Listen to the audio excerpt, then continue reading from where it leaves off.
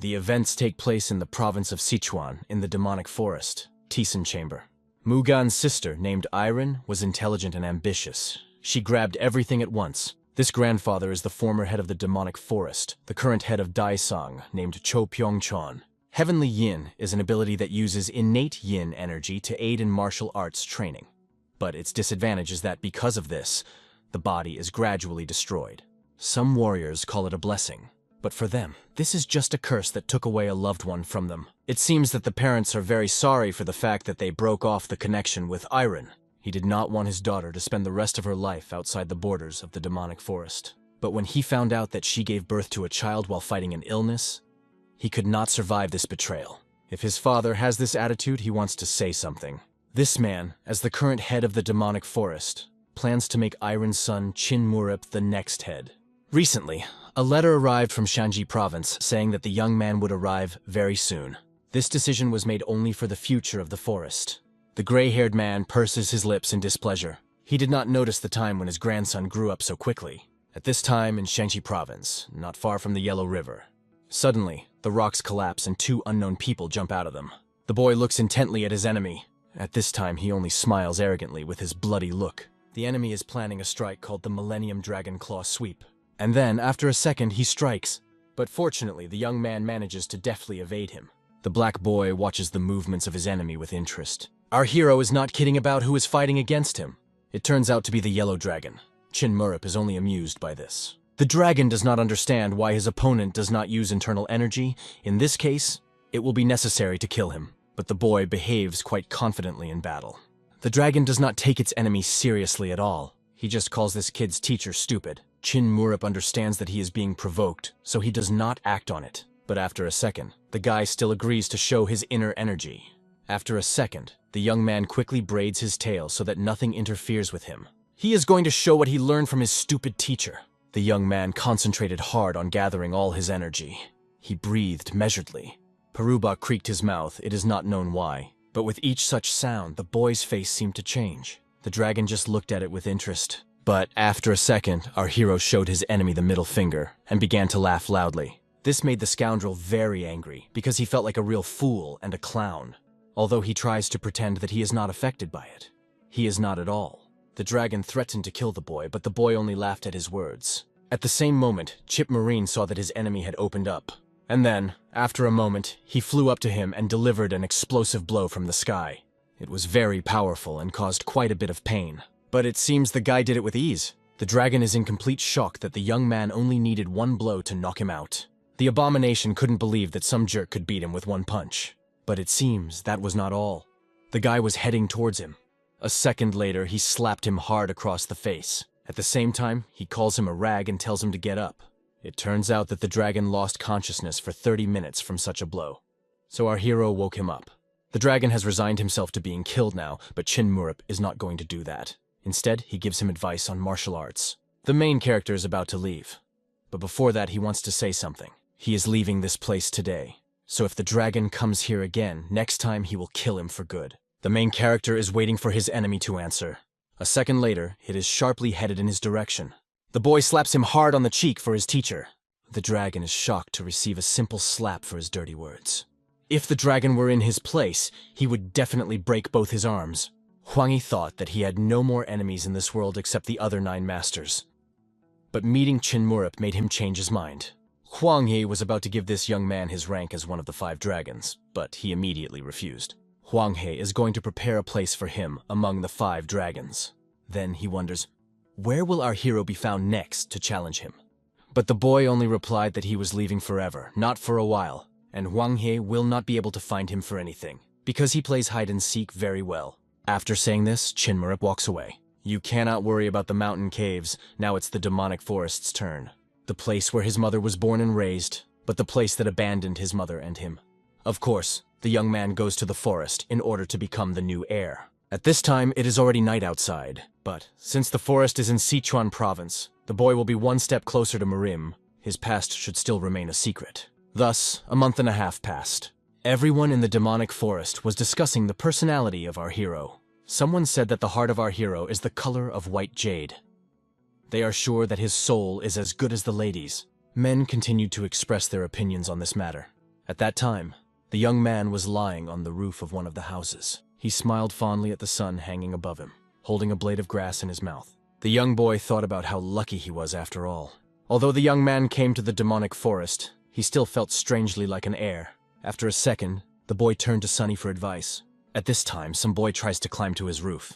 It turns out that our hero was hiding on the roof, but he was still found. Unexpectedly, this boy could not hold back and fell. Our hero wanted to hide from today's affairs. Chinmurup was very scared for the little one, because he thought that something had happened to him.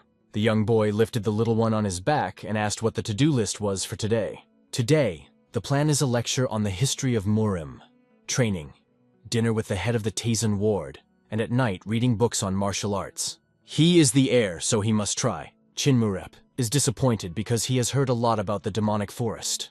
But it turned out to be an ordinary empty land. But the mother told the boy that there were many people here. The whole thing is a bloody war of 8. A second later, the little one jumped off his back. After that, he ran to the old man and informed that Chinmurup had arrived at the place. A young boy wants to finish everything as soon as possible. The main character is not at all interested in listening to all kinds of lectures. His mother didn't like it either, but they were needed to live in Murima.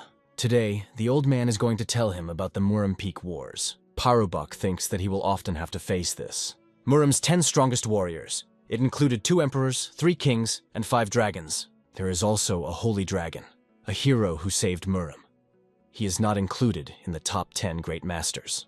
There is a story about the 10 best masters of the world and the holy dragon.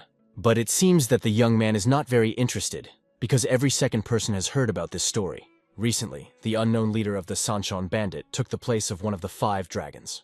He is also called the Master with 3 arms and 6 legs. This psycho is simply elusive. Nobody even knows what he looks like. It also has large mountain caves. It seems that this greatly interested our hero. At this time, he remembers the dragon's words that he will prepare a place for him among the 5 dragons. Our hero's jaw dropped when he realized that the dragon had given him his place. He understands that it is scary, but he has to endure. If you wait a little, the enemies will leave. The boy tells the girl not to come out of hiding under any circumstances until the sun rises. Unexpectedly, the children hear strange voices looking for enemies. The boy runs barefoot through the puddles. He ran as fast as he could. Unknown people in the squares were already catching up with him. And so, one of the enemies threw a knife at the boy. But fortunately, the knife did not go too far into the boy's back, only the sleeve. The men were surprised when they realized that in front of them was an ordinary child. But the holy dragon said that one should not touch children, and those who do not study martial arts. But many years ago, they uprooted the figure 8. It seems that the man is not going to feel sorry for the boy. He reminds that one of his colleagues lost his wife and daughter because of this, and another lost his younger sister. And this man was completely left without a family. That is why he is going to kill all the people from the hidden valley. But suddenly, someone's voice was heard which stopped him. A gray-haired grandfather and a young man said that the boy was not guilty of anything here, so it should not be done.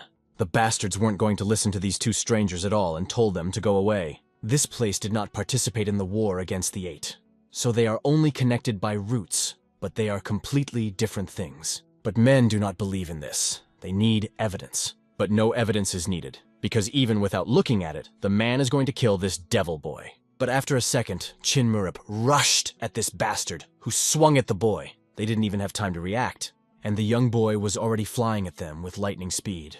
The black lad jumped forward and nimbly snatched the sword from his enemy. The man was shocked that he didn't even notice how he found himself without a sword. A second later, all their swords were lying in one heap. The guy ordered them to clean up and leave. The black-haired boy was determined to kill these bastards if they didn't leave immediately. The men tensed up because they saw the power of their enemy. And so, after a second, they decided that it would be better to leave here after all. But, one of the men called. He just gritted his teeth hard. His hand automatically reached for his sword. But he felt the heavy gaze of our hero. Because of this, the man simply froze in place. Fear gripped the body. He still continued to grit his teeth. After a second, the man turned defeated and walked away. Grandfather and Chinmurup just watched in silence as they walked away in shame. The student and the mentor sat on the edge of the rock and talked about something. The old man tells a story. Once he took in a boy, but then it turned out that he started a war, being in some 8. Grandfather sincerely hoped that Chinmurup would not do such a thing. Soon the grandfather will go on vacation, so he has one request for his student. Many people are dying in the hidden valley now, and he asks Chinmurup to help him so that people live. To do this, One must use the sacred technique of the 8 heavens. The young boy doesn't understand why make things so complicated when you can just kill the holy dragon. But revenge does not end well. They call the settlements that he will defend Sanshan. Grandfather is very worried about his student, so he promises to be careful. The gray-haired man is serious as he looks at the young fellow. He remembers how the teacher apologized to him. The boy is still shocked that he became some kind of mountain king. The young man is still trying to comprehend what happened. He was lost in his thoughts. The teacher's first student became the one through whom the 8 killed many innocent people. With his techniques, he provoked a bloody massacre of 8, thus taking the lives of many people. That is why he makes a fool of himself and hides his true identity so that no one knows that he knows what Murim is. The young boy blames everything on the yellow dragon, because of which it all started. Unexpectedly, someone's voice pulls the boy out of his deep thoughts. It was an old man who was lecturing him. He was worried that Mr. was not feeling well. Chinmurip wants to finish the job for today, but grandfather is already very interested in it and plans to tell many more stories. Today, the basic occupations of our hero have come to an end. It is necessary to gradually introduce lessons that are useful for the heir. The advisor says that in such an unstable time, you can't leave the place of the heir vacant for too long. So why not move on to the really important step right now? But one of the men sitting at the table thinks completely differently. An old man named Uhasan thinks quite differently. Although Chinmurip is the heir, it is very important whether he is blood or not. The problem is that they don't know if he has a chance to take over the title. None of them took the young man's appearance positively because he is unknown to them. They need an opportunity to test this young man's abilities. He asks Warim's group to give Murray a task that will be a secret even to him, but its content and level must be appropriate. Our hero immediately realized that he was not trusted, so he immediately got down to business and asked what he should do. It turns out that the pipe had to be returned to one place, which is in the northwest of Sichuan. At first, this tavern was run by a demonic forest, but it was later taken over by Cholsa's group. This is one of the clans of the Unholy Path. The guy is surprised. Has the demonic forest fallen so low that all sorts of cattle are plundering it? It seems that these words humiliated and offended the gray-haired man. He excused himself that this was not a simple gang. At one point, our hero became more serious and angry, saying that a person whose territory was taken away by a gang has the right to shout at him. The old man immediately fell silent from such anger. The air around him filled with his anger and rage. After a second, Chinmurip calmed down and questioned the purpose of his task. You just need to turn the tavern back. For his safety, security will accompany him. But the main character perfectly understands that they are not sending security with him, but surveillance. The gray-haired grandfather glanced at him. He concluded that this boy is still rude. Parubak agrees to complete this task and asks what the deadline is. The young man has only 5 days to do this. Deep down, the old man is sure that he won't be able to handle it. But suddenly, the boy says that he does not need 5 days for this. With confidence, the young man answers that he will manage in 2 days. If the matter was so easy, they would have handled it themselves. He is sure that Chinmurip understands this. Our hero says that he will choose his own security. He still knows that he will be watched. The old man realizes that this boy is quite intelligent if he understands this. And so, when they finish the conversation, the young man asks the old man to leave because he wants to get some sleep. After that, the gray-haired man headed away. It's quite a difficult task, but they don't need all the fuss here. He remembers how our hero shouted at him, and realizes that he is very strong in spirit. At this time, the sun was already setting behind the horizon. It was going to sleep. Some time passed, and the old man ran back into the room to the boy. After that, he bursts into the room without knocking to our hero, who was sleeping. Grandfather heard that the head of Urim was here, and he wants to know what they talked about. He yawns and answers that his grandfather said not to ask others for help. Grandfather is worried, because I think that the old man has set too difficult a task for the boy. At the same time, our hero asked to be able to choose his own security. The gray-haired man still cares deeply for the boy. He thinks he needs help. But the young boy treated it very simply. He will be able to get out of it himself. Grandfather asks if the boy will be able to handle it on his own. After these words, a smile appears on the lips. He looks at the young man, puzzled. The guy is not upset about it at all. He understands that everything is the same everywhere. After these words, the man noticed his mother in the young man. She was exactly the same. The boy is going to go outside to get some fresh air. He asks not to follow him. In fact, now is the best time to find an adventure for your 5th point. A young boy was walking down a deserted street. He was sad that Sonia was already asleep. But most likely, This is due to the fact that very little time has passed. The boy seems to have lost his way because he sees nothing but bamboo. Suddenly, the black-haired boy hears some sounds. Someone was playing a musical instrument. Our hero wanted to see who was doing it. The boy walked through thick bushes. And so, after some time, he went out to some lake, on the shore of which a man was sitting. The man was singing a song and playing an instrument. This soulful song was about love. The main character looked at the stranger with interest. Unexpectedly, the stranger opened his eyes, and his voice gradually began to fade. Chin Murup looked at the boy with a smile. The young man was very embarrassed when he realized that someone had heard his singing. After a second, the young man started clapping his hands and praising the stranger for his good singing. After that, the young man was even more embarrassed. This stranger's name is Yu Deha, and he serves in the 6th team of the Black Blade squad. They start talking, and it turns out that this blonde young man is spending his last night as a warrior. The boy admits that he can no longer pick up a weapon, so he cannot be a warrior. Chin Murup wonders why. Suddenly, the boy asks our hero what color the moon is. Parabok immediately answers that it is yellow. It makes me smile. Yu Daiha admits that everything around him is black and white. The main character immediately assumed that the young man must have failed some mission because of this. It turns out that he used to be the commander of the Black Blade squad, which is responsible for carrying out special missions. At first, everything was fine. They were given the task of dealing with foreigners who invaded their territory. Their form was very similar to that of their enemies. And so, one of his soldiers called the commander for help.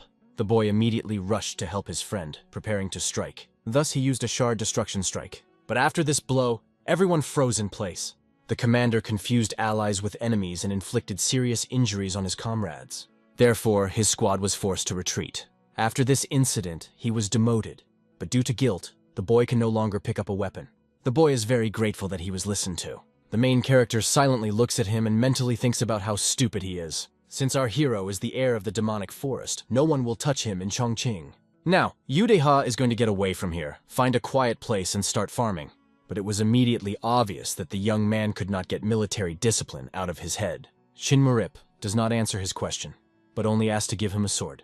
A man who says he's retiring can't have such a well-kept weapon. Black-haired boy, understand that this young man is a warrior to the core. This guy's pride won't let him just take it and be done with it. Our hero asks to help him and lead Jonha to the right tavern, but the young man refuses and repeats that he is leaving these parts. Is he really saying that he doesn't belong in the demonic forest? Then the black-haired boy promises that they will find him a new place. A second later, he offers to team up with them as two losers. Yu Daiha looks into the clear eyes of her new acquaintance, which are full of life. Can he change if he follows him? 2 hours passed in this way. The boys came to the right tavern. The main character is lying on the floor in the room without strength. Seeing such a picture, the young man begins to scream loudly because he is worried about the boy. All Chongqing exits are connected by 2 paths that somewhat resemble a cross. 2 of the exits are owned by a clan called the Great Blade, and the other 2 are shared by clans that cooperate with it. This is the reason why the demonic forest is so feared because of this clan. It turns out that there are larger cones here. If you attack the Chol's gang, a big blade will be involved if there is a reason. They themselves do not want war because they will lose many of their soldiers. But unfortunately, if the war does start, the demonic forest has no chance. This is because the scale of combat forces varies greatly. Then, Chin Murup concludes that it is not necessary to give them a reason to attack. Soon they come to the tavern, and our hero confidently says that soon it will belong to him. The boy asks Yude to go get the meat, and asks him not to get in, lest they be exposed. The young boy does not explain the reasons, and simply tells him not to go inside for anything. Yudea obeyed and thought that the boy had some kind of plan. There were many customers and buyers inside. Suddenly our hero entered the room and ordered a bottle of alcohol and a snack. Everyone immediately paid attention to him. No one has seen this lad here before. He replied that he was passing through here. Men had some rules about how to take seats in this tavern. The leader of the gang, named Yuk Mubon, asks if he can show his wallet. The main character was disappointed and annoyed, because once again he made sure that everything is the same everywhere. Then, the young man suddenly turned to this scoundrel and insulted him. The bastard, of course, did not expect such arrogance from the newcomer, so he immediately decided to put him in his place. The best way to get what you want is to negotiate, but you need a reason for it. In these negotiations, the big blade will have no reason to interfere. Chin Murup is grabbed by the arms. A second later, the scoundrel threw the main character in the direction of another man. Chin Murup must endure because this incident will be gratuitous violence on the part of Chols. Yudia was not worried about Chin Murup because he knows the basics of self-defense. He is much stronger than it seems. While the young man was thinking about this, the door next to him broke open, and the main character flew out of it. The young fellow did not understand anything and only looked inside in surprise. His eyes nearly popped out from what he saw. Inside were cattlemen who caused all this. At this time, our hero was lying on the ground and could not get up, but only quietly moaned in pain. Yudeha just looks at the lying boy in surprise. The black-haired boy continues to lie down and doesn't even try to get up. The boy was horrified by such a picture. He immediately ran up to the black boy, but he only laughed, saying that now the big blade wouldn't fit into it. After that, the young man immediately remembers the heir's words. The bastards started mocking him even more when they found out that he was from the demonic forest. Now the boy understood why our hero called him here. The scoundrels continue to mock and call him names. It seems that these bastards do not understand who they have just raised their hand to. He is overcome with rage and shouts that they have attacked the heir of the demonic forest. Everything ended literally in one moment. It turned out that Chin Murup did not fight with Cholsa's gang, but was simply beaten by them for no reason at all. There was no reason to bring in the Great Blade, so their gang was left with a great debt to the demonic forest. Chin Murup hired an actor to pretend to be a doctor in order to put pressure on Chols. This bastard was very scared and guilty before the demonic forest. The bearded man was furious. They have been looking for Murup for a long time, and at the moment he is a potential contender for the place of heir. If he could, he would crush these bastards to pieces, but in this situation it is important to listen to the victim. At the same time, our hero begins to press for pity, saying that he is very sorry that everything turned out this way. The gossip has already spread all over Chongqing, so Chin Murup doesn't know how to live anymore. After hearing that the young man no longer wants to live, the grandfather becomes even more angry. The miserable man immediately begins to cry and begs for mercy. The bastard admits his guilt and offers to pay for his treatment. Soon, the man in hysterics says that he will fulfill any wish of the master. The man promises to do whatever they ask. It seems that now the old man understood why Chin Murup did this. It was all planned. At this time, a predatory smile appeared on the face of our hero. The realization of this sent chills down my skin.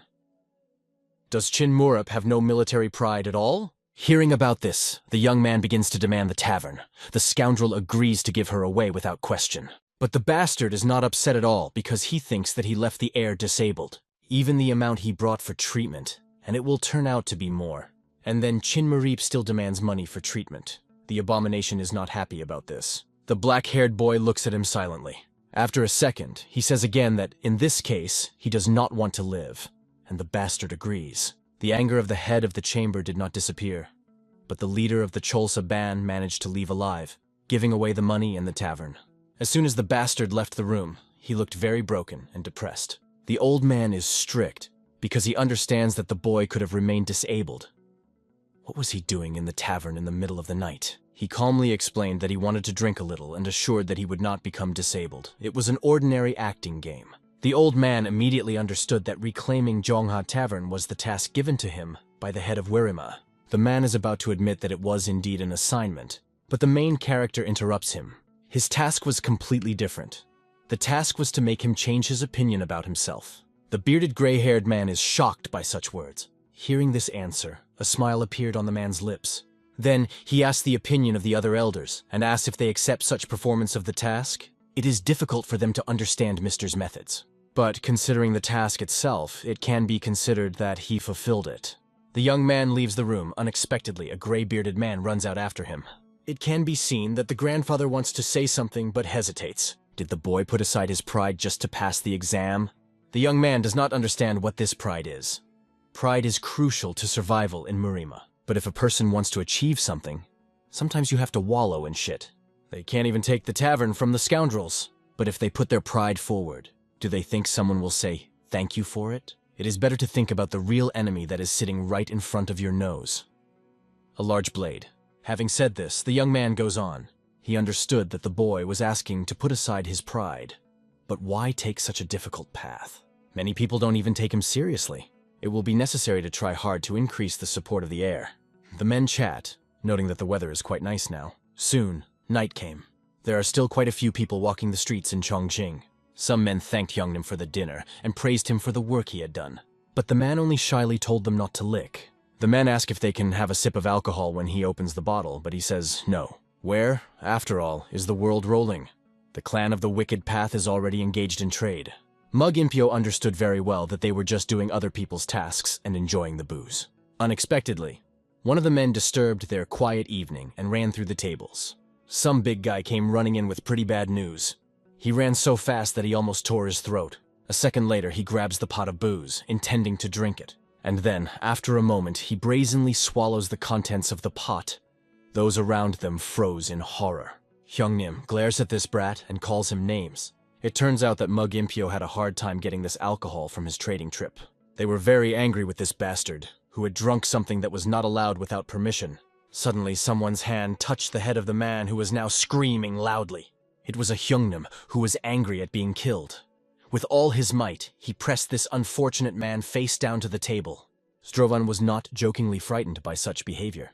He wondered why Hyungnim was so tall. If this fat man made an elephant out of a fly and his news is not that important, then he will not live. Then the man cautiously asked if they remembered Cho Yirin from the demonic forest.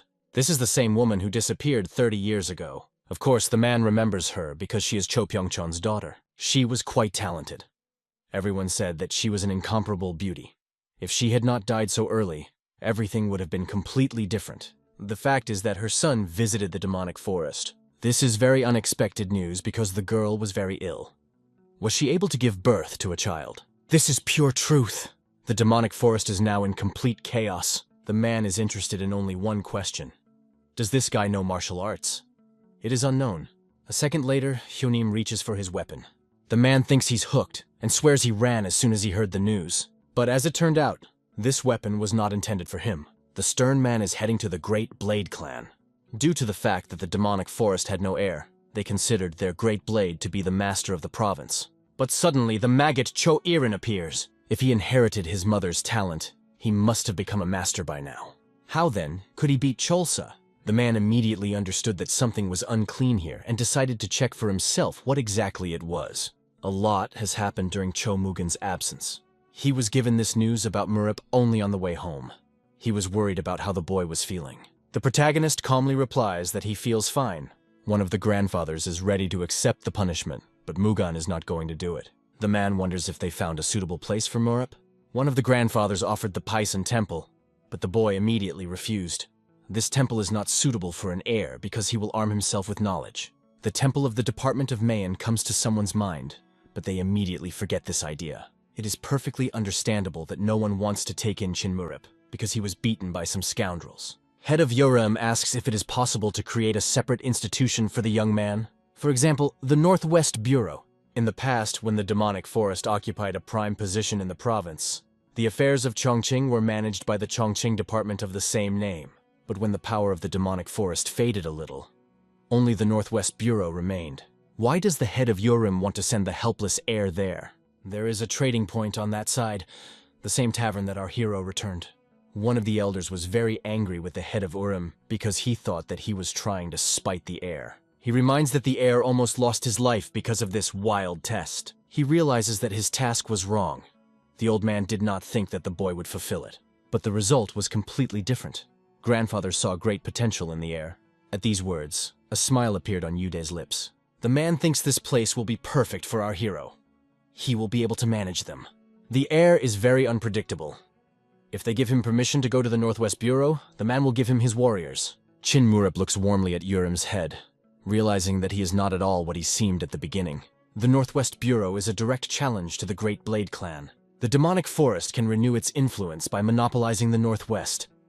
You have to face reality. He firmly believes that the heir must be entrusted with the future of the demonic forest. Then, they ask the opinion of our hero. Everyone hopes that the guy will give up such a ridiculous idea. They have had enough of shame. Then, the young man asked to repeat everything again. Because he didn't hear anything, because the heads of Hwangma and Myeon tried to talk him out of something. This made the audience laugh a lot. Chin Murup is really unpredictable. The Bureau is responsible for the enterprise in Chongqing.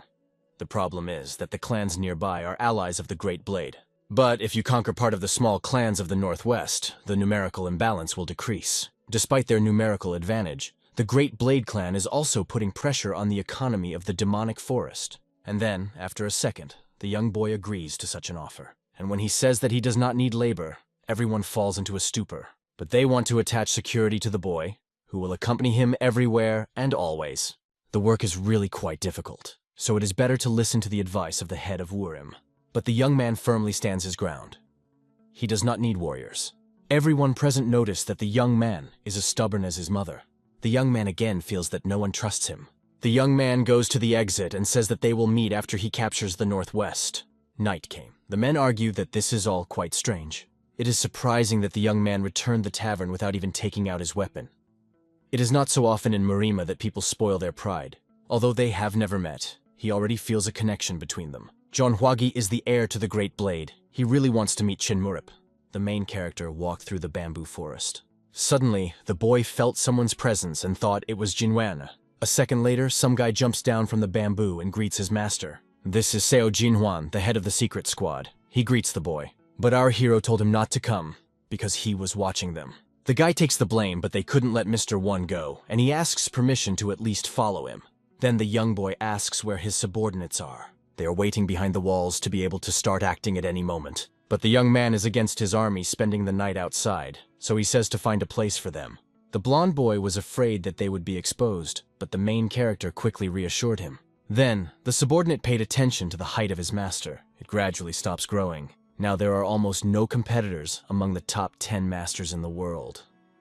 When the growth process is over, the inner energy sealed by the teacher will return to him.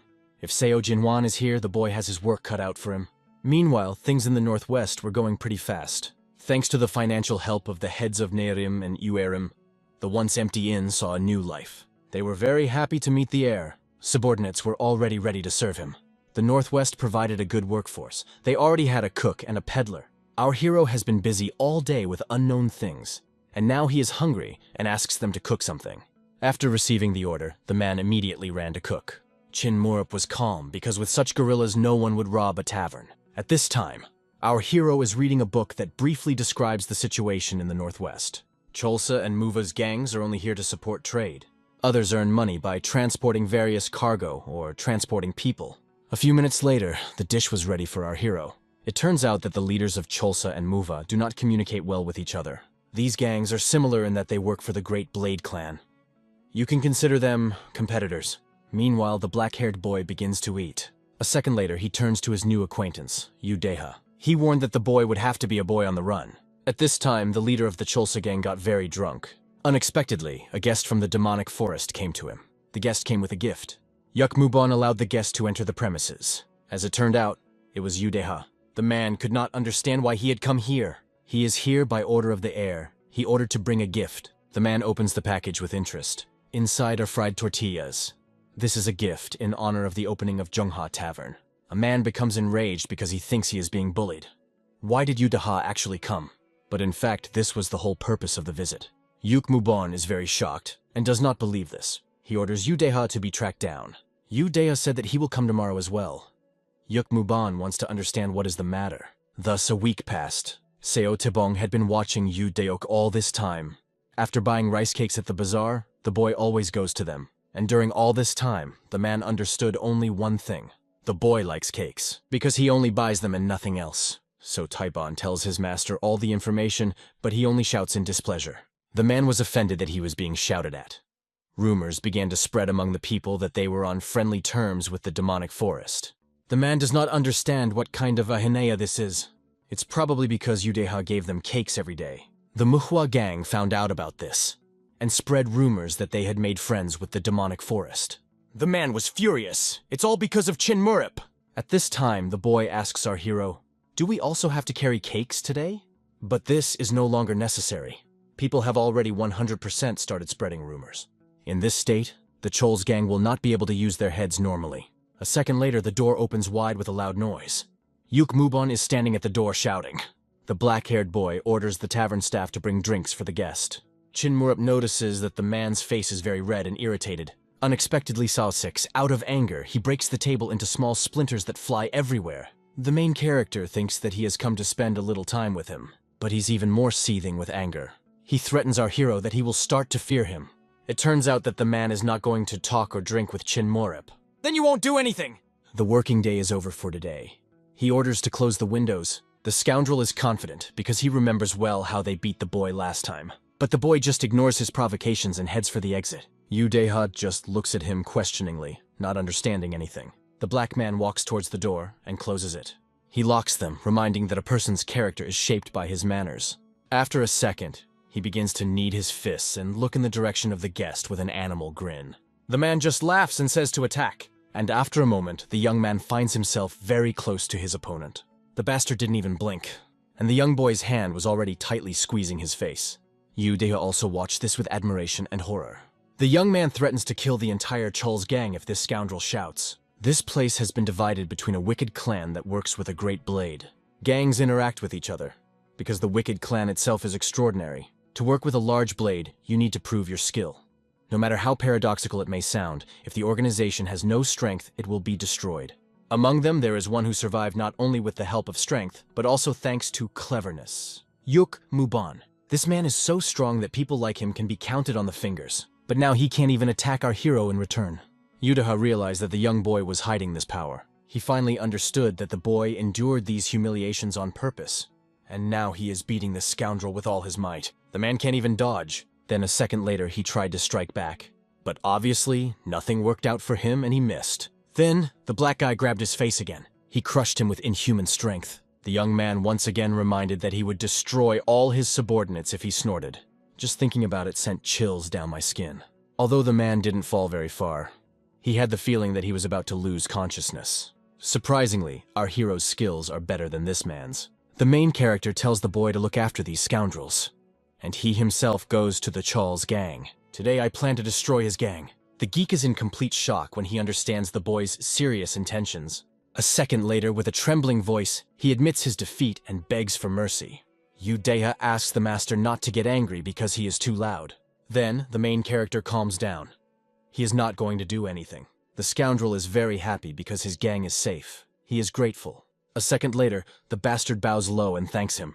Our hero says that this scoundrel will pay for his booze. Either way, it's better than being without a gang. After some time, many different dishes are brought to the table. The young boy invites everyone to the table, even his subordinates. Stocky men smile like children and sit down next to each other.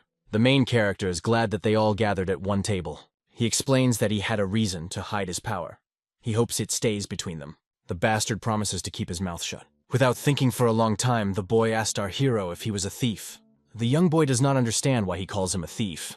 At the same time, he orders the scoundrels to stand in line. The guy continues to openly say that he considers the main character to be real evil. Then, the young man decides to ask the leader Yuk about it. In his mind, the man thinks about how terrible this guy is. But he still answers that the boy is very good because he spared him. Actually, he didn't think so. There are many dangerous people in the world of martial arts. So there's no point in arguing about good and evil. There are people who have to hide their true roots because someone is going to kill them. For our hero, martial arts is survival. After hearing these words, the boy thinks about how difficult the life of the master was. Then, the guy offers to laugh and have fun. Through tears, the man agrees. At the same time, some unknown person eavesdrops on their conversations, sitting on the roof. Did the Chul's gang really choose the demonic forest over the powerful Great Blade? It is necessary to quickly report that these two gangs have entered into an alliance. At the same time, the young boy looked up. It seemed to him that there was a rat on the roof. At this time, our hero wonders how the scoundrel can drink so much. Then, he suggests calling the Northwest Alliance and having a drink with them, too. The young man explains that he would like to learn more about this alliance. Once a month, they meet with the heads of the Northwestern Alliance and have a drink. They still have time before the next meeting. After some time, there will be a new meeting, and our hero asks to call him to it. I explain to the scoundrel that they meet at a certain time if there is no business. Hearing about this, a sly smile spreads across his lips. The main character is sure that something special will happen soon. At the same time, the gray-haired man notices how someone is watching him.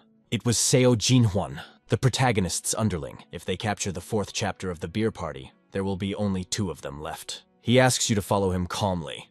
The master asks to bind him, but if he behaves obediently, he will untie him. The man expected that some experienced craftsman would do it. He expected this, so he spent enough money and hired security. But the boys easily overcame these seemingly skilled masters. It's too late. The vice head is late. The security has already been defeated. Grandfather is in shock. How could these scoundrels defeat the best swordsman in Sichuan? Then, the gray-haired man decided that he could defend himself. So he drew his sword and rushed at the enemy. But this amazing boy dealt with him in one blow. From such a powerful blow, the old man even loses consciousness. The bright, boisterous boy just didn't understand why they couldn't just destroy them if they were so weak. Jinhwan says he'll handle it on his own, and Yeonchu sends him to help their god. Yeonchu reminds that he is not a robber, but a ronin, and is ready to give his life for a god. A predatory smile appears on the lips. Their heir succeeded. It seems as if just thinking about the fact that the heir has grown up like this makes him go crazy. The blonde boy asks Yeonchu not to smile so widely because it looks quite creepy. Thus, 2 days passed. Chin Murup complains that everyone has already got him. Yeonchu is happy to see the main character, because they haven't seen each other in a long time. Meanwhile, the young man is puzzled as to why, of all the boys, it was Yeonchu who came. No one knows the guy in Sichuan, so they sent him. The main character once again reminds that now he should not be called a god, but a master. Parabak orders him to behave calmly, and not to do anything without his orders. Yeonchu doesn't seem happy about this at all. The old man explains that he didn't call Yeonchu at all. He called anyone, but he was sent. Now it seems it has reached the redhead. He says to conserve strength because soon the people from Chokchil will get tired. After a second, he says that his subordinates can go inside. He explained that he had unfinished business with this boy. A man from Cholsa's gang has just arrived. The man was panting from running fast. A man has arrived with news that the Alliance is calling for a concilium. Then he ordered Yeonchu to get ready. Chokchil dogs will come soon. Sichuan Province, Northwest, Chongyong Fortress. This place is controlled by one of the 6 Alliance gangs. In this tavern, they meet once a month and negotiate. Although the meeting schedule was not followed, meetings were always held. It is very difficult to get an audience with these people because of the rumors about the demonic forest. They seem to think badly of Yukmubon, but he doesn't care. If he is branded a traitor, he will destroy them all. It seems the man arrived last. This is exactly how the meeting of the wicked clan of the Northwestern Alliance took place. Chu Kwang-du immediately turned to Mubon, asking why he was here now instead of sneaking off to the demonic forest. There is one rat here who spread the rumors, and he will surely find it. The man is determined to find this rat. Seok Kim Jong sternly said that if they want to fight, they shouldn't do it in a tavern. After a second, they start meeting. Why did they gather before the scheduled date? Why is there such a hurry? In the morning, he noticed how soldiers with a large blade were walking through the streets like cockroaches. The 6 wielders of the great blade disappeared without a trace. Yukmubon remembered our hero's words that something special would happen soon. Those present look at him in surprise, because the man's reaction is too strange. This is what the heir meant when he talked about something special, and this despite the fact that the leaders of the Supreme Blade are not ordinary people at all. How great is Chin Murup's power? Someone speculates that the demonic forest is involved, but the others immediately reject this idea, because the Blade carefully observed the demonic forest. There isn't even a normal army in the demonic forest, so this risk is pointless for them. But if this is not a demonic forest, then is there someone more dangerous? That's why they're all here, need to help in the search. Unexpectedly, one of the guards calls out to the master in alarm. He urgently needs to hide, because some unknown person broke into the premises and destroyed their soldiers. Everyone thinks that there are a lot of enemies! Suddenly, Yeonchu enters the room and says that everyone present deserves to be punished. Someone kicks him in the back. It was our hero, who also came to the meeting. The head suddenly stood up when he saw the heir of the demonic forest in front of him. They began to blame Yukmubon for this. Now, if a man wants to live, he must sit on his ass straight and not growl. Chin Murup gives the order to deal with the guy who is standing on 2 chairs. But the leader of the 7 Swords gang is going to defend himself. At this time, the scoundrel screams loudly. After only a few seconds, Yeonchu defeated one of the masters. After a second, all the masters, like hyenas, rushed at the boy. Was he going to kill them all at once? If necessary, the boy wanted to get rid of only one person. It is beneficial for him to keep Master Sokka alive, because he is very intelligent and clever. Then, you have to kill the head of the Manhwa gang, Chu Kwang-do. Then, the boy ordered to kill the ugliest of them. Yeonchu completed the task without further ado. Chin Murup seems to have had this monkey in mind. A second later, one of the thugs rushed at this red-haired boy with a dagger. But obviously, the guy deftly dodged. The bearded man looked into his eyes with fear. And then, after a moment, the red-haired boy delivered a strong blow and stamped him into the floor. Everyone present dropped their mouths at what they saw. Only our hero casually stood still. Yeonchu sparkled with anger and rage. Yukmubon, for some reason, was smiling happily. Yeonchu took down the leader of the Manhwa gang with one punch. Our hero orders Yude to guard the corridor, and if someone comes, to cut his throat. Now finally, a full-fledged Northwest concilium can begin. The men are shocked, and they assure that our hero will not get out of the water dry. Chin Murup doesn't seem to realize that the Great Blade itself is supporting them. The boy notices that this man behaves rather arrogantly, although he himself is only a master of 6 great blades. A second later, the black-haired boy asks Yu Dehu to come in. He said that Yu Daiha and Yan Chu will switch places when guarding the stairs. At the same time, guards were running through the corridors to help the masters. But a bright red-haired boy stood in their way. In the room, it was perfectly audible how the master's subordinates were dying. How dare the heir behave like this and remain so calm? For saying such words, Yu Daiha severely beats this brat. The energy of the young man is hitting the key now. In his head, the words of the master that martial arts is survival. Mercy can come back as a dagger. It cannot be allowed to disperse further, until the poison starts to flow from the eyes. The black boy compliments Yu Dehi and tells him not to stop. The main character gives commands, and the boy, like a faithful dog, carries them out. At this time, a second squad had already come to help, but the old man tried to stop them. It was too late. Rudy is ready to deal with them. One of them is an insect of the demonic forest, and the other is still under the wing of the grandfather. All they have to do is defeat Yang Chu. Isn't that worth it? Grandfather looks at our hero with eyes full of horror. Chin Murup seems to control the boy like a puppet, but he does not mind. Yuk Mubon never thought that one day in his life there would come a day when he would look at the masters with pity. After a second, the young man turns to the leader, Yuk. Chin Murup allows the man to seize the territory of the Manhwa gang, because its leader has died, but all property must be returned. He says to release the stolen women. Our hero acts without hesitation, does not show mercy to those whom he considers enemies. Sometimes he seems like the worst thief in the world, but he has his own rules of survival. Among all the warriors, there is no one who displays such strength. This is clearly a technique that this suspicious heir brought with him. Yudeha decided to follow this amazing guy and did not regret it for a second. The people who remained alive fell to the floor in front of our hero and begged for mercy. Yudeha is confident that the main character will return all the lost property of the demonic forest. He tells Yude to go and stop Yan Chu because if he continues, he will kill everyone in Sokka's gang. All people present must listen carefully. Starting today, he orders them to cut all ties with the blade. It turns out that they used to give the big blade as much as 5%. To survive in Chongqing, you have to hold on to the big blade. The big blade is just a bunch of pathetic thugs who know how to hold on to power. He orders them to operate as before, but to send 1% of the profits to the demonic forest. The men stared at our hero in complete shock. They are shocked that he is only asking for 1%. In return, the Northwest Alliance must actively participate in the activities of the demonic forest. If they all leave the big blade, they will have a crisis. In the event that the blade pursues them, Chin Murup will deal with it. Isn't it better to make all your dreams come true than to live like a slave paying 5% all your life? The black-haired boy smiles softly. The guy promises them and puts his head in the fight if he doesn't keep his word.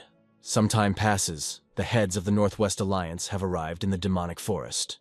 There is a strange atmosphere in the air. Cho Mugan did not expect to see them here at all. The guests just bow their heads in silence. No one thought this day would come. But the Alliance is grateful to have been accepted. The masters do not understand why they came. The heads of the Northwestern gangs want to make peace with the demonic forest. Hearing such news, everyone just dropped their mouths in surprise. The head did not know how to react to such unexpected news. They did not immediately believe it, and thought that they were just being mocked. But the Alliance claims that this is not a joke at all. A second later, Chin Murup enters the room. Cho Mugan asks for an explanation.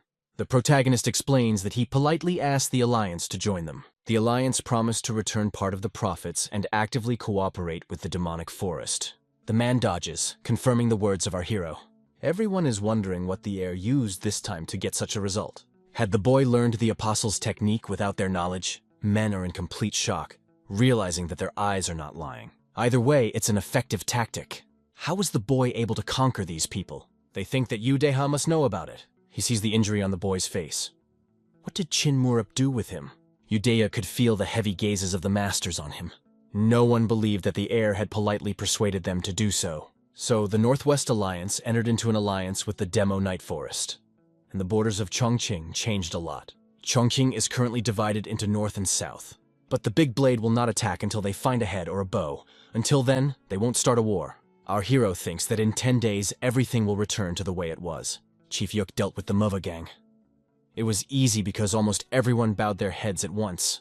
The main character wondered what would happen to the Chol's gang if the headman suddenly died. Doesn't that sound sad? The old man wanted to tell Mr. Yuk not to treat his subordinates like the deceased Chu Quan Do. The Great Blade now focused on solving the case of the missing masters. The young man thought that the southern part of Chongqing was empty, but its ronin were special. It is difficult to say that these parts are empty because they also belong to the Big Blade. Among the ronin, there is a great master who gave the warriors the most dangerous tasks. They can't act now, because people from the Big Blade will be watching them. From today, the best masters will watch everything from above. It will be difficult to find out about the situation of each gang, because they are separated by buildings. It is enough to send a signal rocket. Everyone will understand. As of today, Yongchu remains in Chongqing. But in order for Yongchu to rest sometimes, additional guards will be sent there. The guy orders 3 guards to be placed. In case of danger, one of them should run to Chinmurup, and the other should report it to the commander. When the flare goes off, Yongchu will immediately come to the rescue. And if the rockets are launched in 2 places at once, Chinmurup will send an even wilder guy to help. The man perfectly understands that if they had not surrendered that day, the alliance would have come to an end. But right now, the Great Blade is still busy with another matter. This is a great chance for the demonic forest. One of the subordinates wonders what will happen if the signal rocket is launched simultaneously from 5 parts. In this case, you can hide or run away, but the main thing is to hold out for more than half an hour. That's how much Chinmurup needed to burn the entire Great Blade and come to their rescue. After that, the black-haired boy leaves, and the masters are going to tell their subordinates about it. The men come to the conclusion that they will never understand the main character's thoughts. But they clearly understood 2 things. When war breaks out, they won't just stand by and watch. The heir is a person whom no one wants to turn into an enemy. The men look at him in surprise, not understanding what he is saying. Then, they decide to drink a little, because they should not expect danger for the next 10 days. Probably, it was 10 days that the Big Blade set aside for consideration of the case. 5 leaders disappeared without a trace, so the case is quite long. And if you think about it, it all started with Zhonga Tavern. The man turned to head Yuk, but he had recently followed the heir. At this time, the man quickly ran after the boy to catch up with him. The man thought that it was the work of our hero. Even if it really was Chinmurup, what difference does it make? The boy thought he was asking this in order to give information to the Big Blade, but no one would have believed him anyway. The man simply realized that he was the only one who learned about the true abilities of the black-haired boy. As a warrior, he would like to know the true strength of the heir. If he really wants it, the young man is ready to share the secret. He says that there are only 10 people he knows in the whole world who could fight him. The man is completely shocked by this. After a second, the boys start laughing heartily. And here, after a second, Chief Yuk is going to go. They say goodbye. The young man looks after him and realizes that no one will believe it. The teacher used energy seal techniques on him. This technique seals the internal forces until the body grows and achieves the balance of yin and yang. The seal will be removed when his physical growth stops. When that time comes, there will be only 2 people left who can fight him. They are the Divine Dragon Dan Sarayan and the Sword Lord Cheonyan. Jinwan reports that the task was completed without witnesses. It is thanks to Seo Jinwan that everything goes as it should, and the boy is very grateful to him for that. The ringleaders are imprisoned in the Guangzhou cemetery. Finding this prison is quite difficult, because it is located far in the depths of the forest. After 10 days, they should be released one at a time. As long as the eyes and ears of the world are open, Chinmurup cannot go forward. The guy reports that he was sent a letter. The boy that Chinmurup saved in the past. His name is Su Moonhwa. He grew up to become the commander of the Sichuan army. Became a manager responsible for external relations on behalf of Chinmurup. Thanks to this boy's skills, Sichuan was able to confirm the status of its martial arts. The young man thinks that in this letter, he describes how he invaded and captured Chongqing. A warm smile immediately appears on his face as he remembers Moonhwa. But when the boy opens the letter, it only says that Moonhwa doesn't know. The black-haired boy stared at the letter in surprise. A second later, he addresses Jinwan in a stern voice. He says that for this, Moonhwa will fast for a day as punishment. It was a deep night. But not everyone sleeps. Yu Daeha is training. The boy is breathing hard, because it seems that he has been training for quite some time. He wipes the drops of hot sweat running down his face. Suddenly, he feels someone's presence behind him. The guy doesn't understand who it is, so he immediately starts attacking to protect himself. But his blade was stopped with 2 fingers. Yu Daeha looks at the person who did this in surprise and fear. He was our hero. Chinmurup praises him for such a reaction and the power of the blow. Yu Daeha works very hard. He works tirelessly. The boy did not understand why the main character appeared here so suddenly. Chinmurup is going to practice a little with X-Boy and picks up a stick as an alternative to a sword. A blonde boy is ready for training, and so after a moment, Chinmurup made a swing with a stick. His face turned serious at one point. Udeha quickly covered himself with his sword. He completely forgot who his opponent was. Although the main character is strong, he's not invincible. A second later, the young man delivers a lightning strike. But the air easily dodges the blows. Chin Murup realizes how talented Udeha is. A young man always goes to his goal. His fighting skills are also top-notch. This sword is suitable for a demonic forest. Martial arts have evolved over many years. This is not the level where you are controlled by someone like a large blade. The black-haired boy feels Udeha's presence behind him. Udeha flies at him from above with a sword, but Chin Murup expected it. Therefore, the black-haired boy dodged it with ease. Although Udeha understands that it is not serious, he feels that he must kill him.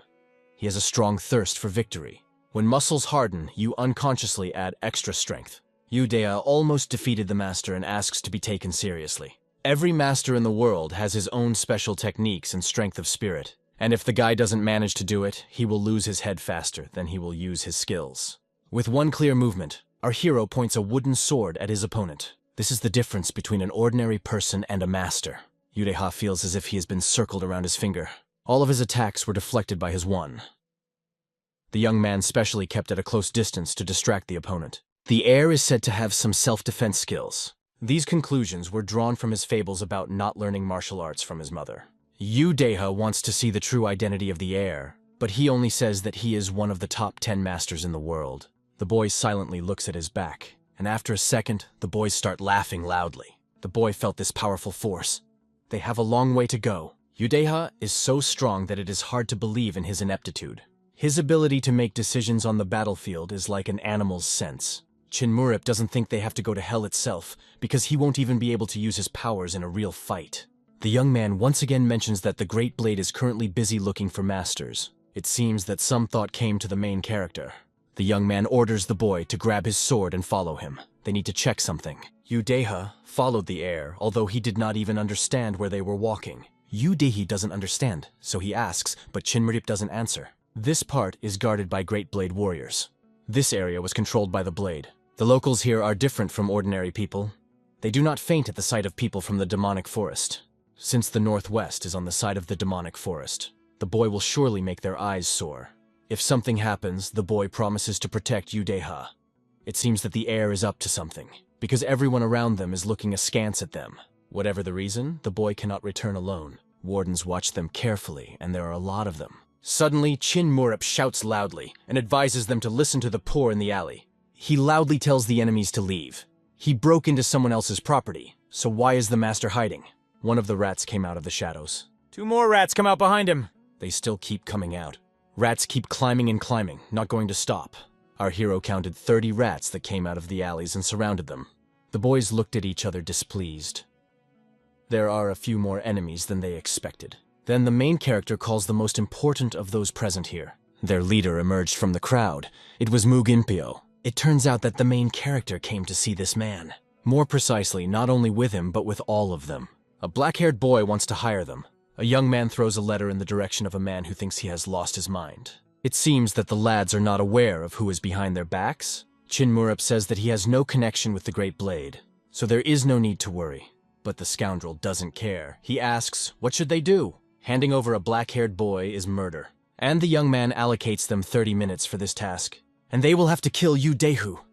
Hearing about this, the boy fell into a stupor. If they lose that money, they're done. Therefore, Udehu must survive despite everything. It was precisely because of Chin Murup's knowledge of the boy's sword history that he brought him here. There are no subordinates or comrades whom he can harm. He can swing his sword as he pleases. Losing money means Udeha will die and something will happen to the heir. The gang immediately agrees to complete this task, especially for such a small sum. The chief ordered them to break up the camp of the 4 ghosts. Our hero was surprised that they had such equipment. Due to the individualism of the Ronin, there are not many warriors with decent skills. Mug Impyo is said to be very strong. This is an opponent that should not be underestimated. It will be difficult to defeat such a master with basic skills. The situation is like standing on the edge of a cliff. And then, after a second, the enemies rush at the boy. Udeha blames himself for trusting the heir. But a second later, he takes out his sword. A young man should do it. After the first blow, the blonde boy is in complete shock. He looks at his sword in surprise. It was something he couldn't even imagine. After the day he hurt his comrades, the boy couldn't fight like he used to. The black-haired boy looks curiously at his subordinate. Mug Impyo pursed his lips as he saw his opponent's strength. The young man is still looking at the sword in surprise. He understands that the sword has shown itself. Our hero realizes that most likely it was he who used the boy's sword incorrectly. The head orders subordinates to surround this scoundrel from all sides. Blood has already been spilled, so there is no point in asking for mercy. The boy reminds Mug Impyo that he will die soon. Does he have nothing to say? This terrible smile makes you sick. Mug Impyo thought that Udeha would never be able to handle a sword again. The young man uses moves from the Red Wind demonic sword technique. This is a special technique.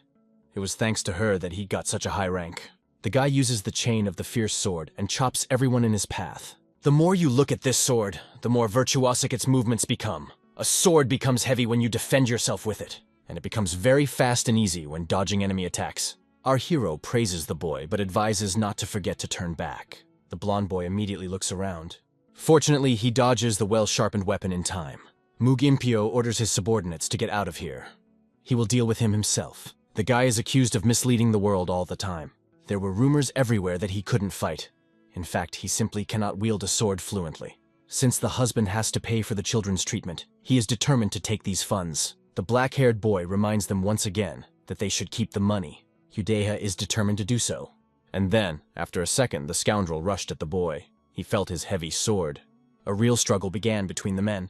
The young man must find an opportunity to use the fury of the sword. After a second, he approaches the enemy like lightning, but his enemy is instantly behind him and swings his weapon. However, the man managed to deftly evade. If he hadn't, he would be dead by now. The man breathes heavily, renewing his strength after such a blow. The blonde boy clenched his teeth tightly and grabbed his sword. The man continues endless attacks. It's hard to believe that a demonic forest hides such a skilled craftsman like him. The young man continues to fight back desperately. The real reason for this is freedom. Those present, holding their breath, carefully observe the battle. Unless Mug Impyo uses his secret technique, the guy will be hard to kill. Therefore, the man decides to use a secret technique, the manifestation of the moon tiger. The heir only watches this with interest. No one understands why a secret technique would be used in such a crowded place. Even the direction of the wind changed because of it. This is the fighting technique of the Ronin. The man apologizes to the boy, but he is forced to kill him. But unexpectedly, the voice of our hero stops him.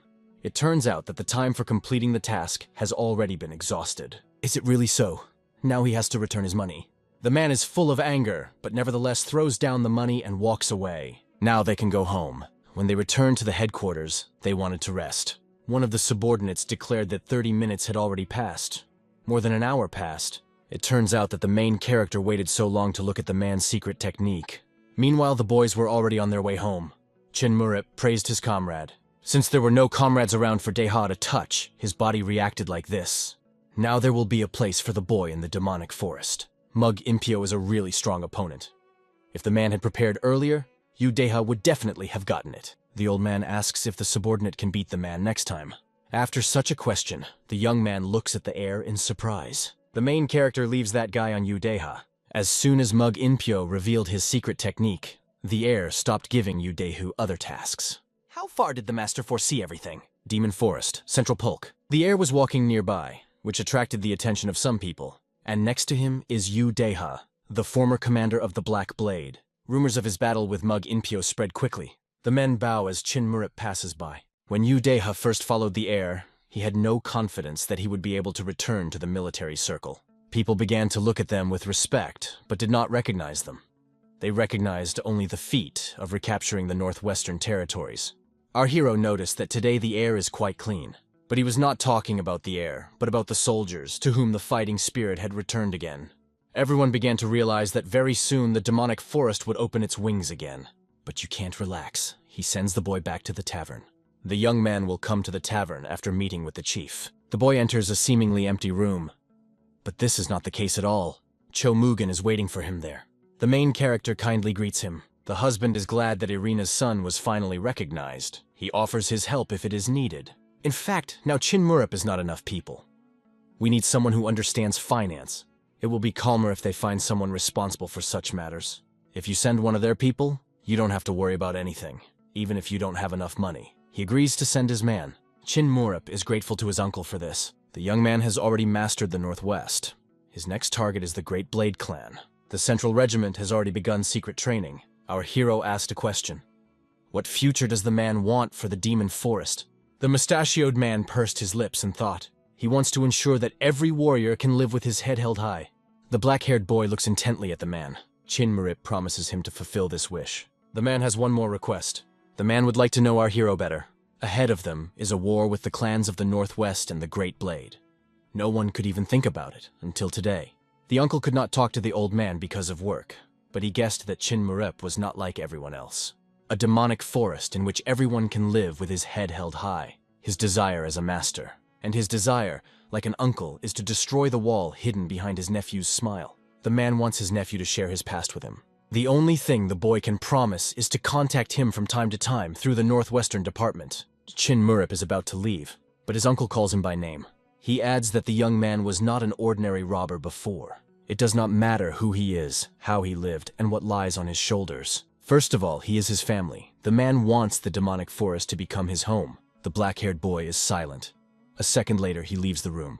Uncle looks after him with a smile. The young man walks away from here, lost in his thoughts. Did he still have those feelings? The boy lost his parents early, so he grew up under the care of a teacher. Of course, he is grateful to him for that. But if his parents were alive, they would now be looking at him with the same eyes that his uncle was looking at him just now.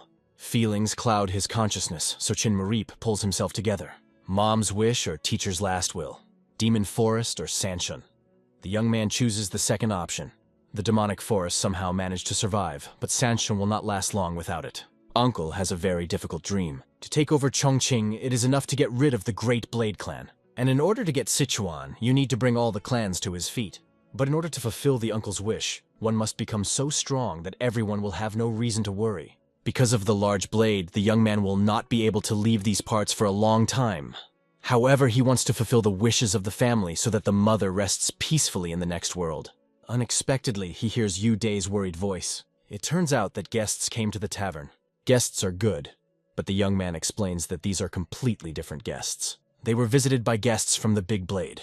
It was the heir to the Great Blade and one of the 5 geniuses of Sichuan, the demigod sword Zhong Huagi. The heir did not come alone, but accompanied by Mu Gimpyo. The man is clearly not happy to see Yu Deha again. A second later, our hero enters the tavern. The red-haired boy is happy to see the young man. He is really cute, as they say about him. The boy scolds Mu Gimpyo for not even greeting him.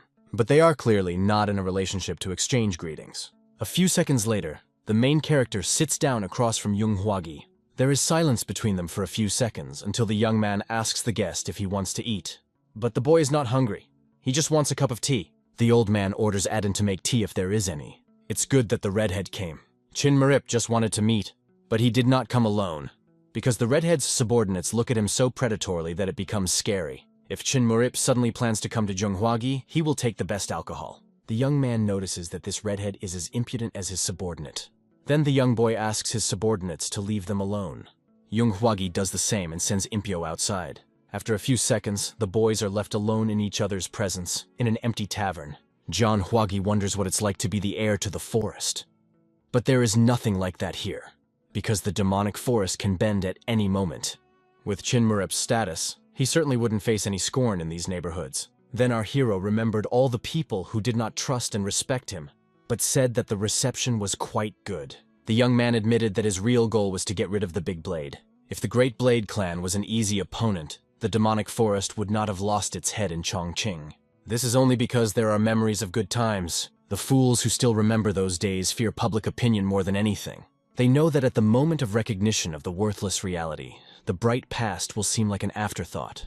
But our hero does not have any bright past in his memory, so nothing stops him. If necessary, he will lick the enemy's feet and stick a knife into an ally. The redhead laughs, admitting that he likes this method. Not the strongest survives. On the contrary, the one who survives is strong. Such are the rules of Murim. The young man offers to ask each other one last question before parting ways. Yung Huagi is the first to ask a question. The redhead thought to think of a good question. The question sounded quite simple. Is it really Chinmurip? The red-haired boy meant him, not the demonic forest. Everything happened too unexpectedly. After the disappearance of the heads, the leaders of the Northwest immediately turned away from them. The black guy assures that he will start releasing one chapter at a time from tomorrow. Relatives were very worried about them. Young Huagi is grateful to the main character for keeping them whole. Now it was Chinmurip's turn to ask questions. He asks how many days he thinks it will take him to break the Great Blade. In John Hwagi's opinion, even a few years will not be enough for him, but our hero confidently answers that only 10 days will be enough. During this time, it is really possible to destroy their clan. Young Hwagi doesn't take his words seriously and just laughs. As a thank you for the heads' lives, Young Hwagi gives him time until they all return. If he releases one at a time starting tomorrow, he will have 6 days ahead of him. Most likely, the next time they see each other, it will be their last meeting. They promise to make her pleasant. Mug Impyo asked how everything went. On the surface, Chin Murup is a fool, but in fact he is the complete opposite. You have to be careful with such an opponent. The Blade will go into action while they bring their missing comrades back to them. They plan to start training as a matter of urgency. If they don't wait, some of the chapters won't come back. On the other hand, they can be replaced by someone else. You cannot give in to such an enemy. The red-haired boy intends to get rid of Chin Murup in 2 days. Yudeha asked the opinion of the Great Blade Heir. Is Young Hwagi really a strong master? The black man admitted that he would have to sweat with him. The young man is going to the Central Regiment, and Yudehu orders to start training, but he does not understand what to prepare for. The main character does not need 10 days. Perubok plans to kill them that same night. With these words, the main character left. The boy calmly went on his way, but a strange feeling appeared. Feeling as if he is being watched. Are these the people of the Great Blade? I feel like there are 3 of them. After the return of the Northwestern lands, the mercenaries have become even more annoying. And it's annoying. Uncle was also aware of this. If Chin Murup kills these, others will come, so it's best not to provoke the Big Blade. Our hero comes to the Central Regiment. Everyone he asked for was gathered there. The black boy thanks everyone for the meeting. Everyone looks at him expectantly. They are interested in why they were gathered here so suddenly. It is necessary to strike the Big Blade urgently. Those present open their mouths. Do they really have to attack first? There is no time for quality training. The young man wants to act now. Everyone is shocked by such a rush. Isn't it better to create a clear plan? He explains that the heir to the blade visited him today. While they are preparing the plan, the enemy will also start preparing. If Chin Murup's guesses are correct, then John Hwagi will try to take the initiative into his own hands. Parubok is sure that the redhead does not even expect that they will make their move now. Chomogan asks everyone to calm down and listen to the heir. The first thing they need to know is the number of opponents. There are 500 people in the branch of the blade. Half of them went to investigate cases of the disappearance of superiors. They must destroy the spies, cut the information thread, and then prevent the return of the soldiers who left. If the battle drags on and the Great Blade warriors gather together, the demonic forest will be in a hopeless situation. They must use all their strength, but if the enemy attacks the empty center regiment, they will not have the strength to stop him. In this case, you can take away all the families and people from there. Then it will not make sense for them to defend a deserted place. Those are really the right words. At the same time, in the Great Blade clan, Rudy is sure that Chin Murup did not fully believe that he was giving him 6 days. This promise is given in order to mislead our hero. The Blade plans to go into action before their warriors return to Chongqing. John Byun is the head of the Great Blade. He had already been informed that John Hwagi had been seeing Chin Murup. Rudy is about to tell his father something important. The man looks at his son through the gleaming blade of the sword. It seems that war cannot be avoided. The air of the demonic forest is too dangerous, so it is necessary to strike first. For a long time, they pressured the demonic forest with finances, but their efforts turned out to be in vain. The financial pressure plan was devised by Mr. Sayun. After a second, the man turns to Yuchon, one of his subordinates. He orders him to bring the head of the chief who came up with this plan.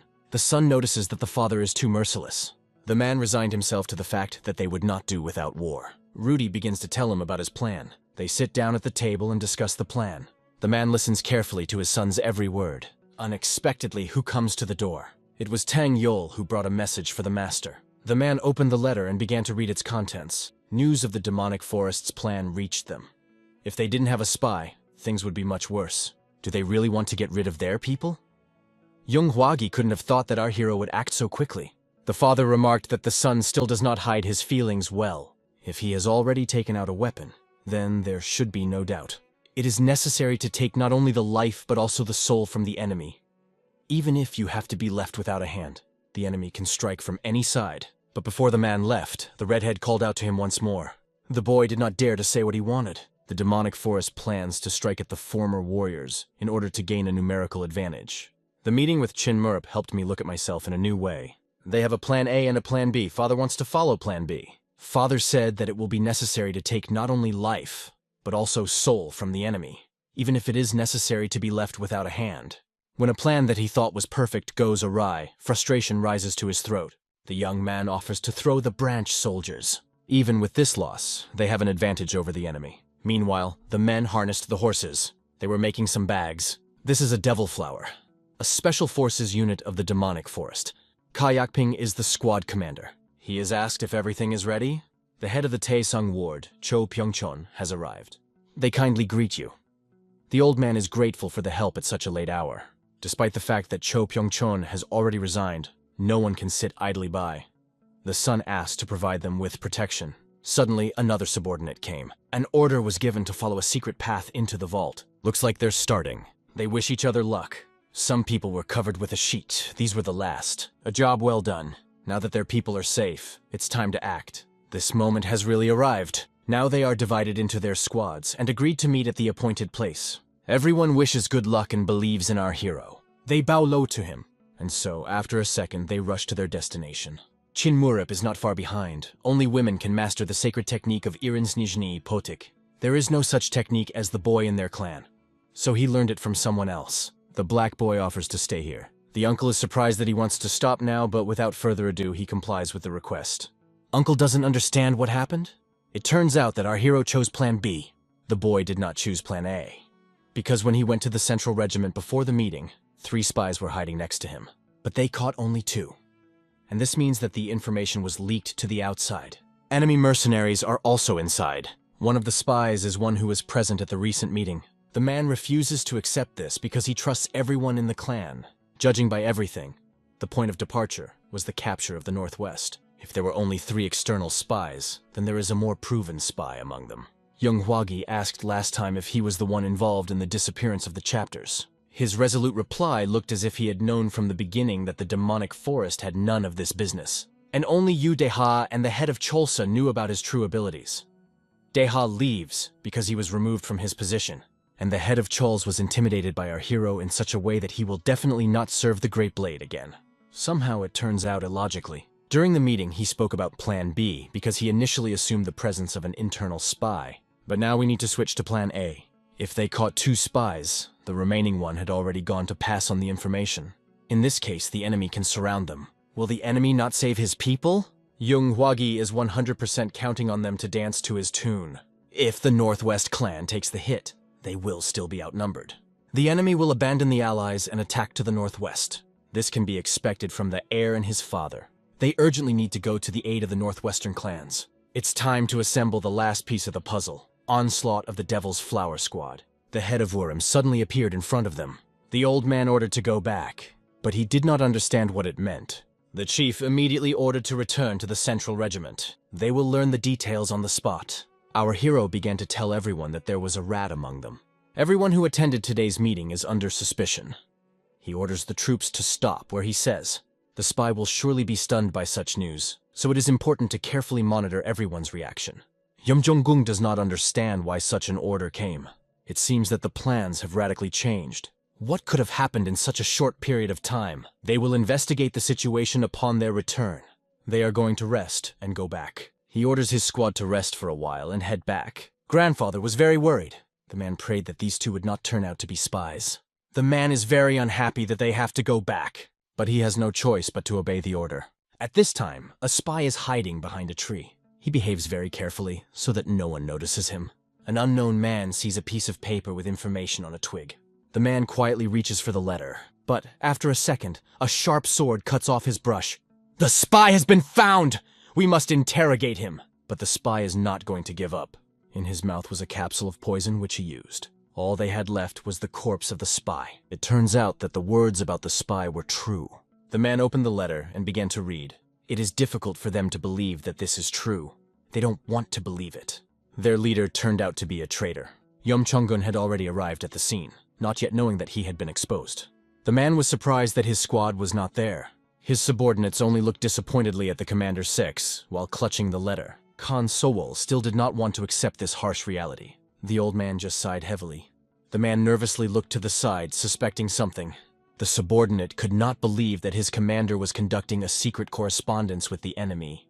The man was not going to admit his guilt. What piece of paper inspires more trust in them than his 40 years of faithful service? The old man wasn't even going to listen to his pathetic excuses. Why did he do that? He sold his honor and the honor of his subordinates and comrades for his own profit. The spy began to laugh hysterically. The leaky ship began to sink little by little. Is that why he became a traitor? To become a hero or a traitor is to walk on the edge of a blade. The scoundrel did not even repent of his actions. According to the rules, the traitor will be punished on the spot. The man does not even object. A man is going to commit an execution. Meanwhile, Chongqing, in the northern forest, the temporary storage of the demonic forest. Everyone is still in shock after Yom turns out to be a spy. The man was like a brother to many. Now it is important to maintain the fighting spirit of the soldiers and not give up. Suddenly, Yudeha's voice was heard. The boy came here to do the job that our hero ordered him to do. Has it all started? Is it really that fast? 5 fiery arrows had just been fired. The Great Blade was attacking the northwest. Everyone was stunned by the fact that it turned out to be true. The heir's assumptions really turned out to be true. The man gives the floor to the main character. After the arrows were fired, all the caretakers gathered together, but no one saw the head. Judging by the fact that the old man did not appear, most likely he is in his palace. Because of the battle in the northwest, there is probably no one in the palace. They will not be able to abandon the northwest after they have taken their side. They must occupy the enemy's camp and cut off the head of the head. You have to hurry to save their allies. Yudeha found a way that is not guarded by anyone. He wants to see them through. Chin Murup prays that Yongchu and the guards will only last an hour.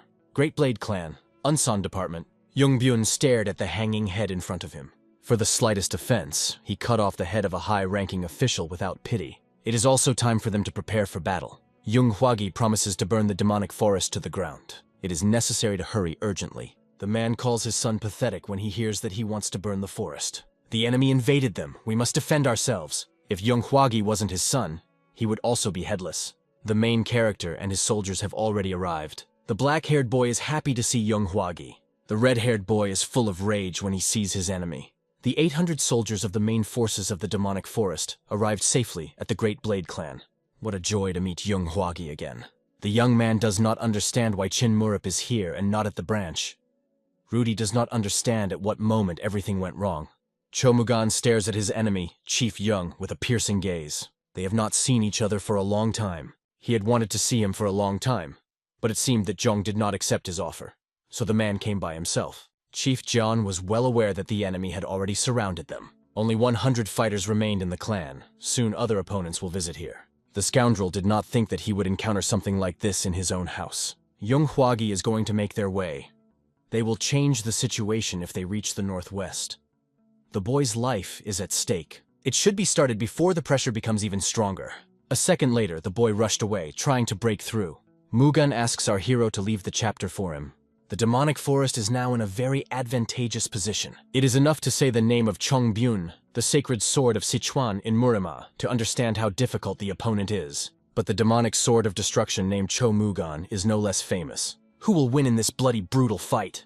The red-haired boy deftly covers his father from the attack. The young man uses his secret technique, but the father forbids his son to use this technique. The technique cannot be shown unless he is sure that he can kill all the witnesses.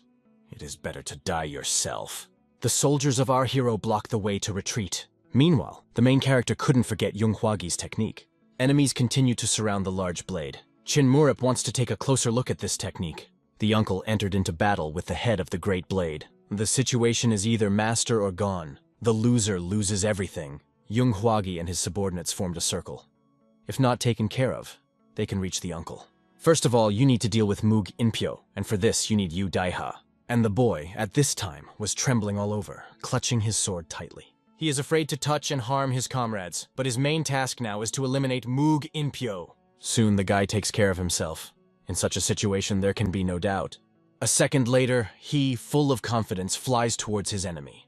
And a moment later, their swords collide in combat. The young boy is determined to see things through. The other Ronin's eyes immediately widened at this. Soon, our hero called Narim and Yurim. He ordered to take half of the army and go to help the northwest. The young man will catch up when he finishes. Grandfather calls the commander of the Black Soul unit to him. He orders the young man not to leave the air until the battle is over. After that, the old man wishes him luck and leaves. Chin Murup watches Chapter John closely. There is something strange between his movements. It feels like he's deliberately avoiding the most effective moves. But when it came to the air, why exactly he was doing this? Horror covered his whole body. He had an urgent task for his subordinate. He threw a tablet into his hands and ordered it to be handed over to Huang Ma's department. The man only looked at the board in surprise, but it was urgent. He is sure that the heir knows what he is doing. Very soon, a subordinate ran to the head to hand over the board. The man did not understand why, but he himself did not know the answer to this question. Soon, the subordinate turned back, but when he returned, there was no one there. At this time, the fight was still going on.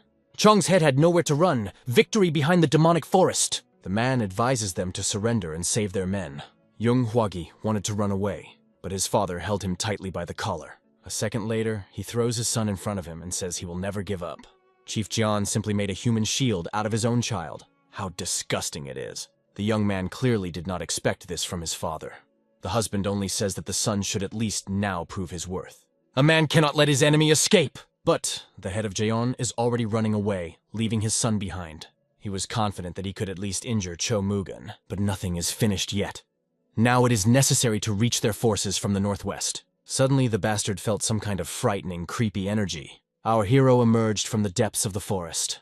Heir of the demonic forest. Is the young man so fearless that he came here alone? He would argue which of them is truly fearless. He wondered how a clan with a history of just over 10 years was able to take over all of Chongqing. Suddenly the man felt a sharp, powerful cold. Qin Murup is here to take the 1,000-sharp jet skyblades technique from this bastard. Meanwhile, the battle between Yung Hwagi and Cho Mugen continues. His father's words about him having to prove his worth are running through his head. This causes strong irritation, sadness, and at the same time, a sense of hopelessness. Then, the red-haired boy uses all his strength to prove it to his father. Has this desperate young man decided to say goodbye to life because of his failed father? Mugan orders the head of Huang Ma to go northwest. Huang Ma obeys and leaves the Black Soul Squad to her husband. Yung Hwagi seems to be about to use his secret technique. It is very difficult for him. The naked eye can see how the young man is trying.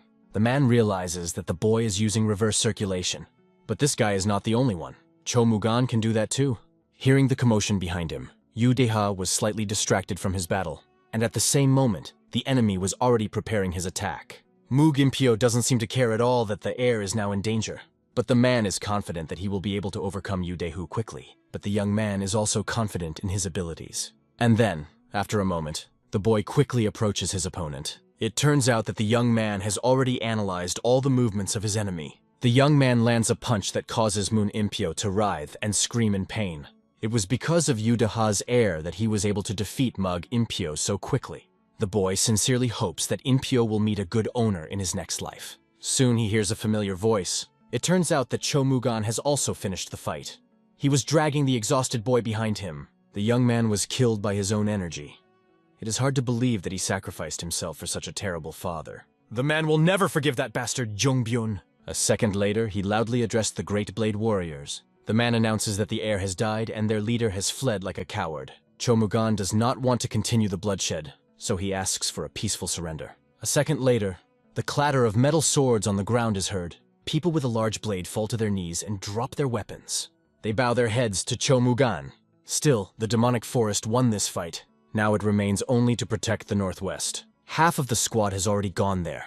When they find out about what happened there, the enemies will probably surrender. Cho Mugan is incredibly happy for this moment he has been waiting for so long. And all this thanks to Qin Murup. A man is grateful to his nephew. At this time, our hero is preparing for a battle with the head of Jeon. The man does not understand how the heir of the demonic forest knows such a technique. It seems that the black-haired boy is not going to answer. The boy remembers the most terrible war in the entire history of Murim, Sky War. His teacher told about the fiercest battle of the 8 stars and the alliance of the saviors of heaven. 8 stars are those who master the teacher's techniques. If a person has not lost his fear, he will stop. But if he suddenly does not, if not, then under no circumstances should this person be left alone. Monyan was the very first of the 8 stars to die. He became the first to corner the sacred dragon. The movements of Master Chong's son seemed strange to our hero, until he noticed the traces of the technique of 1,000 sharp blades of jet sky. And if they learn this technique, it becomes clear how they managed to gain power in Chongqing in just 10 years. The black boy asks who else, besides the scoundrel, knows the techniques of the 8 stars. But the man demands an answer to his question. Who really is this Qin Murup? The master cannot have a long tongue. Murup is not going to tell anything. But maybe Master Chong will still regret not answering. The young man uses the palm technique. But how will it help him at a distance? A moment later, the shockwave reached this bastard. Master Chong flew back a few meters from such a force. This is the elusive palm technique of one of the 8 stars. The man is horrified by what is happening now. Frost ran over the skin. The bastard tried his best to resist this blow. The man couldn't even think how the young man got 8-star techniques. And then after a second, there was a strong, bright explosion. But the scoundrel is not going to stop. The black-haired boy is surprised when he realizes that the enemy knows this technique too. At the same time, the subordinate wanders through the forest and continues to look for an heir. The subordinate tries his best to find an heir. It is his own fault that he did not take care of the young man. Unexpectedly, the man sees something in front of him. He hears some sounds from where no one should be. The bastard still does not give up and tries to confront our hero. This is not the Jung Byun who fought with the uncle at all. He seems to have realized that there is no point in hiding his power anymore. After his last technique, on the contrary, he shortened the distance between them. The man uses the shooting star technique. The black-haired boy laughs at his self-confidence. The geek is annoyed that he is not taken seriously. A predatory smile appears again on the main character's lips. The young man quickly approaches his enemy. Judging by the fact that Jung Byun possesses a shooting star, he knew half of it. The man tries to find out how our hero knows the palm star technique. But Chin Murup is more interested in how the enemy knows the technique of the 1,000 sharp blades of Jet Sky. A second later, the man gets hit. The abomination does not understand how this could happen. The man thought he was controlling the distance. But then why does the guy get even closer? Techniques require recovery time between uses, and the guy uses them again and again without a break. But the man does not think that the heir will be able to regenerate his strength so quickly. Then, the boy was about to throw a punch, but the man quickly brought his sword forward to block. Even if the scoundrel has learned absolutely all the sacred techniques, without talent there is no point in it. Then, our hero uses 1,000 mundane hands. Sickle fist! The man screamed in pain. There was no strength even to scream. But the young man does not think that this is too strong a blow, because one guy survived a blow much stronger than this. The man is experiencing this blow extremely hard. The abomination thinks he can withstand the pain if he protects the energy pathways. But the problem is that yin energy penetrates even cysts. The air is endowed with heavenly yin. The man deliberately allows the man to strike in order to catch his breath. From this blow, he flies several meters back. The man could not even stand on his feet. It's time to restore your energy. The man plans to do it, but Chin Murup is already in front of him. Apparently, the man is surprised that the boy ended up here so quickly. The heir explains that he still has the step technique. A second later, he delivers an incredibly powerful kick. The abomination looks at him in fear. Who the hell is he? The black-haired boy is the original, unlike him. A man cannot win. It's easier to give up. But the scoundrel isn't going to do that. He would rather die, but with pride. He doesn't care who Chin Murup is. Chapter Jung will kill him here and now, at any cost. The man doesn't seem to care what the technician's roots are because he uses reverse circulation. The man plans to take this brat to hell with him.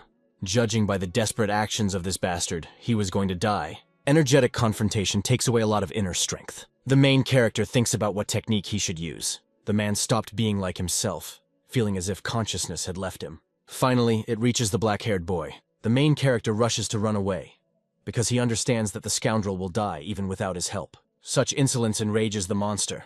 The abomination runs after his opponent, so they can continue their fight. He does not consider the man a warrior, because he abandoned his son himself and left him to die. It seems that such a bastard has no understanding of what family is. He is not an idiot to fight someone who will kill himself in the end. In the battle with his uncle, Jung Byung received internal damage, so it is enough to run with him for about half an hour. The main thing is to draw his attention to himself, so that he does not get to the people of the demonic forest.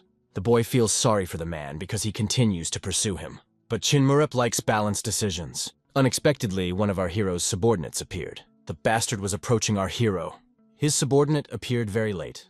The subordinate is going to intercede for his heir, and so after a second, the boy took the hit on himself. He immediately felt such a great difference in strength on himself. The abomination plans to tear his enemies to pieces. A second later, our hero uses the elusive palm technique. The man is shocked when he sees such power of the master. The black boy says he will do everything himself. Was this strong blow to Master Chong inflicted by the heir? They cannot lose the person who will give the clan a bright future. But Chin Murup is not going to obey. The subordinate watches their fight in shock. A lot of debris was scattered around. The bastard thinks our hero is going to lose now. The man is already savoring his victory. But unexpectedly, a sword appeared in the hands of the main character. The black-haired boy had only studied 1,000 Jet Sky sharp blades. The bastard prepares to parry his opponent's blow. But unexpectedly, the sword ended up on a completely different side. Blood splattered. The man did not understand how this was possible. He changed his motion before the swords collided. This is masterful control of energy and lightning strikes. This is the final part of this technique. Their battle will soon come to an end. A second later, the black boy quickly strikes the bastard, chopping him to shreds. The bastard screams in excruciating pain. He did not see Chin Murip's steps, nor the movement of his sword. Is this definitely the same heir? The boy was born with the characteristic of heavenly yin, so everything inside him begins to become covered with ice when the power is used incorrectly. But thanks to the heavenly yang pill, he manages to hold back the flow of yin energy. To some, it looks like a gift, but to the boy, it is nothing more than a curse. All he sees now is a pacifier trying to take control of all of Chongqing, a monster that possesses the sword, fist, and palm star techniques. There is only one answer: the head of the clan of 8 emperors. He thinks it is his student, but Chin Murip denies it. Chin Murip agrees to answer his question if he gets an answer to his own. The man admits that he was taught these secret techniques by the head of the 8 emperors. Sword Star Manhwa died at the hands of a sacred dragon in the Mudan Mountains right before the start of the war. The man did not serve the 8-star clan, but the Sword Star. His dream was to defeat the sacred dragon and take over the whole world with its techniques. The end of this scoundrel is truly pathetic. The surviving followers of the clan of 8 emperors, who painted the earth red. Those who opposed the war gathered under the banner of Sanshon, and others, like Zhongbyun, live by hiding their true face. Despite the fact that 30 years had passed since the battle in the sky, the valley was still visited by those who wanted to avenge past grudges. Suddenly, the boy felt a sharp pain inside the chest. It seems that the young man went a little too far. He grimaces in pain. The guy orders his subordinate to stand guard. A second later, a bright blue layer of energy appears in his hands. The black man is busy renewing his energy. The subordinate is shocked by the power of the air. Was he just hiding such power all this time? There must be a reason for this, and the man trusts his master.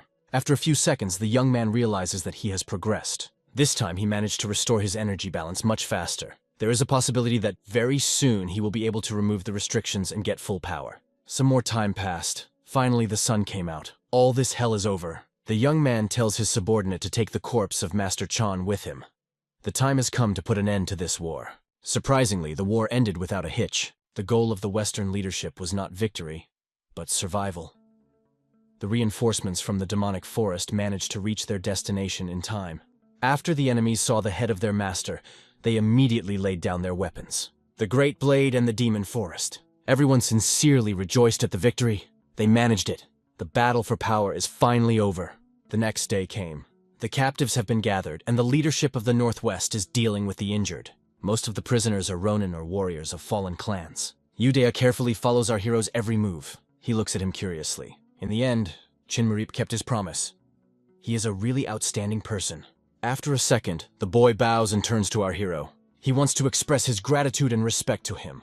Black clearly likes it. Yudea asks permission to ask Chin Murip a question. The goal of capturing Chongqing has been accomplished. What is the main character's next goal? The guy's about to answer, but he doesn't think the subordinate will believe it. The mention of his future goal brought a warm smile to his face. His next goal is to fulfill what everyone wants. Yudea just looks at his master in surprise, questioning. They will deal with everything bit by bit until the day comes when the demonic forest returns to its former glory. Shivarin reported that the head of the clan was looking for an heir. Hearing about this, the young man is going to the chapter.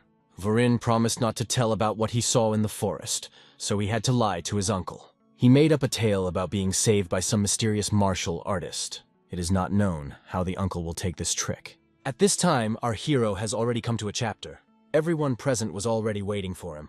They were even visited by people from the Northwest to celebrate the victory. Everyone praises our hero. They were working out some issues with the Northwest. They received 3 million silver from the Great Blade, 1 million of which they donated to the restoration of the Northwest. Everyone around is very happy, and the main character is noticed. The young man wonders why he was called here. It turns out that the young man is going to be rewarded for his merits. After a second, the man stood up and solemnly began to read the contents of the letter. The boy's actions brought colossal changes to the future of the demonic forest. And from that moment, Chin Murip is appointed commander of the Shining Dragon Squad. This is an independent unit that does not have a physical point. Now, he will follow the orders of our hero. Grandfather tries to hint to the boy not to forget about formalities. After a second, the young man bows in gratitude and accepts it. After that, he is given the commander's seal and the Sword of Silver Light. This sword has a special symbolism. Our hero's mother used it. This sword was the only thing his grandfather couldn't get rid of after parting with his daughter. What's more, his mother was also part of the Shining Dragon Squad.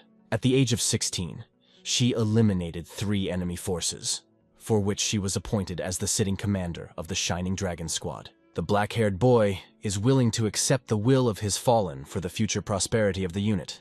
Of course, prosperity is a good thing. But, most likely, the father wanted the boy to win the love of others. Accommodation for the detachment is prepared in the peaceful light tent. Everyone congratulates our hero on becoming a commander. Everyone present is sincerely happy for the young man. They welcome him. After hearing the greetings, the boy is about to leave. A second later, the 2 old men start whispering to each other. They think, shouldn't the young man have been warned about the composition of the squad? He will manage himself. Yudeha had heard others say that the composition of our hero's squad was unusual. As far as is known, these people previously served in a large blade and held commanding positions. Most likely these people are not friendly, because Chinmurip is the reason for the decline of the Great Blade. In other words, these unfortunates were deprived of bread and forced to work for a stranger. The guy understands that if you put such people in the commanding positions of their clan, there will definitely be those who disagree. Is it true that only the main character can exercise them? Finally, the boys came to the right place. First, you need to get to know them. As soon as the door opens, everyone in the room looks at the person who is about to enter. Black and the young man carefully glides his gaze over each of the boys. He doesn't know any of the people present, but they look pretty awful nonetheless. Punyong immediately understood that the heir had come to visit them. Chinmurip presented himself as a great strategist and a real cutie. Malashka, who radically changed the military position, swayed the northwestern clans to his side, won the mind games against Yunghwagi, and wiped the Great Blade off the face of the earth. Yudeha listened to this same praise with a sarcastic expression on his face, and then introduced himself. The past must be left in the past. Now 6 they are part of the demonic forest. Our hero oozes creepiness. He seems to be asking for it, but he says in an imperative manner that he be respected. Those present only look at him with curiosity and contempt. The building was badly needed, but now people will live here again, so it needs to be cleaned. Punyong just looked at his now commander in silence, as if trying to read him. No matter how much they like it, they have to follow their commander's orders. They split up. Someone went for rags and someone for water. Our hero did not expect them to be so obedient. In fact, they simply have no choice. Chinmurip doesn't care about their past achievements. You have to be strict with people like them. Most of the prisoners joined the various organizations of the demonic forest. The boy is glad that he was sent here. You don't need to worry much here. Punyan, better known by the nickname Lightning Sword. Judging by the appearance, the type has character. Hankyung is well versed in the art of the one-time sword. They led the squads in a large blade. A tall boy named Jucho is a spearmaster. Huyong is an excellent archer of short stature. And this clean-shaven man named Young Yu uses a stick in battle. Despite their young age, they are true masters of their craft. Now, our hero has to re-educate these guys. Everything got the main character. All he wants now is just to rest. Our hero ordered someone else to educate these young men. Parabok doesn't understand who he is talking about. At this time, subordinates talk about their current leader. There is no point in blaming others. They have only themselves to blame for the decline of their clan. Everyone is actively discussing why their clan has declined. Suddenly, someone hits the archer on the head. He certainly did not expect this. The young man began to quickly look around to see who had done it. The burly Yongchu was already towering over him. Huyong is the face in charge of attacking the northwest. His former squad was destroyed. From today, the bright red-haired boy is their supervisor. Yudeha understood what our hero was saying about Yongchu. Yongchu was displeased that this young man used swear words in front of his elders. Yudeha sighed heavily. This is called subordination. The friend stood up for the boy and said that they were the same age, but the redhead found it hard to believe. Then Yonchu turned to Jonyu, whom he called a monk, and asked if they were really the same age. But the shaved man only replied that he was not a monk and spat. Then why did he shave his head? Turns out he just lost his hair. The red-haired boy has a real talent for annoying people. At this time, our hero thinks whether what he sees is left over from his predecessors. Something was scratched on the wall. It is immediately clear whose handwriting it is.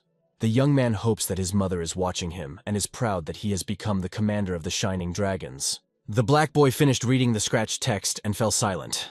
Now it became clear to him, to whom he went so proud and self-righteous. he appointed Yu Daihu as the vice commander and Yong Chu as the defender.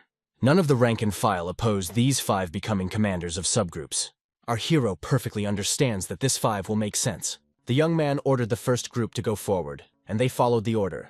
Its commander was Pun Yong.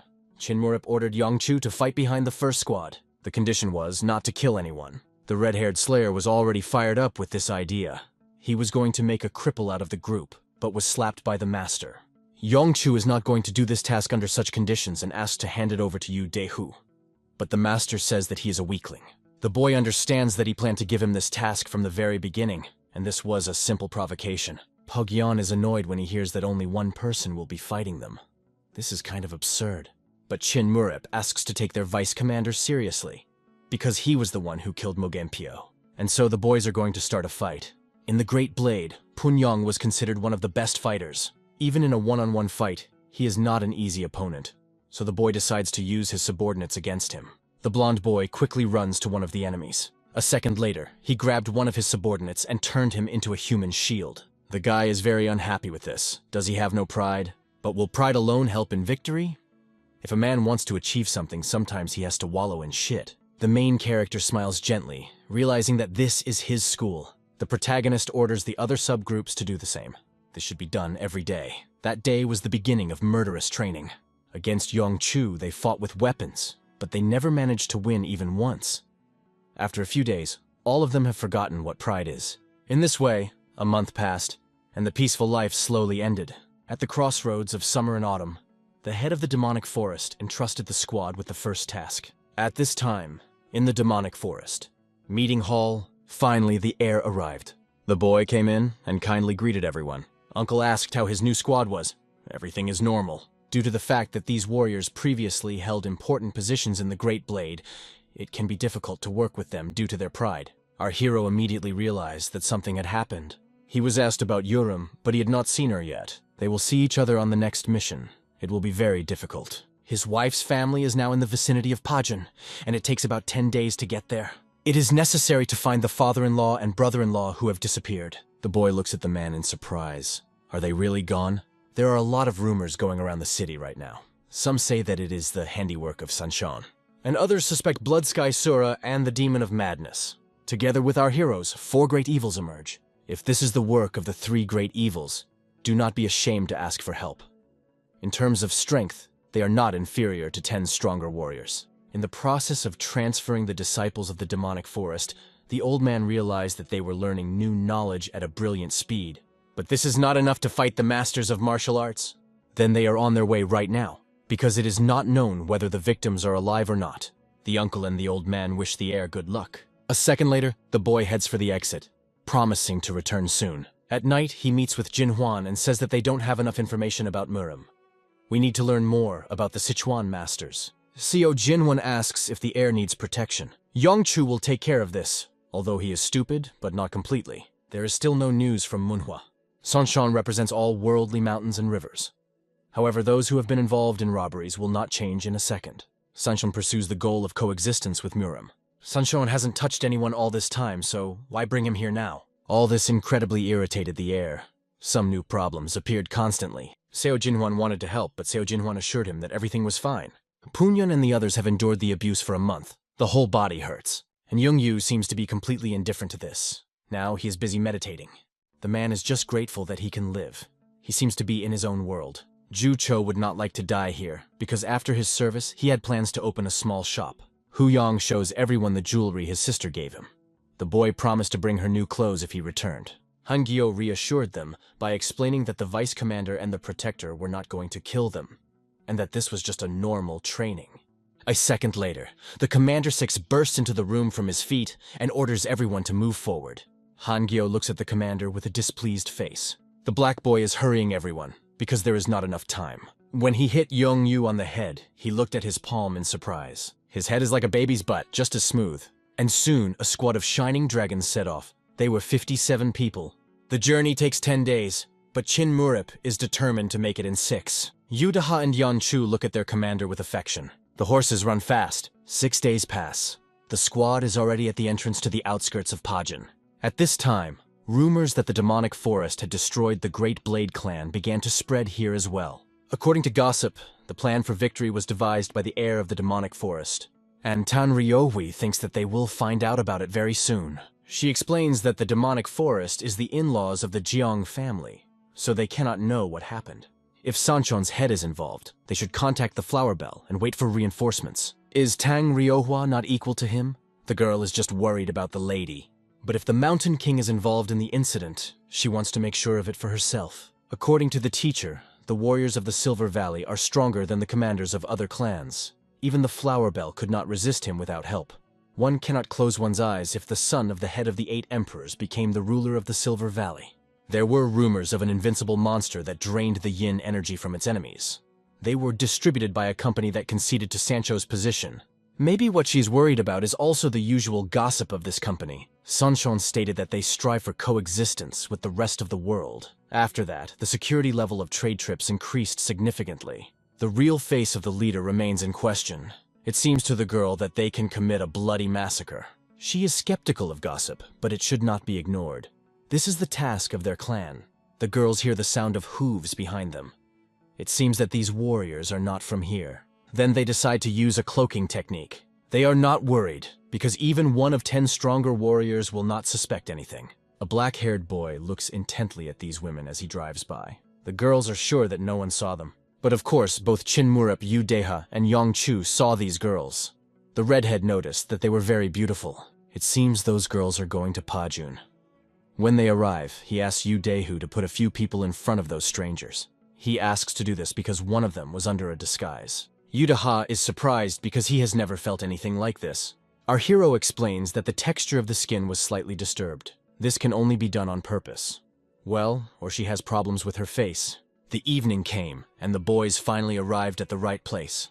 It was very surprising that there was no one outside, as if robbers had recently visited here. They are going to the John family. When they arrive, they will let the horses rest, and they will also rest a little. Is the Faceless King really behind this? Why then did Sanchon expand their sphere of influence? Such actions somehow do not fit with how Sanchon existed until this moment. Some of the subordinates think that this is a joke of a mad demon. Some people think that it was a faceless mountain king, but no one guesses that the king is Chinmurup. But it is really strange. There is no one in this neighborhood who can spread gossip about him. And deserted streets say that abductions happen here or a murderer is on the prowl. Suddenly, one of the sentries named Cha Hui notices the unfamiliar soldiers. The old man explains that they came from Chongqing. The Shining Dragon Squad is here under the orders of the head of the demonic forest. Everyone was waiting for them, but they arrived earlier than expected. The boy ordered all subgroups to rest, and he himself plans to go to his aunt. At the moment, the lady is replacing the head of Jeon, so she has no way to return to the demonic forest. Chinmurup and Yudeha walk into Madame Jeon's palace and say hello. The woman is happy to see them. Young Inryeon is impressed by their bravery. She would have offered them tea, but because of the cessation of supplies, their situation had deteriorated greatly. Chinmurup was surprised that he saw almost no people on the way to the estate. Young Inryeon explains that they continue to find the bodies of their warriors. Father and brother were returning from the capital at that time. 50 li to the west is the hollow of the Deep Soul. It was there that people disappeared. They searched the hollow, but found nothing.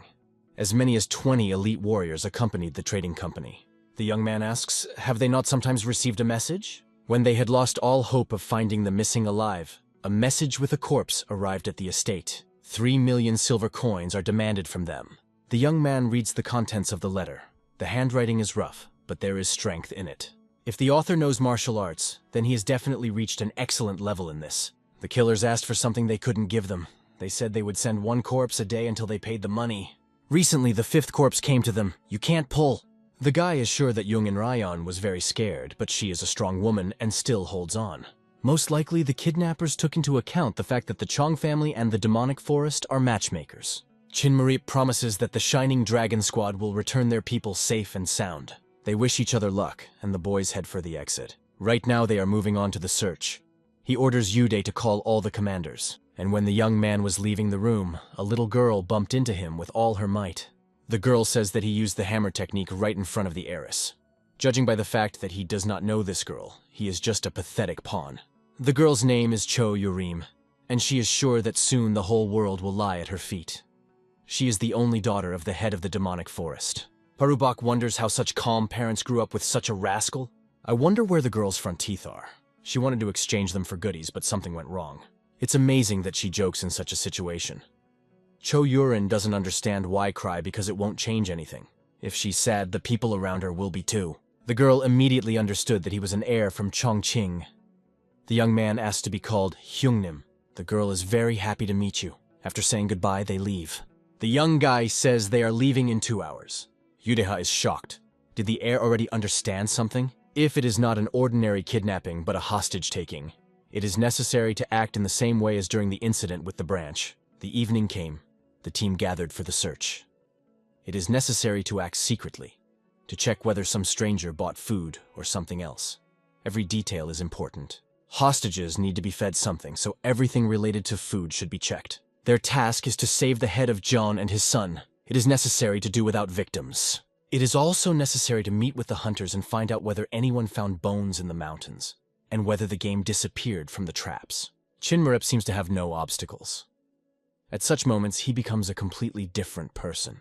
The main thing is not the punishment of the kidnappers, but the rescue of the hostages. After giving orders, the mission begins. Hangyo had already sent several people after the girls they saw on the way here. Then, first you will have to meet with them. Chinmurup is going to go to them.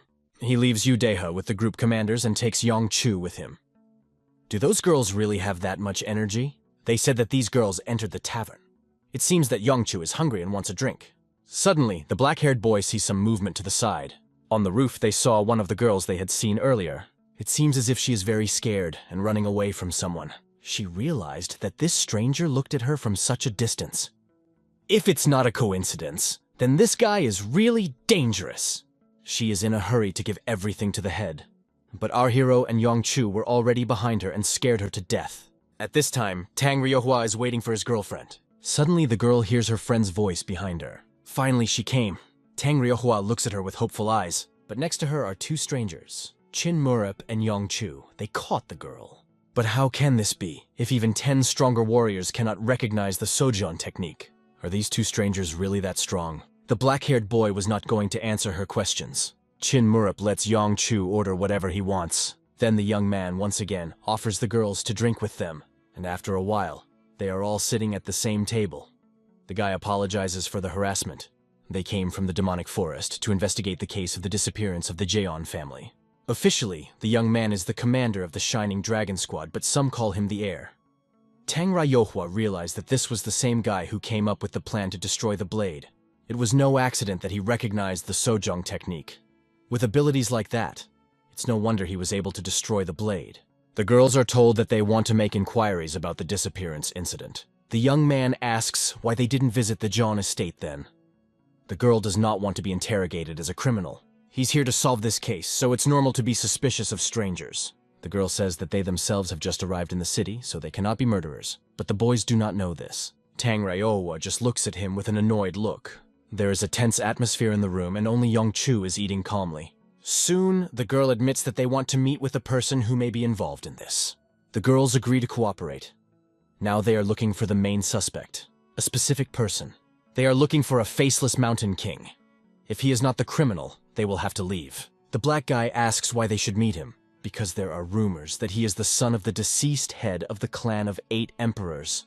Chinmurup can barely hold back his anger at such nonsense. And if the gossip turns out to be true, the girls will report it to the top. The girl says that they are from the Lotus Peak, the 7th group of unification. Actually, it's her mother's clan. She lied. Chinmurup immediately bit the lie. The celestial battle ended several decades ago, but some masters still visit the Silver Valley, and the 7th group of unification belongs to such people. The guy decides to keep the girls close to watch. It is impossible for the plan to go under the cat's tail. Chinmurup promises them a meeting with the king, but they must act according to his instructions for the safety of the hostages. He leaves them at the Jeon estate for the night. He tells them to come tomorrow morning. The girl wants to ask the last question, but the young guy cuts her off. She clearly did not expect such directness. The next day came. One of the guards met the girls to show them off. Rumors are already circulating in the streets that a 6th corpse was found today. The Shining Dragon commander had already begun to investigate the matter. This is already the 6th victim. How can they look into the eyes of the families of the victims? Nevertheless, thanks to a new victim, a clue appeared. Perhaps they will be able to catch the criminals. Looking at the body of the deceased Huan-6, one can say that the enemy did not leave behind all the traces. As a method of killing, he chose strangulation in order to hide his technique. Pale skin indicates that a person has not seen the light for a long time. Most likely, about 4 hours have passed since the death.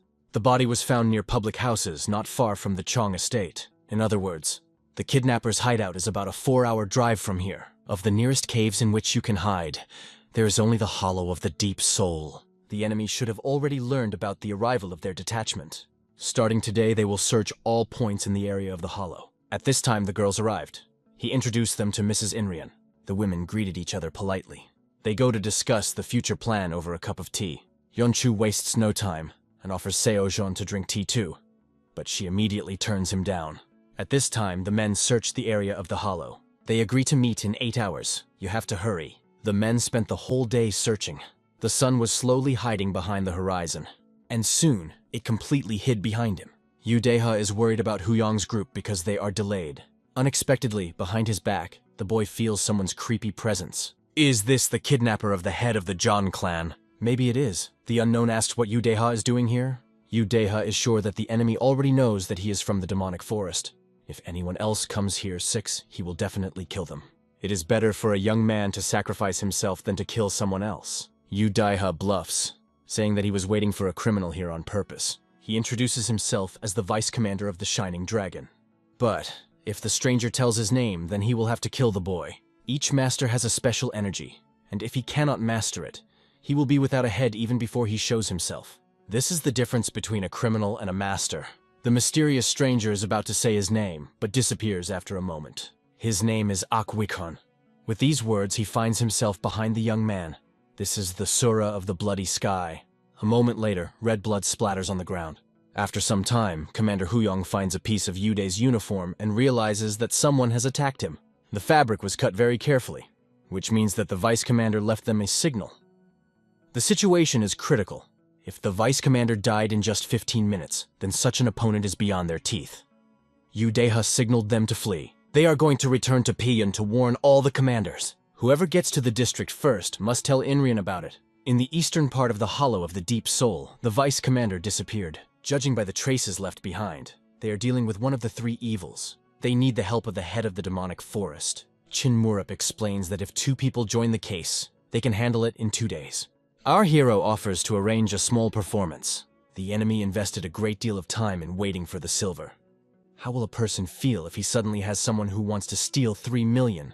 And he is not talking about some serious enemy, but about a bunch of strangers who are passing by. They must master the technique of light walking to escape with the hostages. And our hero has already found such people, Tan Ryohwa and Sejong. When the girl heard about it, she got angry. Chin Murup has seen her friend's running technique, and it's pretty good.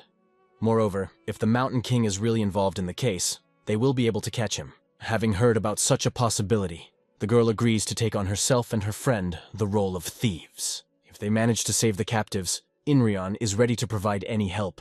They start tomorrow morning before dawn. Tan Ryohwa notices that the air is very no-nonsense and pragmatic. At this time, a frightened Huyong knocked on the door. He ran in with the news that Yu Deha had disappeared into the hollow.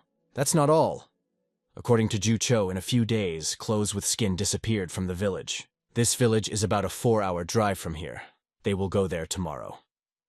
Huyong is shocked that Chin Murup isn't going to start searching right now. If even Yu Deha couldn't handle it, then Huyong definitely shouldn't get into it. Our hero is sure that everything will be fine with Yu Deha. The enemy just needed a captive from the demonic forest. The guy is not one to die so easily. Meanwhile, an exhausted and battered Yu Deha hangs from a rope in a dank room that appears to be a cave. The boy could not even think that he would lose in 15 minutes. But at least he remained alive. When Yu Deha opened his eyes, he saw next to him the head of the John clan whom they were looking for. He was hanging on the ropes nearby. Parubik introduces himself and says that he has arrived with a squad of shining dragons. The man had never heard of it. This squad was created very recently from the masters of the fallen Great Blade clan. He asks the man not to worry, because great warriors have arrived in the city to save him. Judging by the fact that Yu Deha was caught alive, he was fighting with Akwichon. Each of the 3 great evils is strong on its own, but that's not the main problem.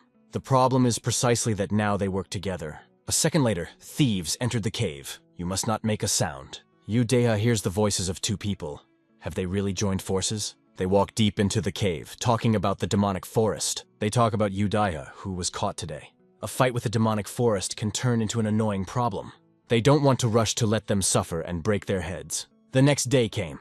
Everyone was going to search. Yeon Sojung played the role of the robber perfectly. The girls watched Yeon Sejong's unparalleled performance with admiration. The girls' task was to kidnap all the members of the Jeon family. Only Yongchu and the Shining Dragon subgroup commanders knew that this was a performance. The soldiers asked to release the hostages and surrender. Now they have 2 of the Chong family and 3 million silver in their hands. The heir is more than sure that the criminals will show up. They have no other choice. It's disgusting and vile, but it should work nonetheless. First, they will wait until the rumors spread around the neighborhood. And in the evening, they will set off. Now he understood why the great blade had fallen. Chin Murip hands Punyan the bag and tells him to count as if there is money in it. The main thing is not to lose. The main character is not going to tell what is inside. He says that now the group will be led by Punyan. Chin Murip will go to the village at this time to return the hostages while the fighting is going on here. The worst scenario is if the 3 great evils turn out to be enemies. Even with Yongchu, they would only be able to buy a little time. The black man reminds that their main task is to return alive. Soon, everyone starts working. Everyone divided according to their duties. The main character relies on Yongchu, trusting him with his life. They are obliged to prove themselves in this matter in order to continue to follow the commander. If their abilities are accepted in the Shining Dragon, they will be able to rise even higher. The night has come. One of the enemies is looking at the full moon. The man is angry. He is not going to give his money to someone else. He wants to kill everyone and search them, but that way they can get into a lot of trouble. Some want bloody money for a great cause. Others run from side to side, hoping to reach greater heights. And others are chasing a mysterious thief. Just a day after the gathering of masters, each of them pursues his goal. There was a calm that foreshadowed a real storm. The full moon illuminated the forest. It was clear that the enemy would come here very soon. Unfortunately, Tang Ryowa's skills were not enough to know if there were pursuers behind them. Chin Murip is sure that the enemy will appear. Young Inryun was still tied up, but she didn't care. The main thing is that the plan works. Suddenly, Tang Ryohwa sees that the little girl is shaking. She calms Cho Yurin down because she thinks she's shaking with fear, but she's not. She does this so that the enemy does not suspect anything. Suddenly, the enemies have already arrived. It was a squad of shining dragons that had come to reclaim Miss Chong and her daughter. They began to play a wonderful acting scene. Until they make sure that the captives are alive, the kidnappers will not receive any funds. A second later, Tang Ryohwa puts a knife to Inryung's throat, scaring the woman. It seems that it will be necessary to get rid of one of the prisoners. The girls continue to play the role. The girl looked at Seo-jeon because she was clearly better at acting. It is better not to kill anyone. A second later, Cho Yurim takes control of the situation and starts naturally crying, telling them to give them the money. Soyun was surprised at how well the girl played. Punyan even began to doubt that it was all a game. He gives the bag that our hero gave him. The girl orders to throw the bag in her hands. A moment later, Punyan throws the bag towards Tang Ryowa. Enemies are waiting for a decisive moment to end the case. The one who jumps out of the shadows is the enemy. Everything happened exactly as the heir predicted. The enemy appeared from the shadows. Tang Ryowa quickly thrusts his blade into this bag, causing it to explode. It turns out it was a trap. The bag contained a highly effective poison. Punyan knew that the bag was definitely not money, but the situation was so absurd that he was at a loss for words. Punyang announced that their enemy is the man in black. Their main goal is to protect the entire Chon clan. A strong wind began to rise around the criminal. His eyes glowed bright red. A powerful energy imbued with a thirst for murder was immediately felt. It was Bloodskusura Akvishon. Too bad it's not King of the Mountain. But now's not the time to think about it. At this time, in the village of Baekje, the outskirts of Pakjun, Chin Murip thinks there will be some unexpected twists and turns in the plan. But overall, everything should go well. It takes 4 hours to travel from Jeong Manor, and a pale corpse that has not seen the sun for a long time. The black man thinks that their hideout is most likely underground. Their lair must be the darkest and creepiest place in the neighborhood. The main character quickly finds such a cave, and thinks that hostages may be hidden here. The young man enters the cave, surprised that there is only one entrance. Suddenly, Chin Murip felt something strange. A moment later, someone's attack flew at him like lightning. Did the killer stay here? Or were there more than 2 enemies? The enemy starts talking to him, but the protagonist asks to appear from the shadows. But the ghostly killer of the night was not going to show his face. His name is Cho Yang. If the boy voluntarily leaves here, then he will not kill him. The criminal uses the broken soul technique, a technique that allowed him to even kill Cho Kwang-hyum's Blood Sea sword. Chin Murup takes out the blade with which he tried to kill him and prepares for battle. Suddenly, Cho Yan stopped feeling our hero's energy, or has she disappeared? Energy recognition is the basis of the fundamentals of killing techniques. If you lose energy in the dark, the battle is lost. Cho Yang tries to concentrate to feel his enemy's energy again. Cho Yan did not know what techniques this unknown young man possessed. You can't relax in this fight, because both of them will need one blow to kill the enemy. Cho Yang understood this perfectly. You have to get a hold of yourself. This is a battle of attrition, so you need to pull yourself together. It didn't take long for Cho Yan to sense his impending defeat a second time. The moment he closed his eyes for a second and opened them again, he first noticed his severed brush lying on the ground. The man drags the wound, saying that it is too early to give up. The enemy aimed at the throat, not the hand. He plans his next move. But after a moment, Chin Murup appeared behind him, smelling blood. He put the dagger to his throat. If Cho Yang doesn't want to die, then he should shut up. A black-haired boy deftly twirls a dagger in his hand. He sticks a knife in his shoulder. If Cho Yang screams, he will be left without a second hand. The enemy blinked, answering the question of whether there were prisoners inside. It meant yes. The criminal began to introduce himself in a trembling voice. The man starts to scream, but our hero plunges the dagger deeper into his shoulder. All the hostages are safe and deep in the cave. They only blocked their inner energy. He says that Sura of the Bloody Sky is also conspiring with him. Chin Murup asks why they did this shit. The two of them have too many enemies. They wanted to leave behind a life of running. But the mad demon is not with them. They didn't even see each other. This means that the Shining Dragon has now met with Sura. The man took these 3 million silvers from the Northern Current Sword clan. The protagonist confiscates these funds. Cho Yang wants to know who he lost to. When Cho Yan shifted his gaze to the unknown, he realized that it was a faceless mountain king. Chin Murup immediately cut his throat. This bastard bullied many girls during his life. No conscience at all? Cho Yang tries to scream, but all that comes out as wheezing and coughing. A second later, the thief falls dead. Our hero leaves him behind. Inside Chin Murup, there is a constant struggle between two energies, yin and yang. But today, they are very calm. After the battle with Jeon Byun, his condition improved greatly. Now, you don't have to hold back so much. The protagonist rushed deep into the cave, shouting Yu Deha's name. The boy heard the heir's voice. Did he defeat one of the enemies?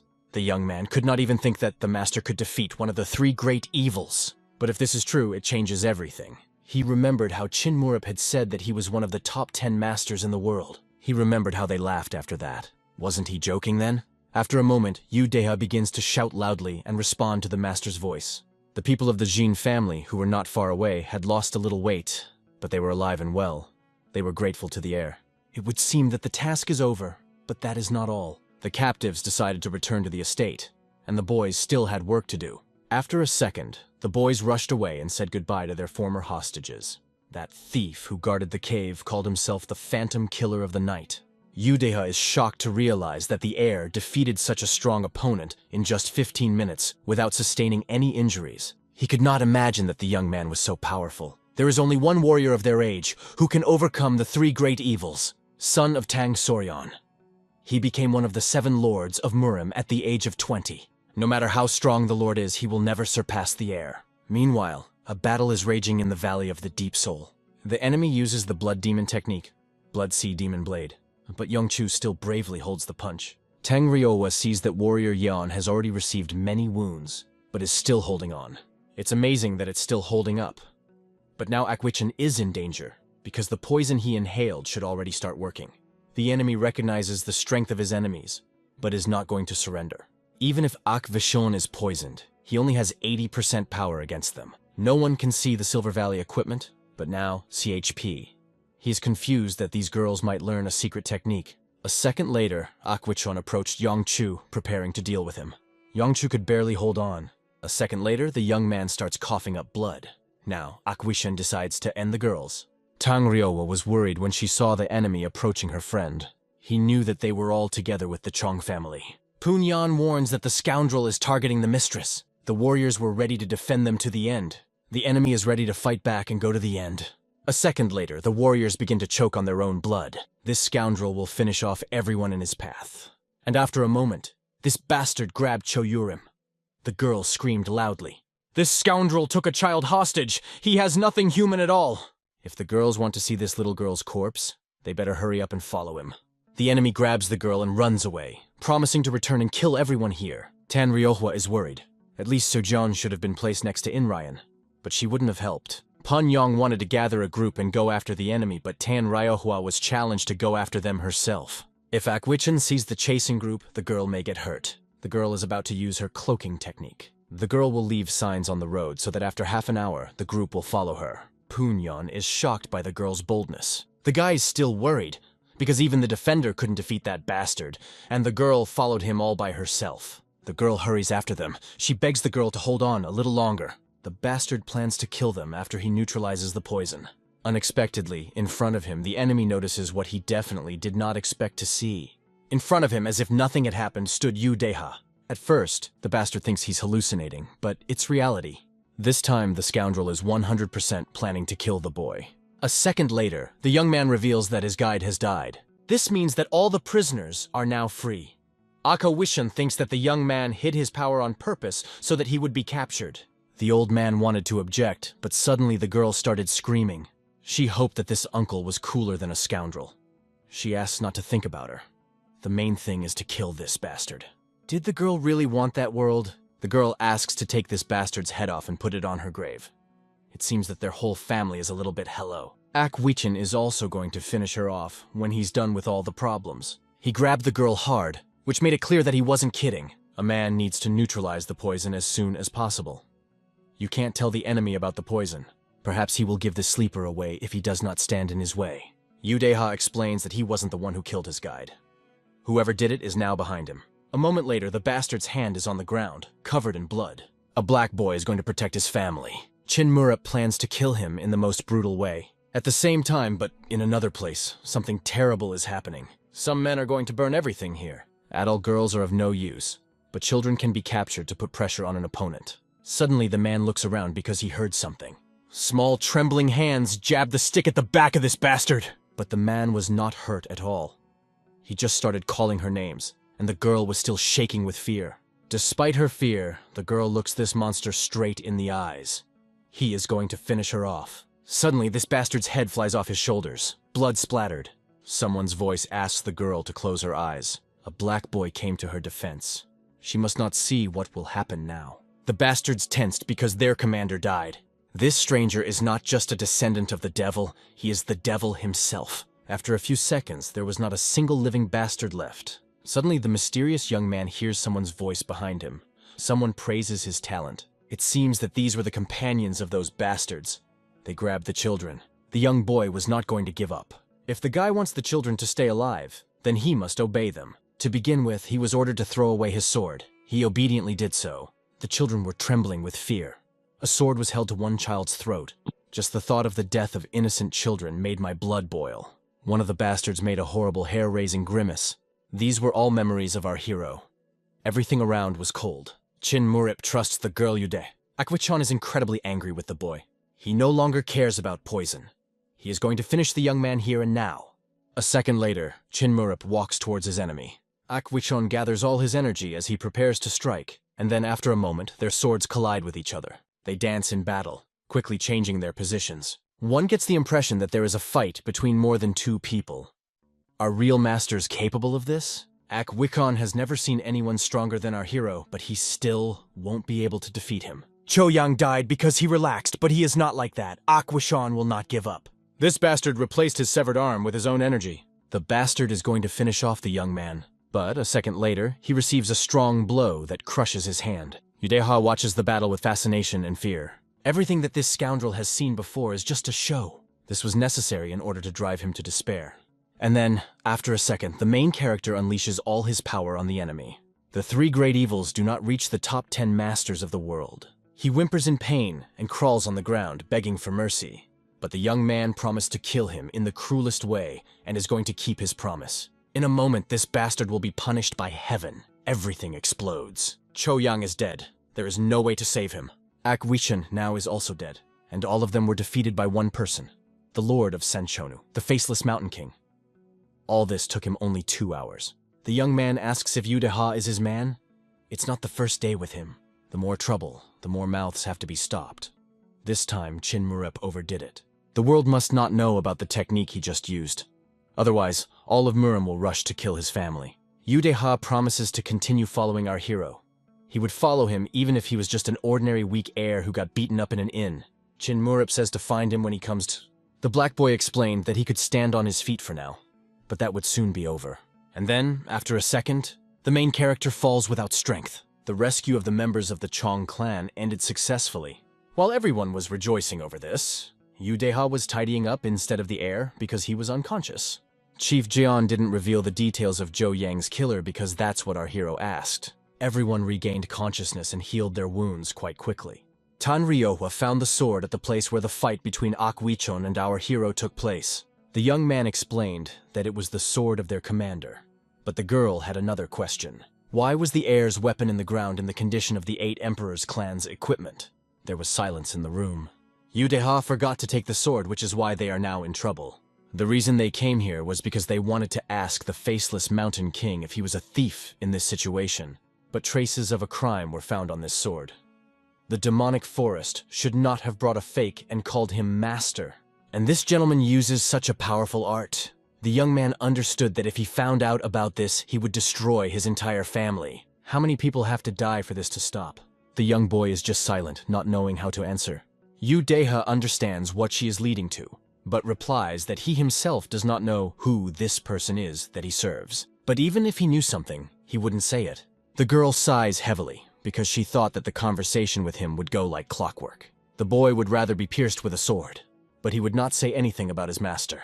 Suddenly, the door creak is heard. The boy hears a familiar voice. A second later, our hero enters the room and slaps his subordinate. He just came to his senses, and as soon as he heard their conversation, decided to visit. The boy asked the redhead to leave the room. She was told that Ak Wichon was able to defeat a passing mysterious master, but she didn't believe it. She asks him not to approach her, as she now understands his connection to the 8 Emperors' clan. The guy understands the suspicions on his side, but can he harm the daughter of a divine dragon? How did he guess that the girl is the daughter of Tang Soryeon, the strongest warrior in the world? It's not difficult to guess because she brought the sword to Daehyu's interrogation and recognized the traces of the Blood Jade Rain technique. A young girl who was able to stand up to Blood Sky Suri. She is clearly unusual. The young man is ready to answer the question, but she must return the sword to him. The girl admits that she is the protector of the Flower Bell and the daughter of the strongest warrior in the world, as well as a student of the Divine Sword. Yudeha is shocked that this is true. Then, the girl handed the sword to its owner. The young man asked if he should introduce himself again. He is the heir of the demonic forest, the head of Sanshun, Chin Murup. In Kangho, he is called the Faceless Mountain King. Upon hearing this, both Yudeha and Tang Ryohwa let out a cry of surprise. Yongchu heard their surprise even from the street. Yudeha is still trying to regain consciousness. In his head now, it seems that everything is turned upside down. The 2 most mysterious people of Kangho are now standing in front of the boy. Both the status of the heir of the demonic forest and the status of the head of Sanshon belong to our hero. She asks how the young man learns the Blood Jade technique. He explains that this is not the 8 Emperor clan's martial arts technique. Yudeha realizes that these are the 8 heavens of shining deity. Chin Murup is angry that he keeps intruding, but Yudeha promises to keep quiet. The 8 heavens of radiant deity were given to Huang Unchon because he was related to the teacher, since she is the daughter of a divine dragon. She must know the roots of the art of the 8 heavens of the shining sky. About 400 years ago, there was a being that united the heavenly world and Murim. He was called the King of Warriors. The roots of the art of the 8 emperors lie in the martial arts possessed by the King of Warriors. Does this mean that the Warrior King was a genius of his time? People hardly remember him because he lived so long ago. Now the 8 heavens of the shining deity is mentioned only as a martial art. The teacher called the time before the appearance of Huang Unchon, the period when the master began the last stage of his life. But he noticed the man's talent. That is why he mastered the technique. The teacher passed on his knowledge to him. Rumors that the Mountain King was a blood relative of Huang Unchon turned out to be a lie. Then what is the relationship between the Flower Bell and Sanshon? Chin Murup asks Yudehu. The Flower Bell is the place where the 8 Emperor clan hid for 200 years and cultivated their power. The clan divided into 2 camps. Those who want to conquer the world through war, and those who refused despotism and did not participate in the war. The war is over. Muram began to look for the flower bell, and when he found it, he began his revenge. But as a result of revenge, those who were against the war died, and those who wanted it either died or went into hiding. No one considered the rumors about the separation of the 8 emperors' clan to be true. The soldiers who lost their loved ones did not stop. Then many innocent people died at their hands.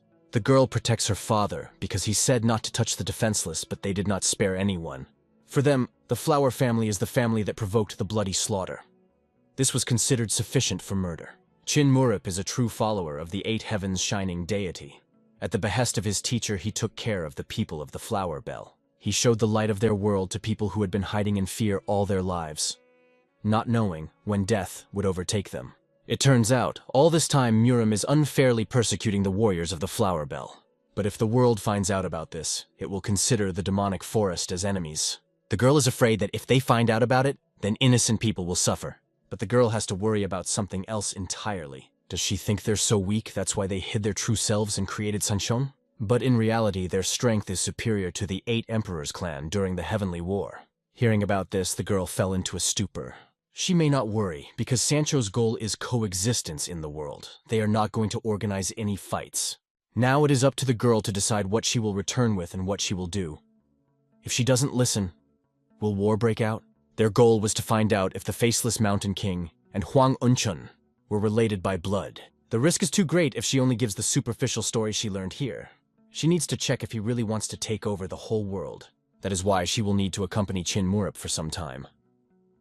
Udeha shuddered at this. Is it so necessary? From now on, he can consider Tang Riowa as his supervisor. Udeha coughed in surprise, and our hero told him to get out. At this time, dinner was being prepared at the Chong family estate. No one thought that the day would come when they would be able to meet like this again. The man expresses his gratitude to our hero and his wife. There were already rumors that 3 big thieves became enemies of the heir. Then everyone started discussing the main character's plan and the wonderful acting of these 2 women. Therefore, today everyone was going to get very drunk and relax. If the guests do not have enough meat, the man will personally steal it from the butcher shop. Rudy and Mala took large pieces of meat and began to eat. And after a while, everyone was drunk. They were having fun. Only the young boy did not take part in this. He sat on the roof and looked at the full moon. Of course, the girl climbed out after him. She said she went out to get some fresh air. He offers to pour her a glass, but she asks to drop the formalities. The young man admits that he was very surprised when the girl said that she would accompany him. Parabak could not even think that she was so brave, although he wanted it. Her presence will bring less headache. It would be much worse to let her go to report everything to the top. Looking at his face, you would never say that he is so capable. The young man notices her look at him and thinks that he is very handsome. So she looks. When he asked about it, the girl was too shy and looked away. A blush appeared on his cheeks. After a second, the young man stood up and told the girl to go and rest, because tomorrow they are already going home. He does not want to burden the host, because he arranged this feast from the provisions that remained. Tan Riohua is shocked that the boy is very considerate of others. These people will need funds to pay for such a holiday. After a second, the boy grabbed his collar. Soon he took out a wallet full of money. This wallet was in the possession of one of the criminals. They say he stole it from someone.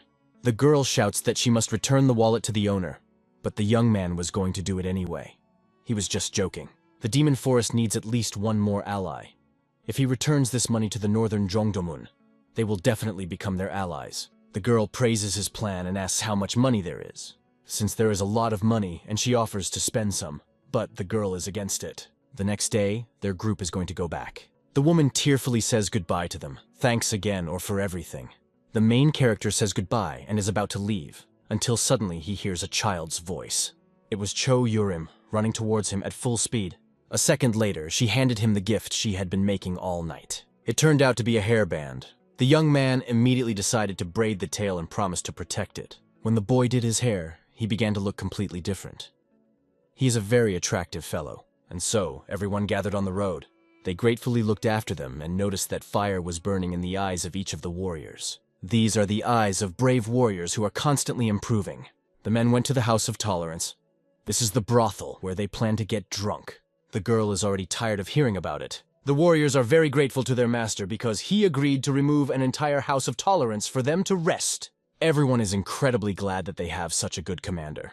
Yudeha and Punyan got very drunk yesterday and still couldn't leave. So, after some time, they arrived at the southern part of the outskirts of Pajin. There is the Dark Path clan Blackblood and the Golden Martial Arts clan. It seems that the guy was a little dizzy. Here it is difficult to distinguish between good and bad. For example, the Blackblood clan does various crimes without a doubt. It is important not to quarrel with the Golden Martial Arts clan because they are a member of the Sichuan Union. The path seemed long, so they need to rest in order to continue their journey. They are going to stay in the largest house of patience in the settlement. One of the warriors learned that there is a place called the Floating Moon. The main character allows the soldiers to drink a lot today and rest. The evening came. The boys have already come to the right place. Music is playing everywhere. Guys eat what they want and drink what they want. The commander praises Punyan for his first mission being a success. The boy is ashamed that they could not protect his aunt. I explained to the commander that they are all human and growth and development are impossible without mistakes. If the guy learns something from this mistake, then he will not make it again. The boys are shocked by his mercy because if it was a great Blade clan, they would have already been beheaded. In fact, they are glad to stay in the demonic forest. Soon the young man gets up and says that he will leave. Although they communicate informally, the soldiers still do not feel comfortable having fun while the commander is here. Udea has already come to his senses, so he takes care of all the little things. Chin Murup will rest in a nearby guest house. Chin Murup does not like to have fun in such places. It's annoying that women here are blindfolded and not allowed to pass. The girl reminded that she and Seojon were following him as supervisors. He is aware of this, but has informed everyone that they have hired them as security. The girl thought that it looked strange that a strong person like him needed protection. At that moment, Yeonchu was talking to Seojong and said that he wasn't interested in such entertainment either. But she didn't ask. He tries with all his might to establish contact with her. If they are now his security, the young man offers to drink a glass. Chin Murup pays for everything. Buy the most expensive alcohol. Suddenly, Shin Hwan, the leader of the Golden Martial Arts clan, appeared in front of them. The man asked for some attention. They sit down at the table and our hero introduces himself. The girl notices that at such moments our hero seems to be a completely different person. The man immediately recognizes this stranger as the one who destroyed the Great Blade clan. Although the strength of the demonic forest is not as great as before, it is definitely superior to the Golden Martial Arts clan. The man notices that the boy is quite modest, so if he treats him well, maybe he will help them. The man encourages the young man and says that he thinks that the demonic forest will soon regain its status. The young man immediately realized that the man had something to do with him, so he asks to tell about it. First, we should talk about the Union of Sichuan. The man explains that their clan is part of this alliance. This association was formed after the fall of the demonic forest. It was created to protect the rights and interests of Sichuan. In the beginning, they had quite a good relationship with the Murimu Central Union. The whole matter was in the neighboring clan, the clan of the Dark Path, Blackblood. The problem is that the son of an influential Sichuan Tang family has allied with the Blackblood clan. He wanted to ask why he had become close to their clan, but he couldn't meet him because the Red Blood warriors blocked the way. This guy is known for his rash decisions, but blood is blood. His mother loves and protects him very much. A situation is developing in which the son of the Tang family, Dan Wu, and the Black Blood clan are closing in on them, little by little. Their last hope is the help of our hero. The young man agrees to help. Shin Hwan adds that this clan runs the gambling house and even engages in human trafficking. In fact, it is not difficult at all. But the problem is with the son of the Tang family. Li needs allies now, which is why he is going to return the money to North Jeongdamun. The four main clans, including the Tang family, consolidated their positions and created the Sichuan Union. The protagonist sighs and promises to help them. Only first you need to find a way to deal with it. Suddenly, Seojun telepathically tells Tan Ryowi that she has a guest. It is said that a fight broke out with the Shining Dragon in the House of Tolerance. Then, the girl passes this information to the park. The young man is interested in who exactly the fight started with.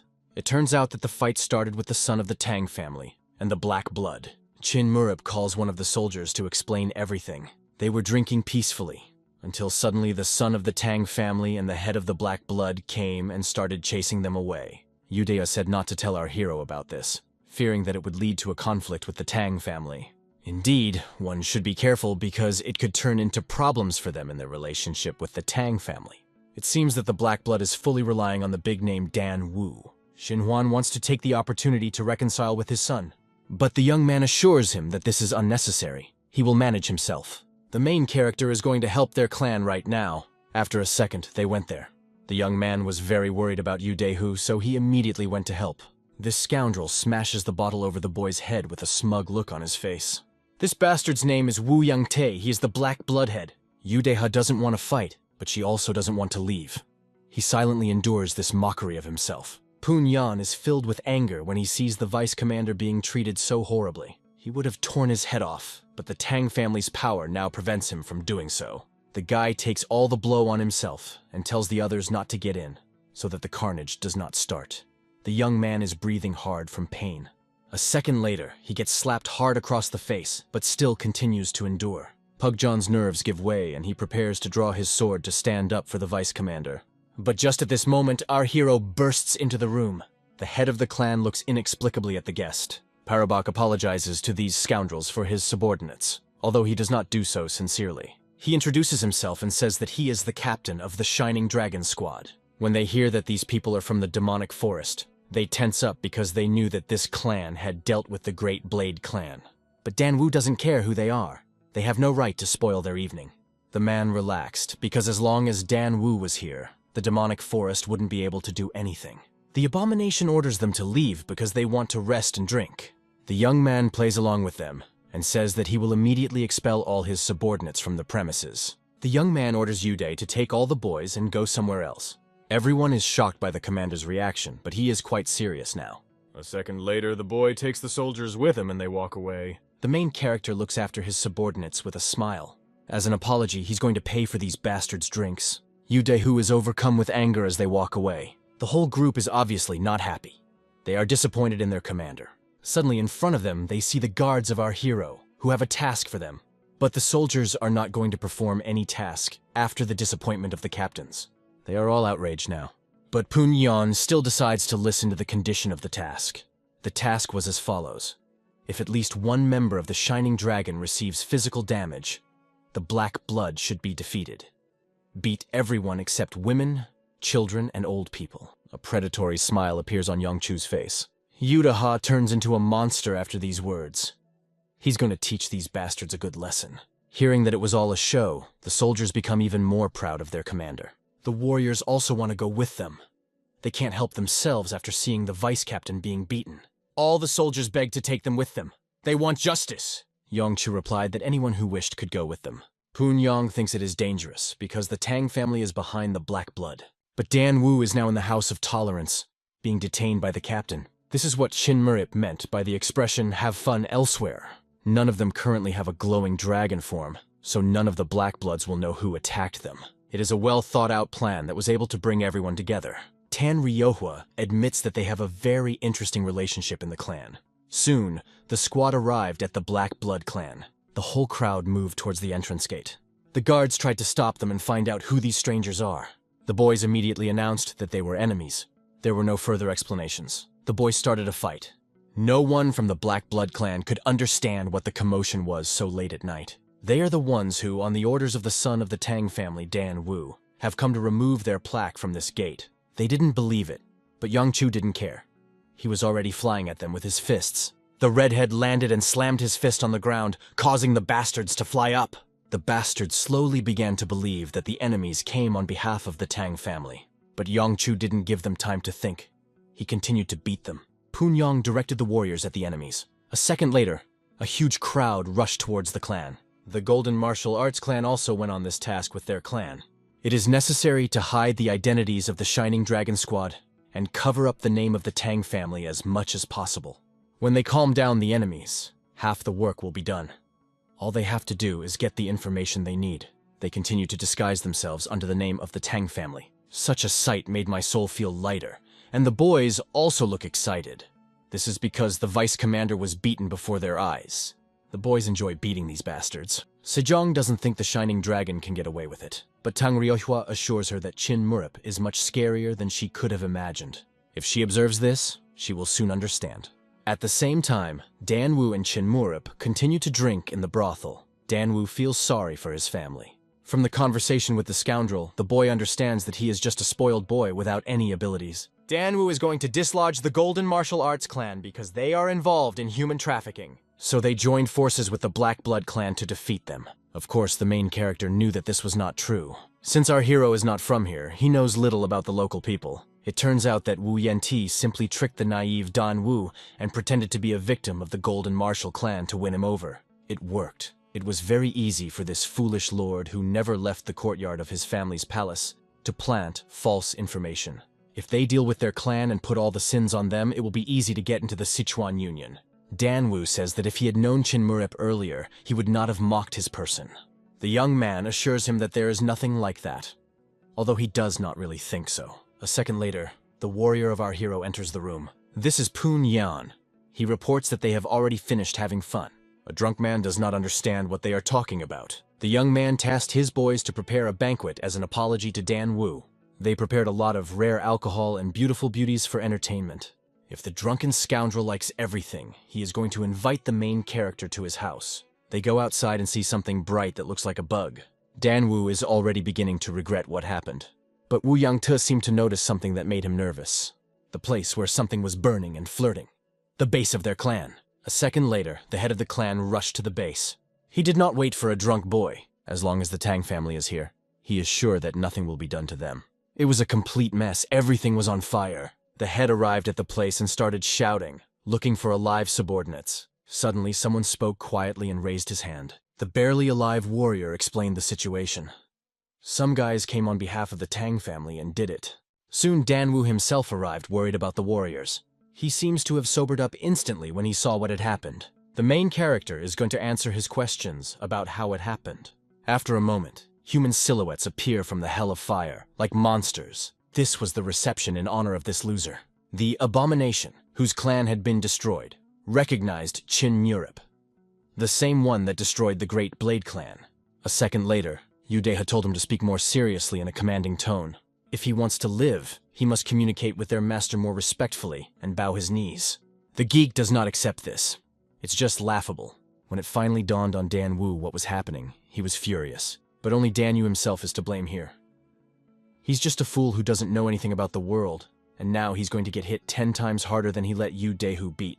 Finally, all the cards are revealed. A sense of rage just boils inside the scoundrel. The Black Blood clan is going to punish the Golden Martial clan for all the sins they have committed. It seems that our hero has 9 lives, if he is not afraid to do such things. Dan Wu does not understand why Qin Murip teamed up with these thieves. The boy sighs heavily.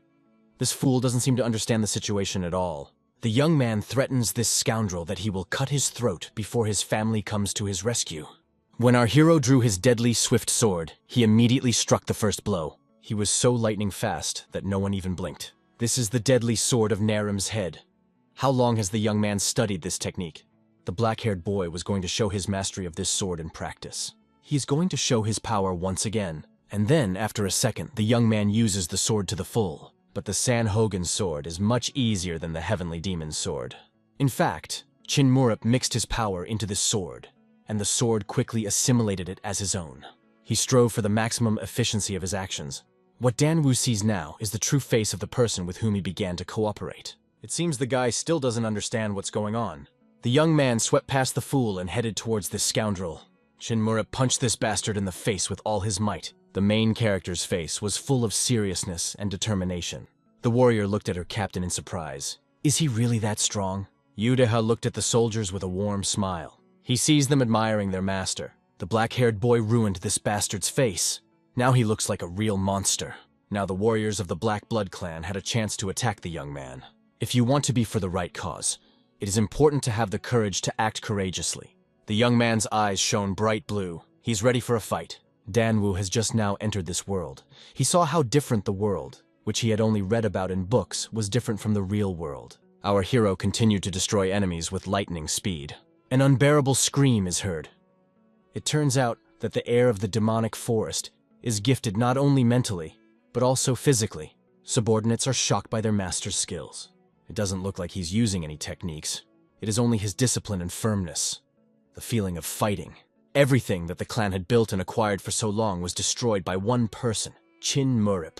The abomination wanted to say something, but after a second, blood splattered, and his voice was cut off. The young man brought the case to the end. Bavdur is shocked that these guys were able to wipe out an entire clan in just a few hits. The boy has to run away and tell everyone about it, but our hero notices him. The fool tried to hide his fear, but it was obvious. A second later, the glowing dragon warriors surrounded this abomination. But the boy cannot be killed because the Tang family is behind him. He may have difficulties if his identity is revealed. The guy is not going to kill this wretch. He'll just hit him a few times. Hearing about this, the red-haired big man tenses up. His body is adapted to blows because he is trained in martial arts, unlike the young master's body. With each blow, heat and cold will spread through his body, which will cause incredible pain. The fool had his whole life before his eyes. He continued to threaten him with his father. But the barb didn't care, because a second later he delivered a strong and accurate blow to his face. At first, heat spread over the body, which was quickly replaced by cold. He felt for the first time what it was like to be beaten. Now he knows the real world. Chin Murip will make him feel on his own skin that everyone deserves punishment, no matter who their parents are. If the fool resists, the boy will kill him, so it's better to keep his hands off him. Everyone looks at this in shock when they realize that the commander is full of seriousness. He beats the young master of the Tang family in front of everyone. Spectators just opened their mouths. Poon Yong is confident in the commanders. If he does it, then it must be so. Xinhuan also adheres to this opinion and is not going to stop the young man. The main character looks around and breathes heavily because it is very hot here. A second later, he grabs the sword and swings. He should shut up if he doesn't want to lose his teeth. No one dares to get into it. People hear only screams and the sound of breaking bones. The main character wants to drink and gives him a bottle. The poor thing lies and trembles. But our hero is not going to stop. He orders the redhead to beat him up too. And if he dies, they will dump everything on the head of the Black Blood clan. A young guy drinks water. Suddenly, a trembling man's hand grabs his sleeve. It was Dan Wu who had an ugly appearance. He screamed and cried that he was wrong.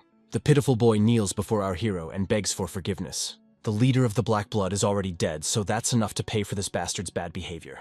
The young man cries bitterly and apologizes. He promises that he will never flaunt his family's reputation again.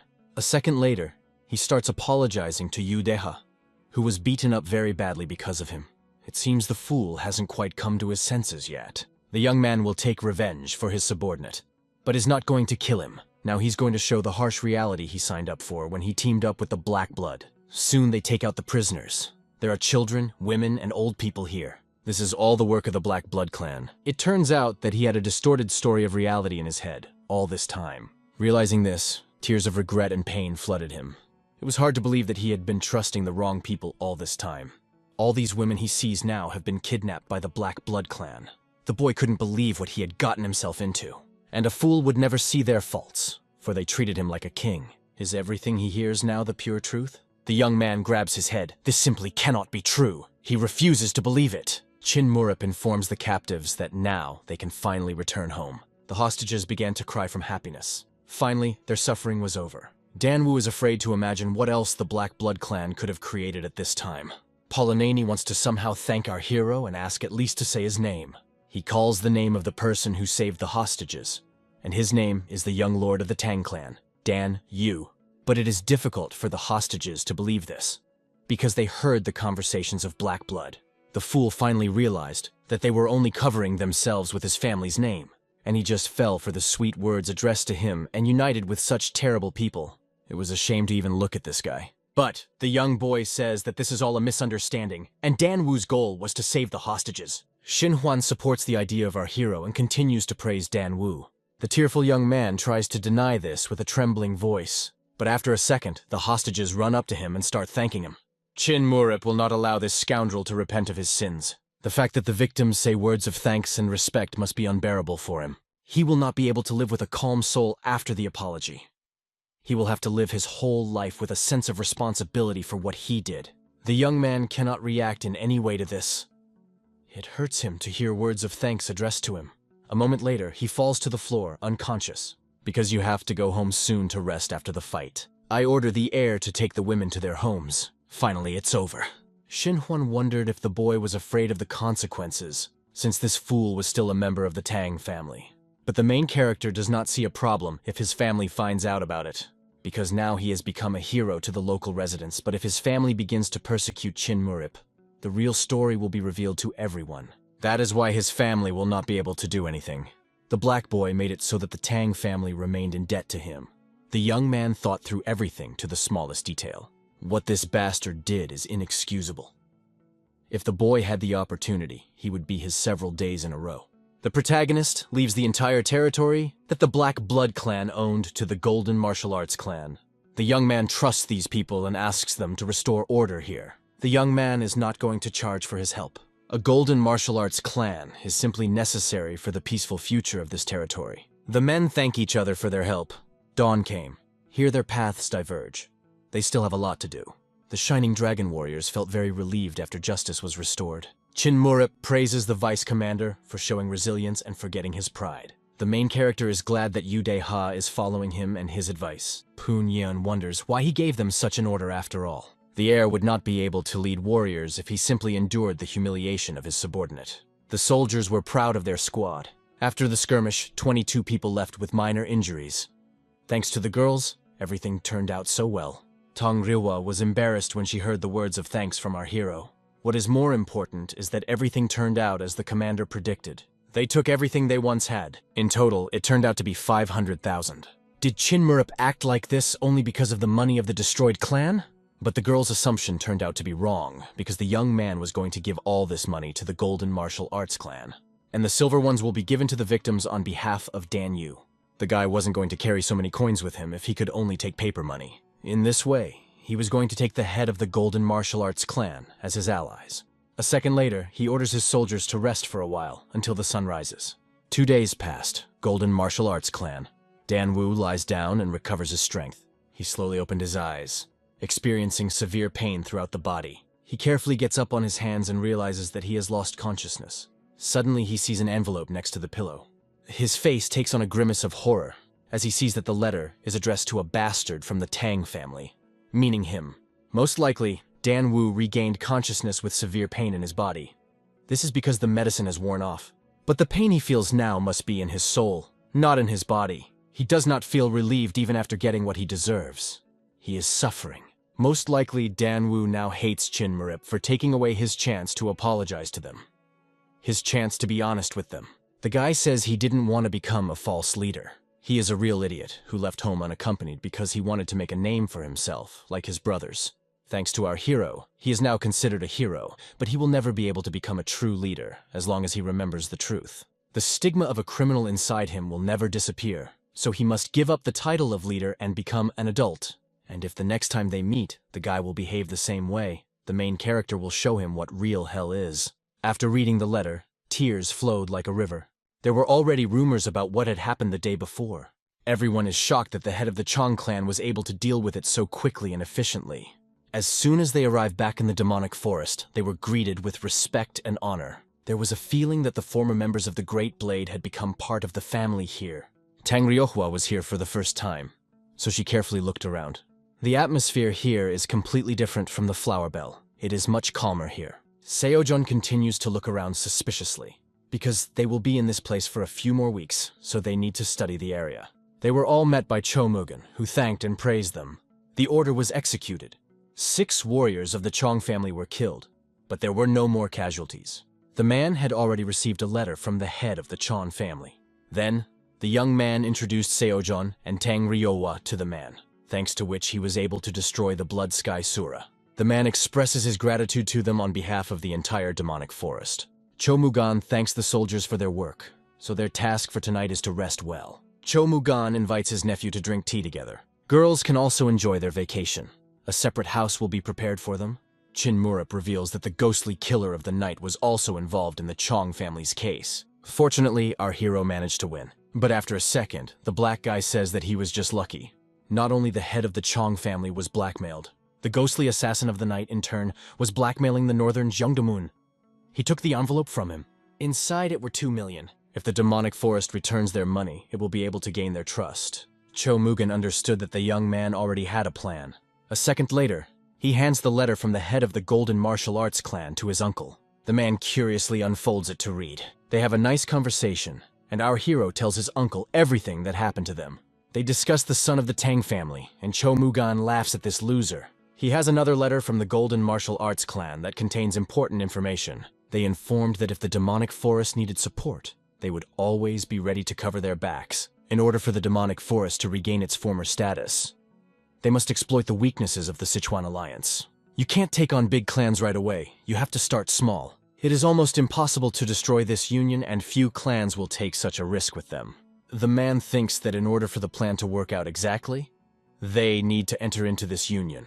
After these words, the young man laughed a little. It's just that his uncle's words are very similar to his thoughts. In order to make small and medium-sized groups their allies, it is important to join the union. Now they have won the trust of the Golden Martial Arts, and if they get the trust of the Northern Kaondomen, they will definitely overthrow the Sichuan alliance. Chin Murup wants to do it himself. The young man wants to look at this union with his own eyes and find a solution. Uncle is not at all against the initiative, but first the main character has to do some things. After the bloody revenge, most of the branches were organized, but the Sando branch is still divided. The uncle asks if he needs help with money, but the young man has funds. He hands him an envelope containing the savings given to him by his niece. The man opens his mouth in shock when he sees 101,000 inside. The husband's roof will collapse from such exorbitant sums. It's time for our hero to go. He did not have time to say hello to his grandfather. Night came. A man walks the streets alone, thinking about money. He is very proud of his nephew. The man goes and dances a little, humming a song softly to himself. He is very happy. But it turns out he was not alone. He was being watched. All this was seen by his father, who went for a walk. Cho Pyeongchon reminded his son to keep his face and conduct himself with dignity, then left. He glanced at his son. In the hands of the gray-haired grandfather was an envelope. He too received his first pocket money from his grandson. After a second, he starts to dance and softly sing a song. At this time, the girls rested in a small house that was allocated to them. Tan Ryohua liked it very much because it was peaceful. The girl brought writing utensils to her friend. Sejong is already going back to the flower bell. If she leaves now, she will have time before the onset of winter. The girl is going to write a letter. The girl admits that our hero seems to be a good person, although it is difficult to read him. He is very dangerous for enemies, but if he becomes your ally, he can be completely trusted. It's not that she hates him. She just doesn't let her guard down. Then why did she change her mind recently? Previously, she was categorically against any connection with him. She thought Seojong would be against staying here because Chin Murip's identity was kept a secret from her. The girl explained that it was all because of Dan Yu. She doesn't like our hero's swagger, but she admits that she can learn a lot from him. She thinks that being with him can be beneficial. After some time, the girl completed the letter and handed it to her friend. Finally, Seojong reminded her that all men are criminals and cannot be trusted so easily, even if he has a handsome face. And so, the girl went back home. Suddenly on her way, she meets the main character, who is waiting for Yu Dehu. Seojong asks to take care of her lady while she is gone. Unexpectedly, the guy throws a bag at her. When she opens it, she sees a lot of money inside. Chin Murup paid her travel expenses. After a second, they say goodbye, and everyone goes their separate ways. The girl was happy to receive such a pleasant bonus, so she also started dancing. At this time, Yudea came to meet Chin Murip at the training ground.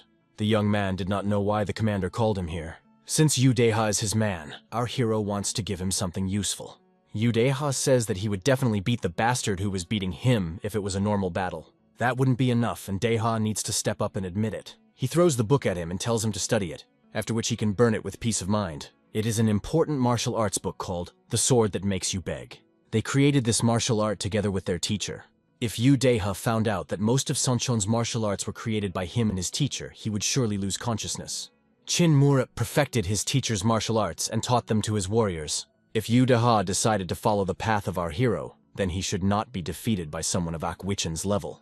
Yu Deha entrusts her fate to the commander. He would study what the boy told him. With Yu Deha's abilities, he will definitely be able to master this technique even sooner than he thinks. The guy is full of energy and motivation to learn everything. However, Chin Murup did not call him for this at all. The boy said that he was seriously thinking about the active development of the Shining Dragon.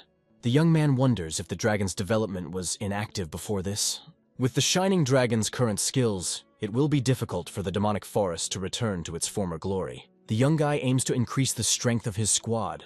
For each warrior, it is necessary to choose a separate technique that will suit him. The main character plans to improve the fighting skills of the demonic forest in martial arts. Yes, the guy is serious about it, but that doesn't mean he's going to ignore tradition. There is no point in training former Great Blades from scratch. They already have a good base. The only thing they will have to learn is the special breathing technique of the demonic forest. For the first time, the boy sees someone who talks so simply about the transformation of martial arts. But what is required of Yudeha in this matter? He cannot interfere in such a large-scale process. That is why, from today on, Yudeha's main task is the endless practice of meditation. Now he will repeat the demonic forest meditation every day. It is difficult for our hero to understand what the limit is for the bodies of ordinary people, because his body is different. Therefore, the young man needs an ordinary person whose inner changes he can observe. Starting today, the young man will be under Chin Murip's strict watch while the others enjoy themselves. From now on, Yu-Dahu's life will consist of meditation. He will meditate after breakfast, lunch, dinner. At any moment of your life. Just thinking about it made the guy sick. Chin Murip felt the boy's anxiety lately. Although he is the vice captain, but the warriors of the Shining Dragon are no worse than him, and have already shown their leadership skills in the Great Blade. For example, Han Gaion and Ju weren't even scared of Akwichon, and while Udeha was tied up, Punyang led the soldiers. Punyon has great skills, and the warriors obey him perfectly. The boy quietly says that he was not afraid of Akvichon then either. The main character teased and provoked him, saying that he would pass his title to Punyan. Udeha agreed to meditate. Our hero thought that he was really the best second in command. These meditations will help make the boy a solid second in command for any warrior. If he wants to get stronger, don't waste time. Udeha is the youngest donor of such a talent to become a captain. Even someone like him needs a push to develop. After a second, the boy asked if it would be difficult for the heir. Won't it be difficult for him to teach the warriors a new art? Parubok says not to worry about it, because he has a separate teacher for that. He will come after they finish their part of the transformation. He would leave him the Shining Dragon Squad for a little while. This will mean their short separation. If the boys do not become stronger, then in the following places they will simply be beaten. The young boy silently looked at the starry sky. The young man says that if everything works out, then maybe they will never see him again. At this time, in some other place, corpses of people are lying on the floor. Some unknown person runs a brush along the walls. It was Pek Cheryun, one of the 7 warriors of the Murim. A company of men with horses and some goods went about their business. It was very hot outside. It was a trading coalition of Haimyan. Riding the horse was a deputy chief named Kwak Yon. Pan said that they had to hurry. The man talks about the lands of Sichuan. At the very beginning, there was no road here at all. It was made by soldiers, and now they collect money for travel. They began to discuss without noise the Sword of Light, Pek Cheryun. At a young age, he joined the Association of Black Killers. He is also known as one of the 7 warriors who single-handedly defeated a stronger enemy. People like him will rule Murim in the future. He is completely different from ordinary warriors. He is able to occupy high positions. Suddenly, something flashed over the man's head. It seems that the one they were just talking about is keeping an eye on this area. A blond boy greets strangers. The same Pek Cheryun appeared in front of them. His expression was a little creepy. They have not seen each other for a long time. Trade was shocked when he saw him live. He did not think that he was still quite a child. The young man wants to get to know each other, because from now on they will see each other more often. This is a good idea, because the newcomers were very frightened, hearing only his name. The boy asks not to be afraid of him. If they are kind to each other, everything will be fine. It is a little difficult to believe that this young man is not a terrible person. They know his story very well. You should put a little pressure on the guy as he turns into a monster. They just greeted each other, and it felt like hundreds of snakes were crawling over my body. A second later, the chief gives the boy half a year's worth of road tax. The man admits that something worries them. He meant the robbers, and asked if the boy knew where they were going now. They had passed by and entered a village on their territory to drink, but now they had gone elsewhere. After hearing that nothing is in danger, they go on. The young man also advises them not to visit the guest house on the way. They do not understand the reason for this, but will try not to do it. They do not believe that such a person collects money himself. But he also deals with bandits. Now that there was no need to worry about the robbers, they boldly went forward. Soon, they end up at a guest house in which the blond young man did not advise staying. They can move on, because the robbers are already finished. Therefore, they can continue their journey even at night. Morning comes, and the young man is already busy meditating. Each clan uses different energy points and uses them differently, but if you look at the Sechuchin cycle, you can tell which clan a warrior belongs to.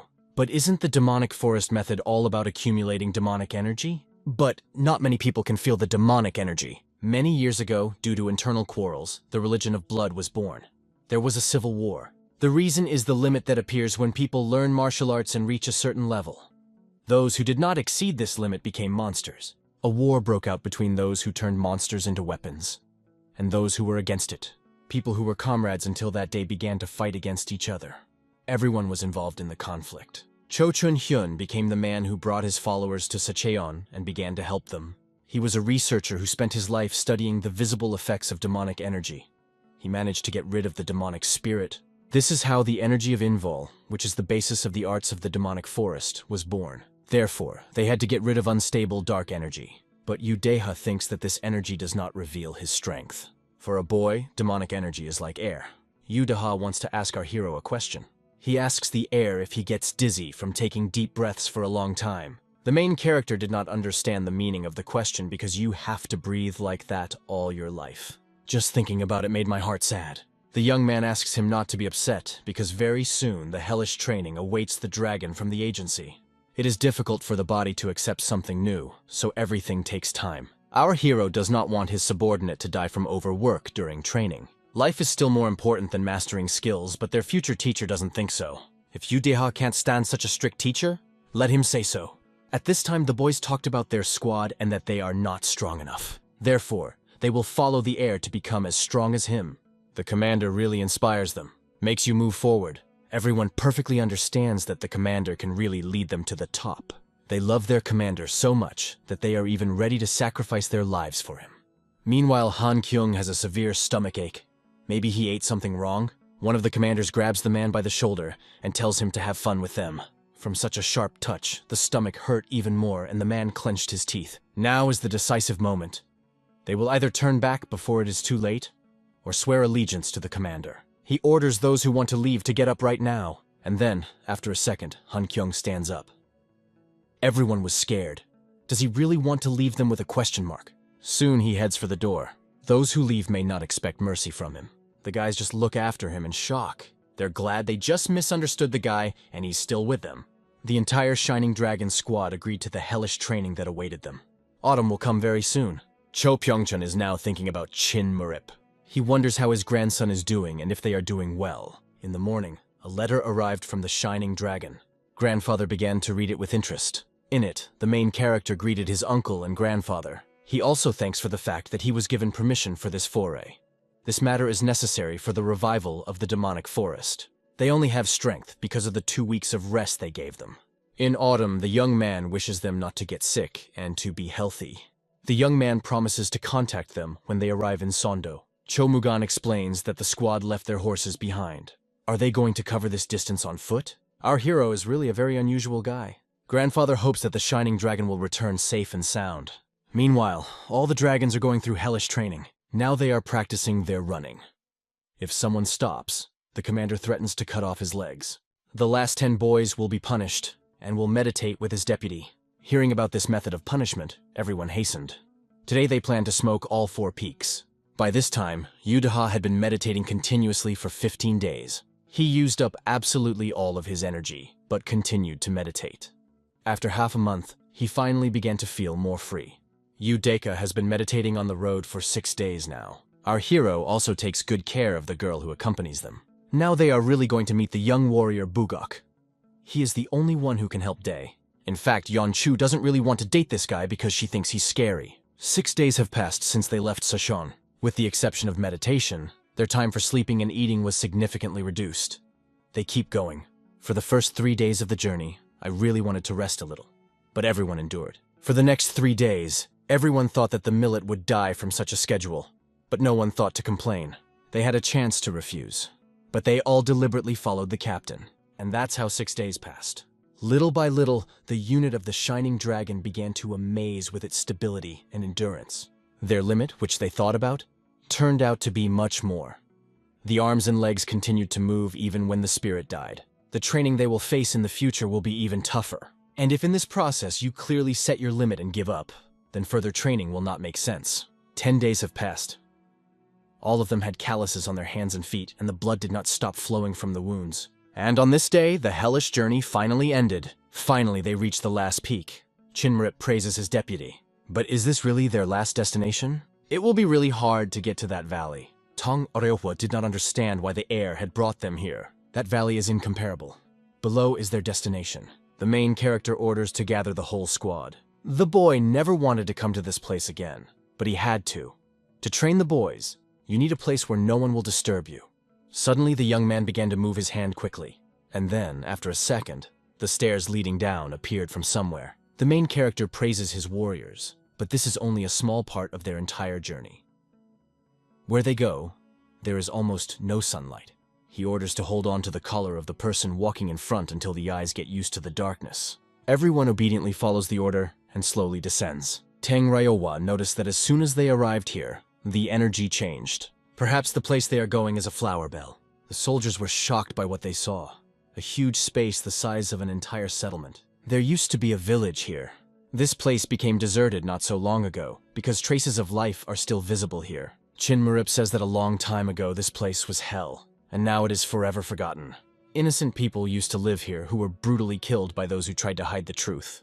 Training will begin now, and if they don't last, they will also remain forgotten corpses here. Now everything really begins. Just the thought that this is just the beginning is nerve-wracking. Until they finish all the training, no one will get out of here. This place is their personal hell. Yeonchu advises to keep everything they see and hear here only in their heads. Otherwise, it will be death. It seems that the red-haired man himself has seen a lot here. Our hero asks them not to despair, because he believes that they will overcome this. He orders all the commanders to come forward. Chinmarip will head to Sondo, and once they finish training, they will return to him. But the boy has to go first and take care of some things. So for now they will train with the subordinates. The old man left them many books. It is a demonic forest martial art that has been transformed especially for them. If they master this, they will reach a high level. Hugh Yong found a book that described the art of archery. The main character asks to give him a bow. And then, after a second, he takes it in his hands, and it starts emitting bright blue energy. Hugh Yong wants to give the commander arrows. With arrows, it's a really deadly weapon, so it's best to move away. The captain said that his father was a hunter. But judging by the way he held his sword, father was a real master at it. Then, the young man turned to all the captains except Hugh Yong. The main character gave them a task: try to kill him. Don't give in! He orders to try to kill him. After a moment, a powerful energy begins to flow from him. No one understands how a person is capable of radiating such energy. The boys understood that this was not a joke and rushed straight to the captain to complete the task. A bow is both a simple and complex weapon. Ju Cho goes for him first. The young man tells the bow to shoot straight at the target. Tan Ryowa watches our hero with admiration. 3 arrows from the boy's energy appeared on the string, which had nothing on it. A moment later, arrows were fired at Ju Cho, but they did not cause any pain because they were specially made that way. If it had been a real fight, the boy would have died. It turns out that it was just an illusion of arrows. If this is what Tang Ryowa thinks, maybe this is palace art? Poon Young was next. Chinmarip pulled the string again. A second later, a young lad rushed towards them. Right with the bow in hand! The captains tried with all their might to hurt the air even a little. But he quickly bypassed them, dodged, and even struck. He pushed one of the captains aside. Opponents kept coming, but the young man deftly dodged every blow. Then, he used his bow to choke one of the boys. They clearly did not expect such skill. There are 2 more captains left in the formation, which must be overcome. Usually archers in battle try to keep their distance, but Chinmarip did the opposite. His movements were simply incredible. If there was a real arrow in his hands, the tendons in Ju Cho's legs would have been cut. No warrior would hesitate to attack an archer knowing that he would retreat. But what if the archer showed he could fight at close range? If the opponent is counting on close combat, then you can always find a moment and, even in close combat, shoot an arrow.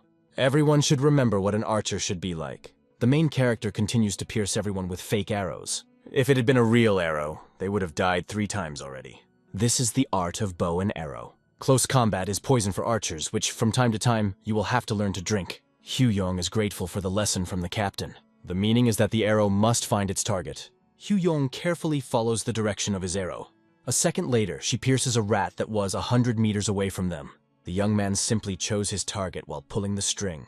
The boy had to be ready to shoot an arrow even while sleeping. Even monks use this method of shooting. This technique contains the best of other techniques. They can become stronger, just like the Shining Dragon warriors should. The captains used to think that they could no longer improve their technique, but the meeting with Chinmarip became a real gift of fate for them. Suddenly, Poon Yeon falls to his knees in front of the air. After a second, he says that he is ready to give his life for the commander. Suddenly, the other warriors also pick him up and do the same. Tang Ryohwa watches this with admiration. Yude Ha and Yeonchu smile softly when they see this. Our hero warns that in exactly 3 months, they will face a very strong opponent. They won't be able to learn the basics perfectly, but they have to do their best. The black boy asks them not to die before they have to. A second later, everyone shouts in unison that they are ready to follow the captain's orders. The road to Sondo forced Chinmarip to say goodbye to the squad for a short time. Yongchu is not sure that it is possible to do this, because the boys are still very weak. That is why the young man gave them this task. The protagonist will send not only Pekcheryun to them, but also assistance for training. Then the redhead will leave food for the boys, and will wait for the boy in the settlement. It is clear from the settlement that there was a recent battle here. Is it a flower bell? It really is. Western Death Valley. That's what they call this place. 12 years have passed since the attack on Marima. There is a reason why these ruins still exist. Although many people lived here in the past, now it is a land of death on which no human foot will set foot. The young man asks if Yu Daiha and Tang Ryohwa visited Sanchon settlement. They had never been to this settlement, so our hero decided to introduce them to it. The place they are headed to is one of the 8 great mountain settlements where great wars stop. After some time, they arrived at the foot of the mountain, from where you can freely look at any side of the world. Daiha is worried that the inhabitants of the mountain settlement might recognize Chin Murip. But the young boy does not think that such a thing is possible. Someone is watching them from above. Suddenly, the girl feels someone's presence here. The protagonist praises her for her attentiveness. He felt it too. A second later, a man appears in front of them and greets Mr. This boy's name is Kageon. This stranger moves faster than them. Is he an ordinary bodyguard? The boy had grown a lot since their last meeting. They have a cute dialogue and the guy is called to lead them to the right place. Foreigners were never allowed here, but now they let them in with a hug. When the girl came, she did not expect such an honor because she was an ordinary soldier. Now she and the master will go up to the mountain temple. The girl is not sure that she can go with our hero. Will anyone be able to drive Chinmuripa? The boy cheered her up by joking that he would not take her hostage. Not everyone is allowed here to prevent bloody fights. Therefore, he wants to show her that people live even in such places. It is very difficult for Yuday to follow the air. He is breathing hard. Thanks to his practice, which he brought almost to the ideal, he thought he had become very strong. But now, in order to even just keep up with these monsters, he has to make much more effort. Tan Ryowa had heard that the Wesi commander had a hard time in the battle with Akwishon. Maybe he's just hiding his abilities? The girl looks around when she sees that the boy is lagging behind and asks if he needs help. Our hero and the guard discuss the fact that the young man is still a little weak. So finally they arrive at the right place. The girl carefully looks around. The main character politely tells them to settle down. Not everyone will have the opportunity to come here. This settlement is not at all inferior to Kvaryan. Just think that there are 8 more such settlements. Residents of the settlement were already standing and welcoming our hero. Sheryun has just returned and is already waiting for the black boy. They are shocked that such capable warriors in this settlement are ordinary guards. The girl has a question she wants to ask. She wonders what status these people have. With the exception of Kageon, this is a reserve unit guarding Sancheon. I wonder what they say about these places in Varyon. She had heard that even the most ordinary warriors here were the level of their middle commanders, or even stronger. Although it is true that their warriors are very strong, their numbers have dwindled. If there are a little more than 100 officially trained warriors in this place. Residents looked surprised when they saw Chin Murib. Everyone immediately ran up to him and began to congratulate him. The boy is also happy to see everyone. The young man greets the little boy and asks if he has eaten yet. This boy's mother invites him to join their meal. But the guy has to refuse, because now he needs to meet one more person. He leaves the girl and his deputy with the people, and he goes on business. A woman invites guests to enter the house. Keeping such a large number of people costs a lot of money. In addition, it is the only settlement in Sacheon, and she lived and never knew about it. Pekcheryun noticed that the woman who came with them smelled differently. He reminds that Chin Murip is much more insidious by nature than he is. The main character left his people in the western swept valley. He leaves them to Pekcheryun. There's no need to teach them martial arts. They will learn it themselves. He asks to make it so that after that each of them can without doubt fight with a stronger warrior. The boy understands that it is quite difficult. A second later, his eyes fill with excitement. The young man predatorily asks how many people he can kill. Chin Murip slid his serious, piercing gaze over him. But the main character immediately forbids killing any of his subordinates. Yongchu had become very attached to these guys. So if even one of them died, he would be very angry.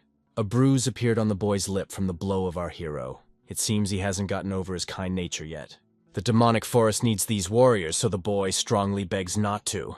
The blonde young man noticed that the heir's behavior this time was rather unusual. Since this area was connected to the bloodline and the palace, he kept a close eye on it. In the last month, there was one incident with the appearance of a group of bandits. The blonde boy did not think for a long time and killed them because they crossed the boundaries of what was allowed. Then, how is he different from Yongchu? He first listened to them and only then killed. He left their leader alive, who told them that blood is not the squad ordered them to choose a side. They lost in one of the battles, so they fled here in fear for their lives. Maybe he's right. This means that a great war may soon begin in Sojan, Podolap Palace and Blood Squad. Due to the fact that these two forces tried to contain each other, neighboring Sichuan was rarely harmed. But if one of the parties unites the whole of Sojan, the situation will change. And if one side wins, Sichuan will be next. A smile played on his lips at the thought of it. Our hero just got some pretty good information. At this time, a boy and a girl walked to visit one of the women. The girl looked carefully at everything around her. She was interested. She noticed that there were far fewer men than women. This is because many died protecting their families. Most of the children have never seen their parents. You cannot move forward if a person is stuck in the past. Children should grow up without worries. And all this thanks to our hero. Trust in him is simply incredible. It is impossible to buy such trust. People don't seem to know his true identity yet. The locals are very loyal to him. Besides, they have a large military force. But despite this, they live a simple, peaceful life. The sun was already setting behind the horizon. The girl and the main character looked at the scenery. The girl recognized his talent for making people do what he wanted. The young man thinks that he is overestimated. But it's really true. Even on their first meeting, she just couldn't help but follow him. Now she understood that the boy really did not want to harm this world. After a second, the young man's face became more serious. He is different from stupid robbers. Just wants all people to live freely. But the victim of that bloody battle still did not give up revenge. Does he really want to go further? They have been successful so far, so they want to continue in the same spirit. The girl looks at him with eyes full of admiration. It's time to go back, and the guy offers to drink a little at the end. The girl sighs heavily and says that she will not go with him, because now she understands that the boy does not want to harm this world. But if his identity is revealed, the world will plunge into chaos. A second later, she gently touches his hand with hers. She takes his palm with her own hands and says that she must protect him. This is her will. Even if his identity becomes known to everyone, if he is with the daughter of the one who saved the world, then it might make things easier. The black-haired boy was at a loss for words. He just looked at the young lady in shock. She, in turn, looked at him with her eyes full of trust and warmth. The young man thought that she was out of her mind. 2 days passed. Before going to Sando, they need to visit somewhere. Chinmurup asks the blonde oddball to take care of his people. Pek Sheryun, on the other hand, asks him to take care of their master. He doesn't even eat if you don't follow him. This guy is one of the stronger warriors, the most dangerous of those she saw here. After that, the residents wished them a happy journey. They said goodbye and went their separate ways. Suddenly, the girl hears someone's voice in her head. Pek Sheryun, call her Flower Lady and remind me that if something happens to our hero, the world will face chaos. The girl asked when he called her that. Does he really know her true identity? But the young man does not think so.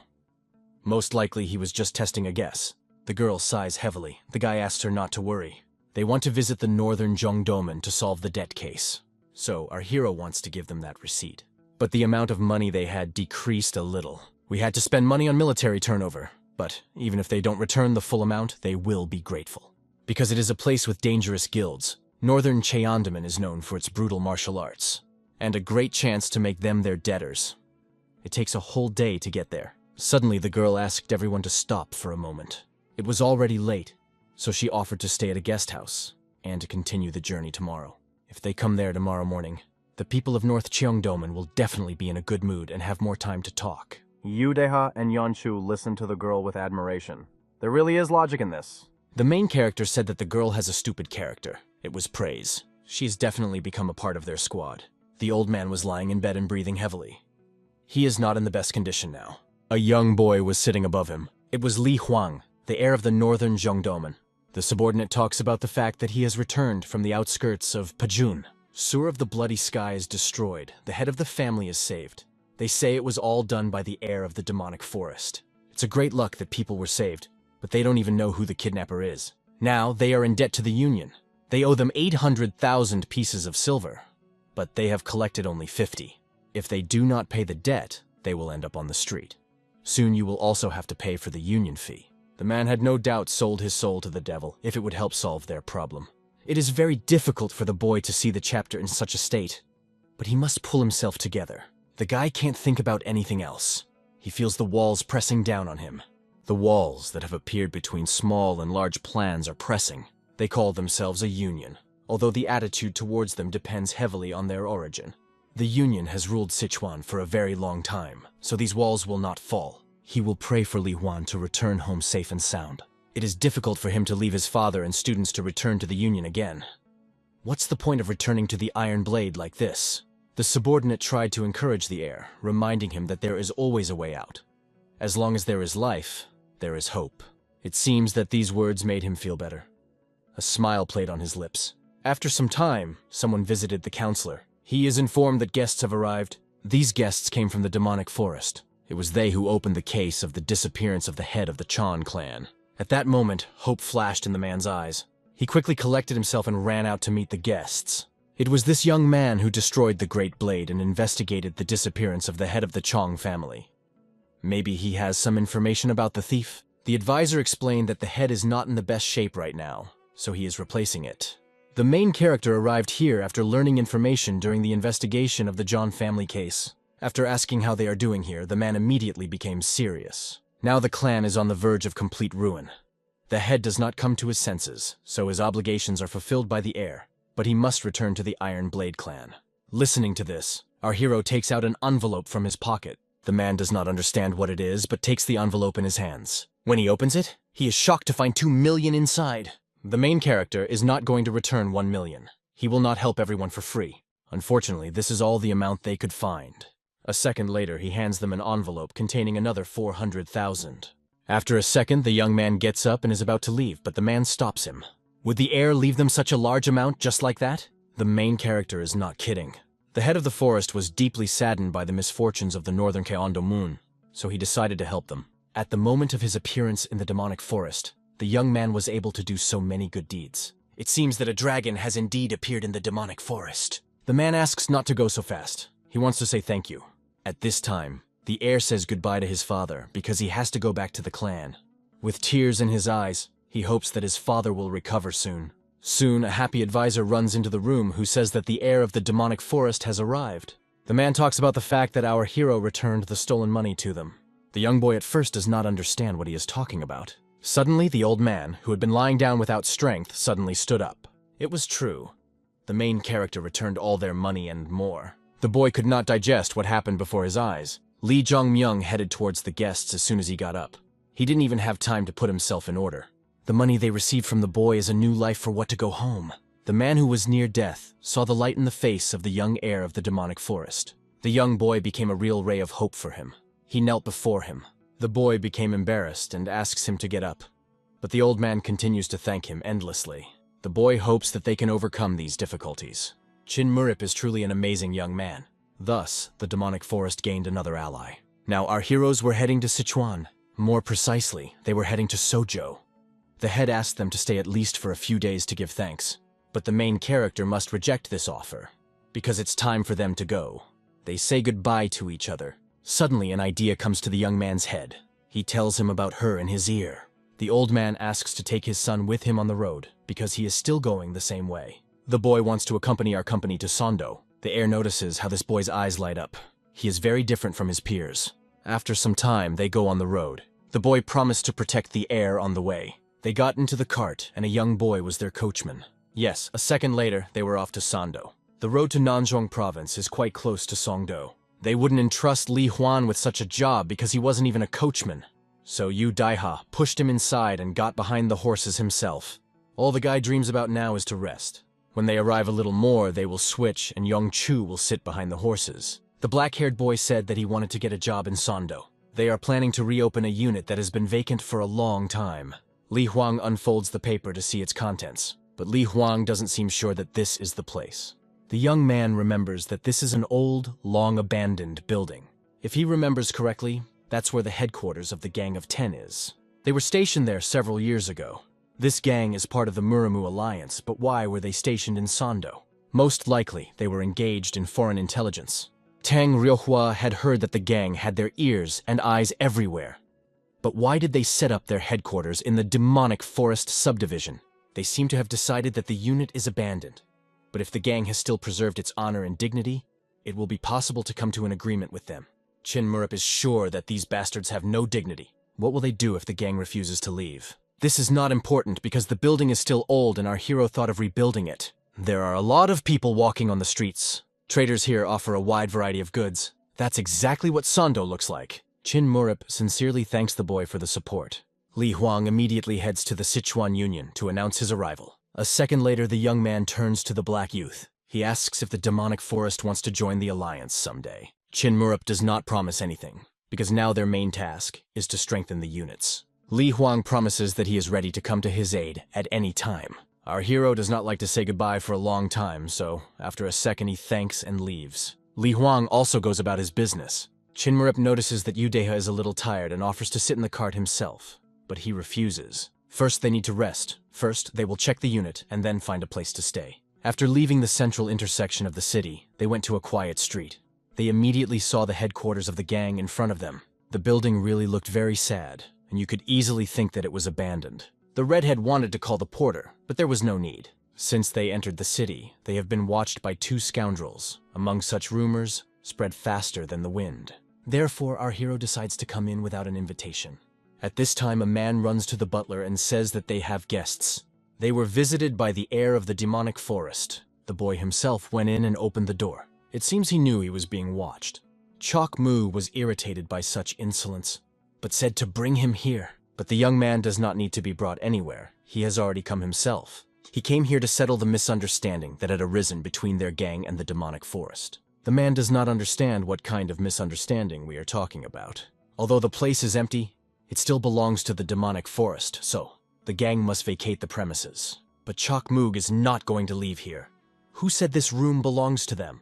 The bastard isn't going to go away, even when Chin Murup says in a sterner tone. This is how a master of martial arts and the head of a famous gang communicate. This document confirms that the area belongs to the demonic forest. The man reads the document and realizes that it is real. He does not dispute that once upon a time, this room belonged to a demonic forest. Tan Rihua is shocked that they are not going anywhere even after seeing the document. They've been here for 10 years, they renovated it to live, and now they have to just leave? But there is no repair here. Besides, it's starting to get cold outside, so the gang won't be going anywhere. The gang agrees that the premises belong to the demonic forest, but they want to stay here. The black-haired boy smiles and agrees. The man fell into a stupor when he heard that the young man agreed to this. The bastard screams loudly. It turns out that Chin Murup was still going to demolish the premises in order to rebuild. He can do whatever he wants, because the room belongs to the forest. They will demolish the house, and the gang will decide whether to stay here and die or leave.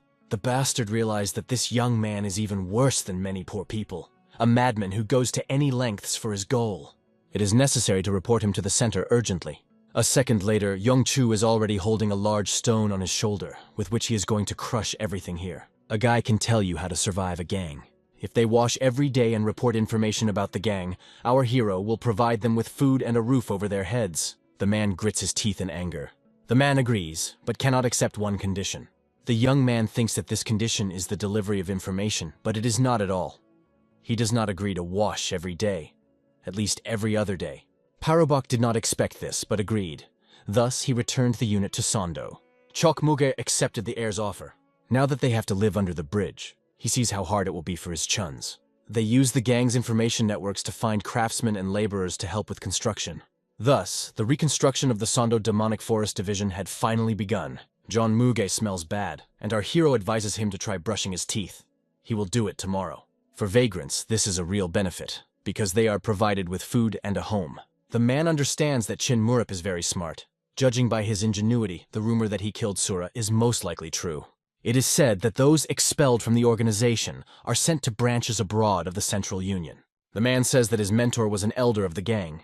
Why then is he here instead of going to a gang in the Central Union? His mentor participated in the preparation of the rebellion of the 8 Emperor clan, but died along with the other elders. And the man survived only because he knew nothing. The man has no burning desire to return to the center. The main thing is that his people are not starving now. If the man will help our hero, then someday I will be able to return to the Central Union. The man notices that this boy is quite self-confident. Such people usually have 2 paths, either eternal glory or an early death. But unfortunately, the man never met the first option. It will be interesting to see how much this confidence is enough for the guy. The main character asks the man to find him a person with fast feet. The boy needs the fastest messenger. The man gets up and is going to finish his bread. After some time, Don Chogi enters his office. The guy says he can deliver the letter to Chongqing in about 20 days if the route is cut. Almost all craftsmen in Sando were encouraged to build new buildings for the division. From that day, construction went faster. Our hero has resumed training in the sword technique he studied with the head of Narim. Yu Deha is locked in a vault and continues his training. Teng Riowa and Yongchu became his partners in this. The vagabonds from the gang also resumed their studies because now they did not have to worry about food and lodging. The gang received most of its information from passers-by on the streets. They spent several hours a day gathering information, and the rest of the time they spent on training. Yes, completely imperceptibly the moon flashed by. Our hero delivers a message that needs to be delivered to the demonic forest. Also, he gives the guy money for travel expenses. The guy promises to run as fast as he can. And so, after a few minutes, he started on his way. Winter was approaching. Finally, the construction was finished, and soon the first guest visited them. It was Li Huang who came to congratulate them on the completion of construction. The young man wonders how he managed to convince the gang of this. He says he asked politely. Qin Murup has the impression that he knows his friend. His name is Shin Pyong. He is the young heir of the Golden Martial Arts clan. The boy expresses his gratitude to Qin Murup for helping their clan. The boy said that guests from the Tang clan had recently arrived. All they did was apologize and leave. Rumor has it that they were the ones who saved Pyeongchang, but fame couldn't get their heads around it. This family did not say anything more to them. This is very interesting. If someone asks about it, he asks to say that the rumors do not lie. Li Huang has something else to say. He tells that now it is very restless in Sojin. After a moment, he blurts out and asks Qin Murup to join the Sichuan Union. They say the Blood Clan and the Underworld Palace are preparing for war. This is very secret information that no one knows about yet. The young man heard this information from an acquaintance who works in Bigak. Although there is an opinion that large factions neglect small and medium clans. But this does not apply to all. Sojang and Sichuan are separated by the Tessel mountain range, so carts rarely travel along this route. But there is a chance that they want to go to the center, then they will have to go through Sichuan. If war breaks out now, the major alliance factions will use them as consumables. Therefore, now they need the support of the demonic forest. If he were the head of the Union, then the most rational solution would be to use small factions as consumables in the war. Although the demonic forest has yet to regain its former prestige, after defeating the Great Blade, they have become one of the strongest factions. It is logical that they want to get their support. There's no way that such information would leak out of the council. So it's a trap to draw the demonic forest into war. They must have realized that the demonic forest is trying to win the sympathy of small and medium factions, and they sent them so that the demonic forest could not refuse. He expected that the alliance would want to win the demonic forest over to its side, but he could not have thought that they would react so quickly. A second later, the heir laughed out loud. If he refuses, he will lose the confidence of small and medium-sized factions, and if he agrees, he will put them at risk of war. In such a situation, he finds only one option: to inflate his price. That is why he refuses to join the Union. The boys try to assure our hero that this is a good deal for the demonic forest. They promise to do their best to support the demonic forest while they cultivate their former authority. He asked if everyone believed that the demonic forest should become a center for the small and medium factions to unite. This is just their opinion for now, but other factions may support them. In a situation where we need to unite, conflicts can only do harm. He does not want to join the alliance at such great risks. If others really share their opinion, then let them invite them to the negotiating table. Having said this, the main character walks away with a smile. The boys are clearly upset about this and think they were in a hurry. They understood that first it is necessary to discuss everything with others. Then, the boys set out to solve this question. If they believe that war is inevitable, then they definitely want to have strong allies. Their goal is not only to minimize losses for large factions. They won't be happy if the demonic forest is out of the way. Therefore, even if they refuse the offer, the Union will not refuse them. If they don't want to become cannon fodder, they will get together and come to them again. The boy noticed that the family had come to him and ordered him to go back and guard the gate. It is said that the young heir went to reconstruct the subdivision in Sando. Some still do not believe in the rumors that our hero has overcome the Sura of the Bloody Sky. It is hard to believe that he single-handedly overcame such a strong enemy. A heavenly poison warrior named Tang Mugyong does not believe this. There is no need to raise the authority of the demonic forest now. Han Yung-wol reflects on everything he managed to hear. He thought that everything was long in the past, but they were destined to meet again. Cho Pyeongchon is the only one who was able to defeat him many years ago. They say that now he has become an ordinary grandfather, but it seems that he has a good student. In the morning, the man noticed the two Iron Blade guys fussing. It seems that the small factions have decided to side with the demonic forest. Or maybe the man himself sent them there. The war between the Blood Squad and the Palace will end with the squad winning. Their thirst for majesty will not subside, and they will not calm down. Of course, they will go to Sichuan. Therefore, they need to clip the wings of the demonic forest in order to minimize their losses and win the war. If the demonic forest does not participate, there may be trouble after the war and control of Sichuan will pass to them. Therefore, it is necessary to exhaust the forces of small and medium-sized factions in order to strengthen their positions. They must force the demonic forest to participate in this war. All cards must be in their hands. What to do if it does not come to war? If that happens, they may start a war themselves. There are enough drives. And what if the demonic forest does not join them? At this time, the two boys returned with nothing. They have already sent 2 monks to them. You can't give the demonic forest much time to think. All they have to do is wait for good news from the monks. Ha Jambo, one of the monks, had not dealt with the demonic forest for a long time. The second monk, Kong Yuvul, is not sure what they are doing is right, but they themselves turned away from the forest at a difficult moment. If they are already here, you should talk to them. The men knock and a scary-looking guy, our red-haired big man, opens the door for them. The men immediately tensed up seeing such a scary face. A second later, Young Chu slammed the door with all his stupidity, saying that they were not interested in predictions. The men were tired. Zdrovan decided that they were fortune-tellers and had come here for fortune-telling. Men don't seem upset about it at all. They don't try to make another attempt go back. Yang Chu told our hero about the fortune-tellers visiting them, but he sent them back. Lately, everything has been very quiet, even unusual. Maybe it's a redhead's destiny to be a gatekeeper. Chin Murip reminded that guests from the Union should come to them soon and they should be met with dignity. Young Chu is ready to receive guests because politeness is his second name. At this time, the monks had already returned to the Union and told that they had not been let in. They were not even allowed on the threshold. The mustachioed man sits in confusion. It seems that the rumors that our hero is a difficult person turned out to be true. His power is very great, but it is somehow too much. It seems he underestimated him. Then, next time they decide to send an Iron Blade Master to them. Maybe then the middle and small factions will be satisfied. Perhaps the Master will have better luck and bring them good news. The boy introduced himself. His name is Yuk Kunmyeon. He came from the Iron Blade clan. The red-haired man rudely asks why he came here. The young man came to talk to the heirs, but the heir forbade anyone except guests from the Union to be admitted. After a second, the young man says that he is from the Union. The redhead is surprised. Then Yangchu immediately clears the way for the boy and invites him inside. Chin Murup carefully examines the stranger who has just entered his territory.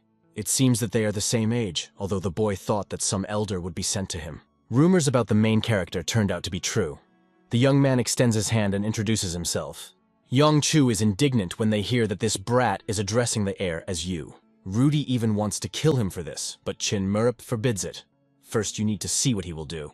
The young man says that he came here because he was interested in getting to know our hero. They look at each other. Chin Murup sees that this guy's approach is very different from that of others. The young man heard that the young man rejected the offer of union, but our hero cannot remember this. He tells about the situation when the boy did not let 2 monks in.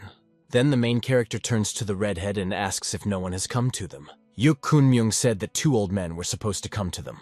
Yang Chu remembered that 2 fortune-tellers had come to them, but he told them to go away. From today, the heir ordered to keep the gate open at all times. It turns out that there was simply a misunderstanding. Well, the guy met our hero, so now he can go. But the young man, it seems, is not going to go. He remembered something important. It turns out he has to take him to the Union. Those grandfathers came here from the face of large factions. And the young man does not know what they would offer him if they entered. But the young man chased them away without even listening. He says that everyone agreed that the demonic forest should become the center of the Union. The guy asks him to think it over. They can give him a lot. The black-haired boy asks what exactly they can give him. The guy promises absolute support from small and medium-sized factions. No matter what he did, if the demonic forest became the center, they would always be on their side. Li Huang and Shin Pyong were saying something very similar. But are they sure they can keep that promise? The young man is sure that they will be able to keep their word. When the war is over, the victors will take up the sword in Sichuan. Will he be able to protect small and medium factions from them? This young man is asking the wrong question. You don't have to ask if he will protect them. You have to ask if he is ready to fight alongside them and not give up. The boy is worried that they might become victims of war because of the major factions. Of course, the boy did not expect to win the hearts and minds of all small and medium-sized factions in one step. The main thing is that at least a few people support him confidently, and the rest can be achieved based on past experience. After a few seconds, the protagonist agrees, but in turn, he asks to fulfill one of his requests. He pulls out the letter he was going to give to the elder young Muwon and us when they arrive. The main character asks to convey this message to the owner. The boy promises to fulfill the request and says goodbye to him. After that, he steps to the exit. Tan Ryohwa came. It's a pity that she wasn't there earlier, because they had an interesting guest. The girl felt something unusual, that's why she came. She thought it might be a warrior from Sonshin. Hearing about this, our hero was surprised. The girl explained that she felt a similar energy from some people in the flower bell. Chinmurip guessed that this guest was hiding something. Now it became clear why he is different from others. Meanwhile, they had already received his message. The mustachioed man is tightly squeezed into a piece of paper. At the same time, the old man laughed loudly. It seems he was so amused by the letter he received from our hero. If they want the demonic forest to join the alliance, they invite him to visit their unit by next month. It is not difficult to guess what they were thinking. After a second, the mustachioed man agrees, confidence in every word and movement. The guy knows his price perfectly. The Lord could hear the disappointment in Tang Mugyong's voice. Now, even though the man is disappointed, Han Jungwol will have to regret later. Everything happened as they thought. The demonic forest is taking its toll. This brat hasn't even become an official head yet, but he talks so rudely to the elders and asks them to come to them personally. Let him continue to disgrace himself. A gang messenger named Dong Choge brought a letter to Cho Magan. The grandfather was very worried about his grandson. Did he eat or sleep? Even after going to Sondo, Chinmurip remains himself. Soon, Moon Kang-yu, the intelligence commander, arrived. The commander of the intelligence service enters the premises and says hello. From today, they will intercept all carrier pigeons. It seems that the air is up to something again. It will be clear to anyone that this is just a demonstration. And isn't the messenger from the gang a demonstration? The messenger overcame a long, difficult path. He tells him to rest. Cho Mugen is going to be a good uncle to Chinmurip. The grandfather will morally support his son. And so the man goes on the road. A little over a month passed from the moment the gang was absorbed to the arrival of Dong Choge. During this month, the Sichuan Union was shocked by the act of the young heir of the demonic forest, who asked what the price is for self-love and arrogance. The morning of the appointed day came. All the people understood that Vladika himself was going. His cart is very beautiful. It is said that he is going to the demonic forest to speak with Chinmurip in person. Before, the Union had absolutely no business with the demonic forest. They say the forest was recently destroyed by a large blade. Then it is clear why the Union wants to ensure their support. A great day for a visit. The mustachioed man now only cares about the mysterious heir. The old man hopes that the young man will live up to his expectations. Otherwise, his visit will be in vain. This area is quite crowded. It turns out that the boy was waiting for them, but this did not make my soul any easier. Grandpa smiles kindly. It seems that he is never able to understand his subordinate. Since the Alliance is forced to go alone into the demonic forest, it is important to make sure that everyone says that our hero is full of sassiness. The vagabonds were going to make a good impression. Guests are coming soon and they need to get ready. The head of the gang of 10 has changed a lot lately. The messenger cannot even imagine how many times his head was washed during the time he was not here. The messenger had already heard that the head was coming to visit the heir. Even carrier pigeons are intercepted in Chinsen. The head's visit is a strict secret. Yu Deha of the Radiant Dragon Squad relayed the signal. The bishop's carriage will arrive in the afternoon. It's time to start preparing. It's time to hit the road. 2 days ago, Cho Mugun and his squad secretly left the city and went to Songdo, but no one in the Union knew about his visit. This was Chin Murup's trick. Cho Mugan even dressed in nice clothes at the request of our hero. He really likes this suit. They wonder what kind of costume Chin Murup will be wearing today. The black-haired boy had already changed his clothes. He looked incredible and attractive. Tang Ryohwa opened her mouth in surprise when she saw how attractive the boy was. A second later, she quickly turned away, embarrassed when she realized she was staring at him. The main character tells the girl to dress nicely too. The Union wants to eat the demonic forest alive, so it is necessary to show them that they are not easy prey. It is important to make a good impression. Having said this, the young man loomed over the girl, maintaining eye contact. She was ashamed. The girl quickly turned around and went away to change her clothes. She didn't want him to see her red cheeks. After some time, the bishop and his subordinate came to the city. People part, letting the Lord pass.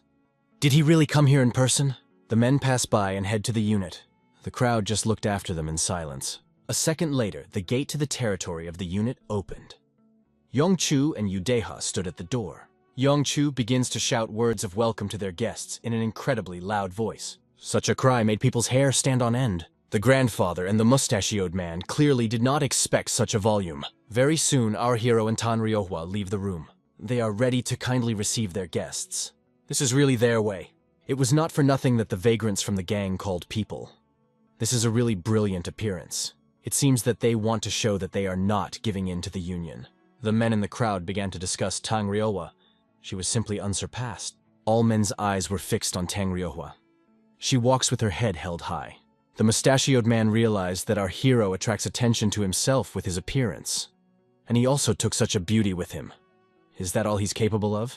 Judging by the reaction of the crowd, it is fashionable to say that this is quite an effective method. Chin Murup telepathically asked the girl if she was feeling normal. If she's uncomfortable, she can wear a veil. Tanryohwa wants to help our hero, which is why he attracts so much attention. A second later, the young man still tells her that they covered her face with a veil, because men look at her too much and he starts to get jealous. Chin Murup introduces himself to the man, and Han Jungwol introduces himself to him. The black-haired boy was grateful to him for visiting him. Our hero wants to show who is the boss here, showing that they are the ones who came to visit him. If the demonic forest had shown its will by opening a branch in the capital, how could they not offer cooperation? Besides, if even the Heavenly Blade and Soul Flare came back from the sect with nothing, he had to come in person. They didn't let Masters Ha and Khan in. Everyone laughed at this story. These craftsmen are deeply respected not only in Sichuan but all over the world. But the protagonist pretended not to understand what they were talking about. Chin Murup specially says this out loud so that everyone can hear. No masters came to them. The men are shocked by such impudence of this young man. And he does not care that there are 2 witnesses to the fact that it is a lie. You can't show this in front of everyone. Chin Murup promised that a noble heir like him would never do such a thing. The boy is ready to give in to his pride for the sake of his goal. But this does not change the fact that the heir had every chance to visit the Lord. Their leader is already on his way here. The men looked around to see who was coming towards them. Everyone present looked back. A noise was heard behind them. Cho Mugan and his father were walking towards them. A second later, Cho Mugan himself emerged from the crowd. The mustachioed man gritted his teeth when he saw the uninvited guest. Chin Murup is like a sly fox struck a sneak attack. Cho Mugan greets everyone present and introduces himself. There was no news from Chongqing about the head of the forest. Did he even control the agents? Han Jungwol was even speechless for a moment. This is not some young heir, but the head himself, so you need to show respect. Father talked a lot about Han Jungwol and asked him to say hello when he arrived in Songdo. Grandfather thanks with a smile on his face. He does not want to detain the bishop, but he must ask him a few questions. Cho Mugan climbs onto the roof and wishes everyone a happy day when the demonic forest will finally join the Sichuan alliance. For everyone who gathered here, they prepared wine and meat. Everyone shouts joyfully and praises the head of the demonic forest. All this annoyed Tan Mugyeon. A black-haired boy invites guests to enter. Soon, everyone scattered around the territory of the unit. The vagabond did his job well. Have they ever thought of going to work in a guest house? But the man lives well, even without a job. Jongmoog just looks at his subordinates in surprise. It is surprising that they gathered so many people just to show off in front of the Lord of the Union. People still don't know much about Tang Mungyong, but he is a cold-blooded and cunning person. He never forgives insults. Should he be challenged? One of the boys asked the head to help him, because they don't have enough hands.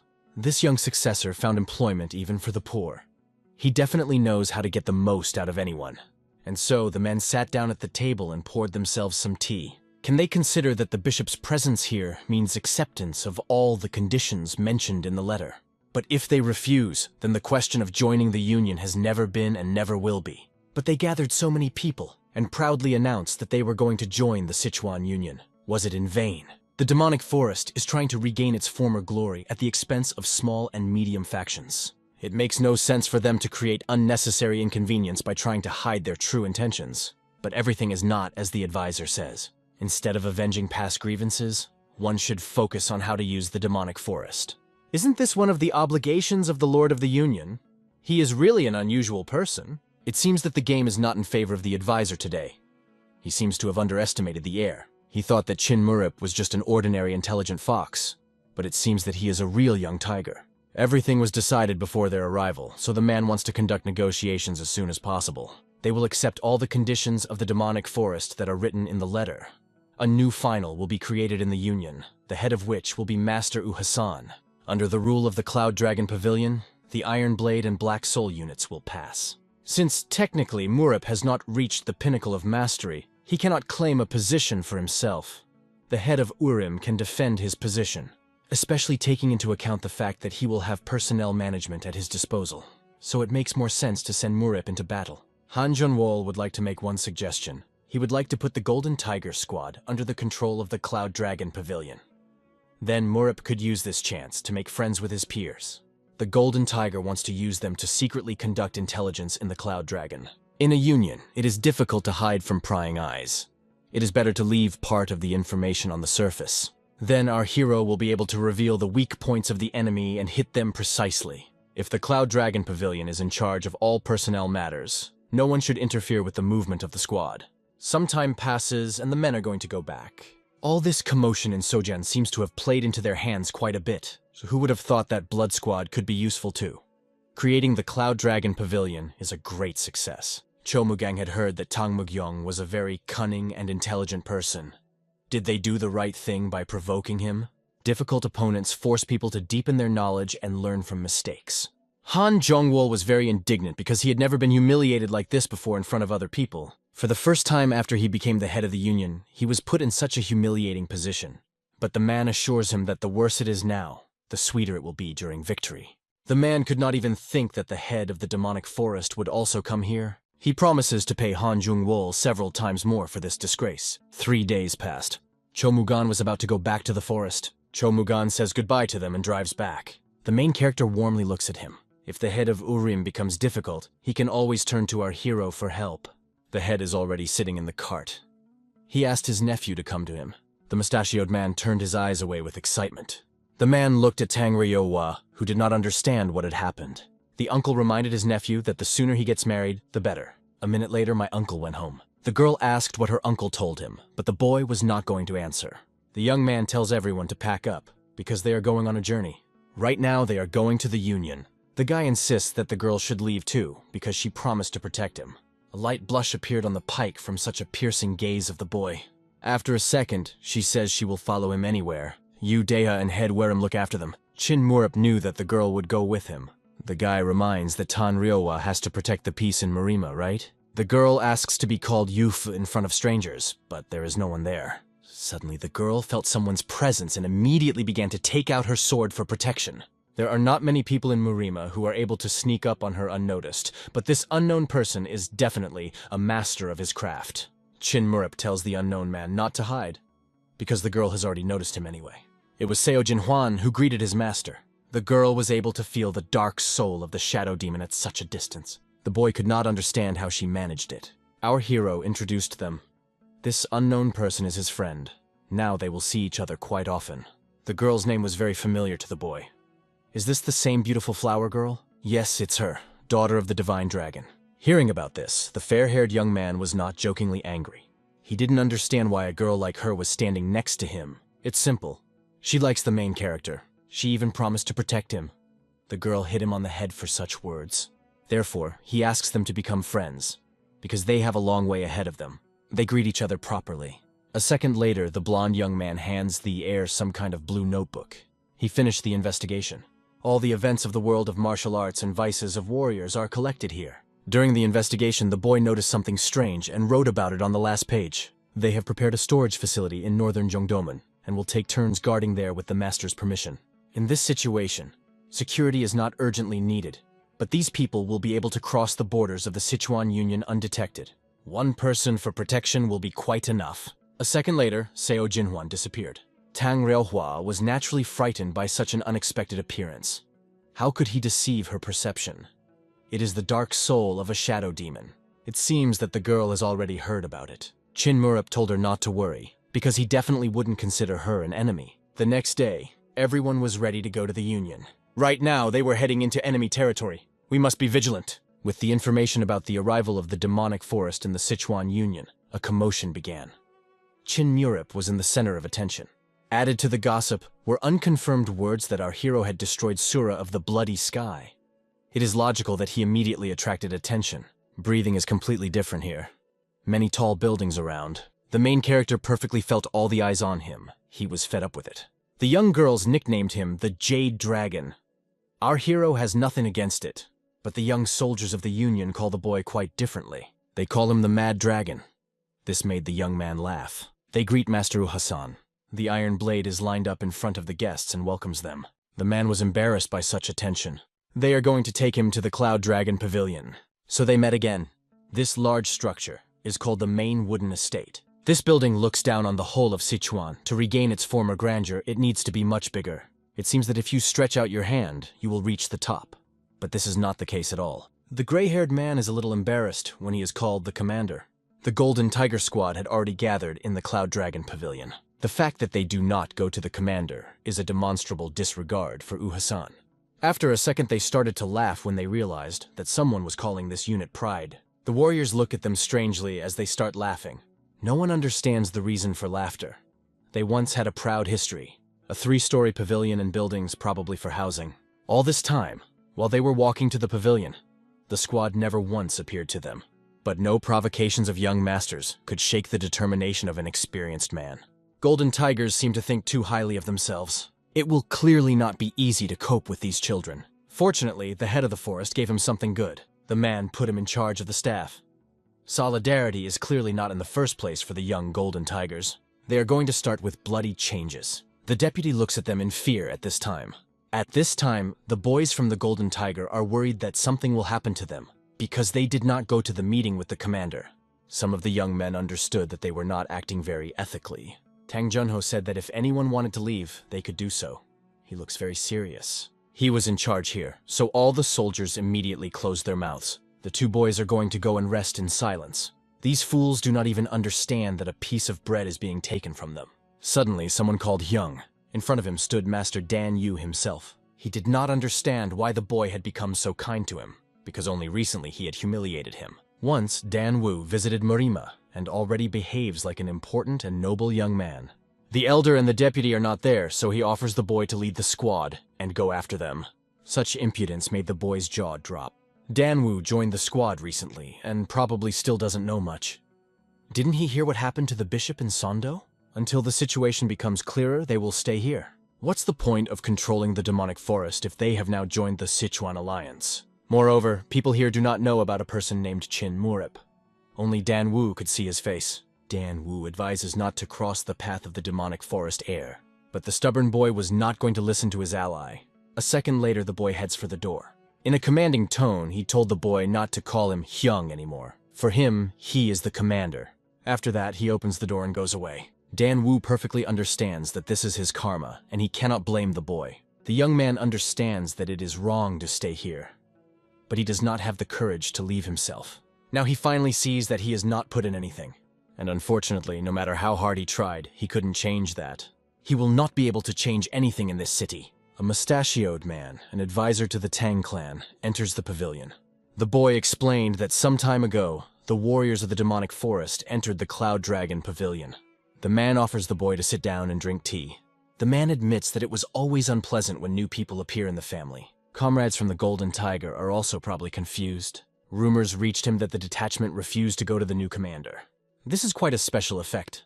After a second, the man turns to his subordinate in a serious tone.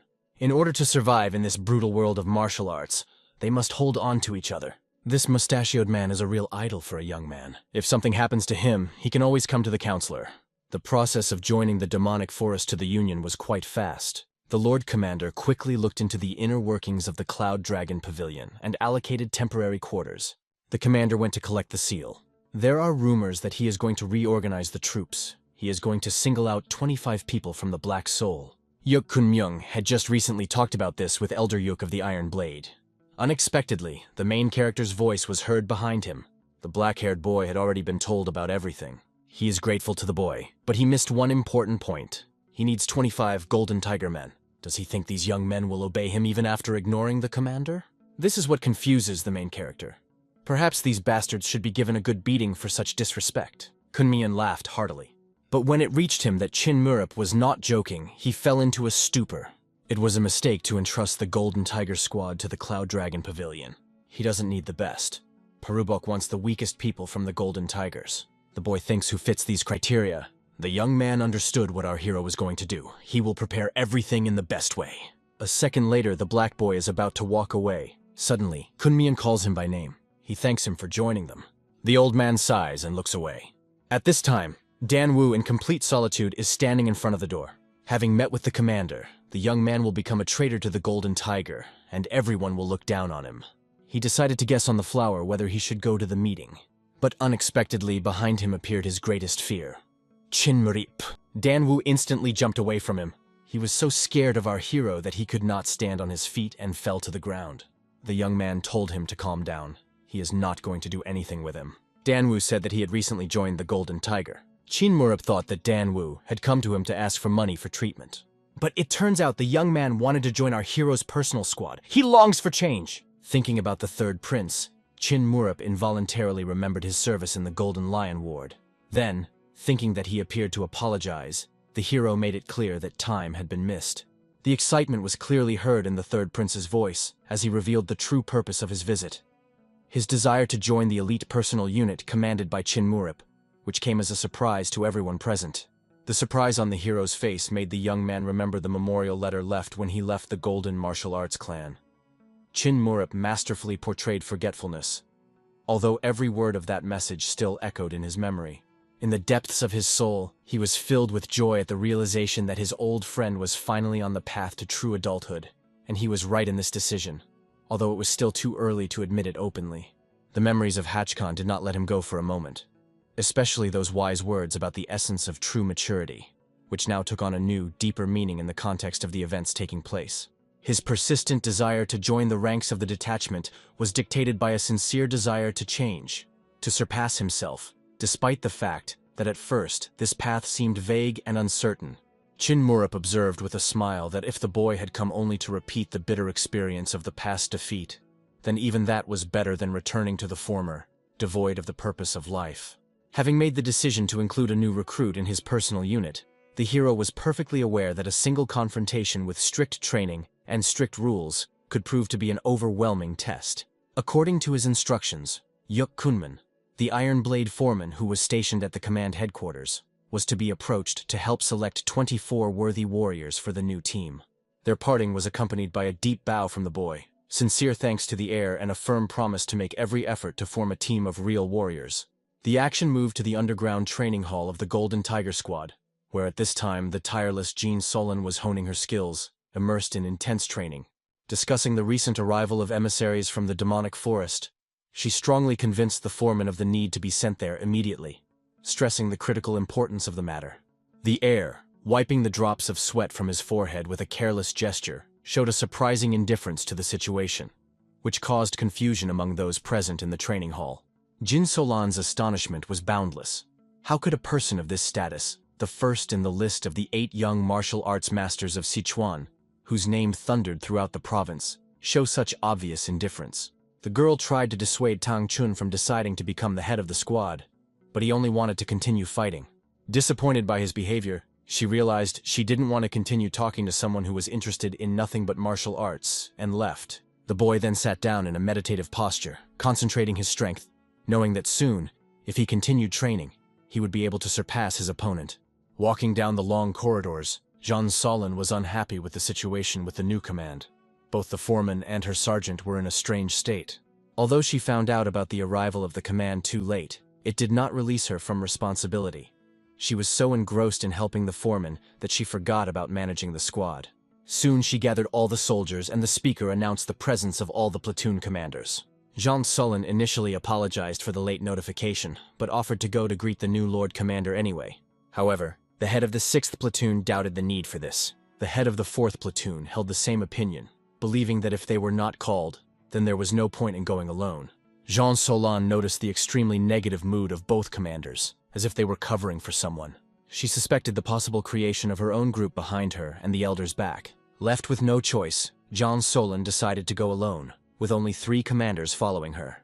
At this moment, Tang Soso, a regular of the Golden Tiger Squad, asked Tang Juho to stop his antics, but he just laughed and left. Soon, Jean Solon and the commanders arrived at the Cloud Dragon Pavilion.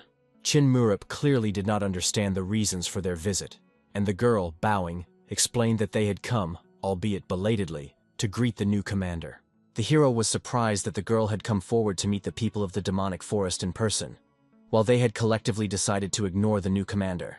Jin Solon calmly explained that they found out too late and would like to personally apologize to the Lord Commander. The hero, remaining calm, made it clear that Wu Husan was busy at the moment and asked them to come tomorrow. However, to everyone's surprise, Chin Murup did not react to the remarks. He only took out a small notebook and asked the girl who was talking to him to introduce herself, after which he wrote her name on his list. Although Tang Soso did not understand the actions of the hero, he only promised that everything would become clear tomorrow. He calmly explained to the arrivals that their appearance, regardless of the time, did not invalidate the respect they had shown, and assured them that the Lord Commander would definitely receive them tomorrow. They just had to be patient. Jin Solon, realizing that she could not resist, calmed down the agitated Tang Soso and suggested that everyone go home. The next day, 50 warriors were selected from the Black Soul and Iron Blade squads, carefully selected by Chi Warren and Yuk Kunmin. Despite the sadness of parting with their comrades, they had high hopes for the future. The Black Soul squad that obeyed the demonic forest knew of Chin Murup's abilities by hearsay, and the Iron Blade had heard a lot from the stories of Li Huang and Ship Feng. Wu Gusan turned to the warriors, noted the glint of anticipation in their eyes, and announced that from now on they would obey the orders of squad leader Chin Murup. He welcomed them to the Crazy Army detachment, which surprised Chin Murup himself a lot. The name seemed strange to him, especially considering that they discussed the title Confused Souls with Wu Husan. But the man calmly explained, since he was an ice dragon, he chose an appropriate name for them. Many fighters liked the name because it meant a squad madly obsessed with martial arts. Suddenly the door opened and a squad of golden tigers appeared, led by a foreman. The first to speak was Tang Chiong, who introduced himself and greeted the head of the Cloud Dragon Pavilion. Wu Gusan, though displeased at such a sudden appearance, introduced himself as their new Lord Commander. About himself, he noted that Tang Chiong gave the impression of a real brat, even more so than their young heir. He soon revealed that he had been entrusted with the management of the staff at the Cloud Dragon Pavilion, so when everyone gathered, he announced the reorganization of the units. They began to summon soldiers one by one. The first was Tan Soso, who was informed that from today she would serve in the unit of the Mad Army. When the frightened girl asked again, she understood. On the day when the hero wrote down her name, he identified her in his squad. Wu Husan explained that each summoner should move to the far left row, after which he methodically continued to list the names. It became obvious to everyone that, with the exception of Tang Soso, they selected mostly the most successful warriors. The strategy seemed very well thought out. The last was the third prince of the Tang clan, who also moved to the left edge to join Chin Murup's squad. All those named were henceforth considered members of the Divine Army. But many began to protest, considering that their families spent a lot of money to get their children into the Golden Tiger squad. Tan Soso looked excitedly at the sergeant, trying to understand if it was a joke. She couldn't believe that she was being transferred to another unit. At that moment, Husan's loud command to close his mouth rang out. He warned that today would be the last time he would suffer such disrespect, reminding them that he did not care about their origins. In the Cloud Dragon Pavilion, it didn't matter if they were from minor or major factions. In his eyes, they were all his subordinates. The man sternly warned that from tomorrow, he will not tolerate those who rely on the support of their patrons, and ordered everyone to monitor their behavior. After that, everyone started to leave. Yuk Kunmin, leaving, wished the foreman success in managing the new squad. Among those who were not selected for the Mad Army, only Jin Solon remained, and Tang Soso asked her if she was really worth staying here. She gently explained to the girl that this was the decision of their new Lord Commander, with whom she could not do anything, but promised to talk to the commander about her fate. After hearing their conversation, Chin Murup asked Jin Solon with a smile how such a conversation would help her. The girl froze in surprise, realizing that the heir and commander of the Shining Dragon had been listening carefully to their conversation all this time. She was perfectly aware that her opinion might not help in any way in the situation. Despite this, the girl still wanted to express herself. Chin Murup emphasized the need to support her opinion with valid arguments. Only in this case her words could be accepted. However, all this time she was silent, and only when the problem touched her personally, she began to show activity. It was even interesting for the hero to observe such a selfish trait of her character, to act exclusively in her own interests. The girl was bitter to admit, but she understood the boy's absolute rightness. As a result, she had no choice but to walk away feeling humiliated. but she made a promise to Tang Soso to try to come up with something. After Jean Solin left the premises, only the ranks of the Mad Army remained. Speaking before them, the hero clearly understood how confused they were by such sudden changes. He saw many dissatisfied with the new organization. Having invited those who wished to express themselves right now, he gave the floor to all present. Cho En-song decided to speak first, raising his hand to report the rumors about Chin Murip. He wanted to know the truth of this story. At this moment, Yu Deha quickly approached the hero and explained that in front of him was Tang Juho, known in the squad for his rebellious character. Not wanting to lie, the hero calmly confirmed the truth of this story. Street thugs really beat him, and he was lying on the ground.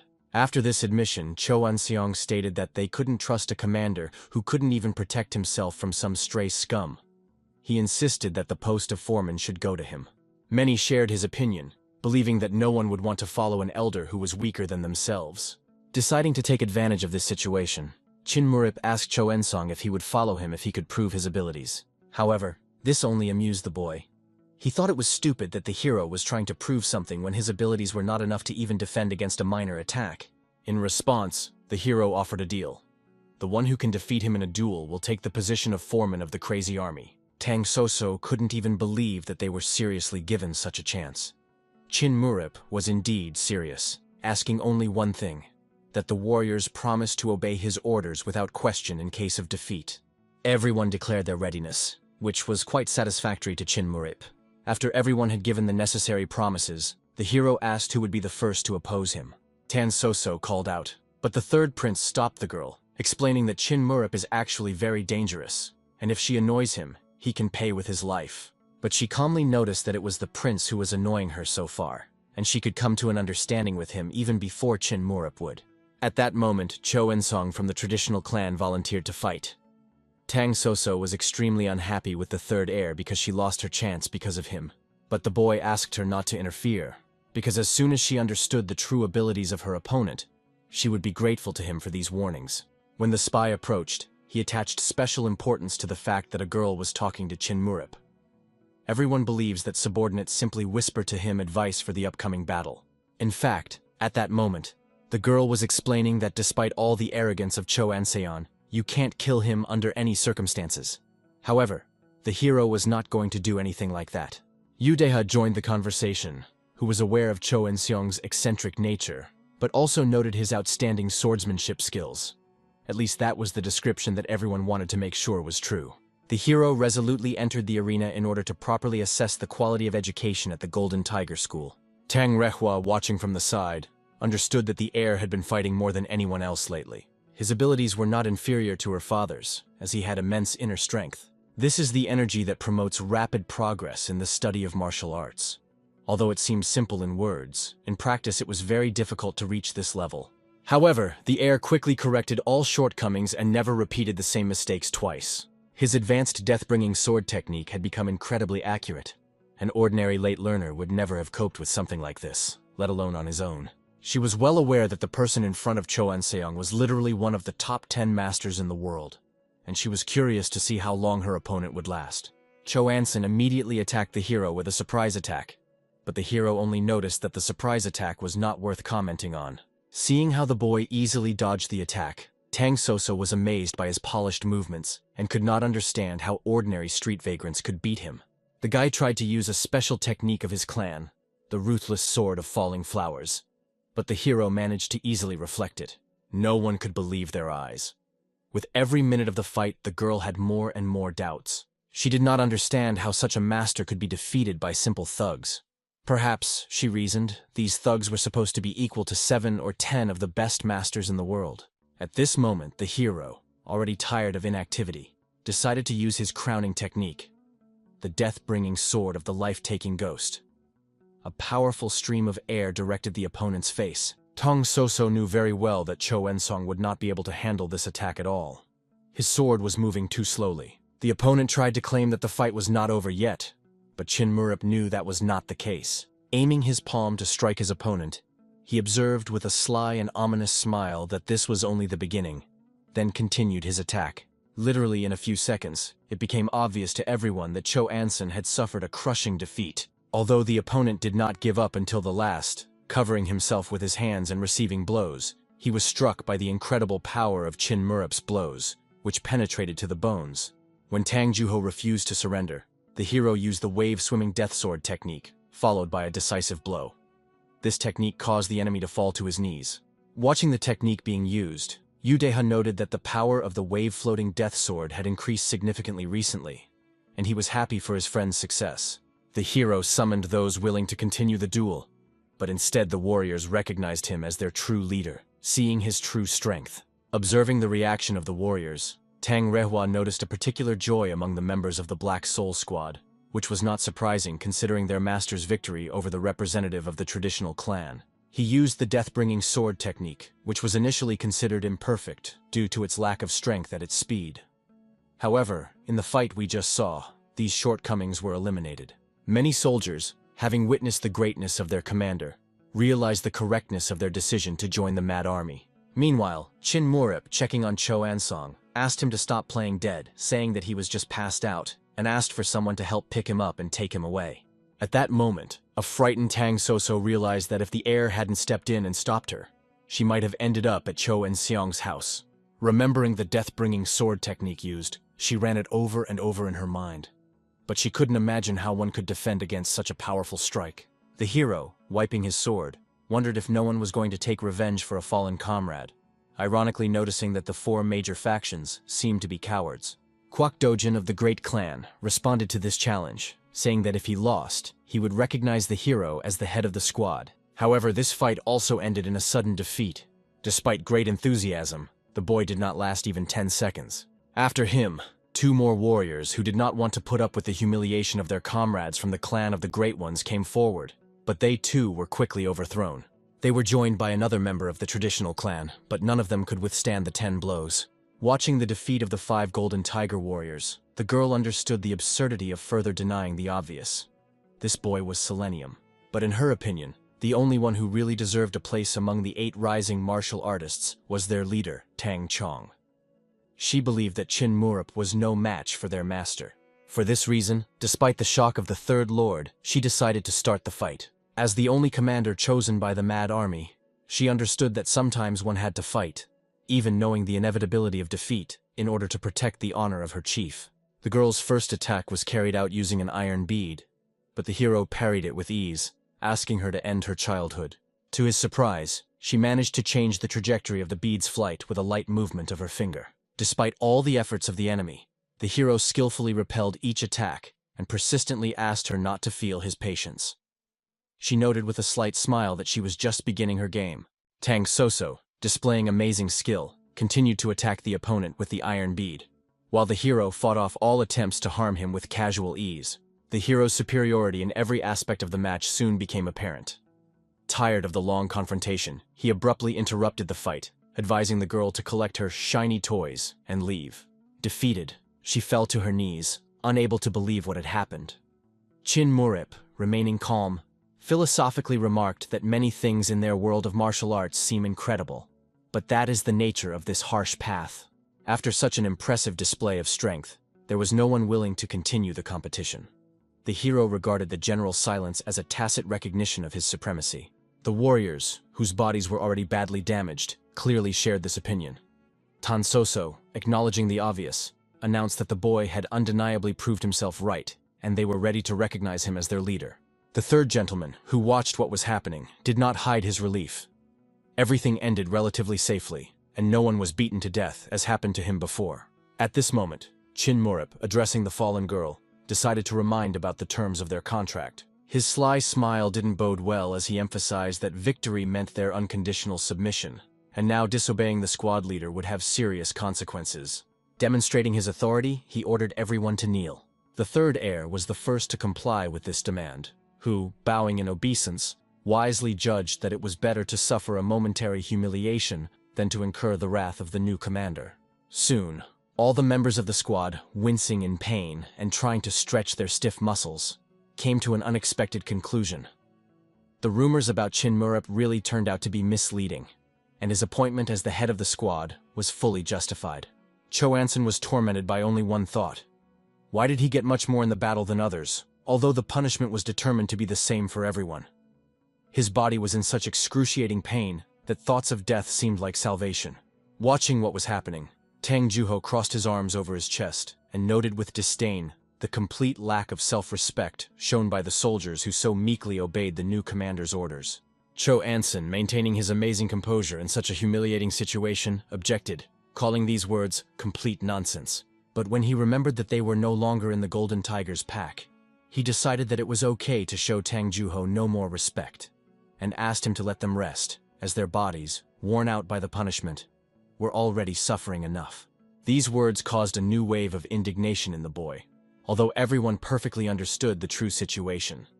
The crazy army was mostly transferred to those who found service in the Golden Tiger detachment particularly difficult. Tang Juho, known for his cruelty to those who refused to recognize his authority, now faced karmic retribution himself. He couldn't help but scoff as he left the room, to which Tang Soso aptly remarked that he should think better of his past treatment of subordinates. The angry warrior, watching what was happening, mentally branded his former subordinates as fools, unable to realize that they were on a sinking ship. In a fit of rage, he vowed that the time would come when they would all realize their mistake and once again bow their heads before him in recognition of his true greatness. Later, in the solitude of his room, the hero reflected on the fact that the reorganization had been surprisingly successful, and he finally had some precious free time. Deciding to make the most of this opportunity, he turned to the records Z Jinhua had given him. They were talking about some suspicious circumstances discovered during the investigation, the details of which were set forth on the last page, and the hero was anxious to find out what had so alarmed his informant. Special attention was drawn to the mention of the bloody massacre in the village of Sana, located on the northeastern slope of Mount Socho. The tracks found there led to the west, and the hero understood very well. The mountain was part of the mountain range that separates Sichuan and Sajian, and the west direction of the tracks indicated that they led to Sajian. Turning to his shadows, the hero calmly asked who visited them on Mount Soko.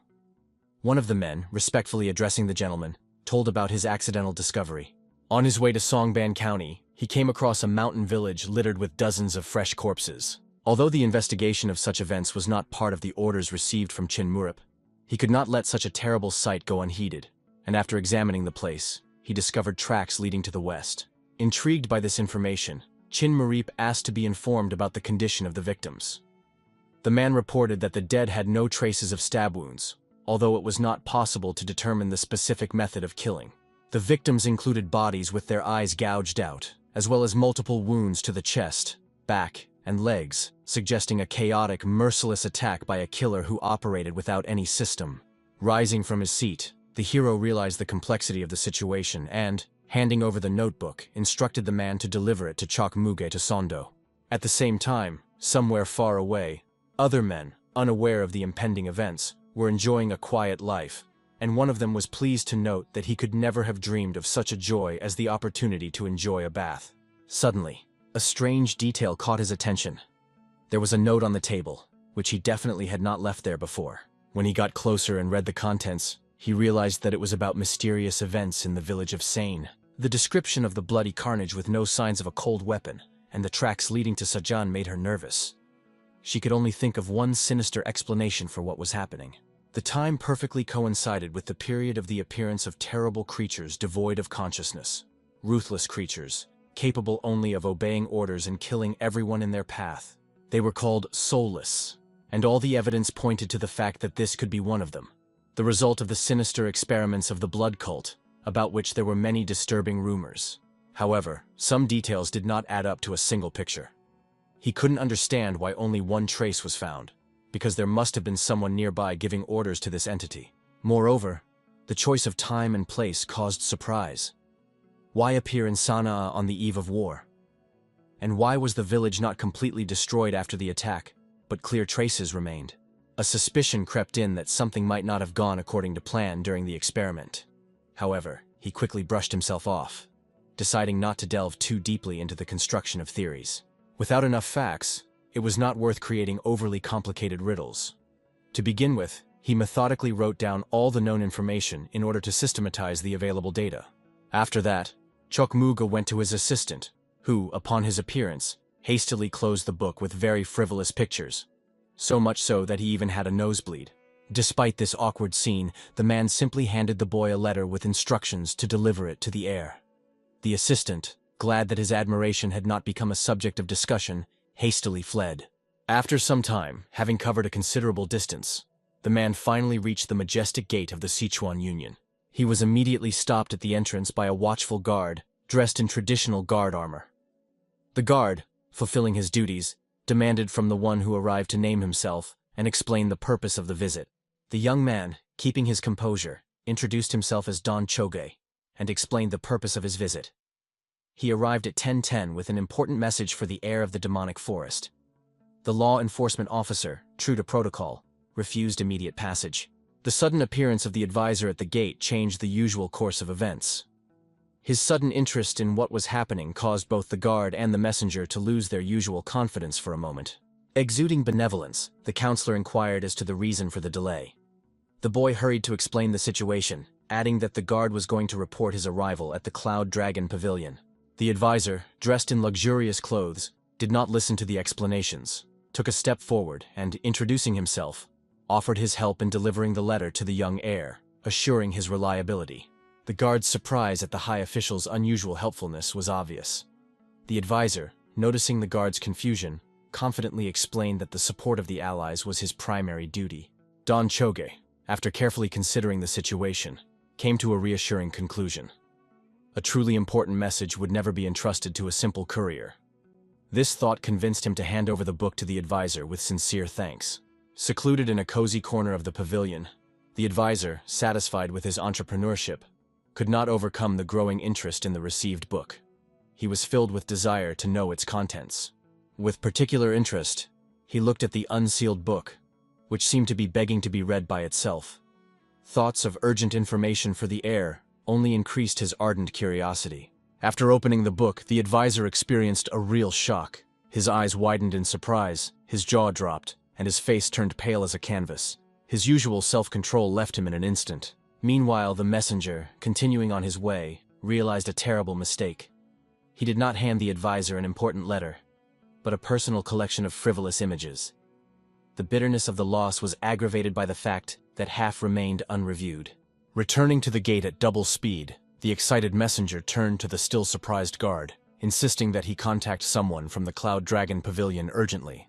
His insistence was strengthened by the demand to immediately report the arrival of the ambassador to the head of the squad of the insane army. Every second of delay seemed like an eternity to him. Seeing the same advisor nearby, the boy, gathering all his determination, turned to him with a delicate request to return the collection of obscene paintings that happened to be in the hands of such a respectable person. These words had the effect of a bomb exploding among those present. No one could believe that an example of virtue, a counselor, could be involved in such literature, although such weaknesses were alien even to the noble. Oblivious to the commotion, the messenger continued to explain the value of the book until the enraged advisor, whose face was covered in crimson stains with shame and rage, ordered him to shut up immediately. The news of this event caused Chinmurup to laugh heartily. It brought him special joy that the haughty advisor had to experience a well-deserved humiliation. With undisguised interest, he asked the messenger about the fate of the valuable book. He, barely suppressing a smile, confirmed the return of the property, but only after a grandiose scandal. The girl, mechanically rubbing the back of her head, recognized the eccentricity of the person sent, but she recognized the handing over of such a collection to the advisor as a flagrant mistake. She decided to warn the leader of the need for careful selection of couriers. After listening to the fears, the hero accepted the potential danger of the situation if the letter contained really important information. However, he assured that in this case, the message did not contain anything critical. Studying the letter revealed disturbing information about the soulless man. Tang Riowa instantly determined the seriousness of the situation. If the information was true, it clearly indicated the blood cult's preparations for the upcoming war. The lack of awareness of the Union about the event was especially alarming, although it was understandable. The vastness of the province made it impossible to control every lost mountain village. They understood. Even a small village of a few dozen inhabitants could not exist in complete isolation. Sooner or later, the sentinels would discover traces of the attack, and word would reach the Union leadership. Immersed in gloomy thoughts, the hero felt that this ominous sign was not a coincidence. It clearly indicated the approach of war, much closer than previously predicted. For the next 10 days, the story with the advisor and the collection continued to stir minds. The warriors whispered at his appearance, discussing the distinguished man's particular tastes and his interest in lewd pictures. Tired of endless slander, the advisor gave up trying to justify himself. His initial explanation of the misunderstanding was drowned in waves of unrestrained gossip and conjecture. As a result, he appeared in front of Han Jong-wol, apologizing for the scandalous incident that could tarnish his reputation. After thanking him for the wise consolation, the advisor went to the point of his visit, inquiring about the reason for the urgent summons. His words sounded with undisguised concern. Han Jong-wol calmly announced the arrival of a royal messenger with the alarming news of a bloody massacre in one of the villages. Handing over the document to the advisor, he emphasized the need for immediate familiarization with its contents. Having just looked at the name of the village, the advisor instantly realized its location. It was in the immediate vicinity of the border. Alarmed, he noted that the war had not yet officially begun, and it was unclear who could benefit from provoking a conflict right now. However, Han Jong-wol suggested that other possible causes besides the actions of the blood cult should not be ruled out, which the advisor could not but agree with. The head understood that he might be hasty with his decisions, but he wanted to test Chinmurup's abilities in this case. It was a great opportunity to see his potential for himself, because it will be much easier to deal with the young man, knowing his true capabilities. With his decision made, the advisor headed to the Cloud Dragon Pavilion to report the task to the newly formed squad. Woo-gusan immediately reported to Chinmurup about the assignment to investigate the mysterious massacre. The young warrior did not hide his joy at the fact that their squad was finally entrusted with the first serious mission. In-gusan, showing caution, warned the heir about possible danger. Everything could turn out to be a skillfully set trap. However, the hero calmly explained that if Woo-Husan is worried about the advisor, then it is unnecessary, because the Mad Army includes representatives of all 4 major factions. No one would dare to plot against them without good reason. Chinmurup ordered Tang In-shu and Yu Deha to stay in the Cloud Dragon Pavilion, and ordered the others to prepare for tomorrow's performance. Yu Deha expressed his desire to accompany the master, but he insisted that he stay and focus on perfecting his martial arts. If he missed the Great Heavenly Circle, it could cost her life. When all the soldiers gathered, they were told about the first mission of the Divine Army, to investigate the bloody massacre in the village. There were different versions of what happened, but the culprit was still unknown. Since this was their first assignment, it was necessary to act with special coordination and caution. At this moment, another man suddenly appeared, who, apologizing for the delay, went to the formation. He explained his lateness by the fact that it rarely happens in public, and therefore the preparation took more time. At Gusan, not recognizing him, he demanded to introduce himself. The man calmly called himself Kang Yuvol, also known as Soul Flash of the Chomchan sect. With his appearance, Tang In-shu froze in surprise, not believing his eyes, to meet such a glorified master, and even in the Cloud Dragon Pavilion. Woo-Husan, having heard of the famous Flash of the Soul, respectfully greeted the man, inquiring as to the reason for his early visit. The master explained what would accompany them on this mission. Tan Soso noted that the presence of the master should not seem strange. Usually on particularly dangerous tasks, the detachments are accompanied by experienced senior officials. The man added with a smile that he, an old man, has nothing to do sitting in his pants, and he also needs to earn money for food, so he hopes for the Lord Commander's understanding. Woo-Husan could not object to such a policy of the ruler, and therefore on behalf of the Mad Army squad, he warmly greeted the new companion. At this point, all preparations were completed, and the squad set off. Chinmurup, who had been appointed as the squad leader, led his men on a mission for the first time. The journey to the destination was supposed to take about 10 days. Since the mission was reconnaissance in nature, they raced across the endless plains, trying not to waste a single minute of precious time. All the warriors were closely watched by Master Kang Yuvol, remarking to himself that the new techniques of the clans were truly impressive. Despite the fact that the warriors came from different schools, they were all gems of the future world of martial arts. The master himself did not care much about internal disputes in the Union. He was sincerely pleased only that the young generation was growing and becoming stronger. Meanwhile, the scouts intercepted the messenger with the letter from Sondo and delivered it to their commander. The message said that the soldiers of the vanguard of the Sichuan Union were on their way, accompanied by the legendary master, Soul Flash himself. All things considered, the scouts had clearly discovered something. The squad commander, also known as Blood Spirit, expressed genuine surprise at the participation of Kang Yuvol himself in this case. No one expected such a turn of events. Looking at the excited faces of his subordinates, the commander thought it necessary to explain that in front of them was one of the 10 best martial arts masters, whose name thundered even in distant Sajan. However, with a faint smile, he added that it hardly mattered now. The master is no longer young, and behind his famous name apparently there is no longer the former strength. The letter also reported that the number of vanguard soldiers was about 80. Except for the master himself, most were young martial arts adepts. The commander could not understand why someone would risk sending the elite of the Sichuan Murim into such a wilderness. These young people clearly still did not understand much about the intricacies of big politics. They decided to advance in search of the blood madman of the night, until the Sichuan detachment began to act on their own. The commander and his assistants were in a hurry, because the bloody madmen on whom the cult conducted experiments, unlike ordinary soulless, remained a secret to the outside world. They were chasing one of the subjects who managed to escape from the cult's territory. And now the Sichuan Union was on the trail. Everyone understood very well. If the world found out about the existence of the blood madmen of the night, the head of the cult would never forgive such a mistake. It was enough to make just one mistake, and they would face a punishment worse than a painful death. The secret had to remain unsolved at all costs. The assistant, agreeing with the commander's evidence, nevertheless pointed out the special danger of nighttime. When the yin energy reaches its peak, the blood madmen of the night become especially powerful. If the fugitive gets out of the bloodbell's control, the situation could become catastrophic. However, the commander, not wanting to listen to objections, killed one of his subordinates in cold blood. After which, casting a menacing glance at the others, he ordered them to immediately split up and begin the search. At this time, the commander himself understood that with the appearance of a detachment of the Divine Army, a war that was invisible to others had begun. At the advisor's request, one of Sichuan's strongest masters, the renowned Soul Flash, who has gone through countless battles and gained fame throughout the world of martial arts, joined the squad's first mission. The master watched the young students with genuine interest. Soon the sergeant announced a halt. The odd-numbered squads were ordered to recuperate while the even-numbered ones were engaged in cooking. With pleasure, the master noted how skillfully the foreman distributed the rest time, giving the soldiers a break every time they reached the limit of their strength. At the same time, the intervals between stops gradually increased, which testified to the commander's experience.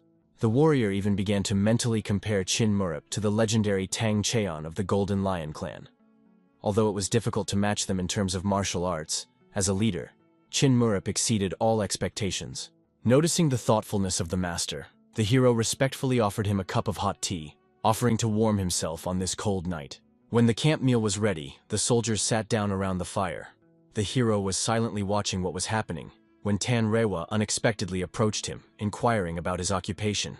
Qin Murup explained that he analyzed possible options for the development of events, from the best to the darkest. The worst-case scenario, as described by Chok Moog, involved a blood cult, although it was premature to draw conclusions due to the lack of information. News from the gang will have to wait at least a month, and the worst thing is a war with an unknown enemy. Perhaps everything that was happening was an elaborate trap designed to lure the human union. The case will clearly not be limited to one investigation of the mysterious massacre. The best option, he thought, was to return without finding any traces. He admitted that Tang Rewa's intuition would be particularly useful in such a situation, although the girl felt like she was being shouldered with too much responsibility. However, he firmly promised to repay her help. At that moment, their conversation was interrupted by one of the scouts, who reported to the foreman about the completion of the survey of the nearest villages. The situation was oppressive. The streets were empty, which was not surprising after the recent carnage where people were dying every night. However, the village beyond the mountain range remained unexplored, and according to a passerby, the situation there was particularly difficult. Qin Murup decided to check the mentioned settlement immediately. The cold weather should slow down the decomposition of the bodies, which could help in the investigation. He approached the other soldiers, who immediately stood up, saluting the foreman. He was invited to sit nearer to the fire, but Qin Murup only asked them to finish their dinner quietly and listen attentively to his instructions. He then announced that each platoon leader was to select one of his men with outstanding skills for the task.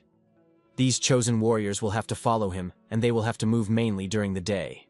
In particular, he emphasized that someone is carefully watching the detachment all this time, and urged everyone to be extremely vigilant. The master himself was impressed by the insight of the young man. No sooner had the squad left the Alliance's territory and entered the forest than Qin Murup discovered someone watching them, a presence so faint and elusive that it seemed almost impossible to detect at a distance of 30 paces. The master decided that he was probably a spy not directly related to their mission. But the very fact of his discovery made him reconsider his opinion of the young hero. The master mused that it was extremely difficult to spot a person at such a distance, even when they were not trying to hide their energy. Moreover, the hero remained alert all this time without losing concentration. Indeed, he recognized that the young man had impressive qualities. After inspecting Kwok Dojin, Chin Murup clearly outlined his duties. Until the return of the search party, he was appointed temporary chief and had to ensure the security of the camp. He also explained that although the probability of an attack is small, if enemies superior to them in strength appear, they should not engage in battle, but on the contrary, should retreat. This applies to all even future missions. The girl from the squad wondered why the sergeant ordered them to run away. Isn't this a shame for a warrior? But Chin Murup firmly replied that rushing into battle with an opponent who is already superior in advance is the height of foolishness. Some of the warriors laughed softly, recognizing the wisdom in their young heir's words. Tang Soso, not understanding the fun of his comrades, watched with surprise the reaction of the boys from the Black Soul Squad. The hero calmly explained his position, that if they die in the line of duty, their family will hardly be consoled by the fact that they died in battle. If they fall, the mission will lose all meaning. This must not be forgotten. The master, observing what was happening, noted about himself how interesting a person Chin Murup turned out to be. He was sincerely glad to go with them, and volunteered to take charge of the rear guard. As a result, 6 commanders, each with their chosen fighter, followed Chin Murup. With the exception of the warrior left at the base, the search party consisted of 2 representatives from each of the 4 major factions, 3 from the demonic forest, and Li Huang from the minor sect. The group led by Tan Rehua, who was famous for his excellent sense, reached the mountainside. But suddenly the girl froze, clearly feeling something. Noticing her reaction, the hero asked about the reason, and she replied that the breath of death could be felt behind the mountain. Chin Murup immediately warned the rest of the need to advance silently. He himself was beginning to feel something ominous. Reaching the top, they cautiously peeked out from behind the rocks and saw the leader of the blood cult squad confronting the huge monster. Master instantly understood the seriousness of the situation. If his eyes were not deceiving, this was indeed a notorious blood cult. The hero only received confirmation of his worst fears. They clearly cannot fight with the warriors of the blood cult now. But even more troubling was the creature opposing the cultists. All things considered, it was a disembodied spirit, but its characteristics did not match the descriptions of soulless ghosts that Chokmusi wrote about. The letter did not mention anything about tar skin and bloodshot eyes. The only thing that was clear was that the creature fighting the blood cult was the result of a failed experiment. The leader of the cultist squad, continuing the fight, realized that their fears were confirmed. The blood bell really did not work. No matter how much they called, the monster remained out of control, confirming its status as a failed experiment. They feared that the jingling jingle might attract the attention of other masters, which would make all their efforts useless. Before long, the cultist commander, realizing they could no longer risk being in enemy territory, rescinded the capture order and ordered the creature destroyed.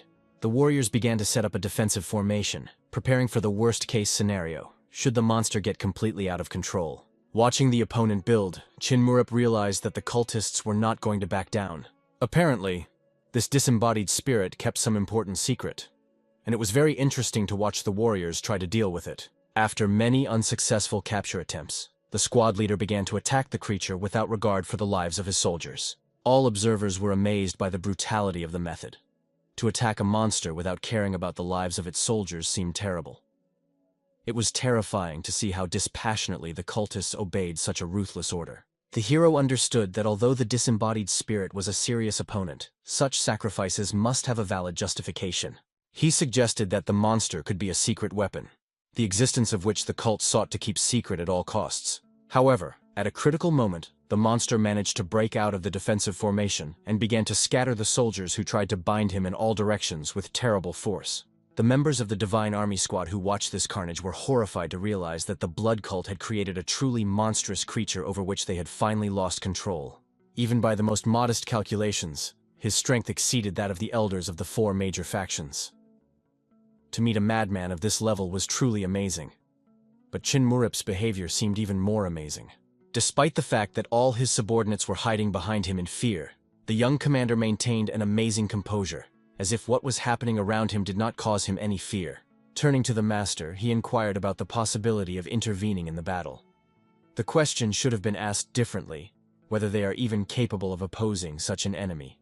The hero explained his question by the fact that there is nothing more dangerous than a war against an unknown enemy, so it was wiser to assess the situation from a safe distance. There was no trace of shame or panic on Chin Murup's face, just pure practical calculation. Therefore, the master reasoned that intervention was possible, especially since the monster had already noticed their presence by this point. The master pointed out to the young man the disadvantage of their position on the slope, and the variety of unpredictable factors. It was necessary to tie up the monster before it could climb up to them. Wasting no time, Master and Chin Murup headed down to complete the task. Tang Ryohwa, commanding the unit, ordered the soldiers to surround the enemy, keeping a distance of 10 paces. If the monster was pushed away from the master and it tried to get up, they should have retreated immediately. Cho Eun-seong tried to challenge her right to give orders without being a squad leader, but Tang So-so rightly noted the lack of the best ideas. In the midst of the battle, Chin Murup took a position in front of the monster and the master behind it, decisively provoking the creature to attack. The monster immediately grabbed the sword and began to attack. The master instantly understood the bad sign. The creature skillfully handled weapons, and therefore, a clumsy joint attack could only do harm. He asked the hero to step back and trust his experience. Chin Murup obeyed, deciding to watch the fight from the side, ready to come to the rescue at any moment. The master took the fight decisively, managing to hook his opponent, but was surprised to find that his blow barely pierced the monster's incredibly thick skin. Despite precisely hitting a vulnerable spot, the creature displayed impressive stamina and beastly instincts. However, his movements noticeably slowed down, which gave hope. The monster was clearly not immortal. With the correct use of the Heavenly Shield Thousand Sword technique, a breach should have opened for a decisive attack. Watching the fight, the hero marveled at the master's first-rate technique and lightning-fast sword movements, acknowledging his rightful place among the top 10 masters in Sichuan. Many warriors froze in awe as they first saw the legendary Soul Flash in real combat. The enemy squad leader, who was still alive watching the fight, realized that the master's intervention had ruined all their plans. Realizing that with such a development of events, the bloody madman could even be captured, he could not allow this to happen. Grabbing a poisoned dagger, he threw it at his opponent, realizing that without his intervention, the young men would never have been able to cope with the madman. The master did not have time to dodge the sudden attack. The sword hit the target. The heroine watched in horror as the master bled to death, cursing herself for not noticing the opponent from the other side. The man felt the strongest poison rapidly spreading through his body, breaking his fighting stance. He was saved only by the timely intervention of Tan Reiwa, who was able to repel the monster's next attack. The girl anxiously inquired about the condition of the master, who froze in surprise, amazed by her ability to block a direct blow from the monster. She persistently asked the master to retreat with her, fearing the unknown poison on the sword. However, the excited master warned of the monster's incredible power, comparable to the power of the elders of the 4 major factions, begging them to leave and save themselves. At this critical moment, the hero used the death-bringing sword technique, and then attacked with the 5 moves of the Soaring Island technique. To his surprise, the monster remained unharmed. It was protected by an additional magical shell. However, this only confirmed the guess about the failed experiment. The creature was still trying to defend itself. Therefore, it could not fully immerse itself in the state of disembodied spirit. If the experiment was successful, it would be almost impossible to deal with the monster. Seeing the right moment, Tang Rewa and the master attacked in sync, covering Zhou Jinhua. In a swift attack, the master cut off the monster's arm, and the girl saved his leg with one accurate blow. Seeing a favorable opportunity, the hero quickly used another technique that allowed him to cut off the monster's head. The fallen creature fell to the ground, and all the witnesses of this incredible skill froze in amazement. The 3 of them managed to overcome the secret weapon of the blood cult. The hero immediately ordered to take care of the monster's body, which should be delivered to the possession of the Union. The master, trying to cope with the effect of the poison, recalled his fights with madmen in his youth. However, they all paled in comparison to this monster. Observing Chin Murup's fighting prowess, he realized that there was another monster living in the demonic forest. The shining dragon was called a dragon for a reason. The hero warned the squad about the possible arrival of enemy reinforcements. It was necessary to urgently put things in order and burn all the bodies in one place. There was no telling when the cult's reinforcements might arrive, so action had to be taken immediately. Turning around, the soldiers saw the master, who had lost consciousness. The poison turned out to be stronger than they expected. Everyone crowded around him, trying to help, stunned by the rapidity of the poison's action. At this time, the group remaining in the camp began to worry about the delay of the search unit. Soon the sentinels reported the return of the group, asking the commander to immediately go out to meet them.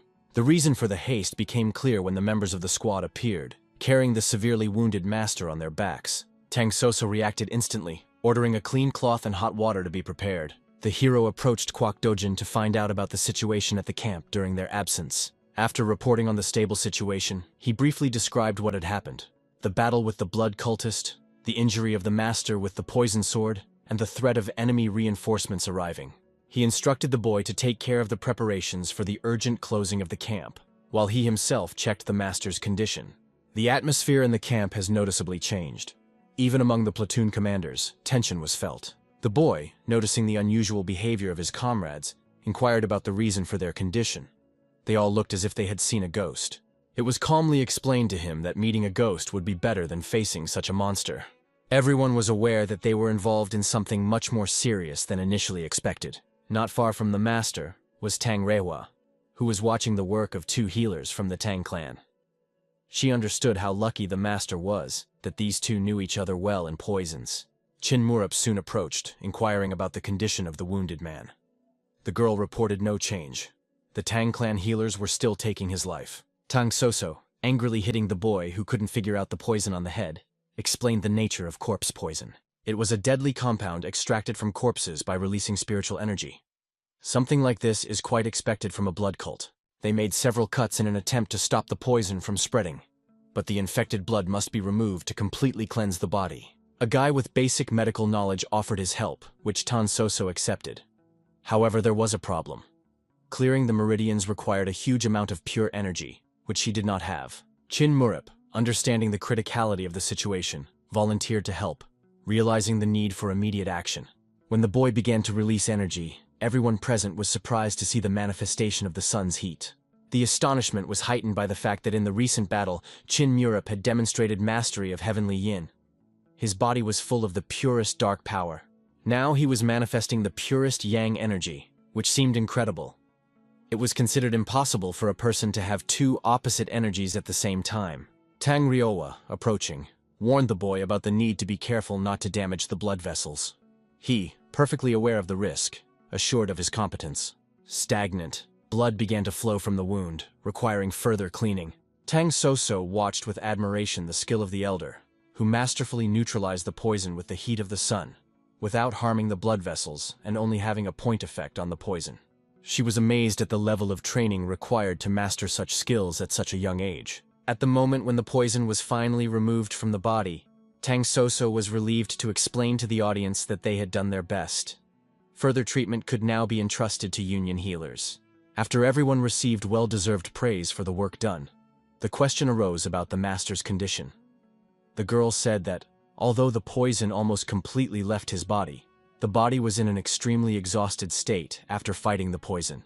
She assumed that the man would soon come to his senses, but he needed absolute rest until he fully recovered, and he would have to temporarily stop practicing martial arts altogether. Suddenly, Tan Reihua, looking around intently, warned the master about the need to act immediately. The people around them looked at each other in surprise, not understanding the reason for her concern. The hero, keeping a mysterious smile on his face, calmly reminded them that they had been being watched for some time, and in a commanding voice ordered the pursuer to come out of hiding. As if materializing out of thin air, a stranger appeared with a sly smile on his face. He openly admitted that he followed a blood cult. The girl, fearfully looking at her opponent, scolded herself for her imprudence. Being absorbed in the treatment process, she did not notice his presence at all. Judging by the spiritual power emanating from him, an experienced master stood before them. Noticing the stranger's characteristic red clothes, the hero unmistakably determined that he belonged to the blood cult. The man hastened to assure them that he had not come for battle, but the hero calmly retorted that it was not for him to decide. Rushing into the fray, he made it clear that he wasn't going to ignore the situation. With one swift movement of his hand, he decapitated his opponent and headed towards the surprised Tang Reihua. The girl wondered why the gentleman did not even try to find out the purpose of the stranger's visit. In response, he calmly explained that their primary task was to return the master to the territory of the Union. If the decision on further actions has already been taken, listening to the speeches of such people did not make sense. It could only lead them off the intended path. It was hard to argue with such logic. The foreman immediately ordered the preparation of litters for transportation to the Sichuan Union. At this moment, Tang Soso, deep in thought, pondered how well the nickname Shining suited Chin Murup. Tan Ryowa, being vigilant, warned of the possible danger. If the person they killed did not return, her entire squad could ambush them on the way back. Especially if the blood cult knew about the location of the master, the situation could become critical. However, the boy assuredly asked not to worry about it. Against the backdrop of the fallen warrior, he plunged into thoughts about the war that had engulfed the entire world of martial arts, not just Sichuan. After a short thought, he decided that his trusted person would handle the remaining opponents. At this time, a group of survivors, hiding their faces under black masks, moved silently between the trees, daggers tightly clenched in their hands. Everyone understood the futility of resistance against their enemy. Even with a numerical advantage, they could not withstand his force. The warrior, armed with 2 swords, entered the battle, realizing the inevitability of the destruction of this terrible blood cult sect. The bandits froze in shock, considering their opponent a madman endowed with incredible strength. They lost themselves in conjectures about the origin of such a skillful warrior and about who could have sent him. At that moment, they realized who was behind the recent murder of their scout. It was obvious that he would not be able to escape from such a professional. The fair-haired boy, rolling his eyes with obvious irritation, asked the opponents how many more questions they were going to ask before they dared to attack. The nervous leader, realizing the inevitability of battle, ordered all his men to attack simultaneously, hoping to increase the chances of victory. As they got closer, they could feel the boy begin to concentrate his internal energy, making it more deadly with each passing moment. Suddenly, the attackers were surprised to notice how their opponent literally dissolved into the shadows, as if he did not exist. Everyone began to look around in panic, realizing that such a shadow technique would not allow him to move far. It was too late that they noticed how he came behind them. One of them turned around, trying to protect his comrades, who had carelessly let the enemy get too close. He wanted to destroy this warrior, but his dreams were not destined to come true. He was horrified to find that he was falling, losing his legs. Watching the carnage and death of his comrades, he could not understand how this warrior managed to deal with them so quickly. The enemy methodically destroyed one fighter after another, never stopping even when the cries and pleas for mercy reached a deafening volume. Noticing one of the bandits trying to escape in the dense thicket of the forest, the warrior decided not to waste time in pursuit, but instead resorted to the help of his skilled metal throwers. The sharp blades, whistling through the air, caught up with the fleeing target with astonishing accuracy, causing the badly wounded enemy to fall to the damp forest floor, choking on his own blood. The warrior, satisfied with his accuracy, turned his gaze to the remaining opponents and spoke a warning that any attempt to escape would result in an even more painful death for them. After that fateful night, Major Chin Murup, at the head of his large squad of 76 battle-hardened warriors, returned in triumph to the Union. When the squad, nicknamed the Mad Army, set foot on the territory of the Union, everyone present, from simple students to high-ranking masters, could not take their eyes off the impressive sight. Wounded fighters in blood-stained clothes carrying Master Khan on stretchers and a mysterious body covered with a dark veil were a picture that eloquently testified to a brutal battle. The changes, as if the views of the squad members had aged for several years, were silent about the fact that the task performed was far from as simple as it might seem at first glance.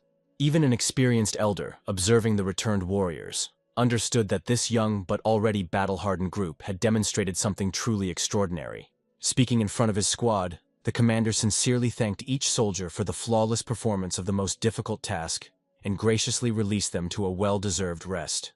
When Tan Soso, while greeting the deputy, calmly explained that she did practically nothing during the mission, it caused the sincere surprise of the experienced woman, who clearly saw that the entire form of the young girl was abundantly soaked in blood. Tang Soso only embarrassedly explained that this blood did not belong to her, after which, referring to urgent matters, she hurriedly left, finally having time to suddenly notice that the young heir of the demonic forest turned out to be a surprisingly decent person. The girl froze in surprise, not understanding how her friend's opinion in relation to the foreman she hated so much could change dramatically. Over a cup of fragrant tea and delicious treats, the elder met with Chin Murup to discuss in detail the fate of the heir. However, the boy, not wanting to delve into the details, succinctly reported that everything went quite successfully, and despite the initial inconsistency in the actions of the warriors, the situation improved significantly later. When Chin Marip inquired about Tang In-chu and Yuda's condition and current activities, the man sighed heavily and asked to be reminded less often about this restless couple. However, he said that after Chin Marip left, they locked themselves in the underground training hall like hermits, and had not come out since then, which made Chin Marip involuntarily smile. Suddenly, catching the old man off guard, Chin Marip decided to inquire about his knowledge of the madman and the blood sculptor. The elder, slurping his drink and wiping his face in shock, could not believe that Chin Marip had encountered these infamous individuals during his mission. Chin Marip calmly explained that this group was known as the Blood Mad Knights. But according to his trusted informant, they were something much more sinister. A secret conspiracy to create a bloody madness.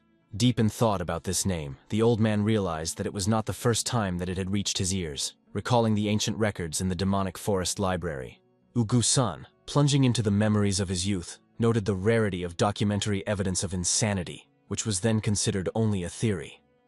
The disturbing record about the bloody madmen and their potential to plunge the world into chaos was especially etched in my memory. Those present greeted the pathetic prediction with condescending smiles, but Chin Marip's inner thoughts were far from cheerful. Anxiety settled deep in his soul.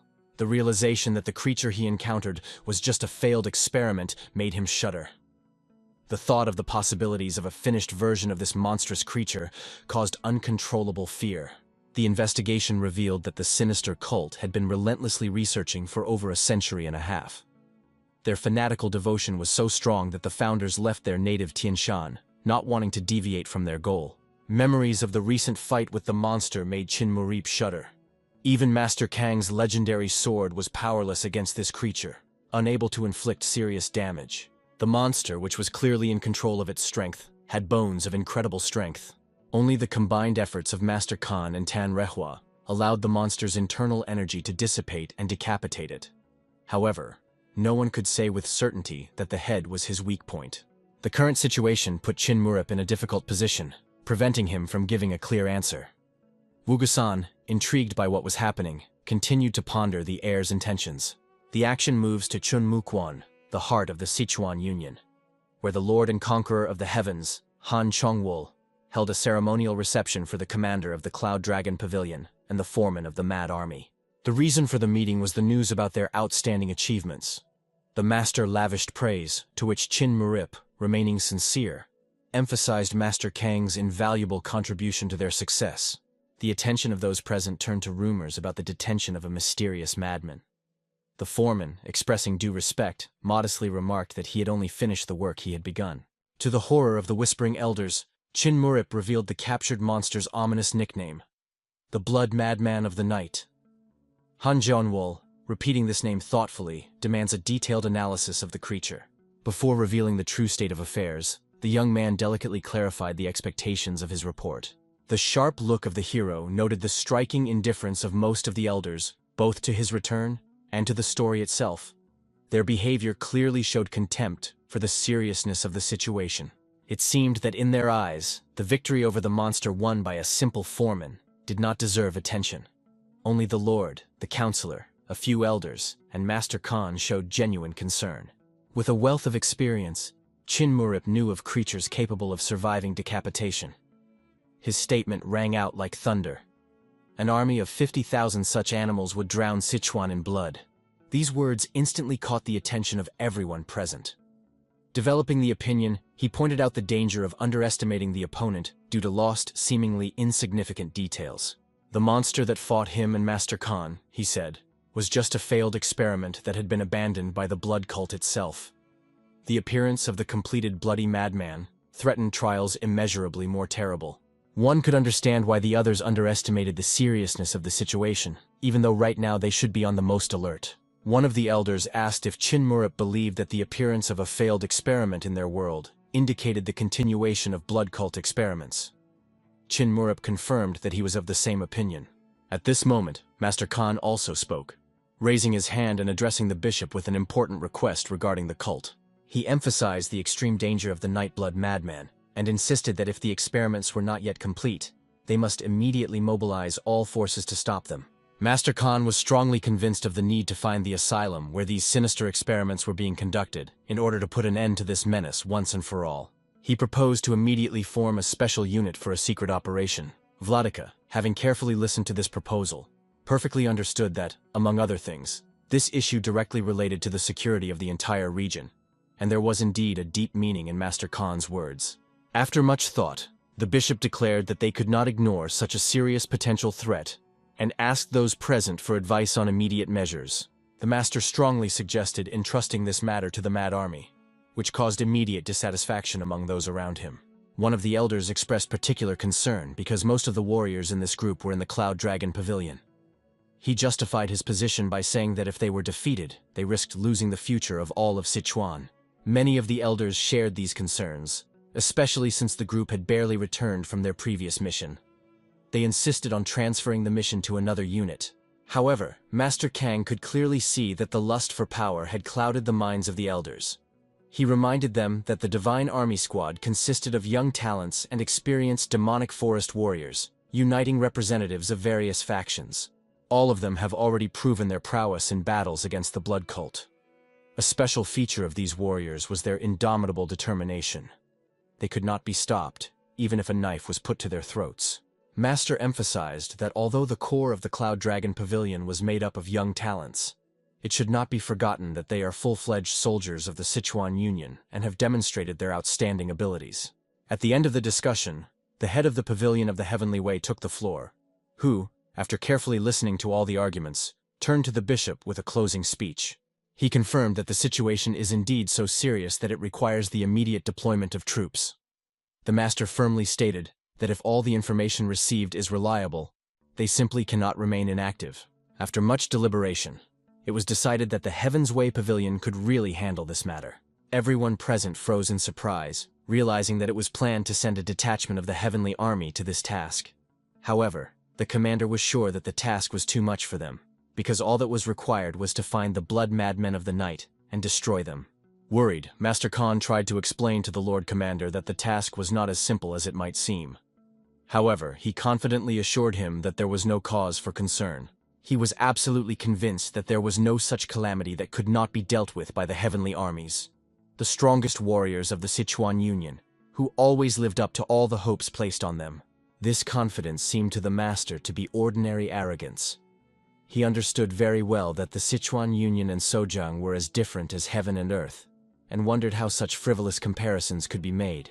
Yes, the Heavenly Army really had a lot to shoulder here, where they fought with a united front. However, enemies were literally everywhere in Sojin. The master tried to argue again, but unexpectedly, Qin Murip also supported the idea of sending the Celestial Army, expressing his confidence in their ability to successfully handle the task. The master was quite surprised that it was the head of the crazy army who was in favor of this proposal. He understood that the boy was definitely up to something. Master understood what Qin Murip understood better than anyone else. They were not taking this matter seriously.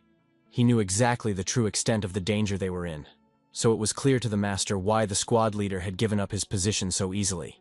As a result, the voice of Vladika was heard, who could not help but trust the opinion of the foreman, who was personally present during the execution of the tasks, and therefore relied on his choice. After that, Uhu-san took the floor, who, turning to the bishop, explained the need to discuss some details in view of the close journey to Sojan. Vladika willingly agreed to listen to the Lord Commander. Wu Husan made a proposal to entrust the maintenance of the connection between the Heavenly Army and the Sichuan Union to the Cloud Dragon Pavilion. Upon hearing this, Master Kang immediately understood their plan.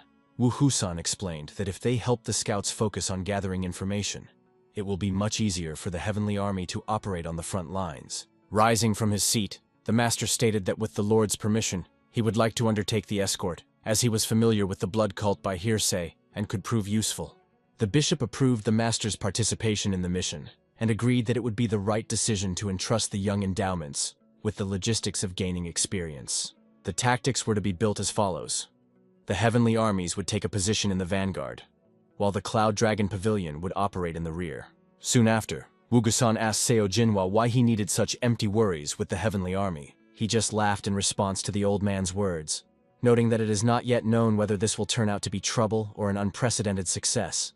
But after such a decision, trouble will definitely go to someone. Finally, Qin Murip noticed a friend in front of him, who respectfully greeted the Lord Commander and the foreman.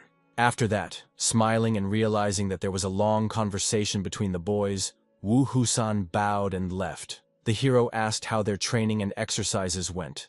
Tang Inshu said with a smile that he didn't let that relax him. The boy rubbed the back of his head uncomfortably and admitted that Tang Inshu was not lying. He really spent daily training with him as if it were the last in his life. Yudeha explained to an interested Chin Murup that he was baffled by how easily he learned martial arts, suggesting that he might have a special gift. This brought a smile to the interlocutor's face. Yude's progress was obvious as he passed through the infernal great heavenly circle and fought Tang Inshu every day without rest. Of course, he had become the youngest leader of the Shining Dragon Squad due to his talent, but his diligence and tenacity were also a gift of sorts. Therefore, Yude could rightly be called a genius. With these thoughts, Chin Murup decided to say goodbye, and advised the boy not to get acquainted and to rest well before the upcoming trip. Thus, another 5 days passed while the Heavenly Army prepared for departure. The Cloud Dragon Pavilion wasted no time. The Mad Army, Black Soul, Iron Blade, and former Golden Tiger Squad were on their way. In total, 76 people were considered part of the expedition. Examining the lists, Chin Murup understood that they could not take everyone indiscriminately. It was necessary to choose only foremen, their deputies, and platoon leaders.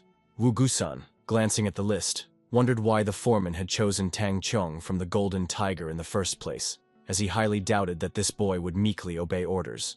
He offered to choose someone else, but the hero firmly stated that this cannot be done in any case. When Wu Husan became interested to hear the reasoning behind such a decision, he remembered that the boy was the young head of the Tang family. After that, Chin Murup said with a sly smile that if this guy was with them, their squad would be allocated much more supplies. Gusan, having assessed this insidious calculation, agreed with such a decision. 3 days later, when preparations for the shipment were in full swing in the Cloud Dragon Pavilion, a man from the 10th Gang, the head of the unit, arrived at the Sichuan Union. While greeting Chin Murup, the boy noticed that the man had changed a lot since their last meeting. Chin Murup didn't even recognize him at first, but the man, understanding the heir's mockery, asked him not to laugh, explaining that he had reasons for dressing like that. He then revealed with obvious concern that he had news for the heir that the blood cult was working on a new madman. Chin Murup already knew this, however, and informed the man that the creature was called the Blood Madman of the Night. The man was surprised by the heir's awareness, and stated that it was directly related to the purpose of his visit. An interested Chin Murup asked the man to tell his intentions as soon as possible. The head's face contorted in pain, as he had to admit that all of his subordinates directed towards Sojin had gone missing. He excitedly explained to a surprised Chin Murup that usually all the people he had sent kept in touch. But this time the set time had long passed, and there was no news from them. Upon hearing this, Chin Murup immediately understood what the man was implying. Their thoughts converged on the fact that apparently a war had already begun in Sojan. The chief excitedly asked Chin Murup for advice on what to do with his men. Although he had provided them with a way to retreat, he knew what was happening to them. After that, he handed the hero a detailed description of the situation in Sojin, and explained that they would not be able to see each other for a certain time. The hero realized that apparently the man himself had gathered in Sojin, and he confusedly admitted that his people were loyal and trusted their worthless leader, and went to him all the way to Sichuan, so he could not abandon them so easily. The hero was struck by the fact that a man, out of concern for his subordinates, without hesitation intended to go to such a dangerous place. It did not suit him. He asked the man to wait a bit, explaining that the Celestial Army would soon advance to Sojan to put an end to the experiments on the Blood Madmen of the Night. Hearing this, he couldn't believe that the Union had decided to send their best soldiers there. Chin Murup reassured him, saying that he and his unit would provide support for them on behalf of the Cloud Dragon Pavilion. Hiding the information provided by the man, Chin Murup invited him to go with them. Of course, he had no reason to refuse, so his search for people would be more likely to be successful.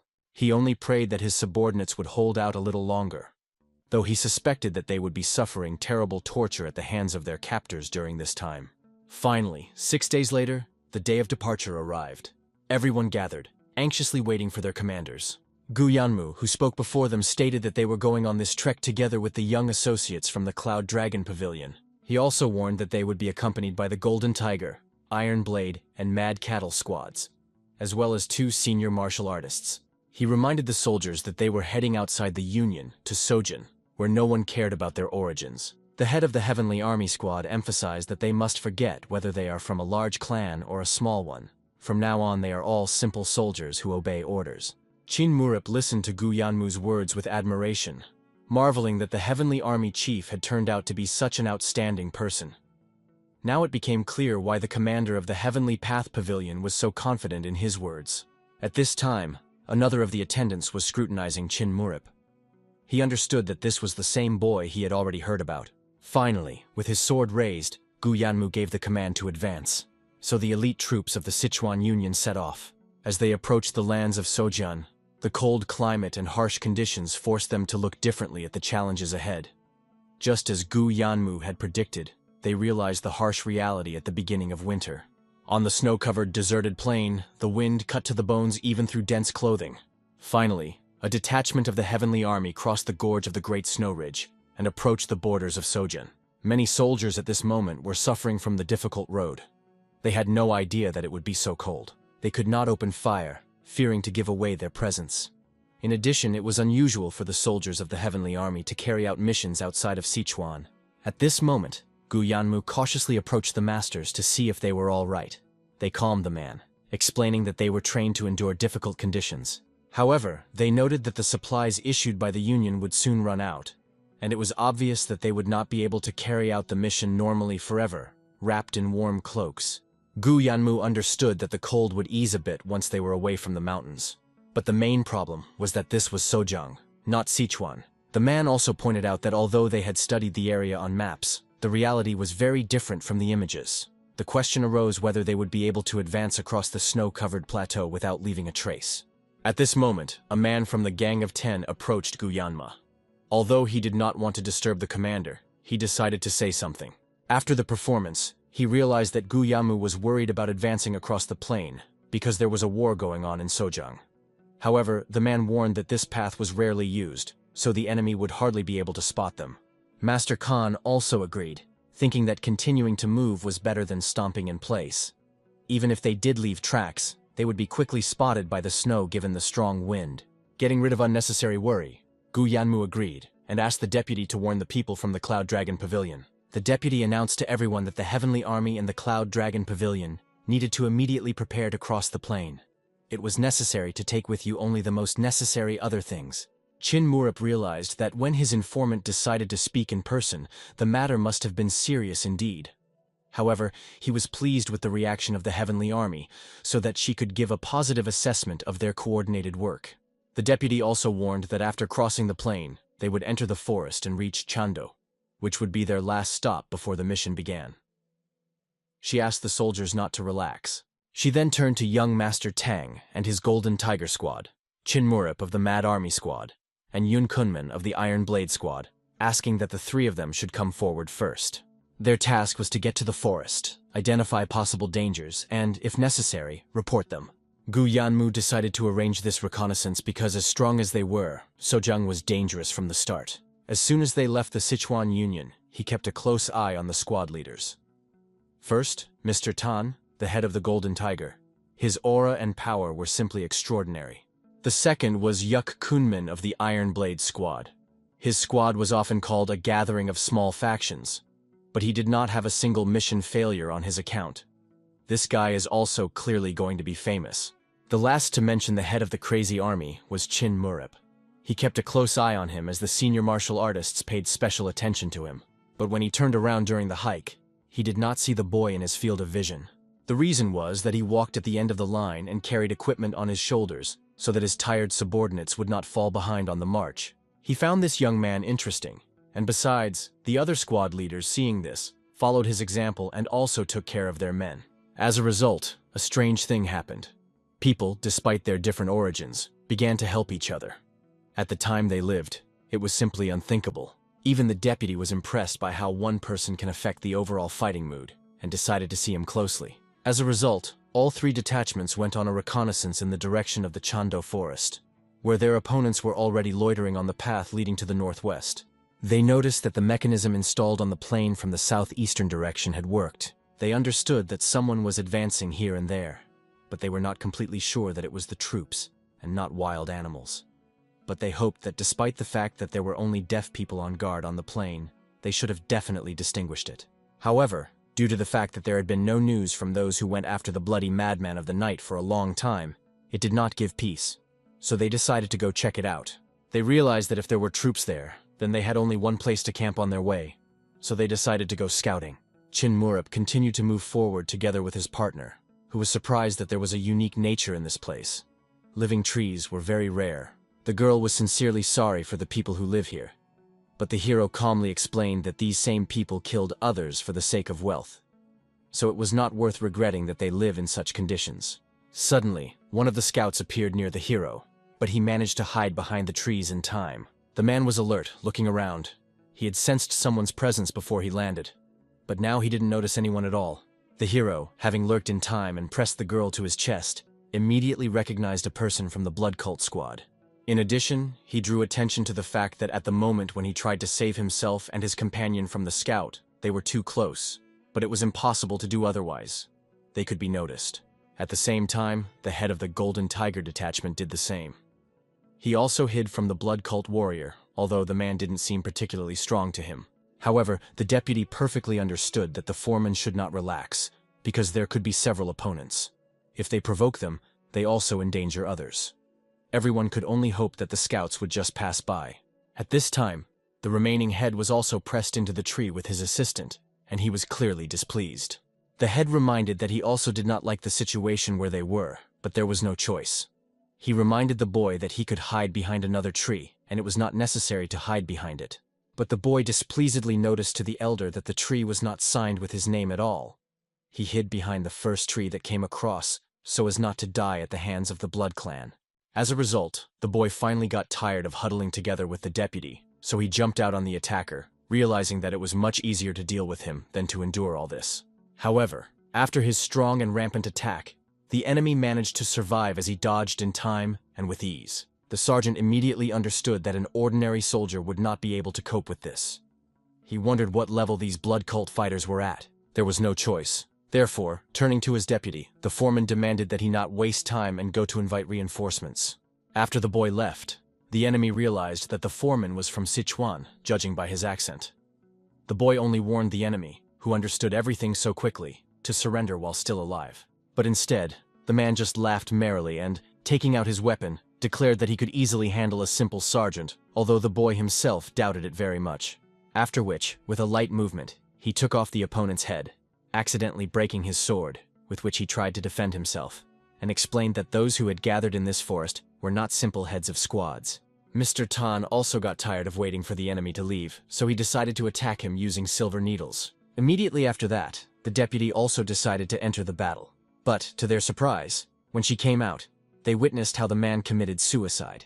As they got closer, they saw the effect of the blood cult's deadly poison, which was eating away at the bones. The deputy understood that the man ended his life without hesitation. At this moment, Tanrewa unexpectedly joined them, rejoicing that they had managed to find the head of the Golden Tiger, together with the deputy so quickly. Upon seeing the girl, the deputy understood that she was supposed to accompany Chief Chin Murup, and inquired about the reason for her arrival, but at first, Tanrewa asked to be addressed so politely, after which she reported that she and Chin Murup had joined forces with the Celestial Army. The commander ordered them to wait, and said that if everything went well, they would be able to enter the forest today.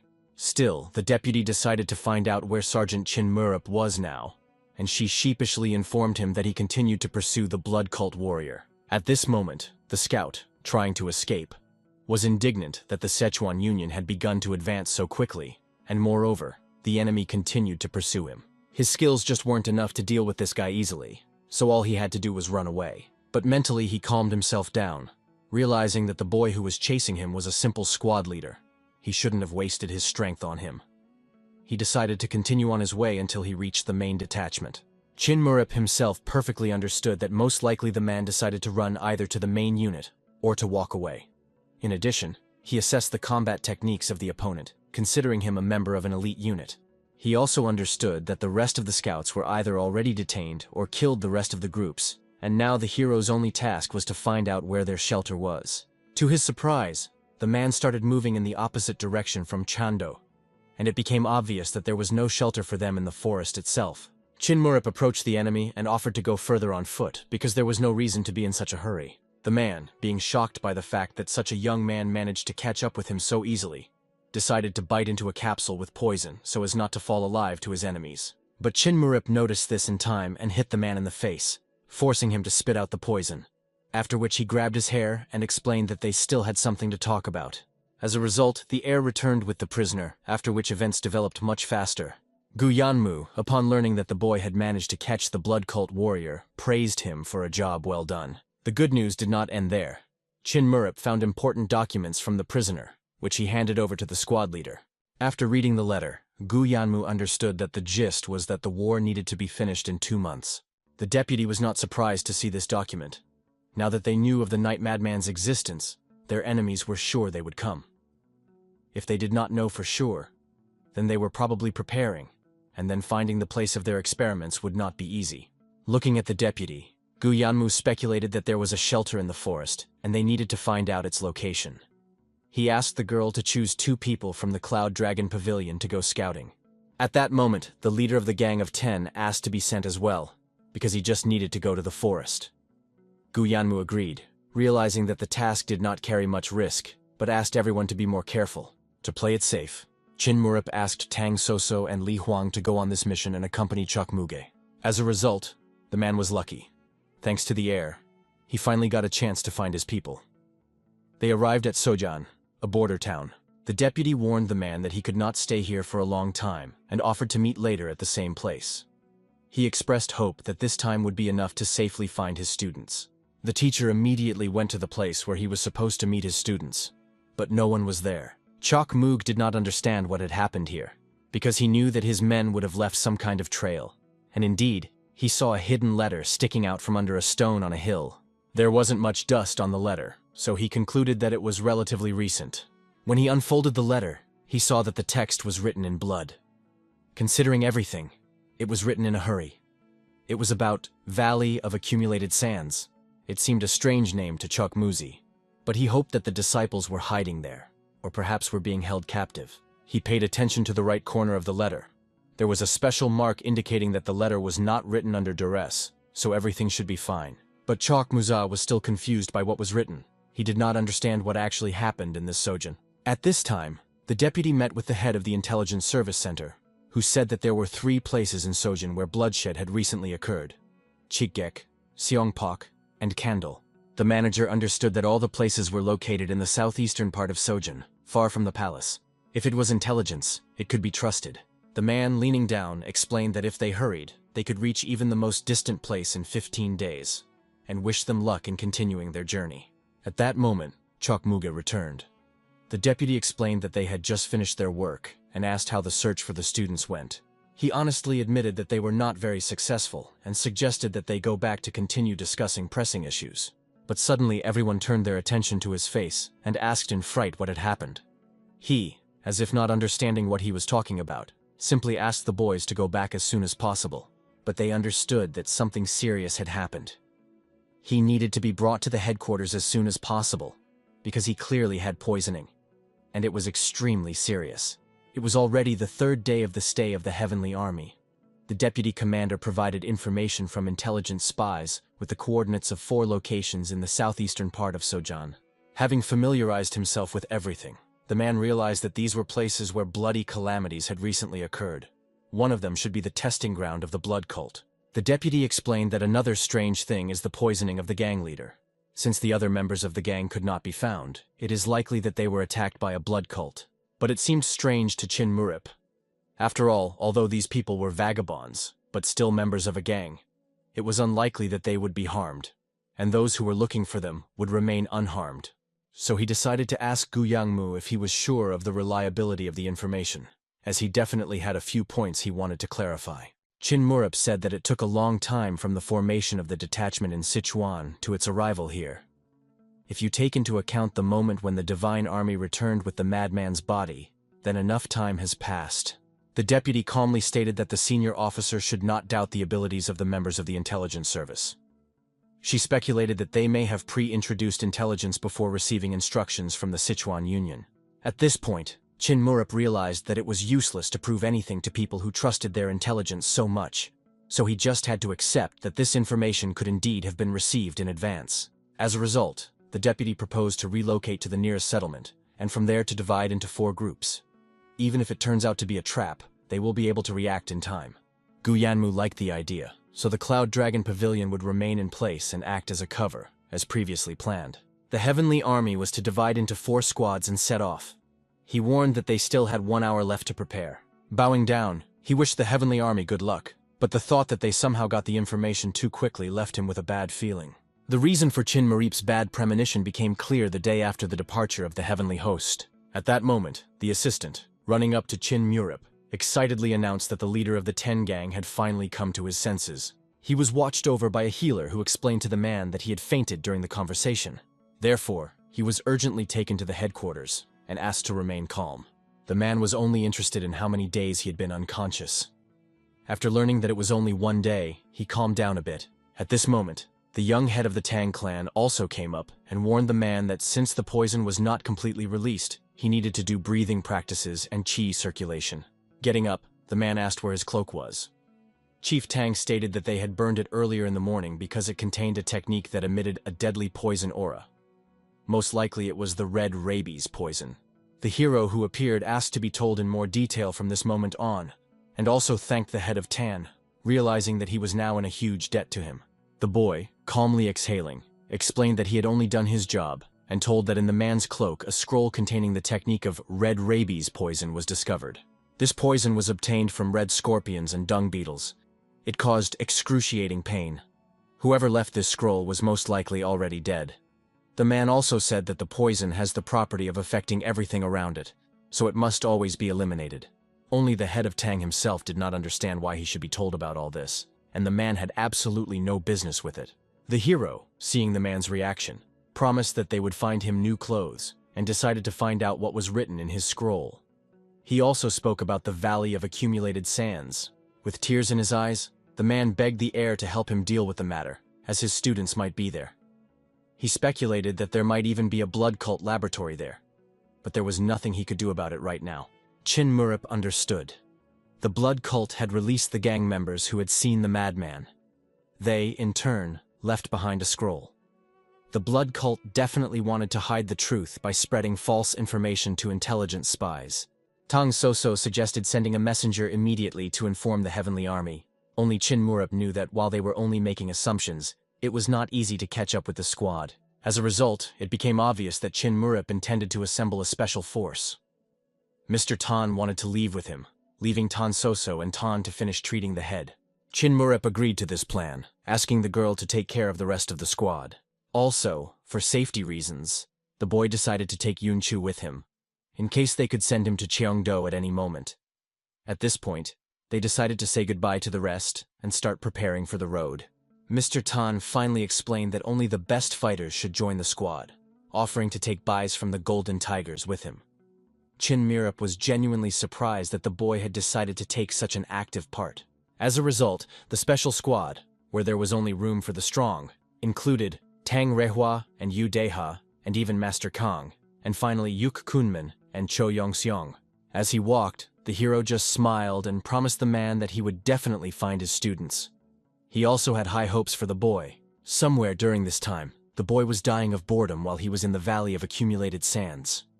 I wanted to bang my head against the walls from impotence. But the leader of the Phantom Flame Squad and the Blood Cult asked his comrade to stop resenting him and reminded him that even if he was bored, he couldn't just kill his people like that. He turned to Cheong Tem, the 4th servant of the Blood Protector, the Mad Deathblade.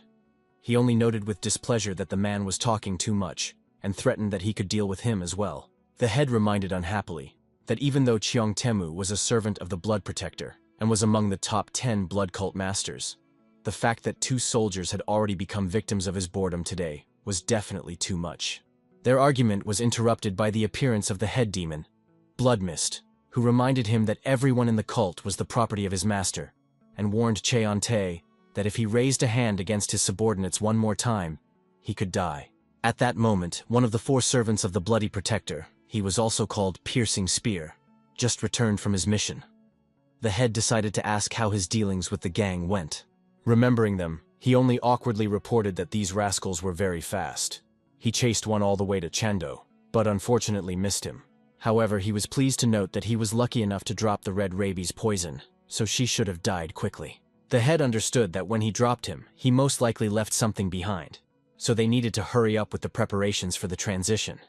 After all, experiments on the bloody madmen of the night were being conducted in this valley of sands.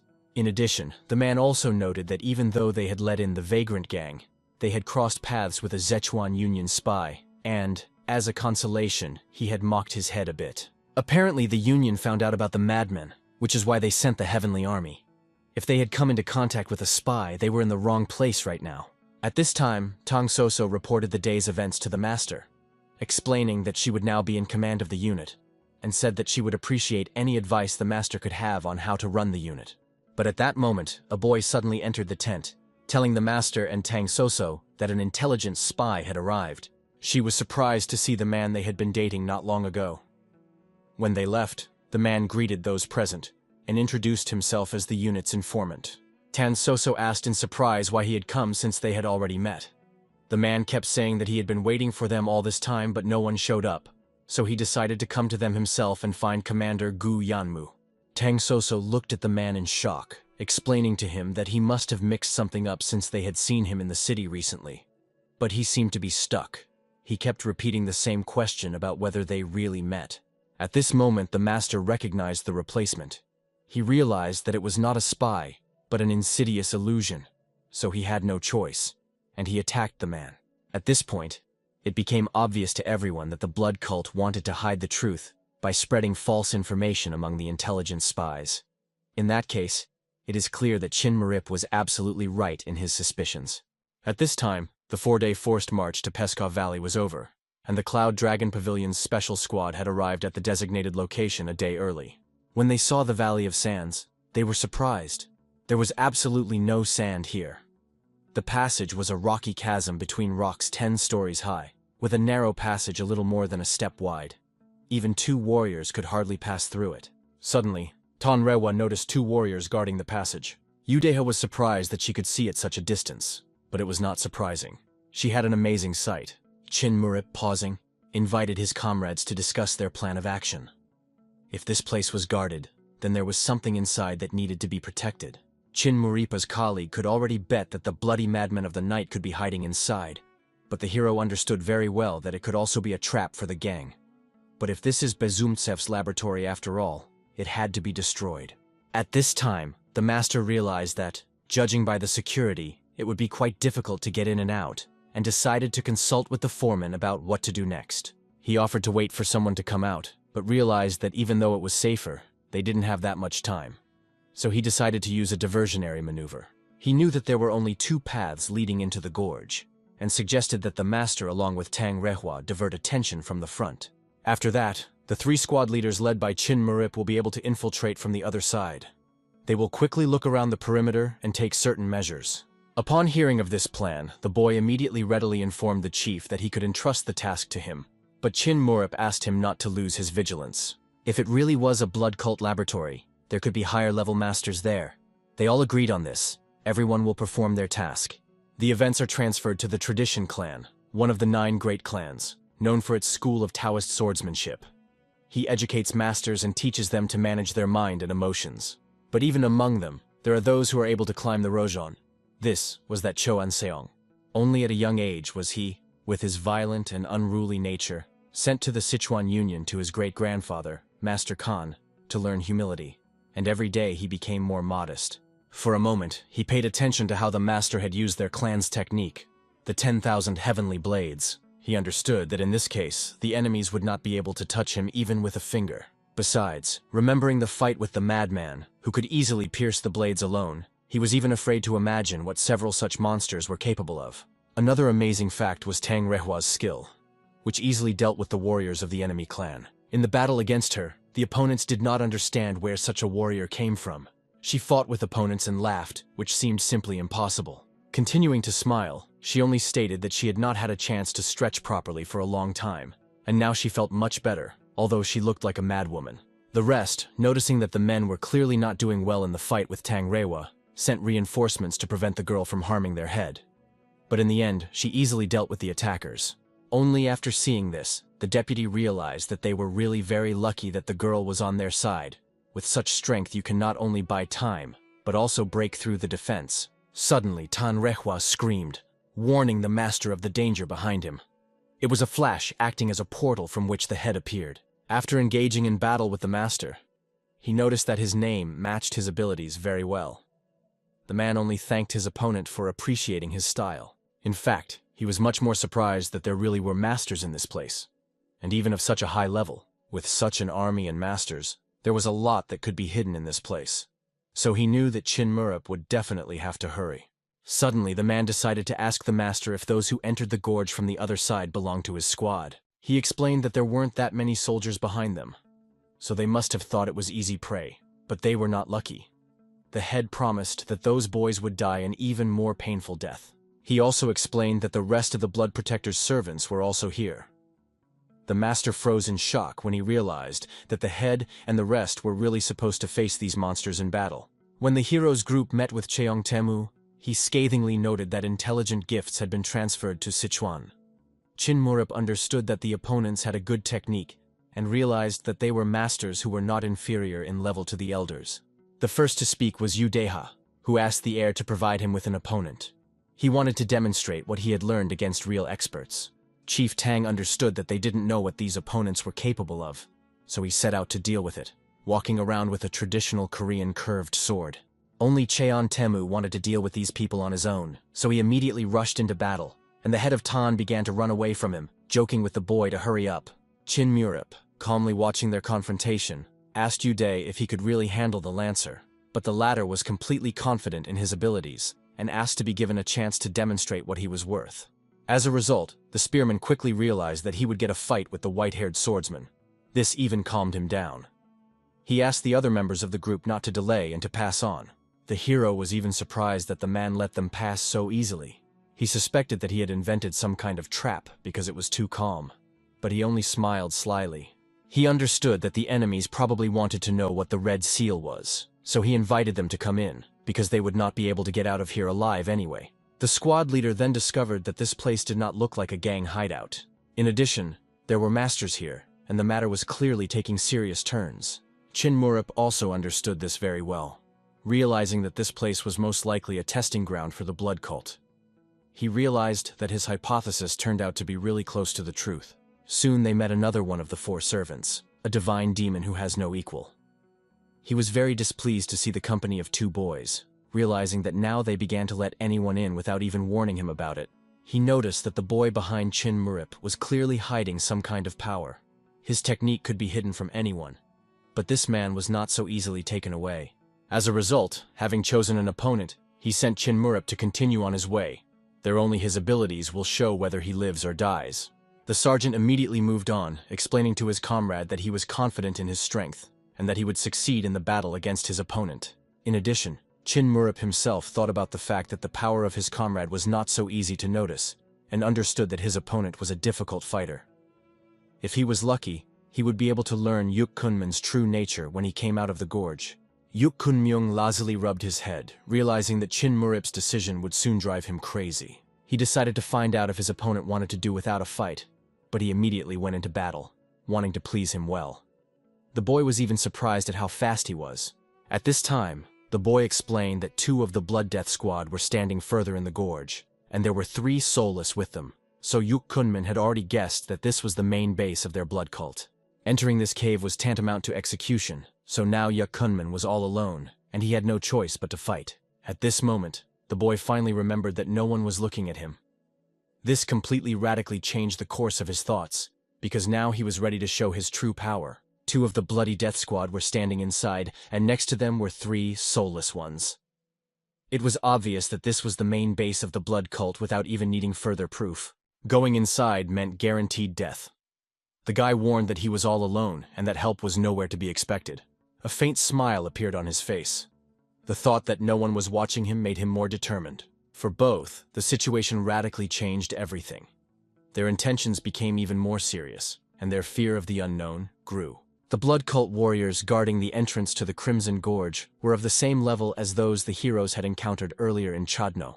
The passage was too narrow for a significant number of troops to pass through at the same time. This meant that if Master Khan and Ryohwa led the defense, the encirclement could be avoided. However, The warriors they would have to meet behind were clearly not inferior in strength. Master Khan might not have had the best chance of success. The main character realized that the time for thinking was running out. He needed to wrap things up here as soon as possible and go help others. Looking at these giants, it immediately became clear that they had come exactly to the address. People in red hoods asked who he was, or the messenger of the servants of the bloody defender. Hearing this, he immediately charged, giving them no chance. His attack was called 8 Spawned Heavenly Powers, Rushing Aggressive Blade. They were all dead. Examining the place, the hero noticed that there were no traces of the gang either in front or behind the gorge.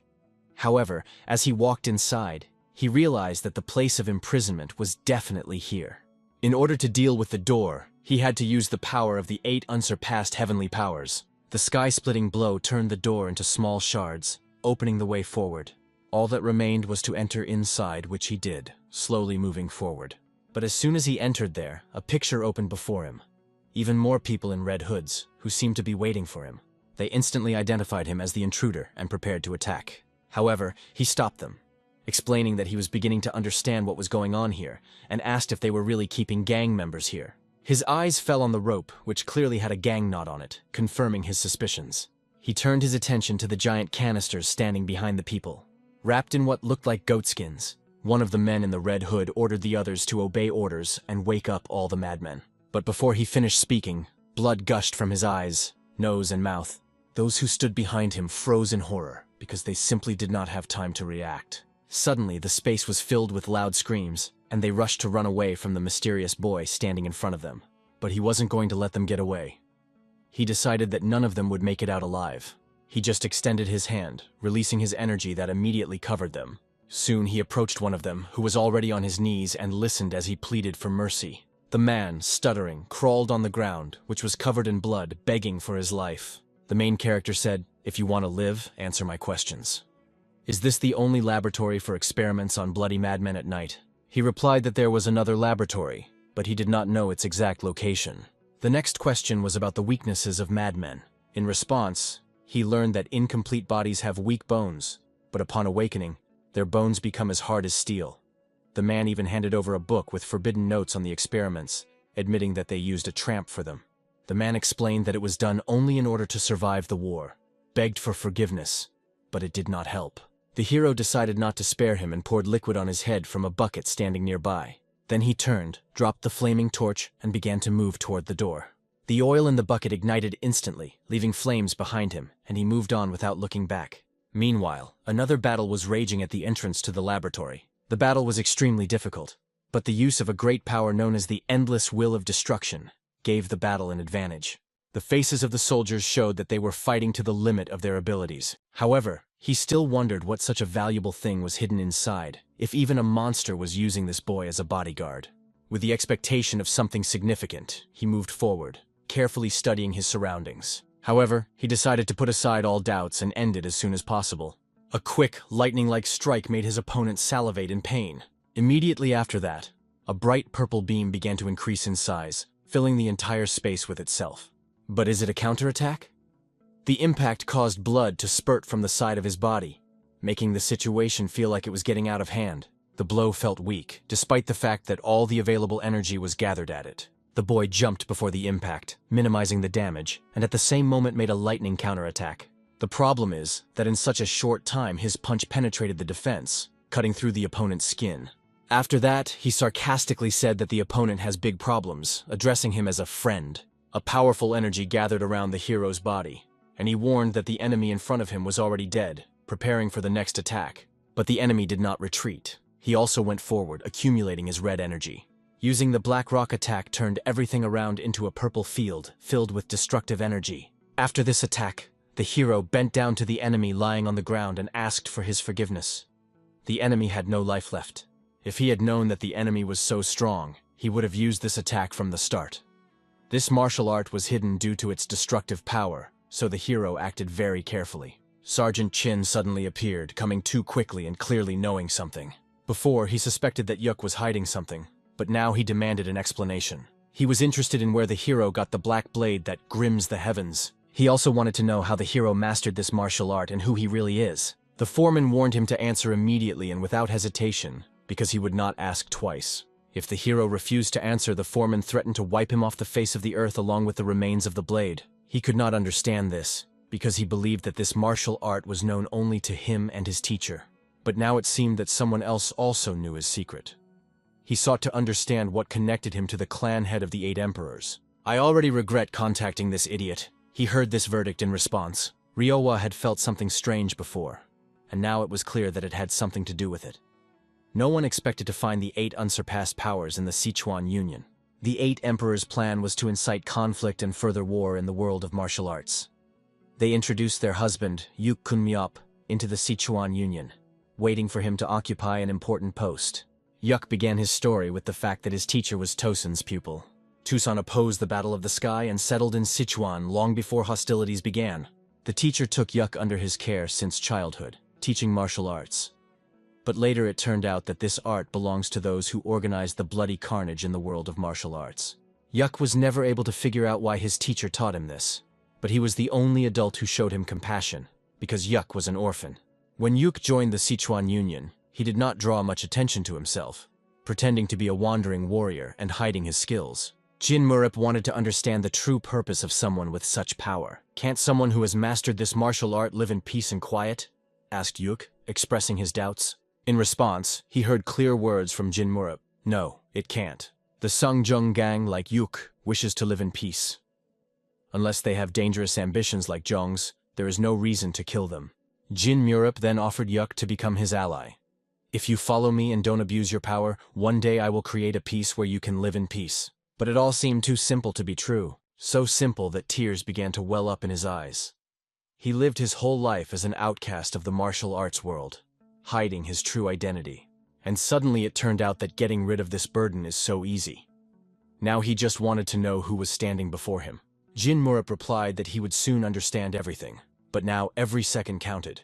He must cover his tracks quickly and leave immediately. Murup explained that the masters they encountered were called servants of the Blood Protector. "Mission accomplished. Now you need to gather people and leave this place as soon as possible. There is a possibility that Master Khan and the others also encountered enemies. In the past, the underground training hall of the Cloud Dragon Pavilion in the Sichuan Union. During the Mad Army's first mission there was a conversation with Day that he was denied. It was explained to him that he does not fight at all as required by the instant sword technique. Deha was indignant and replied, "Brother John, what kind of nonsense are you talking about in the middle of training?" But John objected, asking not to call him brother anymore, but to address him as a teacher. Yon continued, explaining that Deha has a rare and special talent for martial arts, and his skills have greatly improved due to the technique. But this is just the beginning. However, Deha could not yet step over his pride. When he wanted to answer something, Yon made him dodge, but Deha was hit in the chest.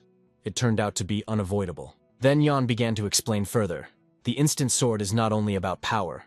You must first learn to use the combat distance to your advantage. Deha was doubly hurt because John's words hit harder than his fists. Deha questioned, "How to leave everything behind?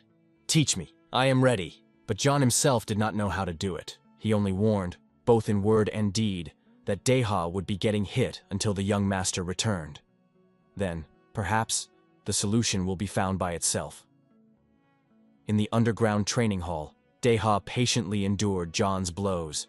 For the 4th day in a row, Deha went through the merciless blows while practicing the Great Heavenly Circle. Food, vomiting, fighting, work, and again the Great Heavenly Circle. This day was remembered by John, the junior commander of the Mad Army. Dek's back was bent like a bow from the heavy load. The youngest commander of the Demonic Fox Squad, the possessor of outstanding fighting talent, the second commander of the Shining Dragon, Deha gave up everything, focusing only on training. The result was the development of an incredible skill, in particular the confrontation with the servant of the Blood Protector, the spearmaster of the piercing stream, Li Guak. Li Guak's attacks seemed unclear and chaotic to the Daiha standing in front of him. The continuous practice of Great Heavenly Circle while training with Yan greatly improved Day's stamina. This is how a martial art was born, in which there was nothing superfluous. Pure skill and precision. Li Guak planned to play with him for a bit and then kill him, but Deha, although he did not dodge every blow, defended the vital points admirably. What annoyed Li the most was Day's ability to read his attacks, as if instinctively feeling where a blow was aimed, especially to the head. In the end, Li even praised Di for his endurance under the spear blows, although he noted that he had lost a lot of blood. He insisted that further resistance was futile and urged Dae to surrender. Daeha, with his hands behind his head, taunted Lee, saying that he could dodge all day without a problem. This finally angered Lee, and he took out his spear. In fact, Daeha was at the limit of his strength and understood that it would be difficult for him to dodge anymore. The black blade that calms the heavens. These words sounded at the moment when Yuk appeared in front of Lee. Lee didn't even have time to turn around when his life was cut short. The blade crashed into his skull, and his tongue stuck out like a pig's mouth. This is how his life ended. Lee fell to the ground like a broken doll. Yuk hit him just enough to knock him unconscious, debating whether to keep him alive. Lee was on his knees, and when he saw his successor, he could only breathe a sigh of relief, realizing how lucky he was. He had already thought that he would not survive. But now that everything was behind him, he could go on his way. Jin Murup extended a brotherly hand to him, saying that he had yet to live, and praised him for having become much stronger. After that, they discussed the direction in which to go. Their next path lay to where the servant of the Blood Protector had followed Tan. The Red Gorge and the laboratory with experiments on bloody madmen were burned. Task accomplished. Now it was necessary to immediately go to help Tan. But it was dangerous to go straight to it, because there could be strong masters there. Murup had used up all his strength, which meant they had no choice but for Yuk to fight the rest of the warriors. Jing Murup felt that the return of using Yang or Yin energy had greatly diminished. Loss of control over energy led to its significant depletion. Their plan is to immediately take the hostage and go to the main detachment in the Red Gorge. The main task is to unite with Master Khan and retreat from the Blood Cult. Tanxiong's search was a secondary matter. A servant of the Blood Protector, known as the Mad Death Blade, John Temu, ran at his enemy, intending to chop off all of his limbs. But there was only a voice around him calling him a renegade from the Tang family. "The poison has dissipated, and you can't do anything else," the voice said. He was the most talented in Sichuan, the hope of the Tang family. A true talent destined to surpass his father, one of the 10 greatest martial arts masters. But in one moment, all these titles were destroyed. There is always someone stronger. This thought sowed despair in Tang Chun's heart. The son of Tang Sorion, the strongest warrior in the world, the valiant Heaven Lord Tang Jarian, he carried the heavy burden of family glory. In the future, the Tang clan will remain under the rule of the Flower Bell. He remembered the words that sounded to him. "You are only a warrior, and you are not destined to become the head of the clan." After getting over the defeat and erasing his friend from his memory, he only gained an even greater weight of expectation that came with the 8 new techniques. Despite his best efforts, he is pursued by the masters of the Blood Cult. He could not understand what he had been striving for all this time. At that moment, he feels an ominous energy appear next to him. His eyes are drawn to the traces of blood scattered on the ground, and suddenly he hears the words, "There you are," along with a sword whistling straight into his back. The blow knocks him off his feet and he falls, rolling several times on the ground.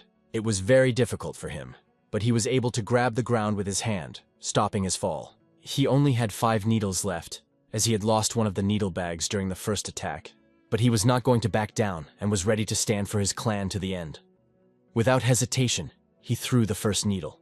However, the enemy easily evaded her without even straining. In response, a second needle flew again, accompanied by a loud whistle. But the enemy, as he repelled the first and second, repelled the third just as easily and then struck with a sword. The blow caused the boy to fall to the ground, this time much harder than before. He stretched himself several meters, picking up dirt from the ground with his tongue and feeling the pain of the impact. "Looks like I did," said the enemy, standing over him, and asked, "Did you poison me?" "Is it a delayed poison? It paralyzes and slows down movements, and in a large dose it can stop the heart," the boy answered, barely holding back the pain. This poison was with him from the beginning, but the cursed wind caught him by surprise. The poison was on the branches of trees, on needles, on the blades of hidden blades. If symptoms do not appear, it should be used until it begins to work. It was at the moment when the enemy caught the silver needle with his teeth that the outcome of the battle became predictable, even if he had strengthened his body and perfected his techniques since childhood. Underestimating his opponent would inevitably lead to defeat. The enemy's eyes became redder and redder, just as the effect of the poison intensified in his body. But Tang, the hope of his clan, could not allow a second defeat. He took out another needle that was in his hands. A stream of crimson swords, like a downpour, came down from above, completely blocking the attack and changing the course of the battle. The battle between Soul Flash and Blood Swordsman was like a clash of spear and shield, attack versus defense. However, over time, Soul Flash's position began to deteriorate. Although the 10,000 Heavenly Blades technique is almost flawless in defense, it has its own weaknesses that can only be compensated for with the displacement technique. The enemy expertly used the sandy soil to his advantage, striking from top to bottom. He perfectly applied the peculiarities of his martial art and the disadvantages of the terrain. You should not expect any changes in the situation. Soon other servants of the Bloody Defender will arrive, and this enemy will continue to methodically search for his weak points. At a certain moment, the blood swordsman felt something strange. He looked down and saw that his foot was stuck in a pile of sand. This was the weakness Soul Flash exploited. After that, he struck Red Cloud Demon Handsword, Illusory Snake Dance. It seemed that the end was near for Soul Flash, because if he gave up his protection, all would be lost. "Dying is like this together," said Flash, using the technique Flying Strike Pursuit. Two forces converged into one blue, the other red. But one of them was not destined to win. His chances were 0. The Soul Flash fell to the ground, and his opponent slowly walked forward. However, the enemy himself suffered significant damage, wondering how Flash could change his technique in such a short time. He was a strong warrior that Sichuan could be proud of. He hesitated, to leave or finish off his opponent, but suddenly he heard a clear order behind him. "Stand!" Slowly and carefully, he began to turn his head to see who was behind him. Li Guok was kneeling, and behind him were two people, Yuk and Jin Murup. They held him at gunpoint and warned, "One more move and you're dead." It seemed strange because such a young man was able to defeat the servant of the Blood Protector. The heir then explained to Li the situation he was in. The guards at the entrance were dead, the test site would be destroyed, and only a handful of ashes would remain. He offered a deal: return the spearman, and he retreats. Li wasn't going to underestimate his opponent, but he was wondering where Tang Chong was now. "Is that what you're looking for?" asked another, appearing from the shadows. In his hand, he held Tang Chong, but not completely. Only his head, noting that he could not carry him whole, so he chopped it off. As a commander, he threw his head at Li's feet and said, "Take it away." Li accepted the crushing defeat, only asking for the return of the spearman, promising not to touch the Soul Flash. "To have such cunning and fighting skills at your age. I heard about you recently," Li said, acknowledging his strength. "You are the Shining Dragon." The heir heard these words addressed to him. Threats followed. "Don't think you can escape from Sojin. You are destined to leave your bones here." Li raised his wounded hand, accepted his defeat, and moved on. The elite warriors of the Cloud Dragon Pavilion and Master Kang Yuol had successfully completed their mission. They destroyed the laboratory of the Nightblood Madmen, killing 3 of the Blood Cult's best warriors without losing a single one of their own. Soon after that, the name Shining Dragon spread throughout the district and even reached the head of the Blood Cult, Blood Devil Mu Chongik. The Blood Devil inquired of his men if there was any news of the whereabouts of the Thousand Arms. In response, he was told that the White Snake Squad was in hot pursuit and that news would be forthcoming. He asked not to make him wait long.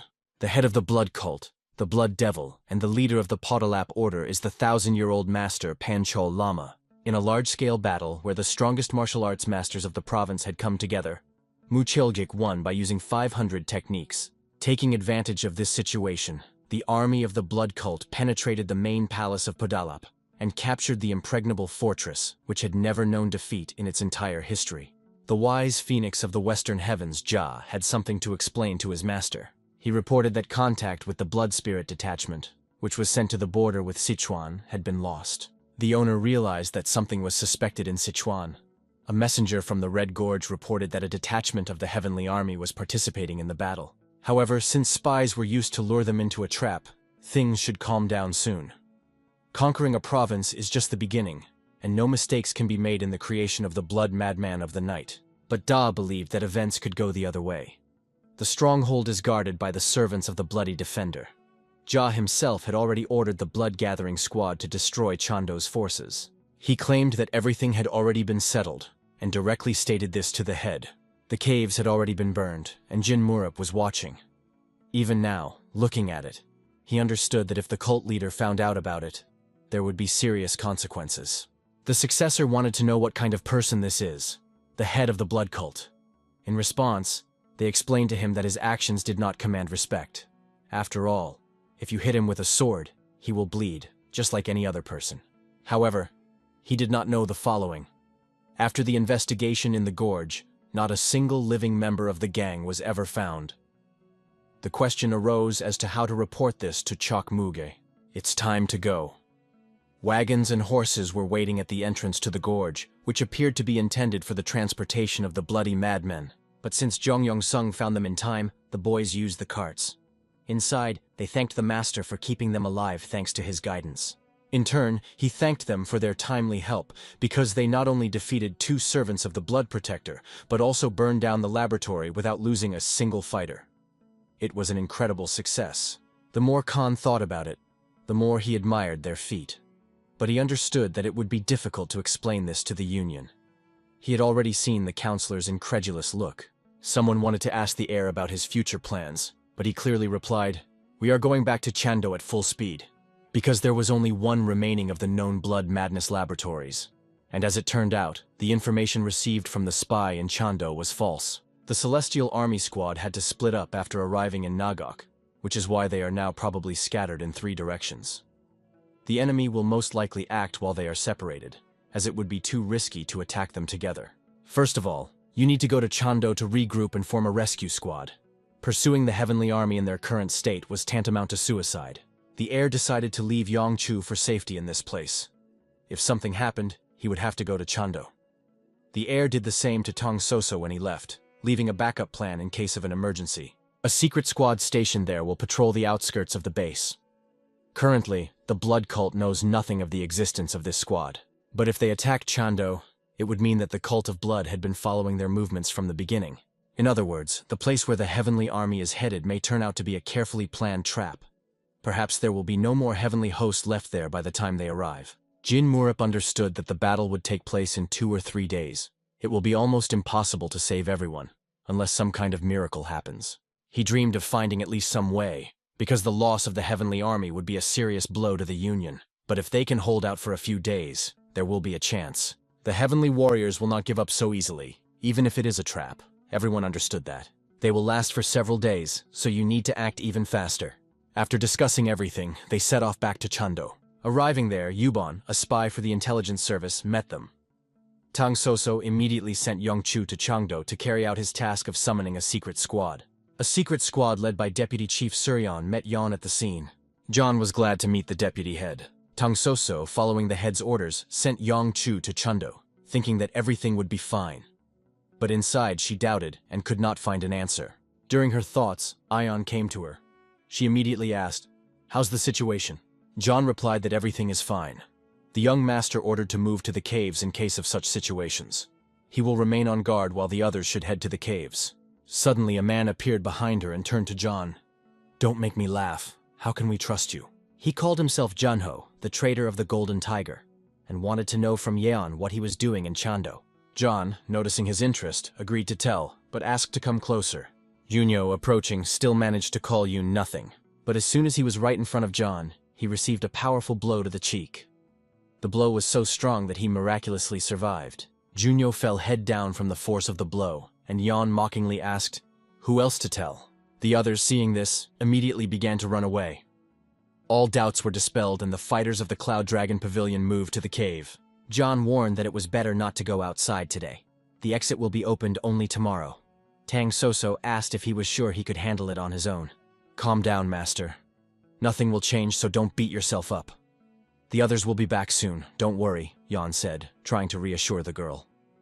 Tan Soso thanked him for these words. John walked up to the giant boulder and grabbed it with both hands. His strength was so great that he moved the stone, but his mind was racing with thoughts. The secret squad, which included those who were currently ambushed in the forest, consisted of 10 masters who usually guarded the master. Among them were masters with whom it would be difficult for even Jonah to cope. "Looks like we'll have to be careful tonight." A sly, self-defying smile appeared on his face. John felt curious, wanting to see what his opponents were capable of. It was dark outside. The foreman led his group. They were all in red raincoats. Someone asked him, "Is this really the place?" The chief believed that the opponents were hiding in Chando, but it turned out that they were in the forest. He ordered to surround the forest and shorten the distance. If the enemy appears, immediately give a signal. Sergeant Choban, head of the blood collection squad, couldn't wait for the youths from Sichuan who killed 3 of his subordinates to show up. Meanwhile, Sang Jung, the head of Seo Jinwan's secret squad, was sitting on a tree branch. He ordered his men to move quietly and eliminate anyone they saw. The command of the 3rd group was headed by the deputy head of the blood collection detachment, Hong Guan. Unfortunately, Guan's group was defeated immediately after the investigation began. They didn't even notice those who had been following them since entering the forest. "Head northwest and move quietly," came a command from one of the senior squad members. Han was alert, realizing that the missing had most likely committed suicide. He warned his men, "Don't think about saving them. As soon as you see these scumbags, kill them immediately." But before Han could turn around, his men began to die right behind him. It became clear that the situation is catastrophic. At that moment, Han felt that he himself was under the crosshairs. A chill ran through his entire body as unknown hands grabbed his neck. Death was inevitable. One drop of blood is perfect elimination without a single sound.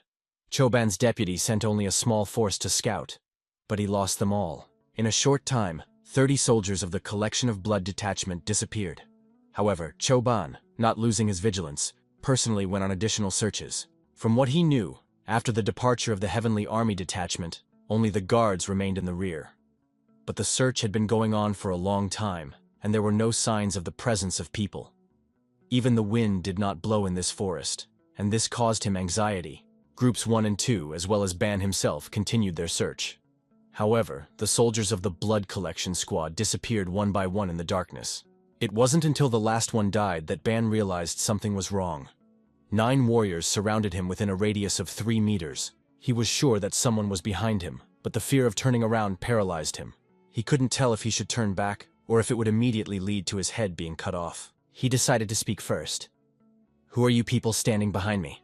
"Let's put it this way, we are the defenders of the Sichuan Union," the young man replied, adding, "You've come a long way to get here, but now you can rest in peace." Before Ban could finish his sentence, his head was instantly cut off by a sharp knife. Karatova was approaching the Cloud Dragon Pavilion. Their return was to be short, because almost immediately they would have to leave again. Descending, the heir noticed that the barracks were empty. He was told that the people had moved to the caves. It was clear that there was a fall, and the soldiers had a hard time. At that moment, Yan and Soso appeared, who were happy to see the foreman. The heir immediately began to ask what had happened. It was explained to him that the spy of the intelligence service came under the influence of the soul-stealing technique. Listening to the girl, the heir was more interested in hearing John's report, who was standing behind her. John recounted how the Cult of Blood tried to attack them last night. The secret squad dealt with the enemies, and he hid the rest of the people in the caves for safety. The warriors of the Cloud Dragon Pavilion did not know anything, because the squad worked perfectly, even after getting rid of the bodies. Then the heir turned to each of them, praising them for their efforts, and noted that if the spy of the intelligence service was injured, then the case would be advanced more quickly. He then turned to Master Khan and Master Ha, asking them to take care of the place. They understood that the heir would immediately go to the aid of the Heavenly Army. The Celestial Army squad should have reached Nagak by now and split into 3 groups. However, it is not known whether it will be possible to catch up with him. Elder Gu Yanmu is an experienced person. If he discovers a trap, he will undoubtedly return to Jirim, located in the middle of the path, to gather allies. It was a race against time. The heir was to go through Nagak and reach Jirim with a minimum number of people. That was his plan. Time was short, and they needed to ride with as few people as possible to get to their destination as quickly as possible. Because of this, the heir decided to take only Yongchu and Tang with him, but then changed his mind, replacing Tang with Yuhua. The elders were very concerned, realizing the risks the heir was exposing himself and his companions to. However, the heir firmly promised to do everything possible to save the Heavenly Army. After that, he went to the ward where the man was sitting on the bed. The man looked very surprised to see the heir in front of him. He entered the room, holding a whip in his hands. He apologized, saying that he cannot always save everyone. It was difficult for him to break the sad news, but Jin Murip, who himself had lost many men, remained calm. It has already become common for him. After a short conversation, Murip realized that the heir was now going to save the Heavenly Army. However, he didn't come here just to say that. He knew that this news might upset him, but he wanted to delegate an important task. The Cult of Blood attacked an intelligence unit. A person was needed who could report the situation to the Sichuan Union. She had to possess exceptional stealth and mastery in martial arts, because the warriors of the Cloud Dragon Pavilion could not operate openly. It was also necessary to transfer information about students to the main headquarters of the gang. Because of this, the heir asked to entrust this task to her husband. Now he was ready to go. In his absence, the heir placed Tang Chon in charge of command. Some of the wounded also remained in the rear, although they really wanted to go with the squad, and so they set off, following the heir as a guide. Another young man named Yuk decided to follow the commander, who promised to become an ally of the heir. Jin Murup was the first person Yuk told his secret to, and he wasn't going to sit at home while the others fought. Jin Murup is the leader of the Sanchang gang, the leader of the Flower Bell, and the true master of the 8 unsurpassed heavenly powers. Yuk, who had been single all his life, now decided to join Sanchon and had no intention of backing down. His choice was called wise, and he was offered to meet new allies. A white-haired warrior jumped to the ground, whose appearance was a surprise for Yuk. Jin praised the warrior, already knowing what happened last night. He called his actions a wonderful job, and the warrior in turn reported on a secret squad that went to Churim, where Ying took command. Jin immediately agreed and said that everything would be done. They went to the mountain. There was very little time, so they decided to discuss the details on the road, talking on various topics in parallel. In the Heavenly Army, the commander of the 9th group, Na Bikryun, was completely covered in blood. He spoke to the 4th group's commander Tan, stating that he would likely be the next to die. But Tan urged him not to lose hope, promising that everything would be fine. An elite unit of the Heavenly Army that was part of the Sichuan Union fell into a trap set up by Li Guok, Nagok, Kandal, Sionpak, and Chigek. The 4 cities that the intelligence spy gave away became the deployment areas of the elite blood cult assassin units known as the Blood Soul Chaser Squad. They stayed in Sonyeon to face the enemy and waited for their arrival in Churim. Who would have thought that it was also a trap? They were completely surrounded. Then one of the men suggested a plan to break out of the forest at any cost to warn his comrades of the ambush. At this time, an enemy from the Cult of Blood brought the head of a brave woman who was still held in candle to the elder. After checking her armor, he realized that it was the deputy head of the Heavenly Army squad. He asked the foreman to accept his congratulations, believing that this victory was made possible by the Tiger's tactics. The head of the Blood Soul Pursuer squad, On Jinsan, wanted to give this head to the head of the blood cult with all his heart. The Heavenly Army reacted quickly and demonstrated skillful tactics even in the face of an unexpected attack. They have earned the title of the Union's elite force, but even they could not resist the enemy. All the remaining soldiers of the unit were sent to hell together with their comrades. Of course, the situation could have changed if some rare masters had arrived in time to help. There was a secret squad on the mountain. They hid the horses safely in the nearest woods as they had been instructed. Since the master was due to arrive soon, everyone was keeping a close eye on the surroundings, following the orders of the deputy squad leader Suryan. While the squad members searched, Suryan, relying on the reports of subordinates and her own intuition, tried to assess the situation in Churim. The next day, the heir together with his people reached Suryan, who greeted them. But right after that, they heard a report that the powerful warriors of the blood cult had surrounded the Heavenly Army and were planning to destroy it. These people were much stronger than the members of the blood cult in Chando. Their organization was excellent. Among them, it seemed, were those who had mastered the technique of hiding the smell of blood and their presence. It was obvious that the Heavenly Army had suffered considerable exhaustion from the long journey and battles. The host asked, "Is there another half hour until sunset?" He said he would give a signal, and then it would be necessary to go straight to the cave. The master asked the girl to take care of the Heavenly Army, and she immediately understood his intentions. The host decided to deal with the enemies on his own, wanting to warm up after the recovery, which became faster after the events in the Red Gorge. At the top of his voice, he shouted to the enemy, urging them to come out of hiding. "Don't sit like rats, come out!" The enemy foreman heard these words and immediately became angry. Hearing the name of the boy who challenged them, the enemy leader immediately ordered a change of plans. "Follow him. Let's see if it's really the same shining dragon. If a fight breaks out, the rest will attack the Heavenly Army." The mere thought of the possibility of meeting such an enemy excited him. He appointed one of his own to lead a group to observe the Heavenly Army. His main weapon was brute force, but he also intended to use all available tactics to confuse Jin. Jin was well aware that the enemies were probably confused, which was why he came up with this plan. The opponents hid in the trees, and the bearded warrior ordered to wait so as not to start the battle first. They were counting on the fact that the heavenly host they were holding hostage would force them to hurry. Their indecision hinted to Jin's team that the enemies were still capable of strategic thinking. Jin then decided to force them to act.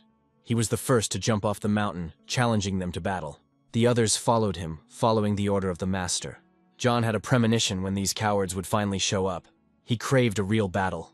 And so the moment came when he descended from the mountain and found himself surrounded by opponents. The enemies were confused when they saw the golden shadow technique restraining their swords. After that, they had a chance to see the power of his iron fist, which he swung directly at them.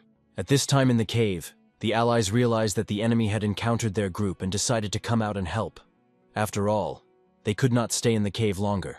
The unexpected appearance of a strong master could radically change the situation around the cave. The girl approached the cave and asked the heavenly army to follow her. She planned to take advantage of the breach the commander had created. The soldiers had many questions, but she quickly explained that there was no time and ordered them to stand in a circle, covering the wounded. Jin went to where he knew he would be attacked, and everything happened exactly as he expected. Confident in his abilities, he expected to destroy anyone who dared to attack. One attack, Heavenly Sword Dance, was enough to accomplish what was intended. The Blood Cult's elite squad, known as the Blood Soul Chasers, acted according to Jinsen's plan in this battle, but their defeat was not the result of his mistake. They just met someone they couldn't defeat. Realizing this, Jinsen decided to run away to report the defeat to headquarters. But it was not so easy to escape. He faced Jin, who did not leave him any chance. Jin's punch was so powerful that it surpassed anything imaginable. As Jinsen fell to the ground, Jin cut off both of his arms, demanding an answer to a question he hadn't even asked yet. Jin threatened that the neck would be next and ordered to respond immediately. He asked only one thing. Where else, besides Red Gorge, are the laboratories for the creation of blood madmen? But when Jinsen replied that he didn't know, Jin killed him without any remorse, because he had no time to delay. Information about this quickly reached the head of the blood cult. Duke Seo Yubon, having learned about the events, decided to go personally to check everything with his own eyes. Before the eyes, a majestic mountain lake opens. The rocks, like gloomy guards, cut the sky, and their prints tremble in the silence of mirror water. Clouds slowly slide the peaks, inspiring the feeling of forgotten legend and the power of nature. At the top of the mountain sat the Duke of Seo Jubon, listening carefully to the report on how a detachment of bloody souls destroyed the remains of the heavenly army, beheading the dream of Jen, their deputy leader. The Duke stood slowly, went to the edge of the rock and looking down, smiling. The news came to his liking. His people have completed the task perfectly. Silence prevailed around. Only the red aura around the Duke pulled with pleasure. He was so happy to hear that he decided to see this bloody sight with his own eyes. Silence suddenly exploded. A relentless, formidable force broke through the clouds that broke the peace of the mountains, as if the harbinger of a great battle. Among the darkness of the battle, a figure, a brave girl with a dark blowing wind and a look which burned with determination. In his hands, a sword that glowed with force, and on her face, only the focus and fire of unbreakable will. Their enemies were strong, and most allies were already injured. The fight was gaining momentum. The commander of the Yuk and the commander of the Yen tried to break the enemy's resistance, and their opponents were experienced and cruel. A formidable commander, the Ghoul, enveloped by a purple cloak, emerged from the epicenter of the purple vortex. He personally led a detachment of pursuers and strictly ordered not to leave the enemies of the chances, to give only the wounded. One of the heavenly fighters from the last forces reflected the attack. The enemy acted organized and methodically, and it was clear. If the situation did not change, their detachment would not last for a long time. The commanders quickly gathered a detachment. Everyone was aware that it is impossible to show all their power. Every wrong step could cost the life of whole units. One of the heavenly fighters looked malicious. He was annoyed as enemies were mocking their failures, but he held back anger. The one who laughed looked powerful and threatening. He assured, "A little more, and he will come back." But who really is it? And suddenly, the young man's gaze rose up. He saw him to the depths of his soul. The pupils expanded, the face faded, and in the eyes there was a true fear. All the army stopped, staring in the sky. A warrior descended from the height, as if from heaven. It was the rank of the Muffin. The young man glowed with joy. It was he who was waiting for him. It seemed that all his power suddenly returned as he appeared. Landing, the rank was taking something out of his pocket and said that he had not come with empty hands. He had a gift. Warriors from the detachment of the crazy army, standing opposite, froze. The act threw a cut head in front of them. It was the head of their commander. Their eyes were rounded and their faces lost color. The horror was clinging to them. They realized whose head was. Looking at the bloody head, the enemies opened their mouths from shock. Before them lay the head of the leader of their detachment. One of the enemies sitting high in the tree was frozen in shock. He could not believe that their commander was really dead.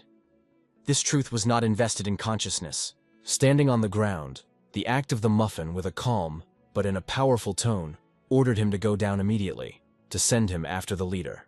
Hearing this, he immediately spanned. His eyes became round like eggs, and when the frame began to count up to 3, panic grew into a real horror. Without waiting for him to descend, the rank was sharply waved by the sword, aiming directly at his target. A moment, and bloody splashes fly in the air. Blood drips from the blade of the rank, and the rest of the enemies fade away from fear and shock, not even reacting. The act was looking at it with cold confidence. It was not attracted to blood, but this victory seemed too easy, and it seems that he will have to restrain his strength. His assistants were satisfied with this spectacle. One even said that even if he went down, fate would be the same. The soldiers from the army were standing with their mouth open. Everything happened so fast that no one even had time to clip. Everyone looked at the rank with delight. He broke through the rows of enemies and with one blow beheaded the commander. Even experienced Chong Mo-wan would not be able to do so. The opponents could not believe what they saw. Did the commander of the crazy army reach such a level of martial arts? With a calm, fearless look of the rank, the muffin said that it was necessary to finish with it, and something threatening sounded in his voice. The enemies were running away who were ashamed. Without the officers and the deputy, they lost control and did not know how to stop the contractor of the troops. The battlefield looked like hell. Everything was burning, and the hostile army, without stopping, deliberately destroyed everyone who resembled the commanders. Yagan, one of the fighters, watched the fight and saw the enemies lost confidence. Together with the support, they became much weaker. He was approached by his brother, and they discussed the rank together. Looking at his battle, they finally realized why the mentor appreciated him so high. The act of the muffin was indeed a talent from heaven. One movement of the sword, and the enemies flew like chips from an axe. His energy raged around, as if an invisible whirlwind. Every movement felt the real power of a real warrior. The battle lasted. 2 fighters continued the conversation, and one of them spoke of a new elite that replaced the old masters. He was especially impressed by the heroine from the demonic forest. The girl waved her sword so quickly that her opponent was instantly straying, feeling the danger. Both fighters watched her silently, realizing the appearance of the commander of the insane troops was not accidental. Everything was repeated like a wheel of fate. The demonic forest warrior was rushing into battle without fear. A decisive, rapid, confident in every movement, as if born to the battlefield. Her glance annoyed. No one could understand where this nameless crazy came from such strength and skill. In the conversation, the brothers confessed that this unknown girl is a real heroine of a mad army, even if someone considers her not with him. One of them touched a friend at the shoulder, tilted his head, silently recognizing her strength and unbreakable. They did not look from the warrior with the sword. Crazy but beautiful, she deserved her nickname. This girl forced the enemies to flee without having time to react. The daughter of the legend, the student of the sword of God, the only one of a kind. A madman, one of the heavenly warriors called for help, ordered minimally to cover the wounded, and to all the rest to go into battle. They rushed forward like a storm from the last forces, knowing that it could be the last chance to save their own. The swords cut the enemies with wild fury, as if they were moving in the hands of fighters who fell into a battle shawl. The arrows whistled in the air. The ears were ringing, and the tension around reached the limit. The battlefield burned death. In the heart of the battle, a young man with a mouth open, horror on his face, and around him the splashes of blood and blades that cut the air. He frozen in a stupor, unable to believe. Wide open eyes, his mouth open, as if he were in a horror. But suddenly their sergeant appeared. His arrival breathed hope. He ordered to gather all the wounded and strengthen the defense. The Yard looked at them with no confidence. The detachment of Guyanma looked exhausted and broken, but in their eyes, the will to fight. Together they rushed to a new offensive. The battle was February. Every blow of the sword left behind blood and death. The rank of the Muffin and its satellites continued Sich. The Guyanma detachment was already joined, and time and the battle merged into one. Rocks and shrubs became silent witnesses of the great battle. There was a heavy silence. The Battle of Jirime finally ended. Guyanma thanked the leader of the insane army. Promised to remember this help and be sure to thank for salvation. The act of the Muffin accepted gratitude, noting that he simply fulfilled his duty. But the sergeant wondered, how did they learn about their location? The act of the Muffin explained, the laboratory for the creation of bloody crazy knights is in a red gorge. He knew that it was a trap, so he decided. The meeting place of the separated heavenly army should be here, and this decision saved them. With a calm face, he said as soon as the group from Sanpak and Chikhek, they will go immediately. In the meantime, they have to restore strength. The sergeant thoughtfully stroked the beard, thinking that in other cities the situation is probably not better. He was also worried about the absence of the deputy. The fighter approached him and whispered to the ear of the terrible news. Their deputy was killed. There is no more. Hearing this, the sergeant frozen in despair. He could not believe that the dream was died. And the act added, they hid the horses near the warehouses in the north. It was at this point that the enemies had already stolen these horses. A new threat began. The rank of the Muffin rushed to the road. He had to get to Chando and to unite with the warriors of the pavilion of the Cloud Dragon. The Sichuan Union was already waiting at the border. Guy Yang's detachment thanked him for a clear organization and promised, as soon as they return, they would arrange a holiday for all their monthly salary. Now, time to recover. The active mentally acknowledged that the holiday would be appropriate, but he had another unfinished case. Standing with his back, with a disappointed look, he said, "They arrived later than planning." His words shocked the detachment. The enemies left the wounded at the living not accidentally. They were waiting to destroy everyone at once when they gathered. His hand froze in the silence of the night over the mountain slopes. He understood. It was not easy to separate the forces and organize the protection in Hiram. This was managed by someone with great strategic thinking. The sergeant listened to everything concentrated, understanding this is only the beginning. Meanwhile, the Duke of Sobon, the enemy, stood on the top of the mountains and thought, if the events in Hiram learn the enemy, the army will be stronger. He still stood in the mountains and realized, nowhere can be guaranteed security. Their true destination is not the Chikando, but the Sichuan Union. The atmosphere in the mountains was tense. The wind wore a voice of rank between the rocks. They could neither take care of the wounded, nor escape the pursuit of the cult. To get to Sichuan, it was necessary to act quickly. The act of the Muffin stood focused, confident in itself. He knew the blood cult would not stop, and soon the united forces of the Heavenly Army and the Pavilion of the Cloud Dragon could be destroyed. 2 warriors were reported. The messengers from the dream until he have not returned, and now he will have to escape. The sergeant reassured them. The commanders and the Chick Heck himself, not of those who are lost, they had to return to the end of the day. The Duke of Siojubon stood on the top of the mountain, stared at the distance and, confessing in forgetfulness, asked how many peaks they had already passed. Gongon said they had already overcome 4 peaks, and the next was Jirid's top. The Duke was surprised by such a result. They turned out to have passed a lot, and it was comforted. So Juban was suddenly ordered to return. What surprised John Gon? They barely got here and now back. In his eyes, a frustration broke out. He did not want to believe that the Duke surrendered, because there was no Jasana on this top. But he was not one of those who are wrong. The Duke confidently traveled further, saying, "A detachment of bloody pursuers of souls. Destroyed. Only the consequences of the massacre remained at the top." Jian Gon could not understand why the Duke decided to retreat, because it was still possible to act.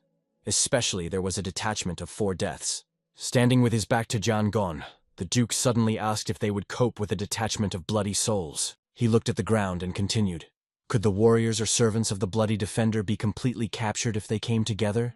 Jian Gon was silent. He had no confidence and he did not dare to answer. The dark figure of the Duke was ominously hanging out. Despite the power of the Heavenly Army and Gu Janma, they were all in Sudan, and it changed everything. His voice of Lunko flew through the mountains. Only a few from Sichuana are capable of attacking a red gorge. Jian Gon was angry. This gorge was a fortress guarded by the servants of the bloody defender, and perhaps behind it was a shining dragon. But the Duke denied. If everything was reduced to only one person, everything would be much easier. All this was not one person, but the whole valiant army of Chin Murip involved in this battle. The intense Jian Gon answered the Duke's questions. How many craftsmen needed to grab Jessen's ONG? And suggested that it all depends on the level of power, but the numbers should be equal. His pupils expanded, his eyebrows tightened, and sweat was running face. Shock was red in his gaze. After leaning his head, the young man felt depression. He did not notice how underestimated the enemies, and the Duke behind him watched him cold and experienced. A gray warrior with a burning look fiercely listed the losses.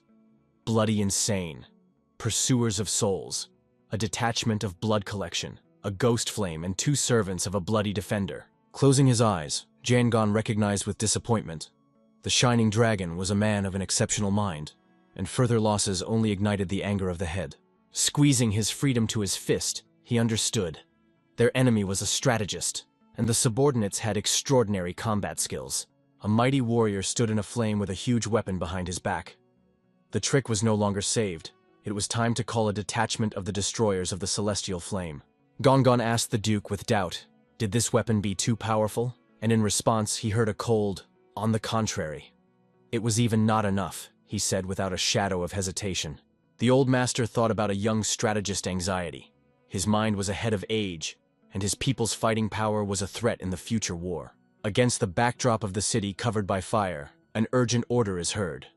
To ask for reinforcement in the detachment of the destroyers of the celestial flame, because the situation is critical.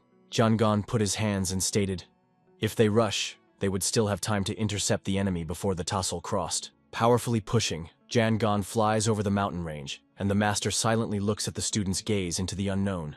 The Duke of Xiao Juban, stroking his beard, begins to suspect Qin the mushroom and there is a shining dragon. His laughter was bitter. He understood that Qin's muffin would simply not seem like that. The detachment of the heavenly army was moving snowy forest, although there were only half of the initial 100. Gur Yanma's commander looked at the wounded comrades with regret and blamed himself. He had to think better. Qin the muffin said that he understands his pain, but now is not the time for pity. We need to prepare and go. In the dark forest, they discussed further actions, and the commander thanked Qin Murip for the meeting and instructed the column. On a horse among the snow, Qin's muffin raced with determination in his eyes. It was a goal, and it would reach it at any cost. Half an hour after the detachment left the place, new silhouettes emerged from the fog. Enemies approached. In the south of Girim, warriors appeared in bloody cloaks. It returned a detachment of 4 deaths, responding to a reinforcement request. In the forest, they found the bodies of their brothers and could not believe. The words of the Duke were prophetic. Jiangang dropped near a dead friend, looking carefully at the mutilated body. The depth of wounds shocked. People from the heavenly army did not do it. He suspected that they were helped by a shining dragon. One of the brothers reported that they found traces of horseshoes in the nearest forest. The enemy has recently left. Sitting near a murdered friend, Jiangang asked if there was news from the headquarters to call the destroyers of the celestial flame. In the red cloak among the night forest, Jiangang wondered, how could young soldiers be destroyed so quickly? The voltage hung in the air. In the gorgeous hall, 3 dukes of the Duke Suna reported the head of the cult. They brought alarming news. One of them reported that their laboratory in the Red Gorge was attacked, and a detachment of a transparent flame was destroyed. The head of the cult listened shocked. Quan Sape, Chon Thime, and Cho Wan were killed. Even Ligvac was defeated. He shouted in rage, "Who killed the topic?" But there were no witnesses. The details remained unknown. The guy with an echidious smile suggested, judging by the poison, it could be Tan Chon, the son of the king of poison, and laughed at his glory. Smalling himself, he tilted his head and added with pleasure, the real leader of the attackers was not Tan Chkon, but Qin's muffin. The head of the cult, with a serious and slightly surprised face, first heard the name of Qin Murip. It was not believed that he could be a secret master from the Sichuan Union. In the spacious hall, one warrior told that the Qin was the heir of the demonic forest from Chunzhen, and this name immediately caused alarm to the other. 2 soldiers mentioned that after the great heavenly battle, the demonic forest weakened, but did not disappear. They were worried that the cell was still active. Large plan is the look of the warrior, cold, intense, and complete distrust, as if he was about to say or understand something. The head of the cult looked focused, silently listened to the latest alarming reports of his people. One of the subordinates came forward and was going to report another news with fear. Against the backdrop of the snowy night, Xiao Juban appeared. Serious, calm, arms folded. He listened to the destruction of the blood collection detachment that followed the Sichuan. Sitting on the throne with a tense face, the head of the cult learns that Jirim has also destroyed a detachment of pursuers of souls. The Qin is guilty. In the darkness of the throne hall, the head of the cult sat in the design. His subordinates apologized for silence during his illness. His hand is compressed into a fist, in anger and disappointment because of the low efficiency of souls, because the losses were scanty. The head of the cult boiling from rage. A young strategist from Sichuan destroyed his detachments one by one, and he had no words. One of the subordinates, covered with then, bowed his head and answered. The enemy goes from Jirim towards Chan. Meanwhile, the detachment of the destructors of the celestial flame led by the CO Yubona went to reinforcement. Upon learning of this, the head of the cult calmed down something. The Duke could rely. Leaning on the throne, he ordered to remove the scalp from the shining dragon to see his face in person. In the red cloak, stepping up with the throne hall, the head of the cult orders, in 3 months to destroy all the faithful gave, and then fill the Sichuan with blood. The subordinates bowed their heads, listening to him in silence. Going out of the hall, the head of the cult looked at the warriors. His eyes were determined, and a sinister smile appeared on his face. One of the warriors of Gu Janma was rapidly breaking through a snow-covered forest. He carried an urgent message that could not expect dawn. The brothers looked around.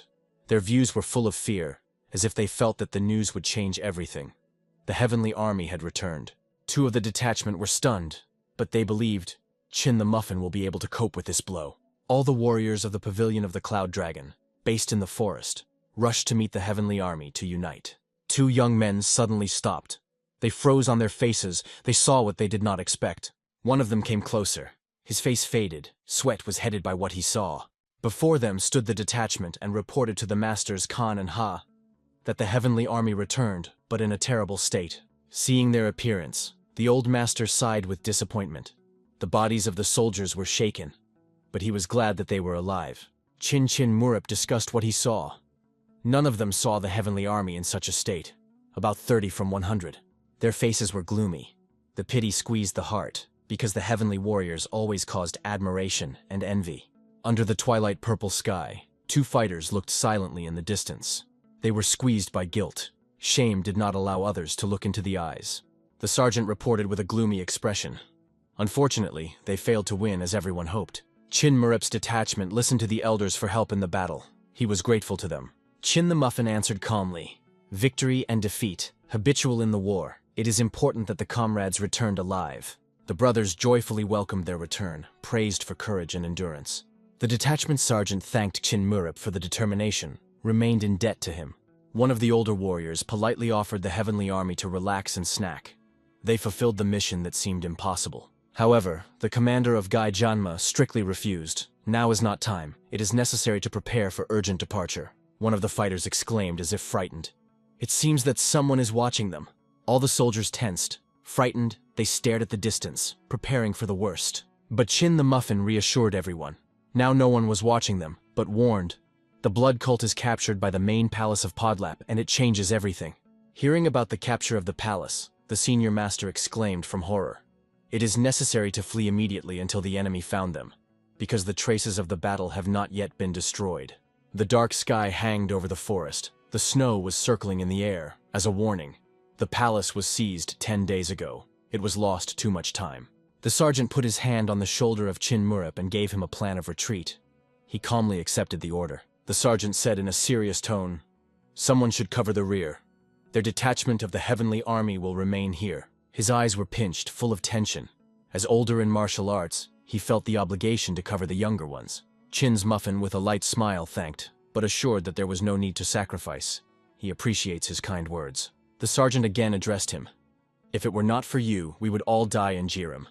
I am still guilty of you." All the warriors of the heavenly army listened to the Qin the Muffin said. No one would remain, and they would go together. He turned around, began to go, and behind the warriors denied. Among them many wounded, but Qin the Muffin answered confidently. Everything was possible.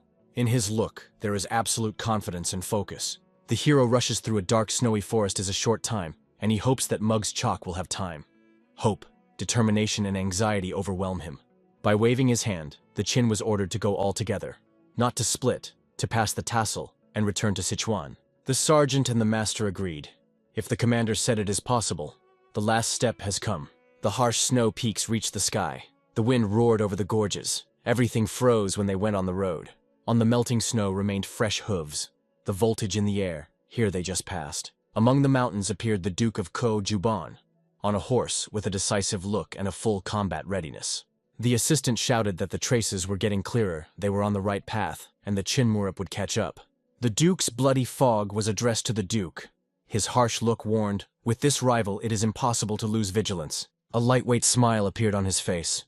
He recalled that the pursuers of the soul were completely destroyed.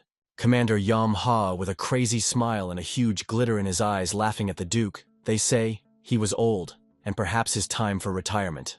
The angry Henjupan immediately ordered him to close his mouth and not to despise the Duke's authority. But he just laughed, boldly pointing out how shamefully defeated them, and said to Europe his mouth. Standing his back to them, the Duke of Co Juban strictly ordered the dispute and stressed that they would find out the relationship after the task was completed. The tension between the two soldiers grew. Conflict and mutual hostility only intensified, and Yom Hudja continued to tease Hen Europe. Going further, the Duke could not stand, once again ordered to stop this senseless quarrel immediately. Squeezing his eyelids from restrained anger, Hendrippus still obeyed. He listened to his Duke. Yom here, despite his smile and disrespectful look, also stopped the dispute, though he did not hide his pleasure from her. One of the soldiers of their detachment closed his eyes. He was unbearable to listen to this quarrel. He believed that the worst company could not imagine if it were not for the Duke. Yom Hudgi flew forward, the red cloak of majors, his eyes bold and smug. One of the warriors ordered him to return to the system, but the commander just smiled even more arrogantly and answered sharply. They say ahead of the Sichuan, and he thrashed him. Soban and Hendrippus were silently watching him. Their view was full of dissatisfaction, but they had to follow, not forgetting the old man. Hendrip was truly annoyed and wondered, as the Duke managed to maintain such cold-blooded self-control. The Duke answered calmly, "He just wonder what it happens, and there is no time to rejoice or to be sad. It is a ruthless blade that considers himself second after Great Sura." Meanwhile, Qin Murup's name has already grown in Sichuan, a new generation strategist that has changed the rules of the game. His shadow is a harbinger of major changes. The Duke's detachment was steadily moving, without taking their eyes off the horizon. Everyone wanted to find out what they would end with the Murup. Meanwhile, the detachment of the Heavenly Army made its way through the snow-covered mountains. Every step was difficult.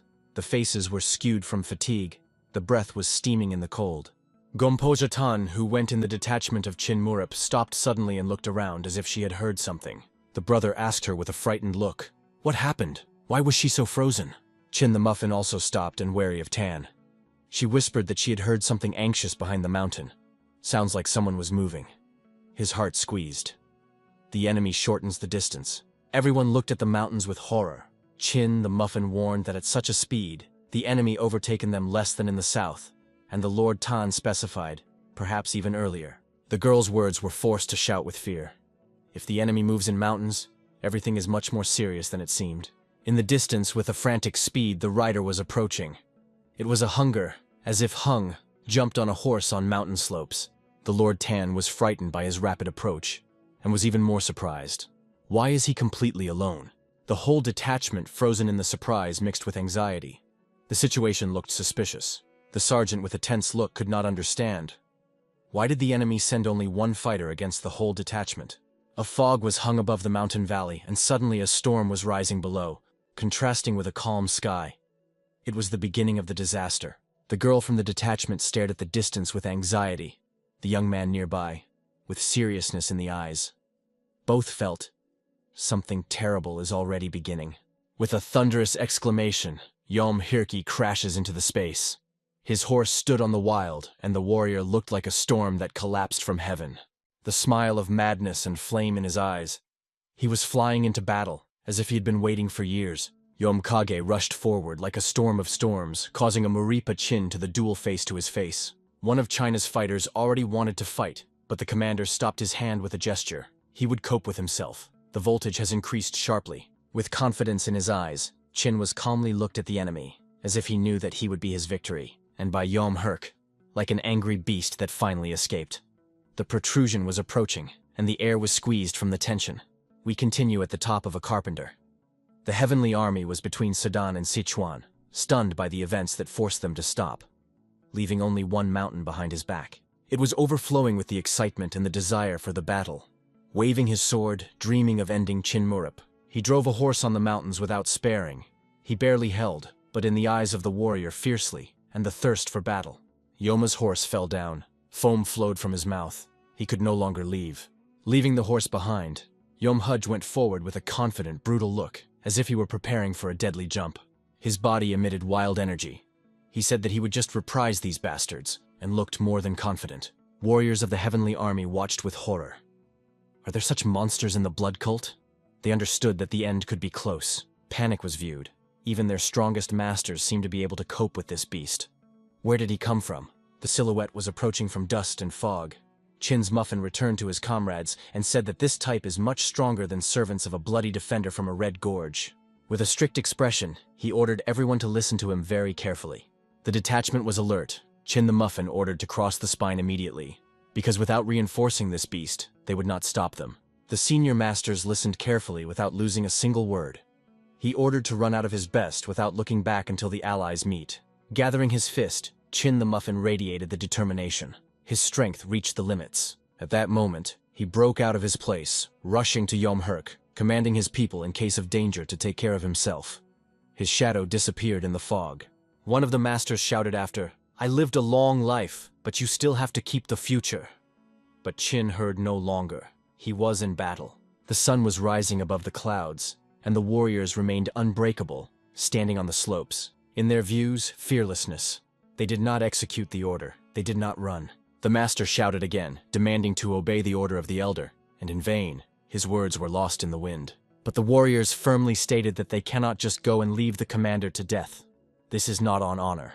In their eyes, sadness and surprise, how is it so, to run and not look around? They could not leave their leader. Chin the Muffin was approaching Yomkage. The tension grew, the wave behind the wave, until there was nothing left but the waiting of the battle. The warriors of the heavenly army stood adamant. They confirmed again, they would not go. The master looked at them with understanding. He resigned himself to what would not convince them. But some of the detachment was shocked. How can half voluntarily stay? They called them crazy and prepared for the worst. The warriors of both sides were already opposite each other when the sergeant came to China. He wanted to help because he was in debt, but the Muffin refused and went into battle. Chin Murip's gaze was serious and decisive. Knowing that the elder was injured, he took everything on himself and instructed the command in the event of persecution. He squeezed the banner of the heavenly army in his hand.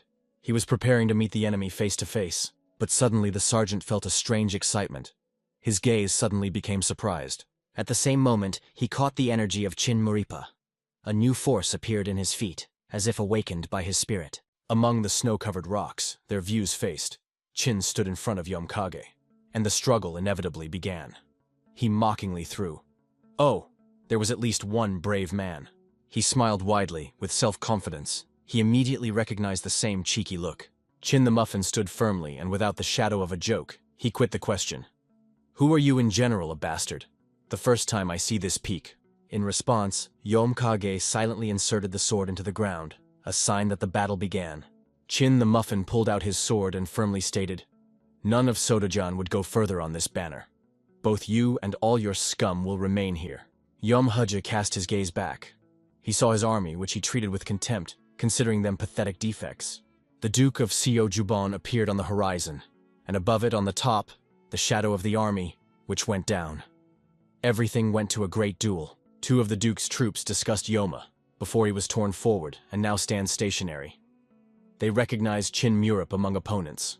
The angry sergeant of Gu Janma saw that the pursuers had already crossed the mountain. We should be ready to support China. Suddenly, the warriors of the heavenly army opened their mouths and showed their fingers up. Something appeared on the horizon. On the top of the mountains were visible riders, which the sun was dazzling. They raced at a frantic speed. It was a Sichuan Union. The warriors were rushing through dust, and everyone understood. The help came. The owner and advisor of the Sichuan Union arrived on time. Everyone realized they were saved. Bishop looked at the battlefield. The heavenly army was on the verge, and he sincerely thanked the one who had time to report the danger. It was Muggs Chalk. He stood with his arms and bowed heads, accepting the words of gratitude. His gaze wandered the battlefield. He did not understand that the hell was taking place, and who was beating with anyone. One of the older masters sat on a horse, carefully assessing the situation around, as if trying to make a holistic picture. One of the senior masters stopped. Before him was a spooky picture. Their heir fought with the enemy one-on-one. The Duke of Seojuban was still standing on a mountain with an army, discussing that the Sichuan Union had reacted too quickly. He was offered to recall Yoma, but he decided to watch. With a firm look, the Duke said that it happens that righteous masters are more cruel than thieves. Through one talent, no one will risk war. Meanwhile, Yom Hunt was in combat readiness. He was ready to demolish the head of Chin Murip with one blow. The Lord of Sichuan, with anxiety, saw that the head of the insane detachment was in danger, and ordered to prepare for the descent. But his deputy stopped him sharply. He explained in a harsh tone, if he was said by the head of the gang is true, then the return of China to Sichuan can change everything. His feats are larger than all the heavenly army. He continued, if the position of the demonic forest is strengthened, small sects are united around. It is better not to interfere, even if it dies. Otherwise, war. The Lord thought, with sadness in his gaze, decided to evacuate the heavenly army and a pavilion of the Cloud Dragon. Chin the Muffin stood firmly, right in front of it. He asked if he had changed his mind.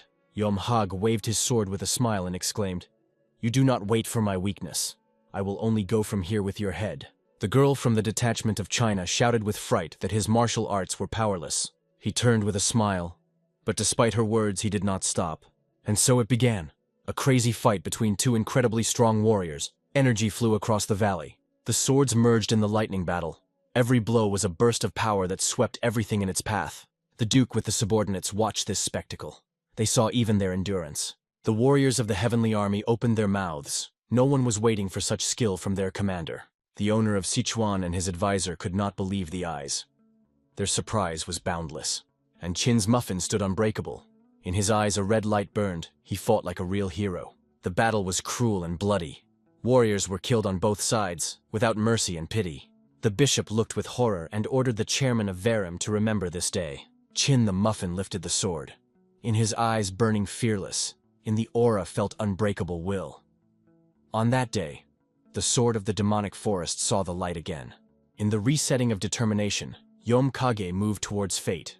The look, like flint, his hand rose to blow, rejoicing that he finally found a worthy opponent. Chin's Muffin looked at the enemy with a while.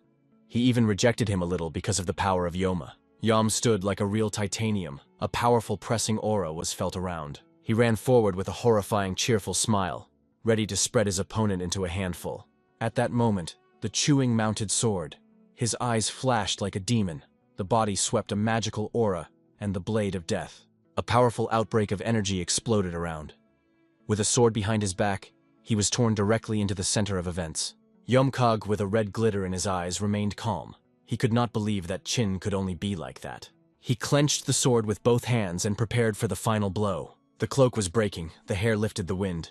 It raced with an attempt just to Chin, but Chin was lightly evading. Yoma's blade left a red scar in the air. Yom was annoyed, though he smiled.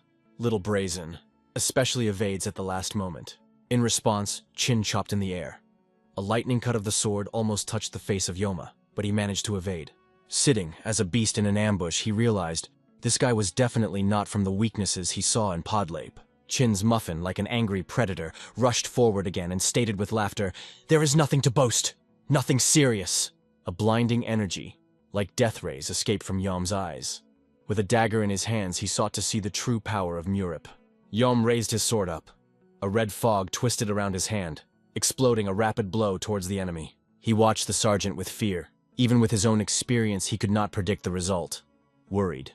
Maybe help? But Chin's Muffin, absorbed by the rage and the thirst for victory, did not even hear his words. Meanwhile, the bastards were chatting from the blood cult they could still hit at any moment, and time was not waiting. Chin took a deep breath, releasing hot air from his mouth. His body strained to the border, and with a roar that broke the silence, he broke forward like an angry predator, full of determination to finish everything quickly. He rushed to Yom, but he locked his every blow. There was a clash of rage. Their views met. Everyone reads unwavering power. He waved his sword. A blow was like a lightning flash, a piercing and deadly. The shining dragon Chin was fighting, as if a real character, a fearless, ferocious, did not stop for a moment. At the moment when the sword of China was filled with destructive force, the earth under his feet exploded. It seemed that the space itself cracked in half. And Yom Kage, without losing his self-control, rushed back into the battle. He was not yet going to play. Its energy has sprouted around, creating a shiny halo that emitted a crazy force. And Chin's Muffin stood indomitable. His aura trembled from the strength, ready to destroy everything around. The Duke of the Juban from the top of the mountain watched the battle with a sincere surprise in his gaze. The whole detachment of the heavenly army looked stunned. Fear and tension was frozen on his faces. At the time of the collision, the force exploded. Energy escaped from the epicenter, defeating everything around. In his gaze, Yom Kage read cruelty. He was not going to retreat. But Chin's Muffin was no less confident. His power only grew with every movement. They fought with incredible skill. Every blow was accurate. None was about to give up. Their energies merged into one thing. Even the sky shuddered from the explosions that were collided with swords. The brown China Murip was clamping his fists, supporting it. He looked not a warrior, but a monster with the techniques of the demonic forest. One guy watched carefully at his every movement. He studied the techniques, then to win himself. The Lord of Sichuan looked at the battlefield silently, and his advisor could not hide the surprise. Bishop spoke. A real monster was hiding in the demonic forest. It is good that they had time to conquer him, otherwise the sword could turn against them. The advisor stood in sweat, red, acknowledged that the decision to observe was correct. The Duke of Seo Jubon, still on the mountain, ordered to accelerate. If Qin returned to Sichuan, they will be expected to have big problems. They understood that Qin Muffin is much more dangerous than it seemed. If it extends at this pace, it will be a major threat to the sect. The Duke saw that the Sichuan Union was watching closely and can intervene. So he made a decision to fight and bring Murip's head. By his order, the whole detachment rushed into the attack. They were on horseback, as if they were crazy. But these two, Qin and Yom, were still fighting like real characters, not noticing anything around. Qin looked at the enemy with a slight delicacy. He noticed that he was already rushing to his aid. He looked around with horror and saw his brothers running to him. He realized that he was not doing himself. At that moment, the chewing muffin lightly soared his cheek, using the distraction. Blood flowed on Yom's face. He clasped his teeth, withstanding pain. This was angered by Yoma even harder. He rushed in an attack, shouting that he would kill the China before his detachment arrives. Qin the muffin stood unwavering. The faces calm, the hands were confidently holding the sword, ready for the next blow. The powerful flow of blue energy escaped from the blade, cutting the space around, like a blade that punches the reality itself. The warriors of the heavenly army were glad. The fire of hope lit on their faces. The enemy finally received on his merit. Qin's muffin turned to his brothers and strictly said, "Look carefully, and you have to be able to do the same." He grabbed the banner firmly. The look became cold and threatening. His eyes were clearly stated, "You will not go alive." He looked at him with surprise, did not understand why he pulled the banners. And here he heard the cry of his detachment. They were ordered to retreat and unite with the main forces. He tightened the thick fog around him. He turned, trying to stop the warriors, and it was late. They were already rushing forward to the Duke's order. Angry, he shouted, calling them idiots, ordered not to approach. He wanted to prove that he would handle himself. But Qin the House was already standing with the flag in his hands, full of peace, strength, and willingness to meet a whole detachment. And in the next moment he rushed forward. The spear in his hands fired a powerful flow of energy, throwing back the enemy back. But the Duke's warriors raced without being afraid of his gaze or banners. They believed because of the number. It seemed that the elements themselves were in defense of China. Energy wrapped his body, and he raced, carving everything on the way. The blade flashed before it. A spear of China cut the space like lightning, and in the eyes of Yoma appeared fear. Qin the muffin, without drawing gaze, asked, "You may still hold, but what do you say about your subordinates?" His spear glowed with deadly energy. The blade seemed to be burning with the fire of destruction. The warriors tried to evade the blows, but the fragments and flashes flew directly into them. A whole detachment of opponents rushing on horseback was swept away, as if a storm had pulled them out of the saddle. The face of the enemies twisted with horror. The blow knocked them down, as if the element itself was hit. The Duke of Seo Jubon and his wards were watched with shock in their eyes. They could not believe in what they saw. Bishop Sichuan and his advisors were also amazed. This guy destroyed the detachment with amazing ease. Everyone did not take their eyes off the China. The shining dragon from the Sichuan Union clearly had its own combat strategy. And at this moment, with one waist, Qin, the muffin, completely suppressed the whole detachment of the Duke. He stood above them, like a hero that he stopped the uprising on his own. The faces of the warriors of the heavenly army froze in surprise. They could not even imagine that Qin was so bold. One of the senior craftsmen addressed the master of Khan. "They say, why didn't you say that such a trump card was in the sleeve?" Even he was shocked. Master Khan wondered. Qin hid this power in vain, and he only showed it to protect his comrades. Qin the muffin gladly looked at the enemy, once again confirming, "None of Sojin will pass this banner." The whole detachment of the destroyers of the celestial flame lay destroyed. Torn bodies, a sea of blood, a complete defeat. Yom Kage rolled his teeth. "How did you dare?" But it did not come through the death of soldiers. In his gaze, rage burned. He shouted at Murip, saying that he was dare to stand in front of him. Jom clenched his fist, holding back anger. And at this time Hendrubs froze, and there was only one thought in the head of Sovan. Standing on top with black and red eyes, the Duke thought only about one thing: this boy should die, even if he had to sacrifice everyone. In his gaze, there was only a rage and a thirst for destroying Murip's China. And he stood motionless, courageously, without fear, like a real warrior. Raising his hand, Qin called his own. He was ready for a new battle, though he noticed that there were little. The Duke, looking from above, boiled from anger. This guy calculated everything to the little things. Bishop Sichuan Khan Chonwol ordered his advisor to descend immediately, even if he didn't want it too much. He pulled the cone and moved. He was not going to endure the bullying of the Union warriors. He flew like an arrow. He rushed down to rescue the officer of the insane army and pick up the wounded. "Don't spare thieves!" The order came. The Duke watched Khan Chonwol started the descent. He realized that it was changing everything. It will be much harder to kill China now. Without hesitation, the Duke gave the command to retreat. The horses turned, the detachment moved back. Yomkage was raging. He wanted to finish the battle, but had to conquer. "Before you go, I will cast with a wicked look. You will not run away. I will finish you myself." In response, Qin only shouted, "You talk all the masters, but the works, none." Yam rushed after the Duke, and Qin calmly watched how shamefully fled. They ran out of their own, worried whether he was whole. But in the eyes of Maripa, disappointment was red. Only now they decided to go down. However, he became a steady greeting and thanked Bishop Sichuan for his help. Looking just in his eyes, Qin understood. A hypocrite before him. He just pretended to be a rescuer. He did not even help. They stood in front of each other. The air between them is tense, as before the new explosion. One of the warriors glanced at the bishop with suspicion. Something did not happen here. He did not believe that the words of simple wanders were true, and the intelligence, a lie. It is still in trouble. Thanks to the Murup's Qin, the balance of the forces swung. He burned the laboratory of the crazy, tore out plans and gained glory that could break the Sichuan union with the demonic forest. The advisor turned to Bishop Chonvol. They say, "It is better to discuss everything in Sichuan." He agreed coldly. Nothing to stay here in a foreign territory. The detachment of the Heavenly Army, along with the elder, was sincerely glad, finally returning home. Only Qin the Muffin stood away, half-turning, with an expression far from joy. He was approached by the head of Verima, surprised how in such a short time the guy reached such strength and deadly possession of the sword. "Cooking," the warrior laughed. "They say China just suits it," and added that what he did was incredible. The head of Verima mentioned with a smile how he asked Chokamuge on the way. If the head of the forest learns about it, he will be delighted. Qin stood with his eyes closed, proud of himself, and behind, the head of Verim, who also glowed with pride. The whole detachment rushed to him. They welcomed the victory. Qin waved the hand of the head of Verim. They say, "Let's hope that everything will be the way you said." A few days have passed. The sun was rising high over Sichuan, and the main complex of the Union was already visible on the horizon. Inside, in the hall, several boys were vividly discussing recent events in the mountains. The whispers recalled as Bishop Sichuan saved the Heavenly Army and a pavilion of the Cloud Dragon. But suddenly, someone noticed a strange. Everyone was breathing, because the news came. The Heavenly Army was destroyed.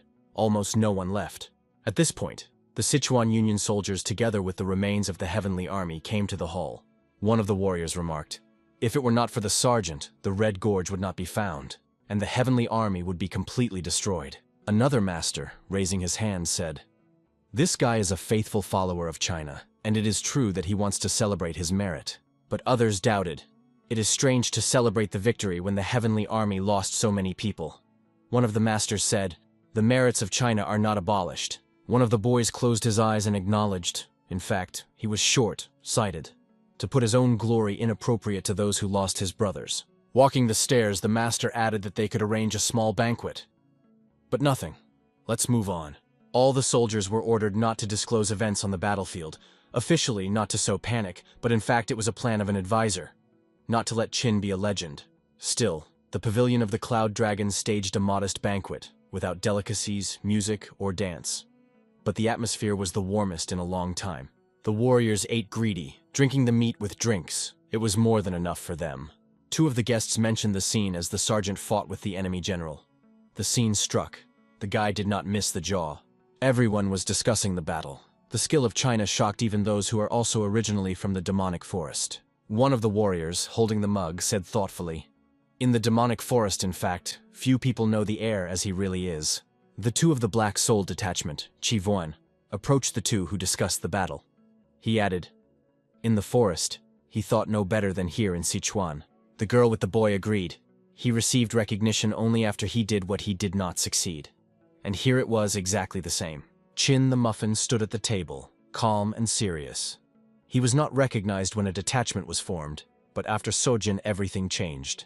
Overlooking the hall, he suggested lifting glasses instead of empty chats. The mood was not festive, but his people deserved to drink. Braring on his feet, he lifted a glass and ordered, "Drink and eat how much the soul desires," and everyone willingly joined. But even despite the celebration, the warriors continued to tell me enthusiastically how he rushed fearlessly into battle and broke the enemy step by step. They were enthusiastically shared. They could not forget for a long time how he evaded the huge blade and trembled themselves remembering that moment. Fun discussion. They came to agreement. Once you cannot tell others, we will preserve these memories with each other. Forever. Outside, the month is already high in the sky. The purple glow illuminates around. The banquet does not subside. Stories, laughter, and passionate exclamations. Two mighty warriors stand back to the back, immersed in a magical blue fog. What did they perform for the mission, if even the awards are kept secret? One warrior with a bowl on his head is listened to. Only those who were in Sojan know the truth, and not to bear it out for these walls. But suddenly he hears familiar words. They talked about the air. He turned with fright. "Are you from our gang?" They looked at each other. They hesitated, because they were forbidden. But they decided, once we see him daily, he deserves to know. They planted him near. The guy was markedly excited. They began to talk about the real battle and the real winner, Chin Murip. The guy listened with his eyes wide open.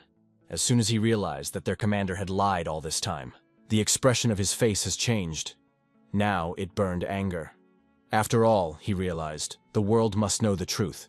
Who is a real character? The story continued in the morning sun. Near the northern gates of Songo, in the Yard of the Sun, a large crowd gathered, forming a solid mess. The whole permanent yard was completely clogged with people. It was nowhere to step, although it usually has almost no visitors. The focus was a young man who gathered around him all those present.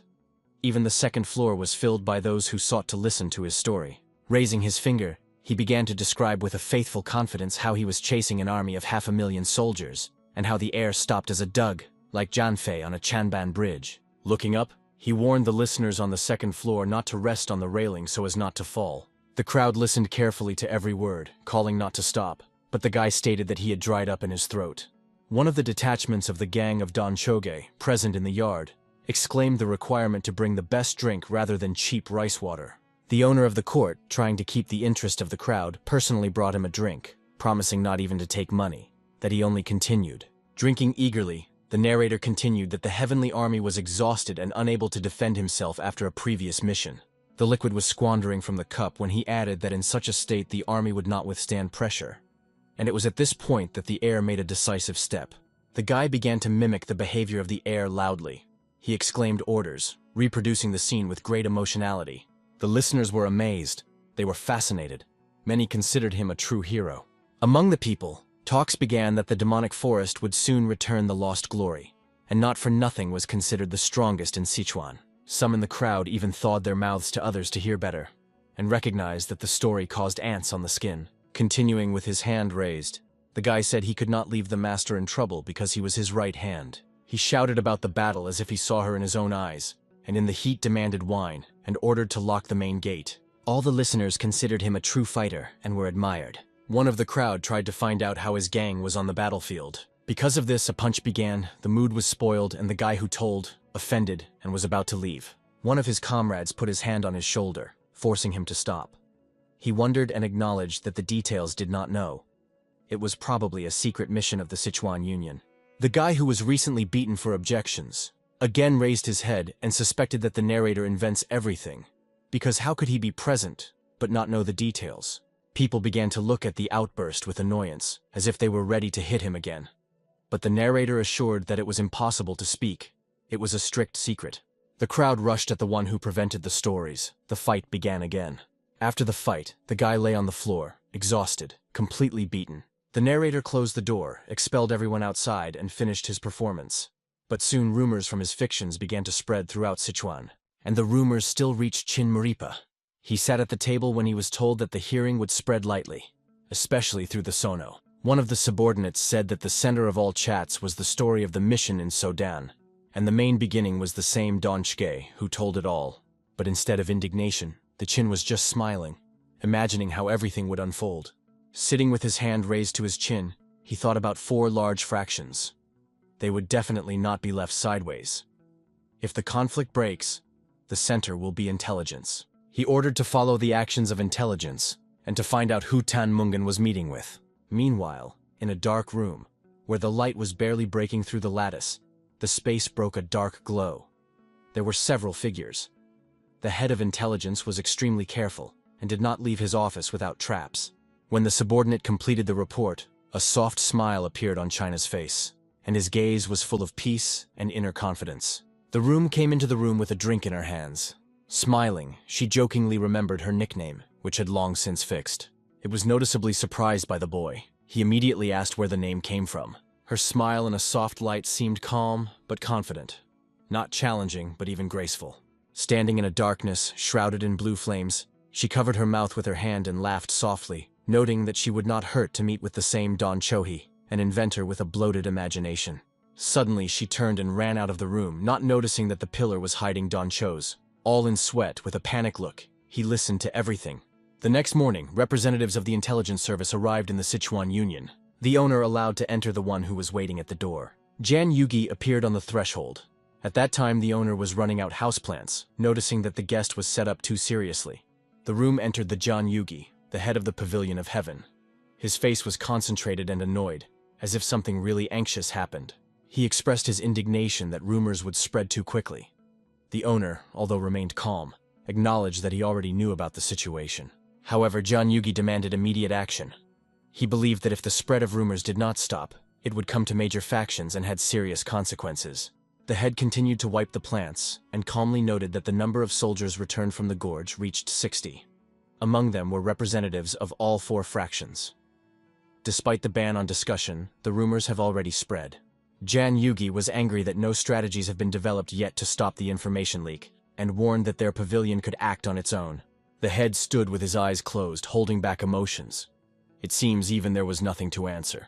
But he finally broke down, called Jana Yugi idiot. At the exit of Jan Yugi, met Tanjung from a detachment of a Golden Tiger. The senior warrior believed that if the heavenly army fulfilled the mission properly, the bardak would not happen. The younger warrior stood in a rack, greeted, but Jan Yugi ignored him, in his thoughts boiling dissatisfaction. The guy looked around in surprise, why he did not even get a formal greeting, after which he knocked on the door to the head. He got permission to enter. Meanwhile, on the roof of the building, the warding of the Muripa was sitting, watching everything that happened inside. He listened carefully and remembered every detail in order to submit a report later without any inaccuracies. All the corridors of the premises were filled with security guards. Despite the order, it was almost impossible to get into the office in the middle of the day. At the same time, the head and Tan Jung-ho were in the office, discussing important things. Lifting a glass to his mouth, the head appreciated the guy's efforts, noting that the mission was really difficult, because no one expected the failure of the heavenly army. Tan Junyo only smiled in response, agreeing with the elder's conclusions. The head focused his eyes, watching carefully at every word of the subordinate who began to tell. During the trip to Sojan, according to the boy, a lot of strange happened.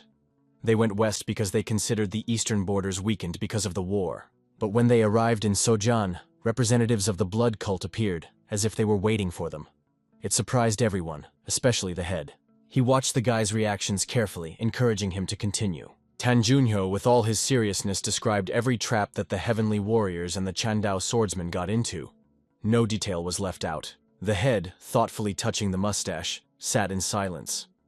His mind analyzed every step, and the most question was raised by Chin Murip's behavior. He mentally mentioned the battle. If he immediately sent a brow with a blood leaf, the defeat would be avoided.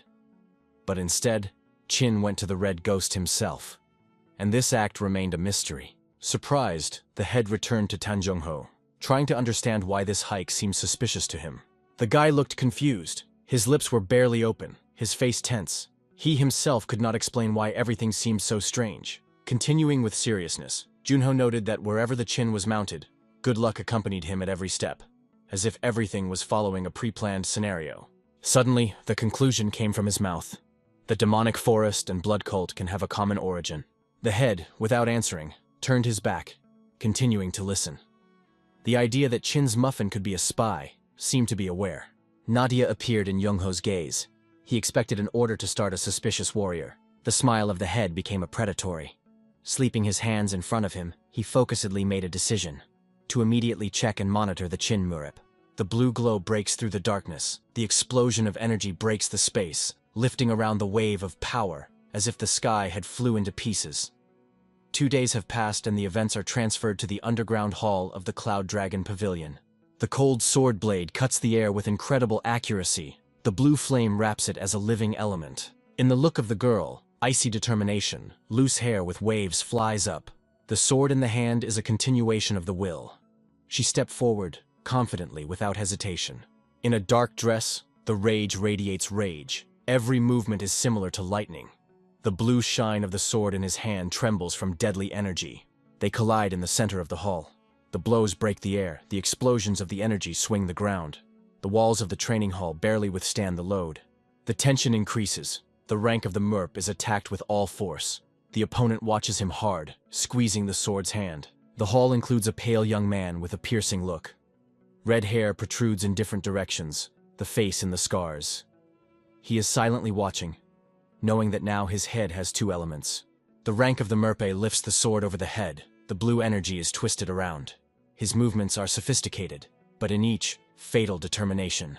The day when a large forbidden seals are removed are already close. The sword drops sharply. Behind it remains light. The impact is similar to the fall of lightning. Restrained, accurate, fatal. The land shudders. One of the boys is watching the technique. Widely open eyes, pupils trembling, sweat on the forehead. He did not expect to see something like that. The girl in the blue dress grabbed forward like a storm. Her sword cuts the air, leaving behind the arc of radiant energy. The gaze pierced, a decisive, accurate, like an arrow that never swayed. The rank of a Murpa, like a predator, flew towards. His smile was dangerous, his eyes were burning. He said everything in his movement. He accepts this challenge. A blinding energy broke out in the girl's hands. Deadly rays broke out of the sword. She applied the last protection, the extreme measure, which is able to break the course of the battle. The tension in the hall has increased with every second. The sweat spoke on the foreheads of the observers. Everyone was breathing, waiting for the solution. The sword rose, lightning energy exploded around the girl. The look remained adamant, the technique of its teacher, the art of the divine sword came into operation. One of the boys watched all with wide eyes. Shock, fear, and admiration mixed in his soul. She rushed forward, like a blade. Posture is a lightning that cuts the space. A sword flashed in his hand, behind which a trace of pure energy was drawn. In this blow, everything she could give. The blades came together. The air exploded. 2 fighters rose into the air, intertwined, like 2 unbroken elements. The girl's silhouette was confidently approaching. The attack was relentless. She invested not only power, but also order, if you can. Its movement is a lightning, a wave that breaks the space. Eyes glowed with steel determination. Their feet were erupted by spiral forces that spread the hall. The rank of the Murpa did not look. In his eyes, peace, courage, challenge. He stood, waiting for the crucial moment. His body breaks away. The sword draws an arc, flooded with a bloody glow. The counterattack flies through the air like a lightning. In an instant, the girl fades. Her daddy was shocked. She could not believe that this guy reflected the technique she considered invincible. The blade is cut into the floor. The explosion of the waves of energy flies to the sides. The dust rises with a frantic whirlwind. The air is filled with whistle. Chaos prevails in the hall. The girl's memory emerges the image of childhood. When she was still small and defenseless, her father taught her this technique. There were only 2 in the world who could fulfill it perfectly. The Lord of the Sixth Sense, known as the Heavenly Dragon, and her brother, the young heavenly warrior Tan Charon. The fight unfolded with a new fury. The swords merged in a continuous dance, and each movement was a continuation of determination. The girl was not going to retreat. The Sixth Sense could not leave her blade. The blow of the leg broke off the rhythm of the battle. The floor cracked, the dust broke up. The newcomer appeared like a thunder that smashed calm. His posture was undeniable. 1 step, and the voltage in the hall has changed. He was not an observer. He is the boundary that no one dared to cross. The sword of the rank of Murip slowly sank down. In movements, weighing, in the look, quiet consent. 2 who had just eaten each other's destruction finally recognized the enemy's existence. A red sphere broke out between his palms, a bright, pulsating like a heart of demonic force. This force lived in the depths, in Dantan, sealed. But as soon as the ban falls, 2 energy will merge, and nothing will resist. The girl frozen. Her eyes expanded. She did not understand how he could parry her technique. He looked at her silently, calmly, confidently. His answer sounded like a sentence. It is not necessary to see. It is enough to feel. One of the students stepped forward, trying to understand how he succeeded. Another stood next, in silence, with a shadow of surprise in the look. The act of the Murap explained everything, in the shoulders, arms, legs. The trajectory is born to a blow. But the student just sighed. It was not as easy as it sounded. In the foggy hall on the wooden court, they stood in a circle. The voice of the mentor was confident. If not, it is necessary to attack faster. If the enemy is stronger, keep the distance where the blades can touch and hit this limit. The student looked directly in front of him. His face was serious. His lips were clenched. If the sword breaks first, everything is over. The act of the Murp stood opposite with a light smile. Everything was already calculated. The next movement is a jocular blow to the nape of the neck. A mocking advice. In this case, your feet in your hands. The student shouted, swaying with surprise. The view of the Murap suddenly turned to the door. Someone entered. Jinchvan turned, the same ward who was entrusted to follow. Swing on his knees, he began to report. In 2 days, the head of 3 heavenly sects and Orthodox visited the intelligence service. One of the warriors praised him for work and asked if there was someone else. Jinchvan said the name that changed everything. Tan Jungho. The whole room froze. This visit became a trigger. It was after him that the suspicious movement in the tower began. Genvan apologized to find out what was said, failed. A stranger with blonde hair wrapped with a black cape appeared from the shadow. His purple glow twisted the air. The voice that came from him was horrified. The rank of the Murap is about to expose a spill of the blood cult. The head, with his eyes closed, listened silently. It was too painful to believe in it. One of the warriors exploded. They were most afraid of this. The day when the rank of the Murap would try to destroy from the inside. It came. The students were numb. Everything indicated they want to blame them with him. One of the warriors did not restrain anger. Everything he was afraid happened. The Sichuan Union still crossed the border. Tan Redent, pale from shock, could not believe that they were betrayed by whom they considered the heir of the clan of 8 emperors all their lives. Her gaze, full of anxiety, slid on his face, tried to understand whether he was in order. But the rank of the Murp remained adamant. Only a quiet laughter that burst through the clenched lips hinted at the whirlpool inside. One of his students came closer and asked about the owner's condition with excitement. He heard that Junho was spying from him from Sojian. The advisor to the owner of the Sichuan Union, pleased with the way, did not even suspect everything. Every step was calculated in advance. The act of the Murpe knew that the envy of his achievements sooner or later would force someone to act. In his posture is a threat. In every step there is an increasing darkness. His silhouette resembled a shadow that carries death. He did not expect such meanness from them. 3 of the closest students were behind him, impressed with what they just heard. Their eyes, full of fear and shock, could not look away from their master. Deha, with a serious look, received a short but clear order. To bring all the Songo gang. Why? All left to guess. Yenchu stood with a naked torso. The muscles were tense. His gaze was cold, and all his posture was a harbinger of violence. The eyes were red, the smile stretched wide like a monster mask. The scars only emphasized the danger he radiated. Under the trees, the sneeze, 2 members of the gang, solo, were carefree, not suspecting that the events that would destroy them were already involved in the maelstrom. One of the girls who listened to them numbers. The amount of dirt that spread about Sanchon was shocking. She understood. It is time to put this land. Deha occupied a battle rack. He was ready to give his life for his young master, the same mysterious figure that the whole world of martial arts considered. Another fighter, with an expression of cruel determination, squeezed his jaw. His gaze was imbued with a thirst for revenge. The idea was that the intelligence has clearly decided to cross all the borders. The darkness parted, and the act of the Murpe came out of it. His face, which was calm until recently, was now distorted by a sinister smile.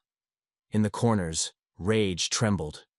In the eyes, the flames are insults. Everything they did will still return to them 100. In the lightning outbreaks, the figure of a new myth emerges from the darkness, a shining dragon act of the Murip. His gaze is calm, but full of depth, and his hand slowly rises up, as if ready to release the power that has been dozing for a long time. Behind his back is a golden essence in the form of a snake, the embodiment of power, which is no longer restraining. Rumors about his exploits in Sudan make many rethinking history. The fall of the Great Clinic clan and the salvation of the Chongkind from the North Sendamon become the topics of new conversations.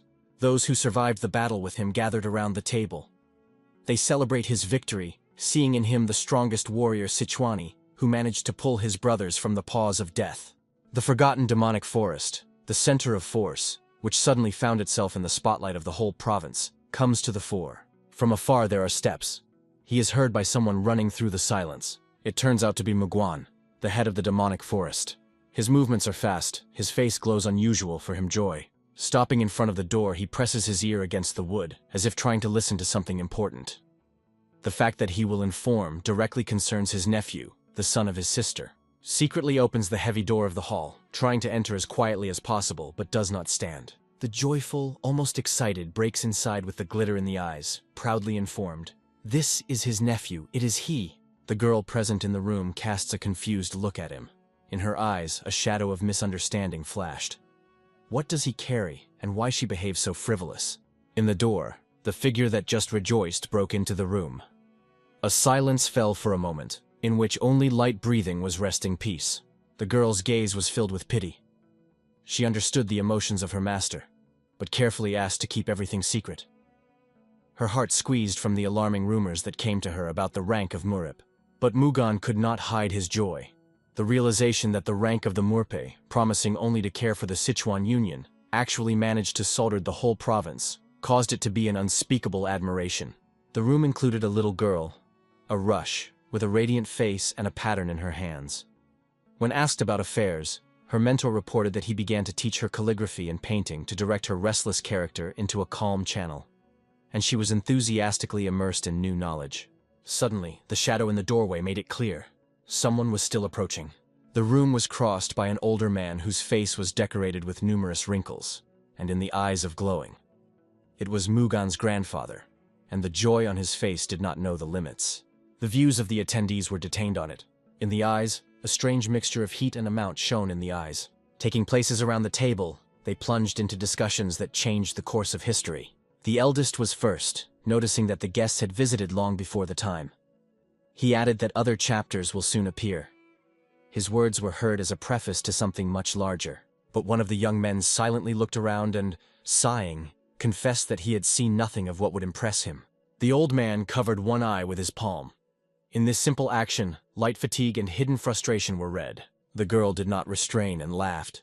In all this strange but sincere family scene, she saw something almost comical. A little time passed, and one by one began to enter the heads and descendants. Their voices were respected by the one whom they considered a real heir. One of the men had so thick eyebrows that his eyes were almost invisible and the long mustache covered his lower face. But the smile was still red. Everyone sat down at the table. Cho Mugen, without spending time, asked for attention. His voice became firm. The senior head, tilting his head, listened carefully, nodding from time to time. Cho Mugen talked about the merits of the Murip in Sudan, emphasizing that they were extremely significant. But 4 large fractions did not plan to stay away. Even if the Murip had a plan, everyone had to be ready for everything. In the mountains, between the clouds, the Golden Fortress stood, like a silent witness to change. Orders have already been heard inside this place. The Metropolitan Sect and Sect of Nerem had to mobilize all available forces. The world was shaking. The war between the Blood Cult and the Imperial Court became closer. The secret streams of change moved from the place. The candle fire shuddered in tension, whether it is a symbol of a new beginning or a brown anticipation. The hall was included in the head of the secret, Gun Yagwal. His face was, as always, gloomy. He reported that rumors of the communication of the Murip with a blood cult are spreading at a frantic pace. These words did not cause surprise to the listeners. One of the attendees seems to be waiting for that. He calmly ordered, to convince the people that the demonic forest and blood cult have common roots, and that the rank of the Murip is a link in this ominous network. Hun Yagwal, having ordered the order, bowed his head and assured that everything would be done. In his eyes, a confidence of the performer, who does not call into question the will from above. The shadow from the fire that melted in the lamp lay on the face of the chapter, like a mask of determination. His gaze fits into the floor where new plans were born. 2 days, just so much remained until the meeting of Chunmukvon. At that time, it was enough to sow rumors and prepare a rest. Under the night sky, where the clouds were on the star canvas, 2 important people gathered at the modest wooden table. The reconnaissance head was the first to speak, contacting the highest branch of power, the Legislative Council of the Sichuan Union. The view of the intelligence head was firm. In his words, there was confidence. The hearing of the head of the Mad Army would soon cover the capital. In order to preserve the authority of the Union, the council will have to delay the rank of the Murip and even the head of the Pavilion of the Valley Dragon. The investigation should begin immediately. But Chagwan, the head of the council, found no drops of anxiety. His fingers touched beards, and a barely restrained smile broke out of his mouth. The task seemed too simple to him. The intelligence head stood alone by the window, the back straight, the arms crossed behind his back. The moon glow poured the room, throwing clear shadows. In his head was already a scenario of the meeting of Chunmukvon. The summing up of the expedition to Sojan will only be a cover.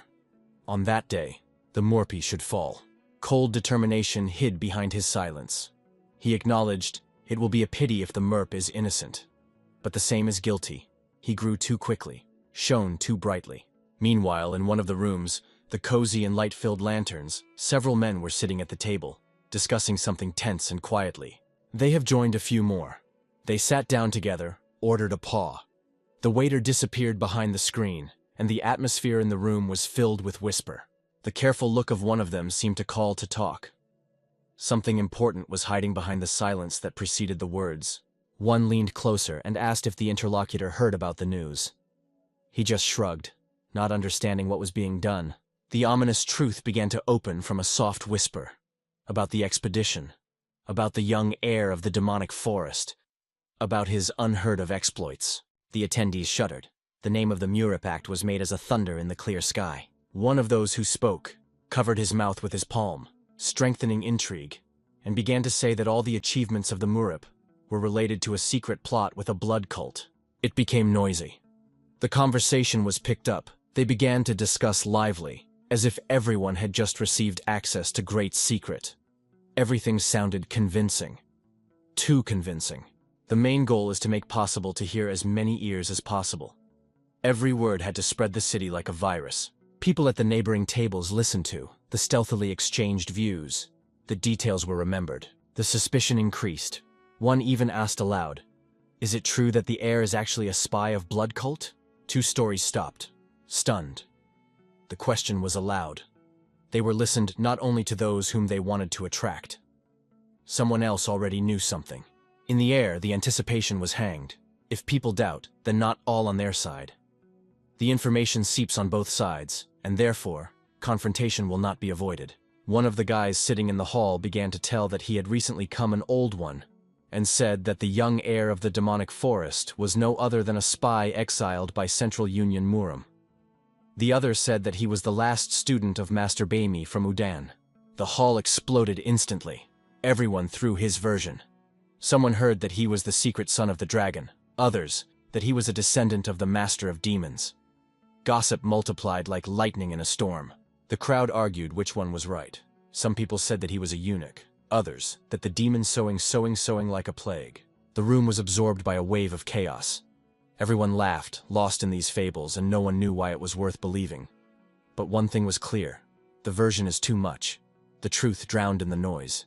And at the same time, one of the spies of intelligence sat stunned. He could not understand how a clutter was formed around Murip and who launched this avalanche. They sat evil and disappointed. The plan failed. They were rumored that Black was associated with a blood cult, but in the stream of fictions it was just lost. Angry, they rose and left the tavern without even waiting for their order.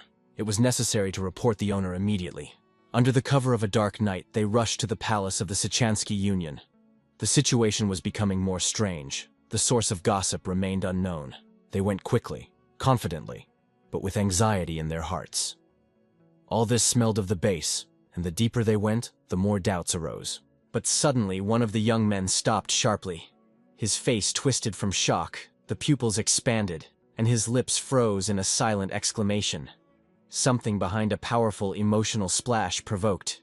In the moonlight, among the night silence, a dark figure materialized behind them. The warriors froze. The eyes are full of panic. The movement is paralyzed by fear. They were in front of Surin, the deputy chairman of the secret detachment. In her gaze, the cold burned. She forced to repeat what they were talking about in tavern. One of the boys began to tremble. His eyes were horrified, sweat flowed from his forehead. He did not know who she was, but realized that there was no return.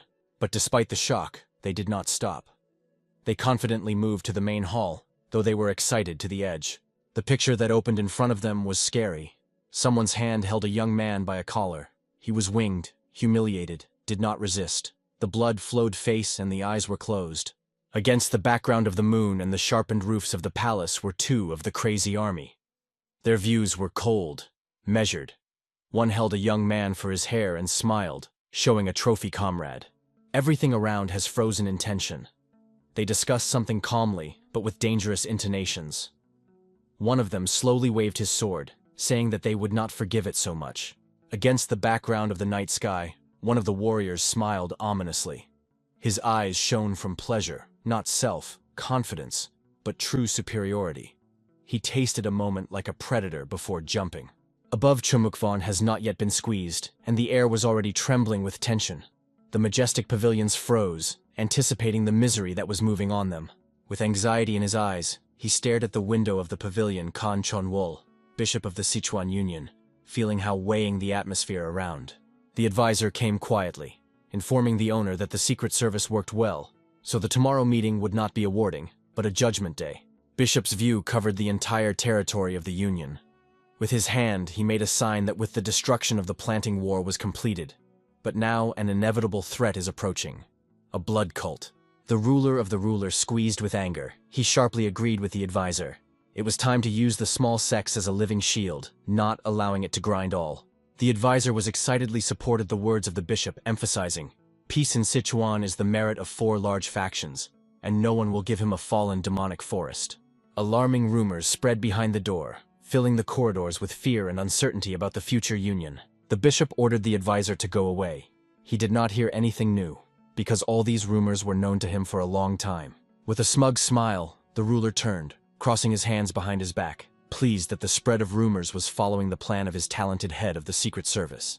Having agreed to transmit the news to the head of the Legislative Council, Bishop quietly began to finish preparations before an important meeting. The deep wrinkles lay on the face of Kanchon Vole. The plan was already clear. After the arrest of the rank of Murip, he would not go through the demonic forest. The messenger bowed low to the head of the council, passing the alarming message. They say, the head of the frantic army secretly conspired with the blood cult. Cheguan's torment listened to these nonsense with disgust, barely holding back the anger on the rotten head of intelligence, which sows chaos within the Union.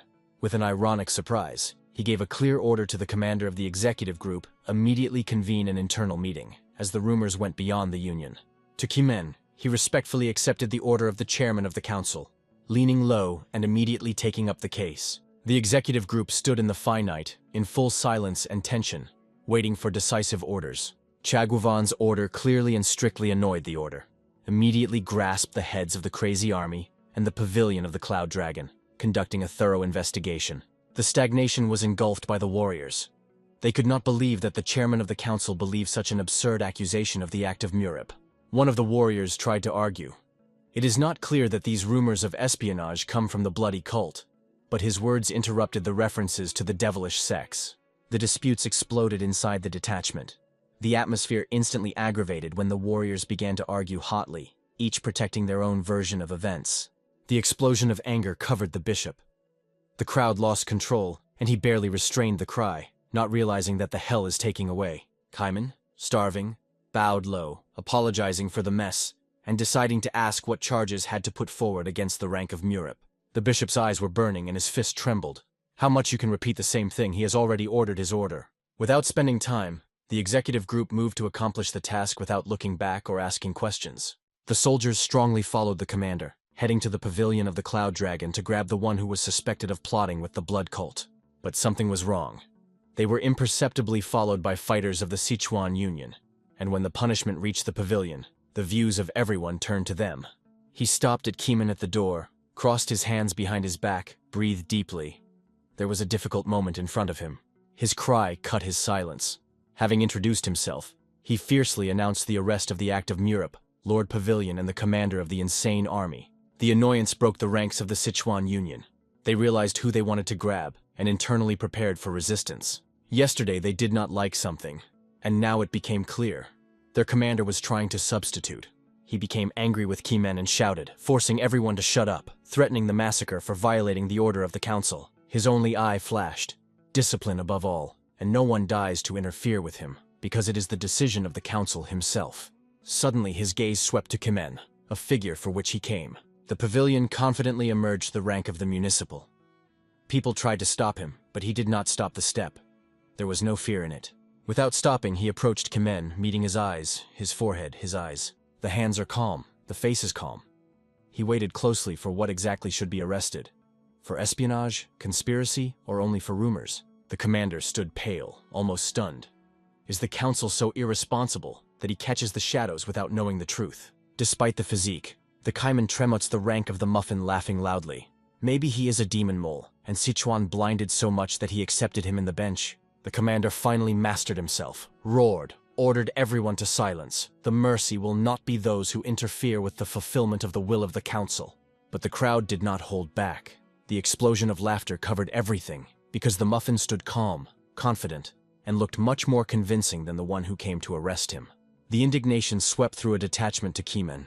The warriors sought to grab the Zakvalians, but they did not resist, causing only bitter laughter and exposing the tyranny of 4 factions. The view of the Maripa did not shake. He made the challenge. If you want, arrest. Why are you standing silently when you have already absorbed you? Kimen gritted his teeth. His face became discolored. He frozen, like a statue, is not capable of a step. The deep breath of the fresh air. The rank of the muffin has exhausted quietly, preparing for the next step. But suddenly, a sharp order came from all sides to stop all this nonsense immediately. The muffin gathered around him, calling them to restraint. Real warriors should remain worthy even in humiliation. Turning to Kimen, he stressed that all of them are part of one union, but he turned away with contempt, neglecting him. Without restraining, the rank came closer, put his hand on his shoulder, and reminded that it was to Kimen that he passed information about the blood cult, and now pretends to be a stranger. However, he dropped his hand with anger and shouted that he was lying all this. He never said anything like that. The muffin kept calm, touched the chin, and said softly, "As strange." He clearly remembers another. His gaze remained firm and confident, silently recognizing, yes, all this is really very strange. The voltage reached the peak. The explosion of the energy shook the air. The lightning breakthrough of the Murip scattered the opponents, certifying its undeniable advantage. The icy wind swept over the crowd. His strength covered everyone like a shadow of a ruthless sentence. People covered their faces with horror, and one of the crowd was timidly addressing the commander with a question. The eyes of Murip were burning in rage. He stood unbreakable among the energy storm. His voice was icy, and disappointment was unbridled, because the accusations were unfounded. The fist clenched, radiating magic. If you can catch, then first you need to find those who dissolve the lie and prove their guilt. The squad to Kimen was silent, covered in horror. It seems that the council arrests all in a row, believing every gossip. The confident voice of Murip has spread the space. He made everyone look at the truth. The council and the union rot from the inside, and the head of his back pale from panic. His warriors exploded with support. From now on, everyone will live in fear of hearing, until the council decides that it is true and what not. Turning to his head, the muffin said coldly, "If I was questioned, then the first name is you as an accomplice, because he acted on the secret order of Bishop of the Sichuan Union." Despite the external determination, the commander to Kimen did not hide anxiety. Sweat on the head and tension in his eyes gave fear of the words of Murip about uniform laws for all. The warriors from his detachment confessed. They cannot go further. The rebellion will be about to explode, and today, there will be no arrest. It is better to return when everything subsides. Kimen fiercely clapped his teeth. Anger was broken from the inside, but could do nothing. Everything came out of control. Their detachment was forced to retreat. The resistance grew to a level that the plan finally failed. Before retreating to Kimen, he cast the last look at the rank of Murip, promising he would definitely return. He wisely said that the arrest is postponed, but tomorrow the muffin is obliged to appear at the Chunmukvon meeting. There will be no space for tricks. Anger broke out in his face, but he remained unmoved, suggested that the commander wipe the shit better in which he was climbing. Kimen cast his gaze under his feet. Realizing the extent of humiliation, and the act of the muffin conveyed to all those present a passionate greetings without hiding the superiority. The students exploded with exclamations. Pride in their mentor boiled in everyone. The muffin stood adamant with a cold look, while the commander was forced to bow his head. In the heart of the Union, chaos exploded.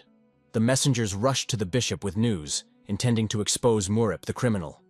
But he did not play according to their rules.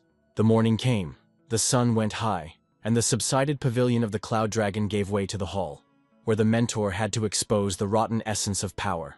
In the spacious hall, Khan Chonwol was already waiting, powerful and focused, preparing for a decisive meeting. Everyone gathered. Khan Chonwol rose and opened the meeting loudly. The moment came. The Sichuan Union was preparing to take the last fatal step. In the large hall of the council gathered all the key figures, from the intelligence chief to the heads of pavilions, commanders of units and representatives of all units. Some faces were a smug smile, as if the sentence was already known in advance. Others, on the contrary, barely held back anger, trying to keep peace in front of the inevitable storm. The tension in the hall was aggravated, because the reports of the heavenly and insane detachments coincided. The merits of the Murip rank were undeniable. The Gai Janma officer did not appear at the meeting. After an unsuccessful attempt to negotiate him, he was sent under house arrest, hiding the real reasons. Silence in the hall became unbearable. No one dared to start the meeting first. There were two old intrigues between the attendees. After a visit to the pavilion of the Cloud Dragon, they only wore the approaches, although they had no right to vote. Finally, the advisor of the bishop appealed to the assembly to allow him to start. The bishop nodded calmly, giving permission to the speech. Everyone kept their breath. The advisor rose decisively with the idea. Today, he will definitely destroy the act of Murip and put him for playing. Starting in the center of the hall, he said loudly, "Before considering awards and punishments, the council should focus on one extremely important issue." The attendees were surprised to look at. What could be more important than today's investigation? With hatred in the eyes, the advisor proclaimed, "It is about the results of the expedition to Sojan, the destruction of the polygon of the Soul Bait, where the warriors of the Cloud Dragon revealed a great valor." His story struck everyone. According to the report, the greatest merits belong to the act of the Murip, the captivity of the warrior of blood collection, the elimination of the landfill, the salvation of the detachment of the heavenly army. The advisor gestured and nervously walked the hall. Excited, he sought to control the situation. Meanwhile, the muffin stood with his eyes closed, calm, silent. He expected it all in advance. The advisor looked at the air with disdain, saying that he could not get rid of a strange feeling when he read the reports and had several questions. Calmly, almost with arrogance, the muffin allowed, "Let him ask if he wants." This was angered by many.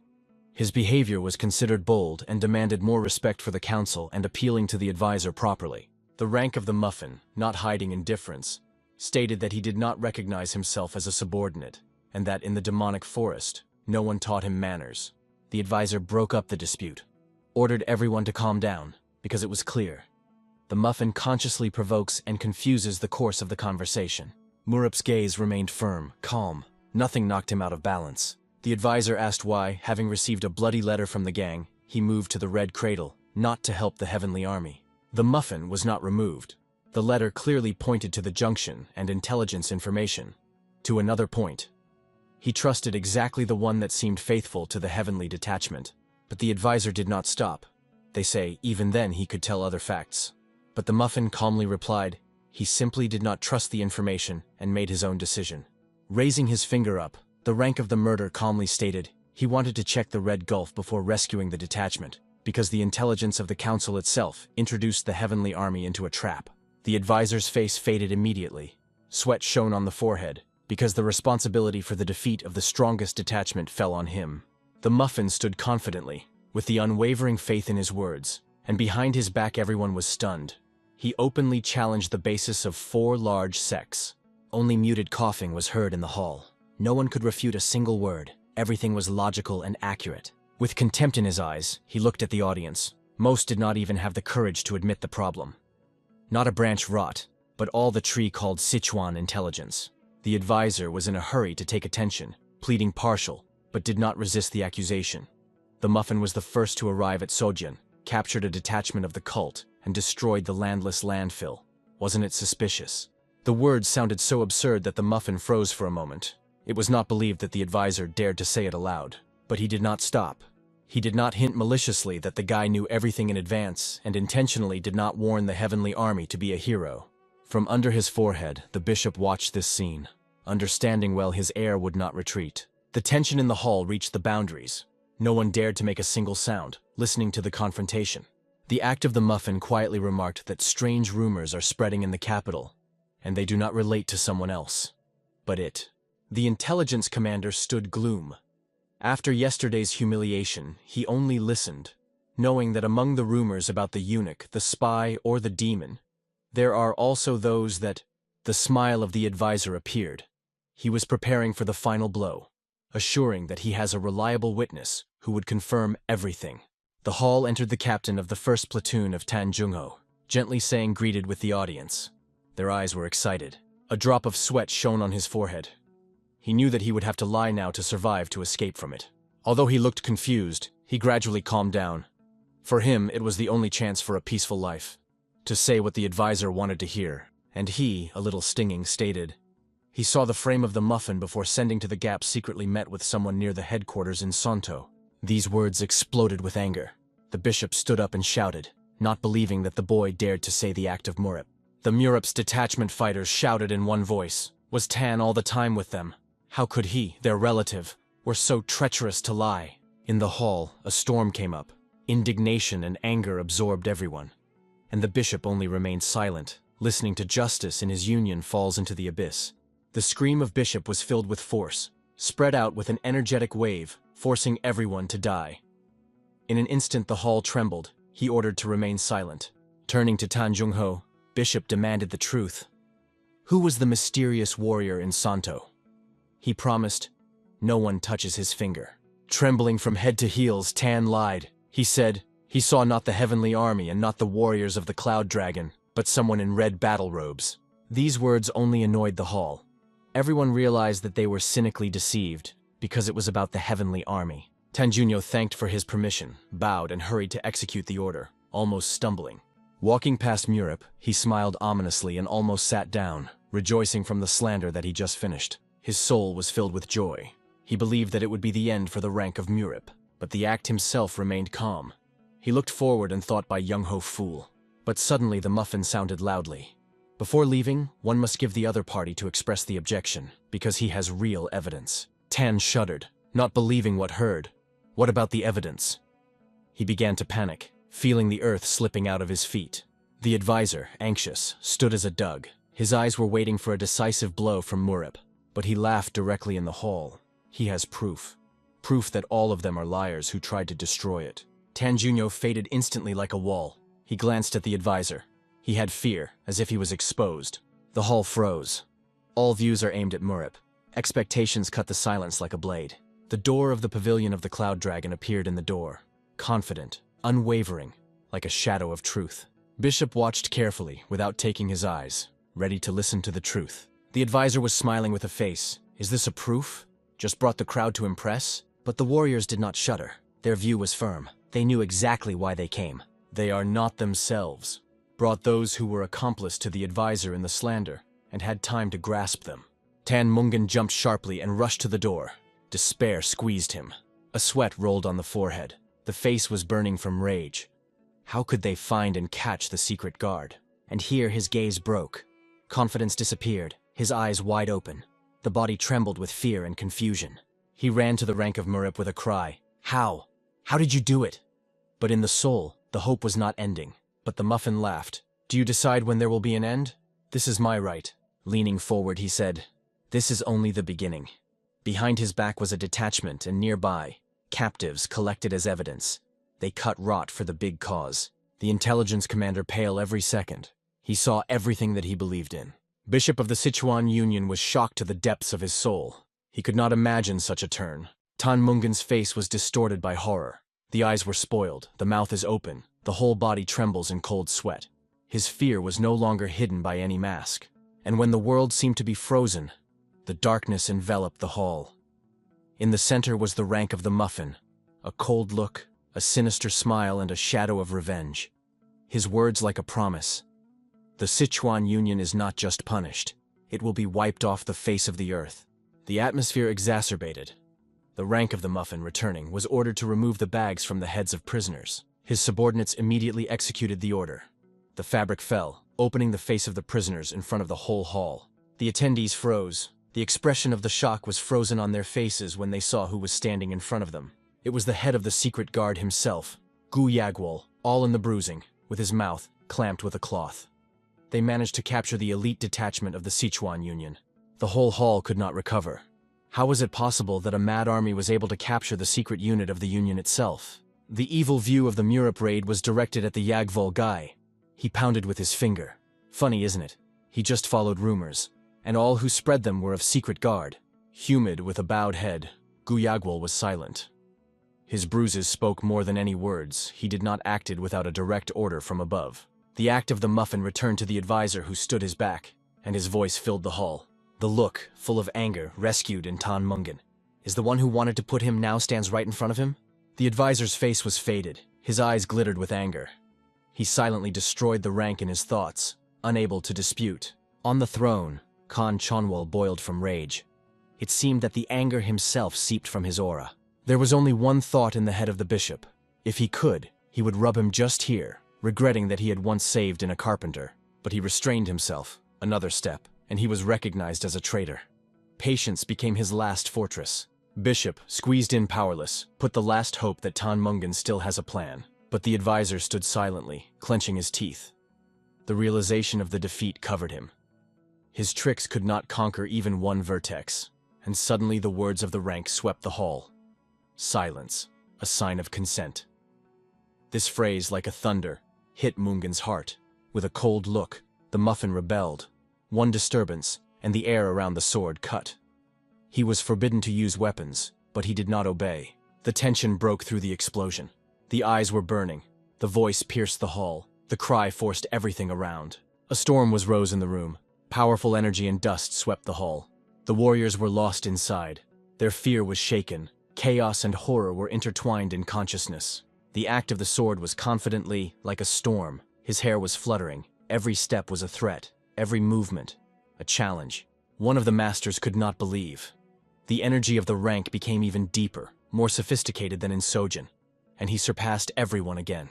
With his disdain in his voice, the freight was thrown. Their leader escaped, and he himself would make a sentence with a sword, without hesitation, without forgiveness. One of the warriors, understanding the close end, thanked the mentor with tears in his voice. His last words were full of honor, and it was at the moment when the sword blade was stuck near the neck of Guya Yagvol, the scream of Tan Mungan came. "Stop!" Turning sharply, the act of the muffin with mocking surprise asked if, sometimes the advisor had not been said to say something. In the despair of Tan Mungan realized, there is no other way out for him. The prisoner tried to justify himself, blazing the blame on his subordinates. But his cold voice and look, full of despair, did not cause pity. He could not be saved. The advisor, with his back to all, stepped to the throne, as if he were carrying the burden of an inevitable sentence on his shoulders. Tan Junyo, with a frightened face, watched the events, not realizing that the hell is taking away. But he quickly realized, if he goes on, he will also be twisted into shackles for false testimony. The advisor stood in tense silence. He dared to speak, swallowing fear and bitterness. He threw the last mocking look at the rank. The defeat was already obvious. He approached Bishop, raising his hands, and acknowledged. He did not talk to the head of the insane army and asked him to impose a just punishment. Khan Chonwol looked at him in shock. He could not believe that the advisor confessed directly in his eyes to the whole Union, and the act of the muffin stood, like a rock, cold, focused. His eyes radiated contempt and deep confidence in his own right. Junho fell to his knees. His hands hanged powerlessly. He realized the end was inevitable. The bishop bent head, closed his eyes, restrained emotions, but in his gaze read silent condemnation. The advisor, lowering his eyes, silently accepted the guilt. The demonic forest turned out to be an unbearable target for him, and now he is ready to be responsible for everything. With the head of Chonwol, he ordered the deprivation of Tan Mungan to be imprisoned by submitting the case for consideration of the law. But the act of Murap did not fit this. How can the investigation be entrusted with the same one who came yesterday to arrest him as a spy? Bishop exploded. He shouted loudly to Murap. What does he still want? A flurry of votes risen in the hall, demanded the execution of an advisor, a secret of secret and Tan Jung-ho. And the muffin meanwhile gave the order. The investigation should be headed by Master Ha. The bishop could not stand. In his voice there was a panic and indignation. How can you do a punishment without court? Calmly, but with a call, the rank of the muffin replied. The advisor also wanted to destroy it only according to Young-ho. Why was it allowed and others? He raised his hand to all those present, pointing to himself. Here is the true face of the Sichuan Union, a mask of justice behind which rot was hiding. Among the warriors, a strict code prevailed. One of them clearly said, the perpetrator must be punished, and injustice was destroyed immediately. The act of the muffin stepped at the center of the hall, turning to everyone. Does the Union perform its duty to people? His words thundered, like a lightning strike. The soldiers of small clans stood as paralyzed, on their faces shaken shame, shock, and deep reproach. Returning to Bishop, the advisor proclaimed that he should agree with the requirements of Murip, because only so the alliance will survive. Otherwise, the anger of small and medium clans will reach the limit. Bishop, with a fierce glance, replied that he could not afford it, as if to cut his hands and legs himself. Without a council and an advisor, he will not have any chance of revenge. But the advisor looked at him with disappointment in his eyes and said quietly, "Revenge can no longer be about." One of the warriors exclaimed that instead of blind revenge for humiliation, you should think about how to use a demonic forest to reduce losses and end the war. The act of the muffin stood adamant. His voice sounded firmly. Is it not the duty of the true ruler? What if everyone thought of how to put an end to the war? The bishop squeezed his fist. He was unbearable anger, and his heart wanted revenge more than the truth. His gaze darkened, illusions crumbled. He realized that all efforts are in vain. The future of the Union is the way to darkness. Congressing in a fist, Khan Chanwol said, the request of the rank is impossible. However, he swore, the truth will be exposed, clearly and clearly, without a shadow of doubt. The warriors of the pavilion listened closely. In addition, he promised to officially declare Murip's merits in Sodan, and provide a decent award to all the warriors of the Cloud Dragon.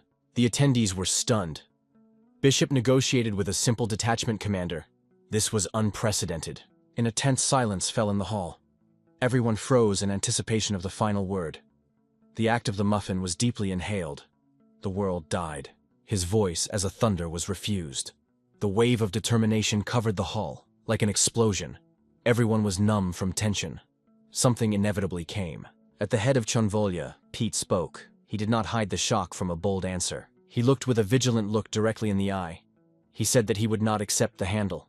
What they promise is that is proper. The bishop's eyes were wide open. He was stunned like a lightning blow. The act continued. Let the bishop keep the word, because from now on not only he, but all the museum will make sure that the warriors have taken due. But everything will be different with him. His path is defined. Confidently and firmly standing in the center, he proclaimed, the whole demonic forest exits the Sichuan Union. The advisor was frozen with his mouth open, not believing in what he heard. The muffin added, do not even dare to ask. It is not only his personal decision. The old warriors did not hide shock.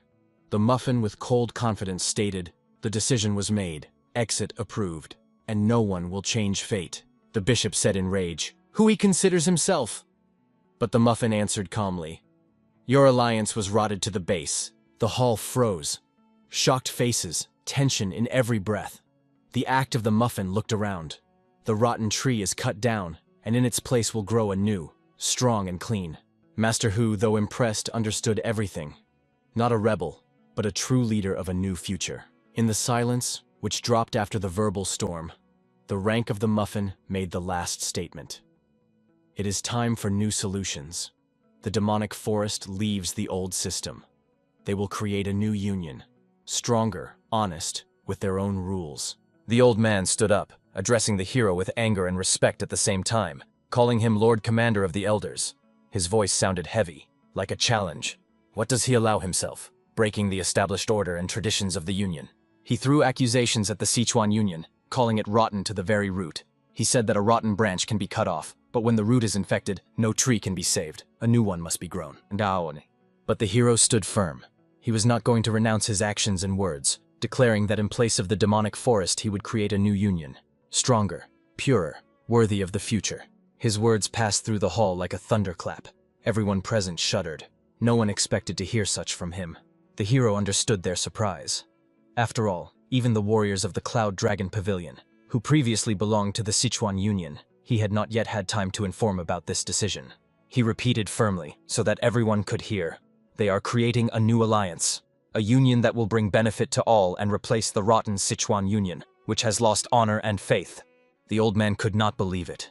In his opinion, the hastily created alliance would not be able to protect Sichuan from the ruthless blood cult. The hero responded calmly. He did not promise peace. But it is better to shed blood by one's own will than to cover a rotten union, becoming a target for the cult. At these words, the old man's eyes filled with anger. He cut off the conversation, realizing that arguing was pointless. He only wished the hero luck in the coming war, hiding anxiety behind a mask of cold dignity. After that, several warriors turned to the elder, seeking confirmation of his decision. The elder apologized to the Iron Fang squad for not warning them in advance and not giving them time to prepare. Not only the heirs of the small and medium sects of the Union entered the pavilion of the Cloud Dragon, but also other influential clans seeking a new future. The majority were descendants of the great clans of the Yunnan, Tang, and Ami provinces, youth from influential families and sects, with hot blood of honor flowing in their veins. If they openly follow Qin Murip, who opposed the Union, they might even be excommunicated from their own families, betraying the memory of their ancestors. The hero could not demand such sacrifices from them. He understood the price they would pay for every step beside him. Therefore, he wished them luck. But they could not hold back the question. Why is he leaving the Union without even warning his own? And what will happen to the Mad Army? The hero apologized a second time, saying he hoped fate would bring them together again on the battlefield when the time for the decisive battle comes. But from their faces, it was clear they wanted to say more, but restrained themselves, leaving the words in their hearts. When he left, everyone silently watched him with their eyes. Thus ended the council meeting, anxiously and quietly like before a storm.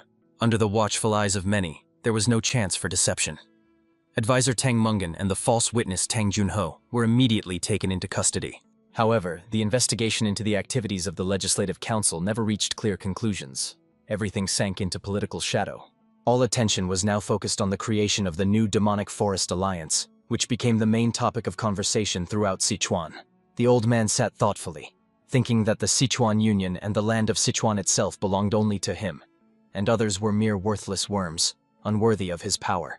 One of the advisors asked him for a minute of attention, cautiously stepping forward.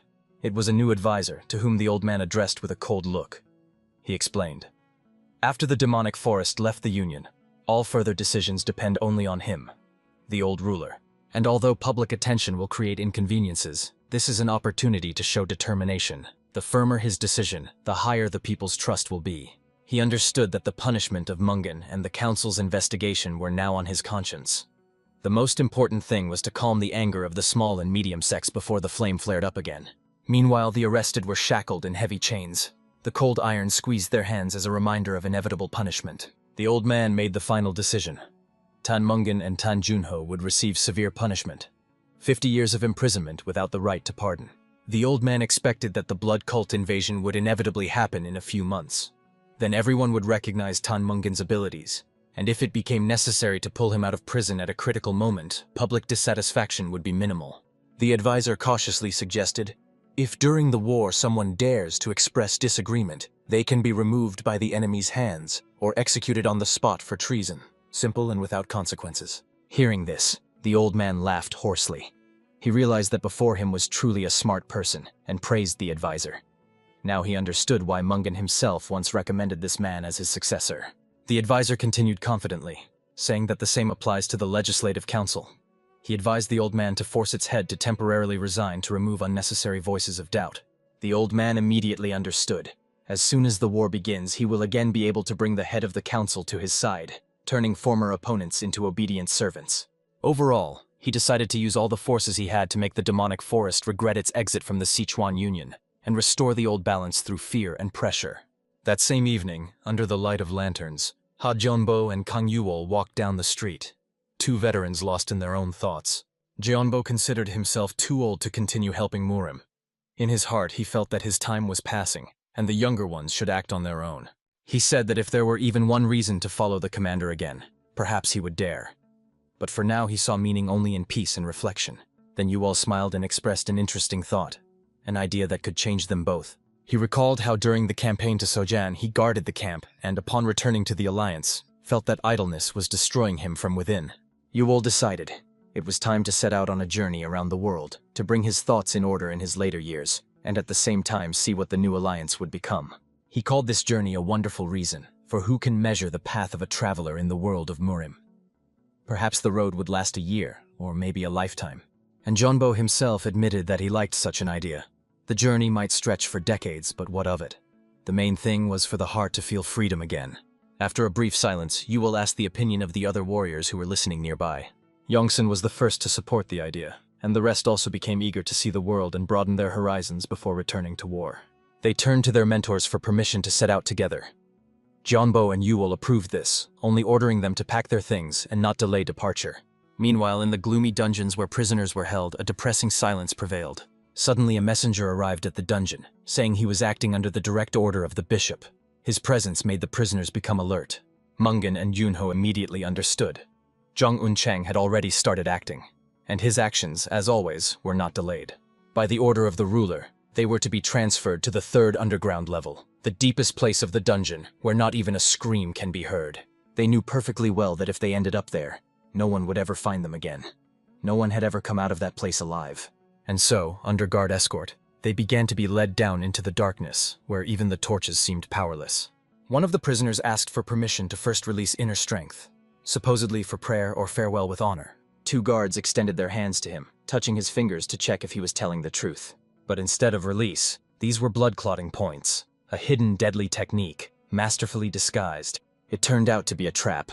The guards did not even have time to understand what happened before they were paralyzed by a wave of internal energy. The Umith guard detachment of the secret dungeon was neutralized, and the prisoners received a once-in-a-lifetime chance.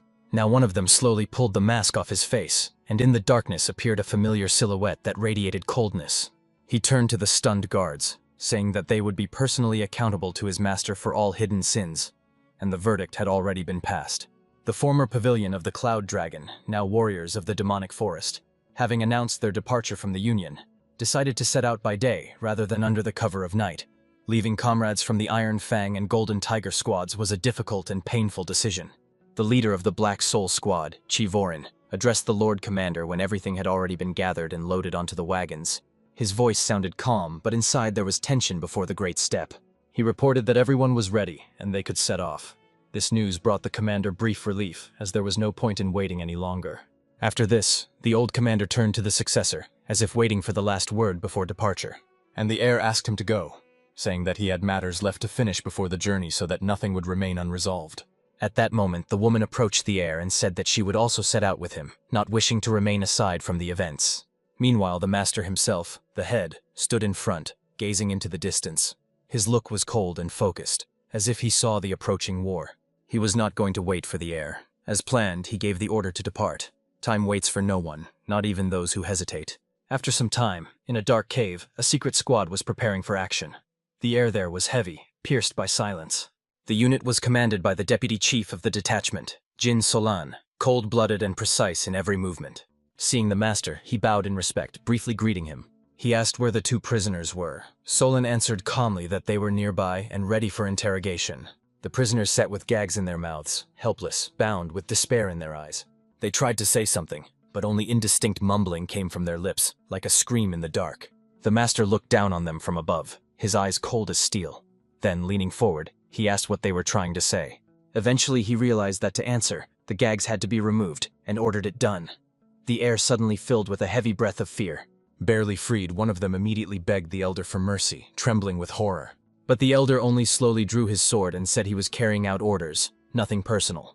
His voice sounded cold as he asked, where was that arrogant look with which he once despised his comrades? Putting the blade to his throat, he asked why he should leave the traitor alive. The man began to justify himself, saying he meant no harm, just wanted to survive, called himself a descendant of a collateral branch of the clan, seeking salvation in this ruthless world. But the elder instantly silenced him. He was not interested in excuses, only truth and punishment. He came here not to listen to pitiful words. His face remained calm, like a man who had already passed judgment. The prisoner, sweating profusely, tried to understand what exactly the elder wanted to hear, but only the echo of fear and hopelessness sounded in his head. And when Tan Junho finally realized his true situation, it was too late. His head silently separated from his body, falling onto the stone floor. After that, the hero calmly ordered the gag removed from Tan Mungan, preparing to hear the last words of another traitor. When the gag was removed, the air in the chamber seemed to freeze. Mungan's eyes flashed with empty understanding. His first words were a request. He asked to be killed, quickly and without pain. In response, the hero kicked him in the face, coldly noting that this request would be fulfilled, but not immediately. He said that before death he wanted to say a few things to Mungan, and his voice became even colder than the steel of a sword. The hero ordered his men to leave the cave so that no one would hear what was to be said next. When they left, the warriors finally understood what the heir meant by the opportunity to broaden horizons. It was not a journey, but a confrontation with the truth of death. The hero leaned closer so that his shadow covered the prisoner. Quietly, almost in a whisper, he asked, "Does he guess why his head is now held in his hands?" But he again only begged for death, repeating his words like a prayer. But the one to decide when death would come could only be the hero. And there was neither pity nor haste in his eyes. Suddenly he grabbed him by the hair and slammed his face into the ground. Stones scattered, and the scream was lost in the deaf silence of the cave. The hero forced him to inhale dust and taste the earth walked upon by those he betrayed. He asked if this scoundrel thought he would sit in the dungeon, and when the war with the bloody cult began, come out clean, as if innocent. "This," said the hero, "is the least punishment for daring to cross his path. Even death can be more merciful." And already at dawn, rumors spread throughout the capital and the entire Sichuan Union. Tang Mungan and Tang Junho escaped from the dungeon with the help of Han Zhongwol. The punishment of criminals and the rewards for heroes were only attempts to extinguish the fire. The smoke of politics will not hide the flame of distrust. And this miserable man understood only one thing. He wants to know who stands before him, a human or a demon in human form. Who is this being that plays with the lives of others like pieces on a chessboard, moving them without a trace of doubt? But now, having lost, all questions are too late. There will be no answers. Meanwhile, the news that Chin Murip, the demonic forest, and 2 elders had left the Union spread lightning fast across all provinces. When morning came, everyone already knew. The pavilion of the Cloud Dragon was disbanded, and it began with the collapse of the Iron Fang squad. The old ruler was driven to fury by this. He understood that the prestige of the Union was shaken, but as long as the 4 great factions stood firm, balance would be preserved. Only this thought kept him from madness. However, he was torn by suspicion. Could it be that they decided to leave the game before the war with the blood cult to wait out the storm and survive? But no. He knew they would not dare to do this in front of the eyes of the minor clans. Then the advisor came to the ruler again. His face was troubled. He reported the disappearance of prisoners from the dungeon, but this was only the beginning. Rumors spread throughout the Union that the ruler himself helped them escape. Gossip, like poison, spread further and further. From anger, the ruler nearly went mad, veins pulsing, eyes burning like molten metal. His rage was so powerful that the ground beneath his feet trembled as if alive. Advisors begged him to remain calm, but their words did not reach the ears of the man boiling with humiliation. In his fury, his true essence was visible. Not just a sovereign, but the one rightly called the conqueror of the heavens. The advisor, bowing low, apologized but reminded, now they should worry not about honor, but about consequences that could destroy the Union. The ruler sharply turned around. His voice thundered like lightning. What other consequences could there be? Then the advisor explained that after the departure of the demonic forest, many warriors from small and medium clans were also preparing to leave the Union. Their faith in the leadership had weakened. He insisted that the ruler personally address the people, dispel doubts, or else he would lose support among his own army. But the ruler merely waved his hand. He no longer cared. He considered these clans insignificant, branches that had long ceased to bear fruit. He ordered new candidates to be selected for their places and to appeal to the 4 great factions for new warriors. The advisors did not dare to object. They only silently bowed their heads, understanding that any word could be their last. From now on, they could only follow the ruler's will, carrying out every order, even if it led the entire Union to ruin. The bishop, blinded by anger, continued to try to make the demonic forest regret its departure. Dismissing minor and medium sects, he decided that only fear would restore his former power. Meanwhile, in the north, Li Huan and the Xinpyong Golden Martial Arts clan met a young man who begged to be taken with them. They recognized in him one of the 3 heirs of the Tan clan. His decision to leave home shocked even the bravest warriors. He was asked again, is he sure about this step? After all, if someone finds out, the consequences will be inevitable. But the boy nodded. He understood everything. This choice was a true escape, but made of his own free will. Some ran away from home, others set off on a journey with Murim, and some immersed themselves in meditation, seeking a new meaning of life in the silence. Not only warriors of small and medium sects left the Sichuan Union, the exodus became a wave that could no longer be stopped. Even Tan Soso, a beautiful girl from a great family, set out to search for her missing younger brother, unafraid to leave everything behind. The split in the Union was inevitable. Those who knew the true state of affairs just shrugged. It was bound to happen sooner or later. The truth came out so suddenly that no one dared to condemn Chinmurip or the demonic forest. After their departure, small sects left the Union one after another, joining the demonic forest. The same began to happen even among the 4 major factions, torn by internal doubts. Jan Ho, vice commander of the Iron Fang squad, was standing to say goodbye when he was stopped by Jin Solon, the current commander. Solon asked him directly, "Is he really going too?" Jan answered honestly. Everything became clear from the moment the leadership began to treat the young master condescendingly. Even the heir of the demonic forest did not earn their respect. Solon silently nodded. There was no judgment in her eyes, only understanding. She wished him to take care of himself and find his own path.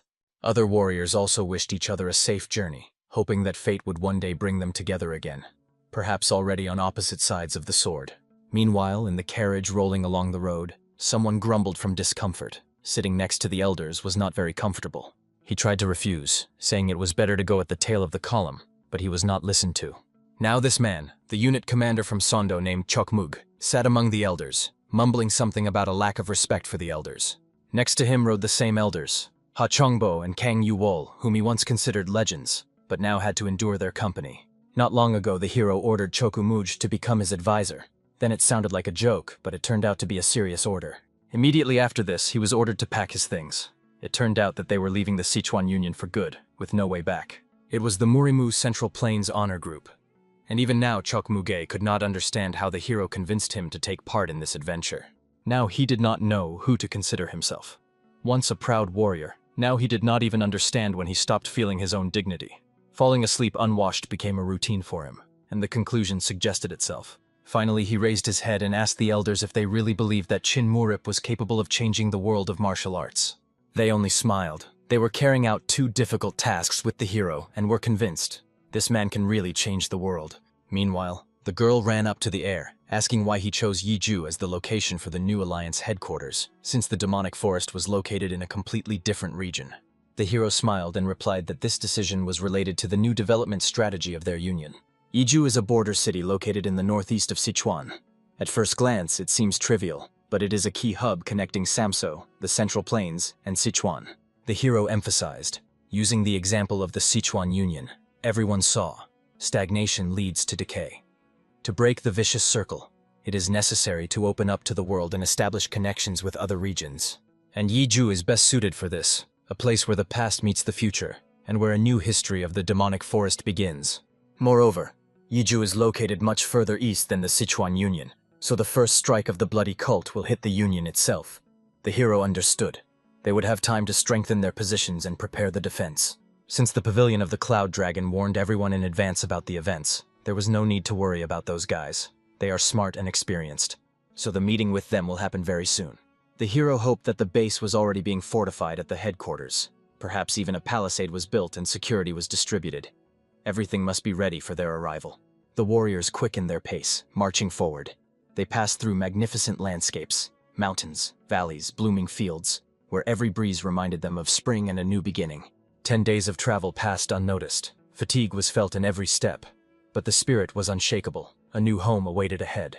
The warriors of the former pavilion of the Cloud Dragon, having crossed the wide Sichuan plain, finally reached the borders of the demonic forest. They arrived just as spring was in full bloom. A warm wind carried the scent of young leaves and distant smoke from the campfires. Beyond the village, far to the north, rose a majestic mountain ridge that separated Sichuan from the outer lands. And on the plain near the western river, a wooden palisade resembling a military camp was already being erected. In the letter the hero had received earlier, grandfather and uncle promised to prepare everything properly, and it seemed they had kept their word. The hero stopped before the gates and shouted a greeting to the demonic forest at the top of his lungs, his voice echoing over the valley, full of joy and pride. The old grandfather was up to his ears in construction, an axe in his hands, dust on his shoulders, but his face shone with happiness. Like a true man, he had finally awaited the meeting with his grandson, for whom he had lived and worked all these years. He embraced the hero warmly, as befits the head of Tesan Cho Pyeonchon, and his voice trembled with pride and love. The advisor accompanying the hero could not believe his own eyes. That the head of Tesan himself, the legendary warrior of the demonic forest, was personally taking part in building the fortifications. The hero's 2 companions also bowed and introduced themselves, respectfully greeting the head of Tesan. The atmosphere was filled with mutual respect. For the old man, it was a great honor to see that two such masters had decided to join their alliance. He did not hide his joy and gratitude. The old man smiled and suggested forgetting all past grievances, putting the past behind, and invited everyone inside, to the dwelling, to rest. Meanwhile, the hero decided to talk with the host, feeling that the time had come to share his plans and ideas. They sat down at the table and poured tea. The uncle, sipping his cup, spoke first.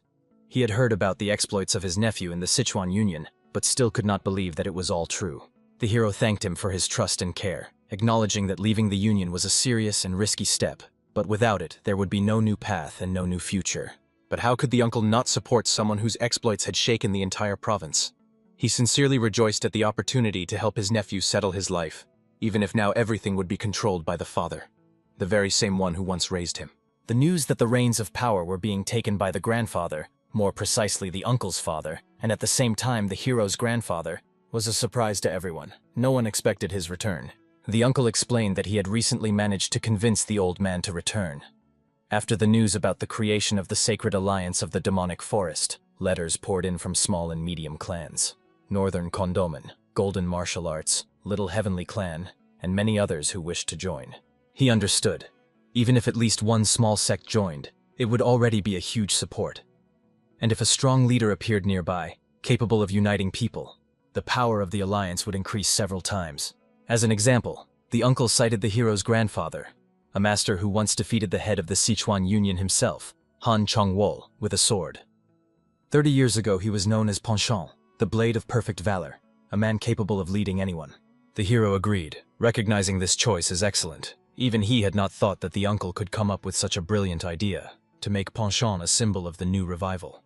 The uncle sincerely rejoiced at the meeting with his nephew, but in his soul he was tormented by anxiety. How to tell him the news that carried a sense of foreboding? He was silent for a long time, finally sighed and said, "Those being talked about cannot be called either good or evil. They are beyond these concepts. 2 days ago, the head of the secret squad brought a letter found in the palisade, as if someone had deliberately left it as a challenge or a test. The letter contained a proposal to support the alliance in the upcoming war with the bloody cult.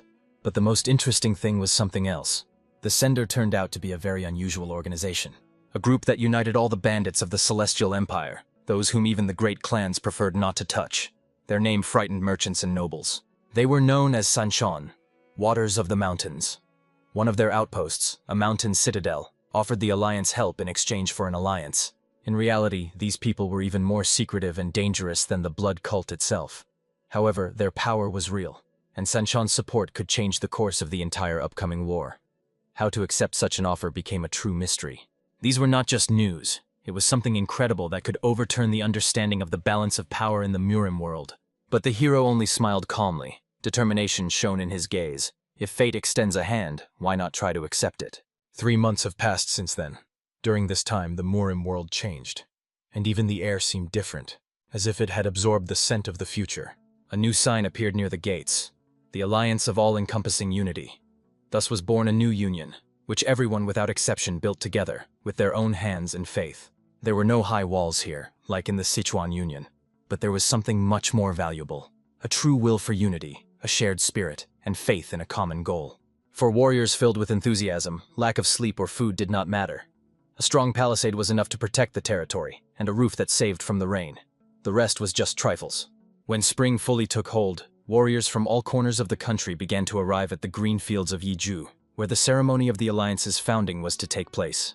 Among those who made the journey were 2 young men who had long searched for this place, guided only by stories and rumors. One of them was a disciple, whom his master, Yukbonge, always considered too simple-minded to become a great warrior. Another, an old acquaintance of the master Chok Muge, once one of the 7 heroes of the modern Murim, known as the Cloud Wanderer Sokolge. The apprentice did not understand whether this alliance of universal unity was really worth giving up the Sichuan Union for, but the master knew. If Sichuan falls now, when the blood cult has already captured Sojin, and the Podolap Palace is destroyed, then the central plains will soon drown in chaos. That is why they came here, not out of fear, but with hope that a power capable of changing the world would be born here. On the road, they were met by a warrior to whom they introduced themselves as envoys of a gang that had come to celebrate the founding of the Unity Alliance. The apprentice, standing behind the master, quietly whispered, "This is the master Sokolge himself, the apprentice of the respected Cholpege." one of the 7 heroes of Murim who fought alongside Master Sinren in the Celestial Battle. Now he is the junior head of the gang. He only smiled and confirmed his words, not hiding pride but also without arrogance, like a warrior who remembers past battles. After that, they were warmly invited inside, apologized for the carelessness and inattention to such guests. The atmosphere immediately became warmer. At that time, Chokmuge was occupied with much more serious matters, meeting a high guest who had arrived from distant lands. It was an important conversation. The results would determine who exactly would join the new alliance and how far its influence would reach. The guest, known by the name Scar, reported that, as Chok wished, the news of the creation of the alliance had already spread throughout the celestial realm. However, he doubted who would want to join such a cause. Scar spoke sincerely. 4 great factions have a huge advantage, and he did not understand what could motivate anyone to give that up for an alliance of unknown forces. The advisor answered without hesitation. Yes, there is such a reason, and it is far weightier than any political gain. If he were asked who is currently the most dangerous person in Murim, he would unhesitatingly name Chin Murip. But Shram knew almost nothing about him and asked to be told more. The advisor asked in return, "Isn't there anyone in the gang who knows Shinren better than you? Tell me, what was he like? As a person, not as a fighter." Shram answered without hesitation. Shinren was unshakable. He could not be broken. His will was stronger than any sword. Then the advisor briefly said, "The young heir is like him. He is also invincible." Shram did not believe immediately. He thought it was about martial arts, but the advisor meant something entirely different. The invincibility of spirit, heart, and determination. He assured Shram that upon meeting the hero, he would understand everything himself. But now it was impossible to see him. The heir was absent. However, he promised that he would return for the alliance founding ceremony, and then the world would see again who leads this people. The place where the ceremony was to take place was magnificent. Among the Sanshan Mountains, where the air is fresh and the clouds touch the peaks. It was there, in that quiet, secluded corner, that Hyon spoke with the young man about how peaceful life is here, how the air smells of spring and tranquility. Hyon wanted to hear from Deha the story of his arrival in Sanshan. After all, neither his origin nor his fighting skills explained how he ended up among the most secretive community in all of Murim. To Hyon's question, the young man answered with a question of his own. Why he himself followed the young heir Yuk. He only sighed and said that perhaps their fates are more alike than it seems. Hyon nodded, explaining that his life once resembled theirs. If he had not shown the world his skill back then, he would not have endured loneliness. And they, fleeing, even lost their families, so their path was even harder. At that moment, someone called them down. The voice sounded friendly but insistent. They were offered to come down and eat. After a long conversation, it sounded almost like a blessing. Both boys laughed, noticing that from the outside it looked as if their own mother was calling them. They decided to stay nearby so that no one would disturb the young master during rest, feeling responsible as if he were his own brother. Hyon was about to leave when suddenly the air around became strangely heavy, as if the earth itself sensed something. Suddenly something happened that caught their attention. Nature seemed to freeze before the storm. The birds sitting near their dwelling abruptly flew into the sky, raising a disturbing hum with their wings. Even the ground beneath their feet trembled, and the trees began to bend from waves of energy spreading around. Everyone felt a familiar power. It was the energy of Chin Murip, mighty and enduring, like the awakening of a sleeping dragon. And at the same time, everyone understood what it meant. Something extraordinary was happening, something awaited for years. "We will have to wait," said one of the warriors, watching as the world around filled with radiance. A sudden bright lightning flashed, and in an instant all the torches went out. Darkness enveloped the cave. It was an energy seal. To remove it, only one thing was needed: the completion of the body's growth that it protected. His incredibly long development period finally ended. The hero reached the limit where the human body transforms into a vessel for true power. The seal that had bound his inner energy all these years began to crack, scattering light. The remnants of yin and yang, which had tormented his body for years, creating endless chaos within it, disappeared. The two forces finally merged into a single whole, harmonious, pure, all-encompassing. A new entity was born. The hero understood that this was only part of his true potential. The balance of yin and yang was only the foundation, and the entire reserve of power now belonged solely to him. The combined energy allowed him to change the nature of yin and yang at will, shaping the world as he desired. At that very moment, he decided to test one of the manifestations, the power of cold. Focusing, the hero directed his inner energy to create ice, imagining the air around freezing. Suddenly, a huge hand appeared before him, made of pure ice, transparent, shining, powerful, like a creation of a deity. Its crystalline fingers trembled with power. With a single breath of this energy, the air in the cave became icy. The hero himself could not hold back a smile, speaking quietly, with surprise and admiration. Well, But at the same time, he was fully aware. From now on, he would have to control his own power especially carefully. The slightest mistake could cost everything. At that moment, the warriors were already running to the entrance of the cave, feeling powerful waves of energy radiating upwards in flashes. When the hero finally emerged, he was met with looks full of amazement. Everyone was silent, unable to believe what they were seeing. He just smiled, observing their faces, and jokingly asked himself, could it be that all three of them stood here, guarding me all this time? Everyone stood silently, trying to find words to describe the feeling that overwhelmed them when the hero came out of the cave. Finally, someone said, "It was like the moment when you fall into the crater of a majestic volcano about to erupt." Suddenly, Surin appeared before them, cold, composed, and full of strength backed by discipline. He was a representative of a secret division and at the same time the deputy head of the alliance, a man who saw and knew much more than it seemed. The hero immediately asked the main question. How was the preparation of the Shining Dragon squad progressing? More than half a year had passed. Surin reported that Captain Peck said the combat readiness of the squad had significantly increased. The hero smiled. If even the stingy to praise Captain Peck said so, it meant the progress was truly great, almost amazing. In addition, Surin reported another piece of news. Sokolge himself had arrived at the Alliance from the gang about which legends were already told. The commander-in-chief set out for Captain Peck, and together they are heading to Yiju. According to calculations, they should arrive on time for the Alliance founding ceremony. But that's not all yet. Among the warriors who arrived at the Alliance of all-encompassing unity, there were people from the most unexpected clans, even from those that once were enemies with each other. Surin said that among them were representatives of the first clan of the Celestial Realm, specifically, the Kavarion clan from Kanama, known for its ancient art of combat balance. The exact number of arrivals was not reported, but it is known that the younger lord of the clan, Tangeron, promised to personally participate in the ceremony. In addition, one of the 7 geniuses of Murim arrived in Sichuan, the indestructible Divine Blade, about whom legends were told even during his lifetime. Hearing this, the girl hit her forehead with her palm in relief. After all, it was about her own brother and uncle. The hero immediately understood. The appearance of Kavarion means new troubles. After all, they once took part in the attack on the Flower Bell, so there will be no peace. And yet he remained calm. Kavarion, despite all their strength, never touches those who do not resist. And the commander-in-chief will probably be able to settle even this. Some time passed, and among the arriving warriors one managed to attract attention by demonstrating his extraordinary aura. Those standing nearby immediately understood. Such power can belong only to a special person whose name has long been known in Murim. When asked who he was, the man calmly apologized to everyone, said he did not want to attract attention, and explained he lives in an annex near the camp. He just liked their company. Then he looked carefully at several present and, smiling slightly, said, "You, with Kvarion's clothes, with downturned eye corners and a strong build. None other than Tanjaran, the younger celestial warrior." And he was right. It was the very same Jaren, the heir and son of the head of the first clan of the Celestial Empire, known for his honor and pride. But the stranger noticed someone else, a young warrior with eyes sharp as a snake's, whose presence radiated hidden danger. Approaching closer, he guessed, "You must be the silent bright sword of Sanshan?" To this, the warrior replied in a muffled, eerie voice that made the air around freeze. "Yes, that's right. I am Pek Cheryon." The youth, standing next to the stranger, instantly realized who was before him. It could only be the legendary silent bright sword from Sanshan, a warrior whose name was spoken with trembling even by the bravest.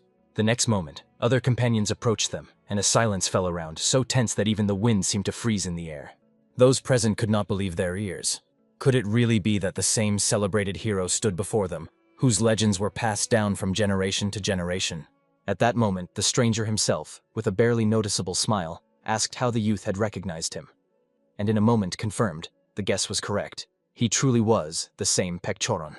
Thus fate brought together in one place 2 worlds, the famous Hwarion clan from Kanam, and the mysterious Sanchon Brotherhood, which once united under its banner all the exiles of the Celestial Empire.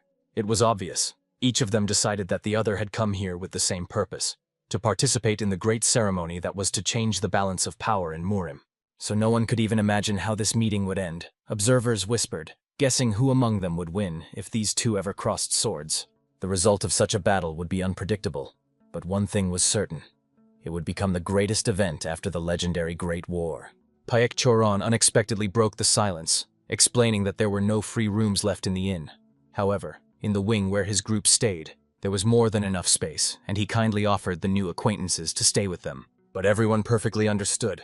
Only a madman would dare to sleep next to a person from whom such a threatening force emanated. But the young man only thanked and bowed, promising that he would definitely repay such generosity when the time comes. Under the cover of night, the whole company moved towards the wing, where the flickering of lanterns was reflected in the dark puddles after the rain. On the way, the young man couldn't resist and asked how Pekchoron found out about their appearance. The warrior just shrugged. He himself stumbled upon them by accident, not even sensing their presence. As it turned out, they collided when Pek was going out to get provisions for his companions, and nearby, swaying from the drink, sat his comrade, grumbling discontentedly about the delay. It was an old acquaintance of Chikoron, who immediately noticed that he returned not with food, but with strangers, and this clearly annoyed him.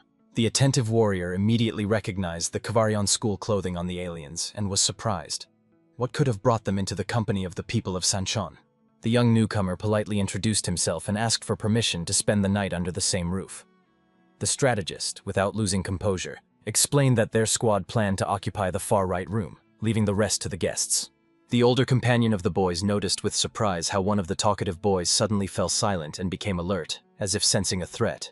Most impressive was Tanjaran himself, who had always spoken confidently before, but now was silent, intently staring at the stranger. The experienced warrior immediately understood the reason. From the young man sitting opposite emanated an aura so cold it resembled the presence of an evil spirit. And it was not surprising, for sitting before them was none other than the famous Murim assassin known by the name Bloody Smile, under the white mask. His face was white as a shroud, and it was terrifying. Yet even such a grim appearance held a certain refined elegance.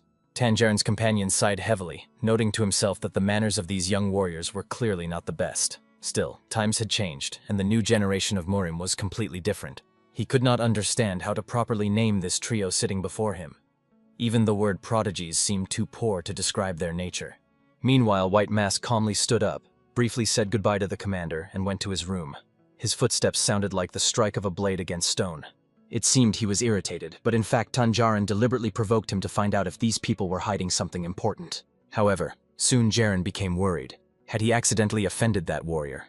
His companion reassured him, explaining that he simply hated the Hwaryons, though he himself did not understand why. But the main hero felt. This guy knew the real reason perfectly well. He just did not want to voice it. Yet now stirring up hostility would be unwise. Pekchoron, in turn, carefully observed Jaren, understanding. He did not ask further only because he sensed a lie in the opponent's words. But at the same time he realized, before him was no fool hiding behind a title. To ease the tension, the warrior smiled and offered the guest to sit next to him and drink a glass of wine. The hero, in turn, politely asked permission from his uncle and joined them at the table. Soon, over a cup of wine, the warrior asked the hero if it was true that the elder leader of the Hwaryon had gone into seclusion. If so, then the natural question arose. Who would then represent the clan at the ceremony of forming the Alliance of Universal Unity? The hero calmly replied that it was a joint decision of himself and the great strategist. After all, if Sichuan falls before the blood cult, they themselves will become the next target of the ruthless conquerors. The interlocutor only smiled, noting that this was too simple an explanation, behind which, probably, a deeper meaning was hidden. The hero only smiled in response, as if amused by these doubts. Then he asked a counter-question. What brought the representatives of Sanchon themselves to the ceremony? But the young man did not answer directly. He only reminded what principles their clan is faithful to. When war begins, no one can hide from the bloodshed. Behind every victory stand orphaned children, mothers crying over the bodies of their sons, and women mourning their husbands. Sanchon exists not to observe tragedies, but to prevent them. Their duty is to restrain chaos before it engulfs the world. Looking into the serious eyes of the interlocutor, the hero felt a strange unease, as if he had looked into the depths of a bottomless well, where his own gaze was reflected. He did not expect to meet a person capable of so skillfully hiding his true thoughts even from his intuition. No wonder this guy was considered the great strategist of Sanchon. He, in turn, advised the younger leader not to overload himself with unnecessary worries. Let him watch how their peoples step-by-step move toward common prosperity. The rest should be left to those who bear the burden of responsibility for the fate of the people. After all, even in war, those who keep calm are needed. During the conversation, the hero asked for more wine, even 2 cups, because his sister usually did not allow him to drink enough. The strategist immediately guessed that it was about the flower Hwaryon, the very girl admired by all on the Central Plains. The interlocutor smiled. He had heard that she ran away from home for some young man and had not returned yet. He himself also has a sister, so he perfectly understood Tanjaran's feelings. The hero, interested, tried to find out who that mysterious chosen one was, but even he did not know. The sister never once mentioned his name. However, everyone was certain. The girl left Kavarion precisely because of love, searching for her beloved. The hero even felt a little sorry for that boy. He probably does not realize what he got involved in by getting involved with the daughter of the head of the first clan of the Celestial Realm. While the two were having a light conversation, others understood. On the eve of the great ceremony in Yiju, dozens of warriors had gathered with their own plans, and far from all of them coincided. At this time, fighters in red mantles prowled around, carefully inspecting the buildings, trying to find those they were looking for. But there was no trace left of the fugitives. The only thing left was to check the internal premises of the Alliance, although construction was still ongoing there, and it was hard to imagine that someone could be hiding there. One of the warriors turned to the Duke for advice on how to proceed further. The Duke of the Blood Cult ordered to search everything down to the last stone. The search must be completed by tomorrow, because time is not on their side. If they had known about the split between the Sichuan Union and Qin Murim, they would have taken advantage of it long ago. But the chance was lost. One of the guards suggested that perhaps the fugitives were heading precisely to the Sichuan Union. The Duke confirmed that he initially thought the same, but after visiting there, he changed his mind. After all, the current Sichuan is a ruin, where only scoundrels remain, incapable of accepting even a persecuted dragon. Sheltering them would mean inviting the wrath of the Blood Cult. He had already sent envoys to various regions, but judging by the silence, they found no one necessary. To everything was added an unexpected visit from Panchen Lama. After this, war became inevitable. The Duke perfectly understood. After returning, he would have to develop a strategy against the new alliance. So the order was clear. As soon as the flames of war engulfed the Sichuan Union, immediately moved to Yiju. For this, it was necessary to establish contact with the main headquarters in advance. As he walked, the Duke was still thinking about this new alliance. He had heard that the demonic forest was its heart and symbol of strength, and now he understood. The time had come to get closer acquainted with the one called Qin Murim, because it was there, perhaps, that the fate of the Celestial Empire would be decided. Some time passed, and the elders wandering the city streets sighed with relief. Finally, the long-awaited unification ceremony had begun. Thanks to their success in leading the Protection of Rivers squad, their foundation became even stronger, and their influence wider than ever. The leader of this squad was especially joyful. For him, the day of the creation of the Alliance of All-Encompassing Unity meant the beginning of healing an ancient disease that was eating away at the heart of Sichuan Murim. After all, only by joint efforts could they justify the trust of those who joined the new union. Its very name, All-Encompassing Unity, reminded that everyone here was equal. Everyone worked for the common good.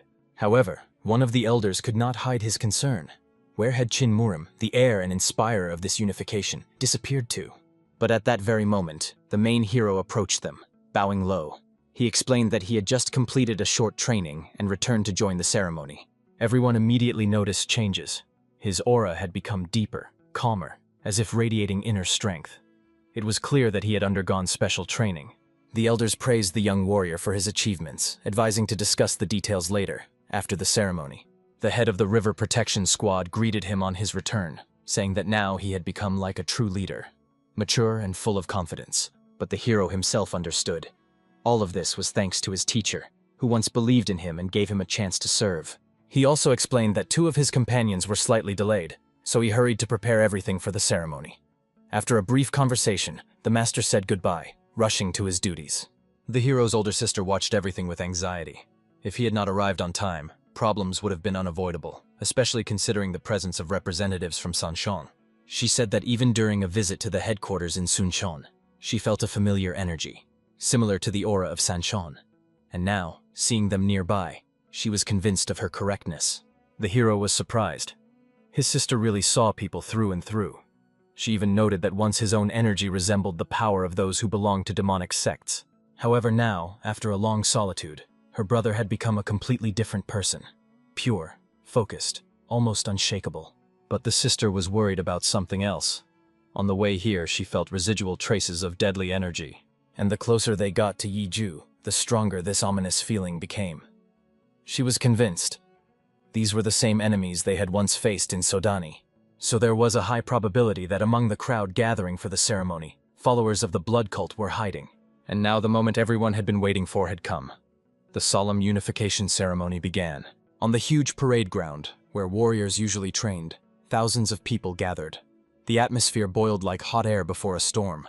The people of Sichuan were welcoming a new era.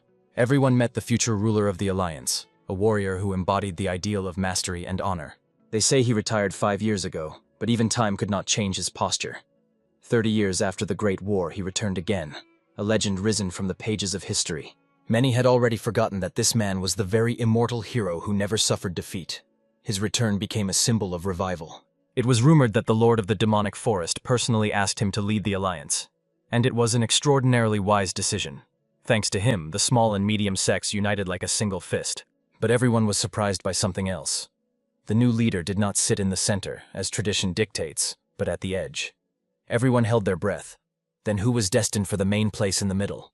The host announced the appearance of representatives of the sects who share the ideals of the Alliance. First came out the famous hero, the head of the Golden Martial Arts clan. His appearance caused a wave of whispers in the crowd. This clan, although belonging to the small ones, possessed the power of a great school. Recently they destroyed bands of robbers near the capital, and now their reputation reached unprecedented heights. Next joined the head of the Northern Chandomun clan, a man whose resilience and honor were known throughout the Celestial Empire. His arrival was a sign of great support. When he entered, everyone noticed. Even the head of the Alliance stood up from his seat to personally greet the honored guest. It was a sign of the highest respect, and a hint of a new alliance that would change the course of history. Everyone was impressed. The Lord himself personally escorted each guest to their place, entrusting this to no one. He embodied the old proverb, one must not look down on people. For him, all clan heads were equal comrades on the same path, which is why their union was called the Alliance of All-Encompassing Unity. In the end, 30 leaders gathered at the ceremony, from small border schools to the most famous associations of Sichuan. Almost all medium and small sects left the old Sichuan Union, choosing the Alliance. People clearly understood. The ruler of the Union once made a fatal mistake by expelling those who have now united into a single force. It was time to welcome the honored guests who adorned this event with their presence. The first introduced was the junior leader of Huarian, the legendary hero Tang Jarin, known as the Heavenly Warrior. Following him was another famous hero, the unyielding Divine Blade, whose fame thundered throughout the Celestial Empire. When it was announced that even Huarian was participating in the ceremony, the hall erupted with shouts of surprise. No one expected such a powerful clan to become an ally of the demonic forest. But this was not yet the climax.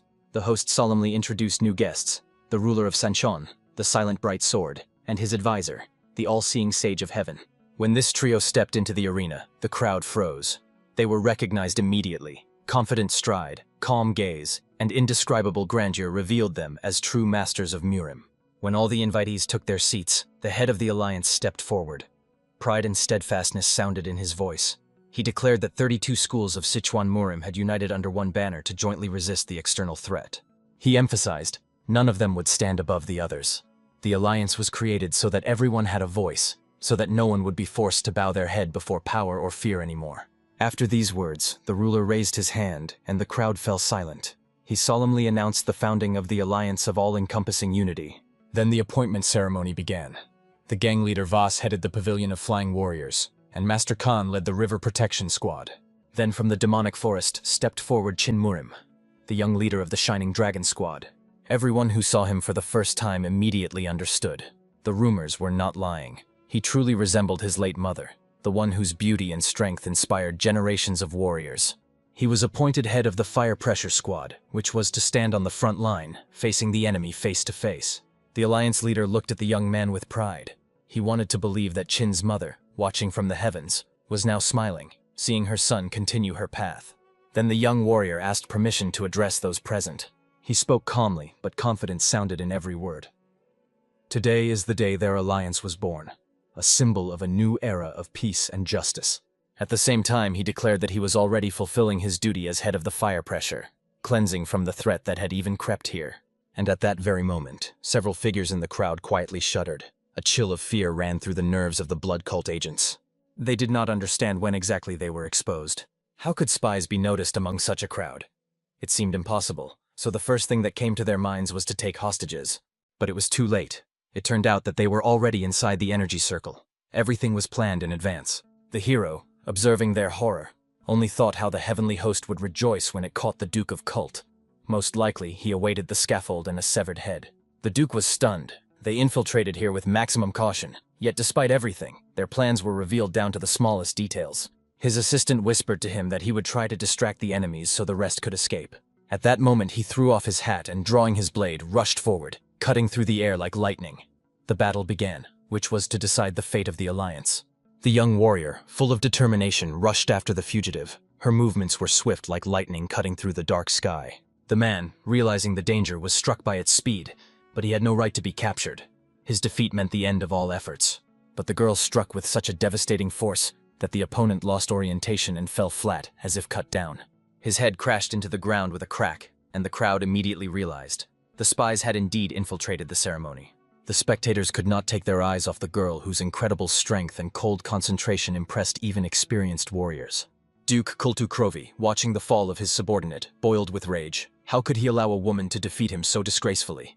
Without wasting a second, the Duke dashed from the spot, striving to break out of the encirclement. Other warriors immediately noticed that someone was trying to escape and began throwing blades at the fugitive, trying to stop him. But the enemy skillfully dodged every blade, jumping from roof to roof like a shadow slipping from beneath the very sky. At that moment, the main hero felt something strange. A huge energy like a whirlwind was concentrating behind his back. It was Chin Murim. His energy flared up like a flame about to incinerate everything around. He was about to deliver the decisive blow. In one leap, the young man closed the distance and stood before the Duke, saying with an ironic smile, "Where is our esteemed guest rushing to?"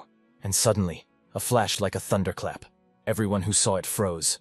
A moment ago, Chin was standing nearby, and now he was impossible to track with the eye. Even the most experienced masters could not understand what had happened. They had seen many strong warriors, but Murim stood beyond human limits. His skill was such that even 7 Murim heroes could not match him in strength. The Duke, realizing the inevitability, gathered the remnants of his inner energy and activated the deadly flame technique. He decided to die, taking the enemies with him. Thus began a battle that surpassed any notions of human capabilities. 2 giants of spirit clashed in a deadly confrontation. Delivering the decisive blow, Chin Murim coldly said, "Thank you for attending our ceremony. Now the prestige of the alliance will rise even higher." The Duke's body was bound by an icy glow. He froze, turning into a shining ice statue in the arena, as a symbol of victory over evil. Everyone burst into cheers. The warriors hailed the shining dragon of Sichuan, the young man who defeated the Duke with a single move. Thus the solemn ceremony, which began peacefully, ended with fire and ice, giving the world a new legend, the power of Chin Murim. That same evening, he thanked his younger sister, acknowledging that her foresight and courage had allowed them to avoid many casualties. The girl only smiled, happy that they had managed to deal a tangible blow to the enemy without serious losses. Later, all the elders and leaders gathered in a separate hall. The head of the alliance expressed gratitude to everyone for participating in the ceremony and for the courage shown during the clash. Many still could not believe that Sanshan and Huaryan, 2 once irreconcilable worlds, were now sitting at the same table. The leader decided to take advantage of this rare chance for a joint council. The first to speak was Tanjarin. His words immediately filled the hall with memories of an ancient tragedy, the fall of the Podala Palace. He emphasized, "The invasion of the blood cult is only a matter of time. If the alliance needs help, Huaryan will support them, albeit unofficially." He explained that by the will of his lord, Huaryan adheres to a policy of non-interference in affairs beyond Kanam. This might have seemed arrogance, but his master believed, if great states act without restrictions, Murim will lose its true face. Most of those present agreed with these words. After all, Huaryan, home to 5 of the 10 great dragons under the heavens, cannot interfere without necessity. Otherwise, other clans will immediately begin to seek their weak spots.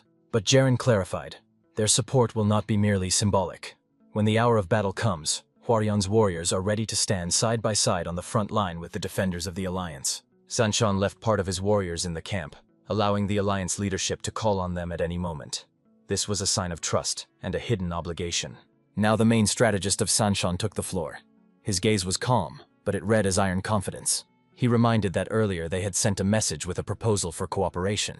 As promised, Sanshan will unofficially continue to support the alliance by providing 2 main commanders and 200 elite fighters. This was the will of their lord. However, upon hearing this, the head of the alliance felt not relief, but pressure. Behind the support stood a force that was hard to ignore. After all, despite generous offers, Sanshan had a dark reputation as a bandit organization. The leader was interested in only one thing. For what purpose did they extend a helping hand? The strategist, noticing the ruler's hesitation, perfectly understood his concerns. He reminded that Sanshan had never harmed the Celestial Empire, but the shadow of fame from the Scorpion era still haunted them. The alliance feared that an alliance with them could provoke condemnation and distort the idea of universal unity. But the strategist calmly replied that their goal was not power, but atonement. They want to help protect Sichuan and clear their name, proving that even former outcasts can fight for peace. The ideals of the alliance coincided with their belief in mutual benefit. Sanshan only sought to be recognized as part of Murim, pursuing no hidden motives.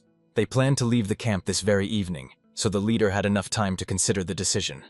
He thanked the strategist for his frankness and promised to consult with all clans. During the evening gathering, the head of the alliance openly presented the essence of the negotiations with Sanshan. His proposal caused heated debates. One of the elders noted, "In times of crisis, no alliance should be neglected. If the agreement with Sanshan reduces future losses, it is worth accepting, even if it slightly tarnishes the reputation." And since all present entrusted their lives to the demonic forest, no one opposed the will of the leader. The meeting ended with unanimous consent. Soon Chin Murim learned that the alliance had accepted Sanshan's proposal. He even thought that the former stubbornness of the Sichuan Union had finally disappeared. However, a memory still flickered in his mind. It was because of that stubbornness that he once left the Union. Now he ordered to select 100 fighters from the mountain fortress, the same number from the Bugok settlement, and 50 from Bamboo City to strengthen the new positions. The strategist unquestioningly carried out the order, but unrest flickered in his eyes. One thing troubled him. Chin Murim was too often near the daughter of the Tang clan. He suspected that the master had his own plans for her. Perhaps he wanted to use her influence, or even the name Hwarion as a shield in the coming war. Otherwise, why keep the girl close if for most she was just a burden? The advisor believed that such things could not be ignored. He demanded that Chin explain his intentions before the spark of sympathy grew into a real fire. But the reason turned out to be simple. She had saved him more than once, helped in the operation and in exposing the spies of the blood cult. Without her intuition, they would never have managed to stop the enemy in time. Therefore, it was funny to hear the strategist call her a burden.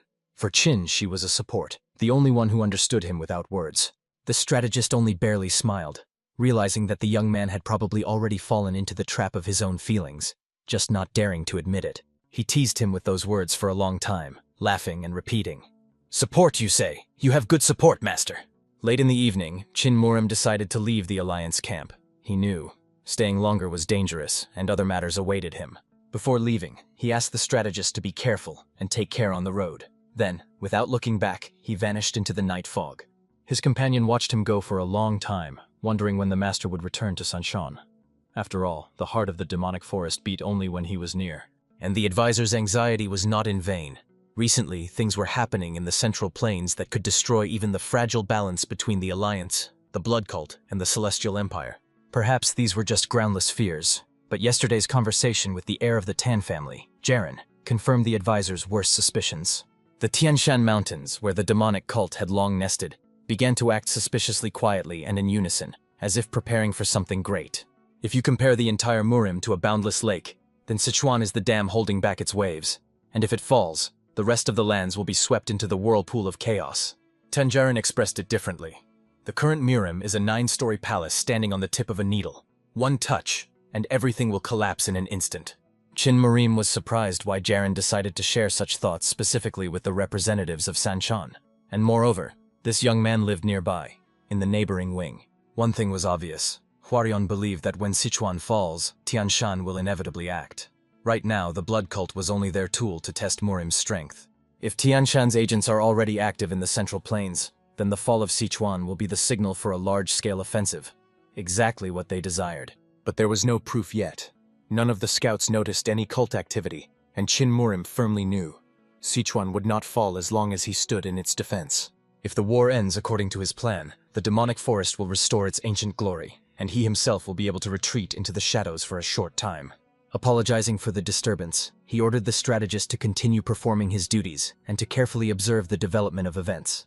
Meanwhile, the news about the Alliance of All-Encompassing Unity ceremony spread throughout the Celestial Empire, causing a real commotion among sects and wandering orders. Even the warriors of Sanshan and Hwarion sent their greetings. Those who arrived at the ceremony without special expectations now spoke of it as the beginning of a new era. The details of the agreement between the clans remained a secret, but the very presence of so many masters in one place became an event recorded in the chronicles. And among all the names, one shone the loudest. The Shining Dragon, Chin Murim, the hero who destroyed the Duke of the Blood Cult. People spoke of his extraordinary aura, his calm gaze, and a beauty worthy of legends. No one doubted anymore that the youth's fame had crossed the borders of Sichuan. His power and valor once again proved that the heir of the demonic forest was a true warrior. worthy to stand among the great. Many sought to take advantage of the moment to establish relations with the new alliance, which, unlike the old union, had now opened its gates to the outside world. Meanwhile, in a small tavern, a tall man approached the counter, hiding his face under a wide hood. He ordered wine and hot noodles, after which the owner went to the kitchen, paying no attention to the strange guest.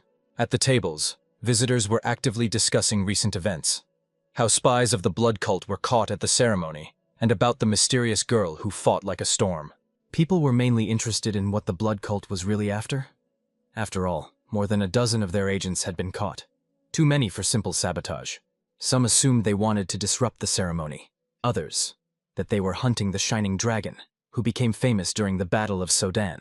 Meanwhile, the waiter brought the order to the table, but, not waiting for payment, returned to work, leaving the dish unattended.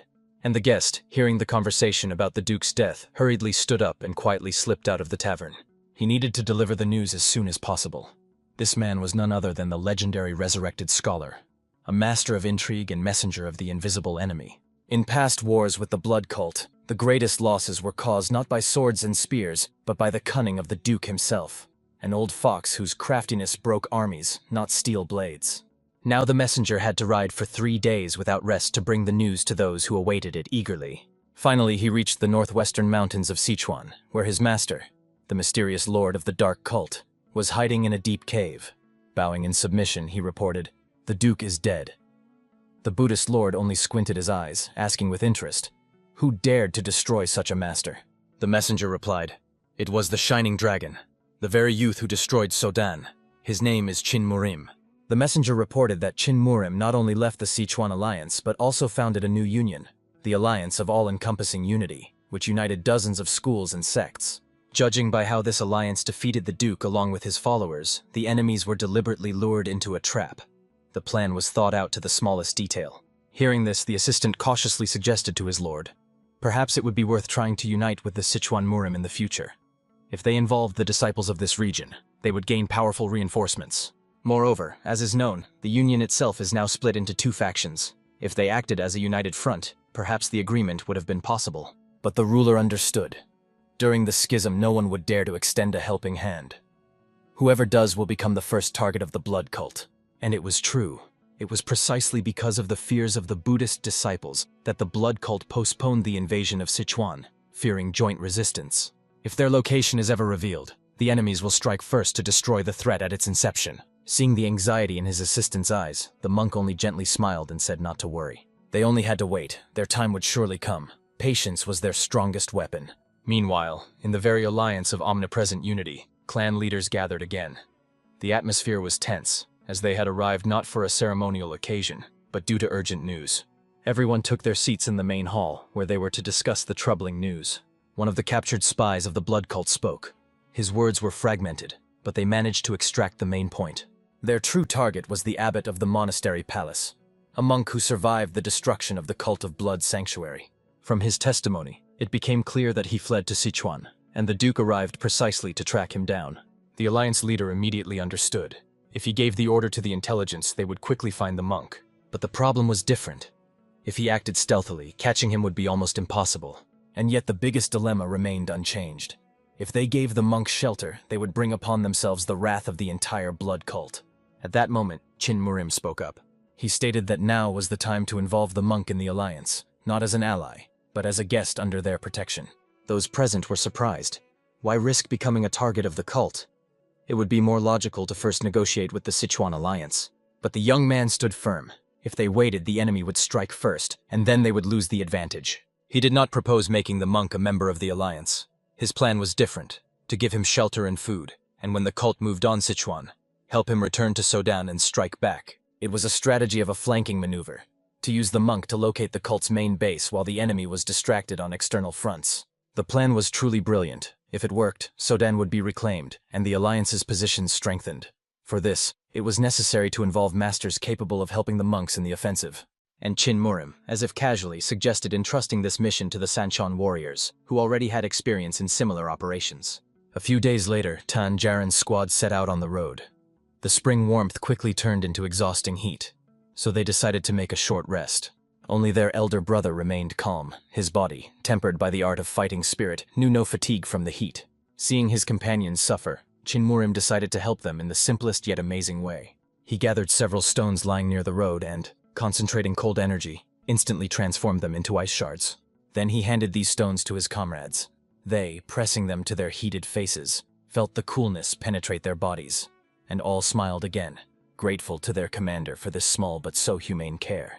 Although Chinmurim's companions had seen his abilities before, each time they could not get used to their greatness. The youth's power impressed even the most hardened masters. Thus, the squad of Tang Jaren, instead of participating in the ceremony, set out with him on a new mission.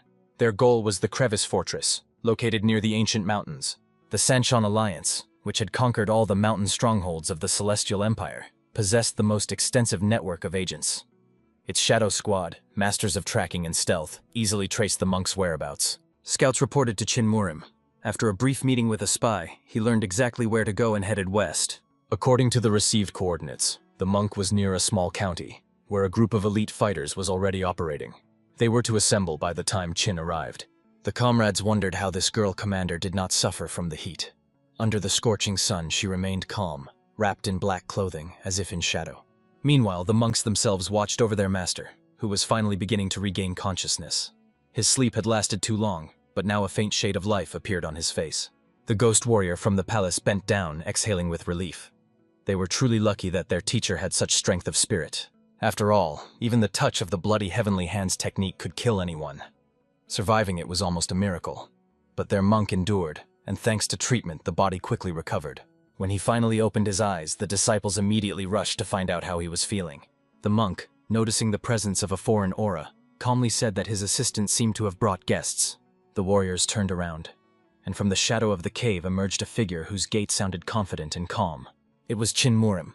Seeing that everyone was sitting in darkness, he ironically advised at least to light a fire, so as not to look like conspirators. Then he quickly explained that he did not come to fight. His goal was entirely different. Before him sat a young monk, only a few years older, but with a gaze that felt the depth of centuries. His aura was heavy, like mountains after rain. The monk's companions immediately asked for permission to drive out the uninvited guest, but their master stopped them with a single gesture. This affected them. After all, they were the 5 great warriors of Sodan, people who had no equals except for the bloody devil himself. Chin only grimaced. He came in peace, lit a fire for them, and they did not even bother to look at him more closely. Could there really be anyone in all of Sichuan as handsome as me? He thought jokingly. And indeed, the monk saw something unusual in this young man. Light amid shadow, pride amid youth. Thus he recognized the one he had already heard of, the Shining Dragon. Chinmurim asked the warriors to calm down. He came to speak only with the master. The monk agreed to listen to him. But as soon as the young man sat opposite, the monk's gaze changed. His eyes lit up with gold. He used the technique of golden sight to see the true essence of the guest. Chin immediately recognized it. The same technique allowed him to see the heart and intentions of the opponent. The monk quickly understood. Before him stood the heir of the demonic forest, and this troubled him. The strength of this boy seemed too dangerous, especially for someone so young. Even among the masters, he did not feel such a threat. For the first time in many years, the golden star showed him an aura resembling living flame. And Chin just smiled. If the technique is real, the monk should know that it is better to flee from the bloody devil while there is still a chance. He himself was curious. Who was more dangerous, he or the demon everyone whispered about? The monk laughed upon hearing this cheeky remark and asked what purpose the boy had in appearing here. Chin calmly replied. He came to help free Soden and offered the monks his support. And most surprisingly, he demanded nothing in return. While the shocked students whispered among themselves, Chin frowned. It was precisely because of their failure that he now had to clear up this chaos. So, it was time to act together, not hide in the dark. Chinmurim came not for empty talk. He knew the blood cult was already preparing an attack, and time was running out. The monk listened to him attentively and promised, when the right moment comes, they will definitely repay the Shining Dragon for his help. After these words, the young man stood up, said goodbye, and said that tomorrow morning he would send people and equipment so that they could rest and prepare for the campaign. The monk looked at him calmly, while his disciples exchanged confused glances. Could it really be worth relying on this audacious boy? They reminded the mentor that the alliance of all-encompassing unity was just a collection of small Sichuan schools that could not even cope with the weakest fanatics of the blood cult. Yes, this young man was extraordinarily strong, but the state of their native Sodanu was too dire for even him to change everything with a single wave of his hand. The disciples were worried that a hasty alliance could reveal their location and bring trouble even before they grew stronger. But the monk was confident in his decision. If help came from this boy, then even the most terrible darkness could be dispelled. Meanwhile, in the very heart of the blood cult, a stunning message spread. A dispatch had arrived from Sichuan. It said that the Duke had died. This news stunned everyone. Even the cult leader did not expect this. At first, he assumed that the legendary thousand-handed master was behind it, but later it became known that the culprit was the Shining Dragon, Chin Murim. The leader immediately summoned his assistant to find out at what stage the preparations for the offensive were. According to the subordinate, the preparation was almost complete. Only a little time remained to gather the necessary resources. However, the leader did not want to wait. He demanded to launch immediately, even if the thousand-handed master, whose power could change the course of the war, had not been found.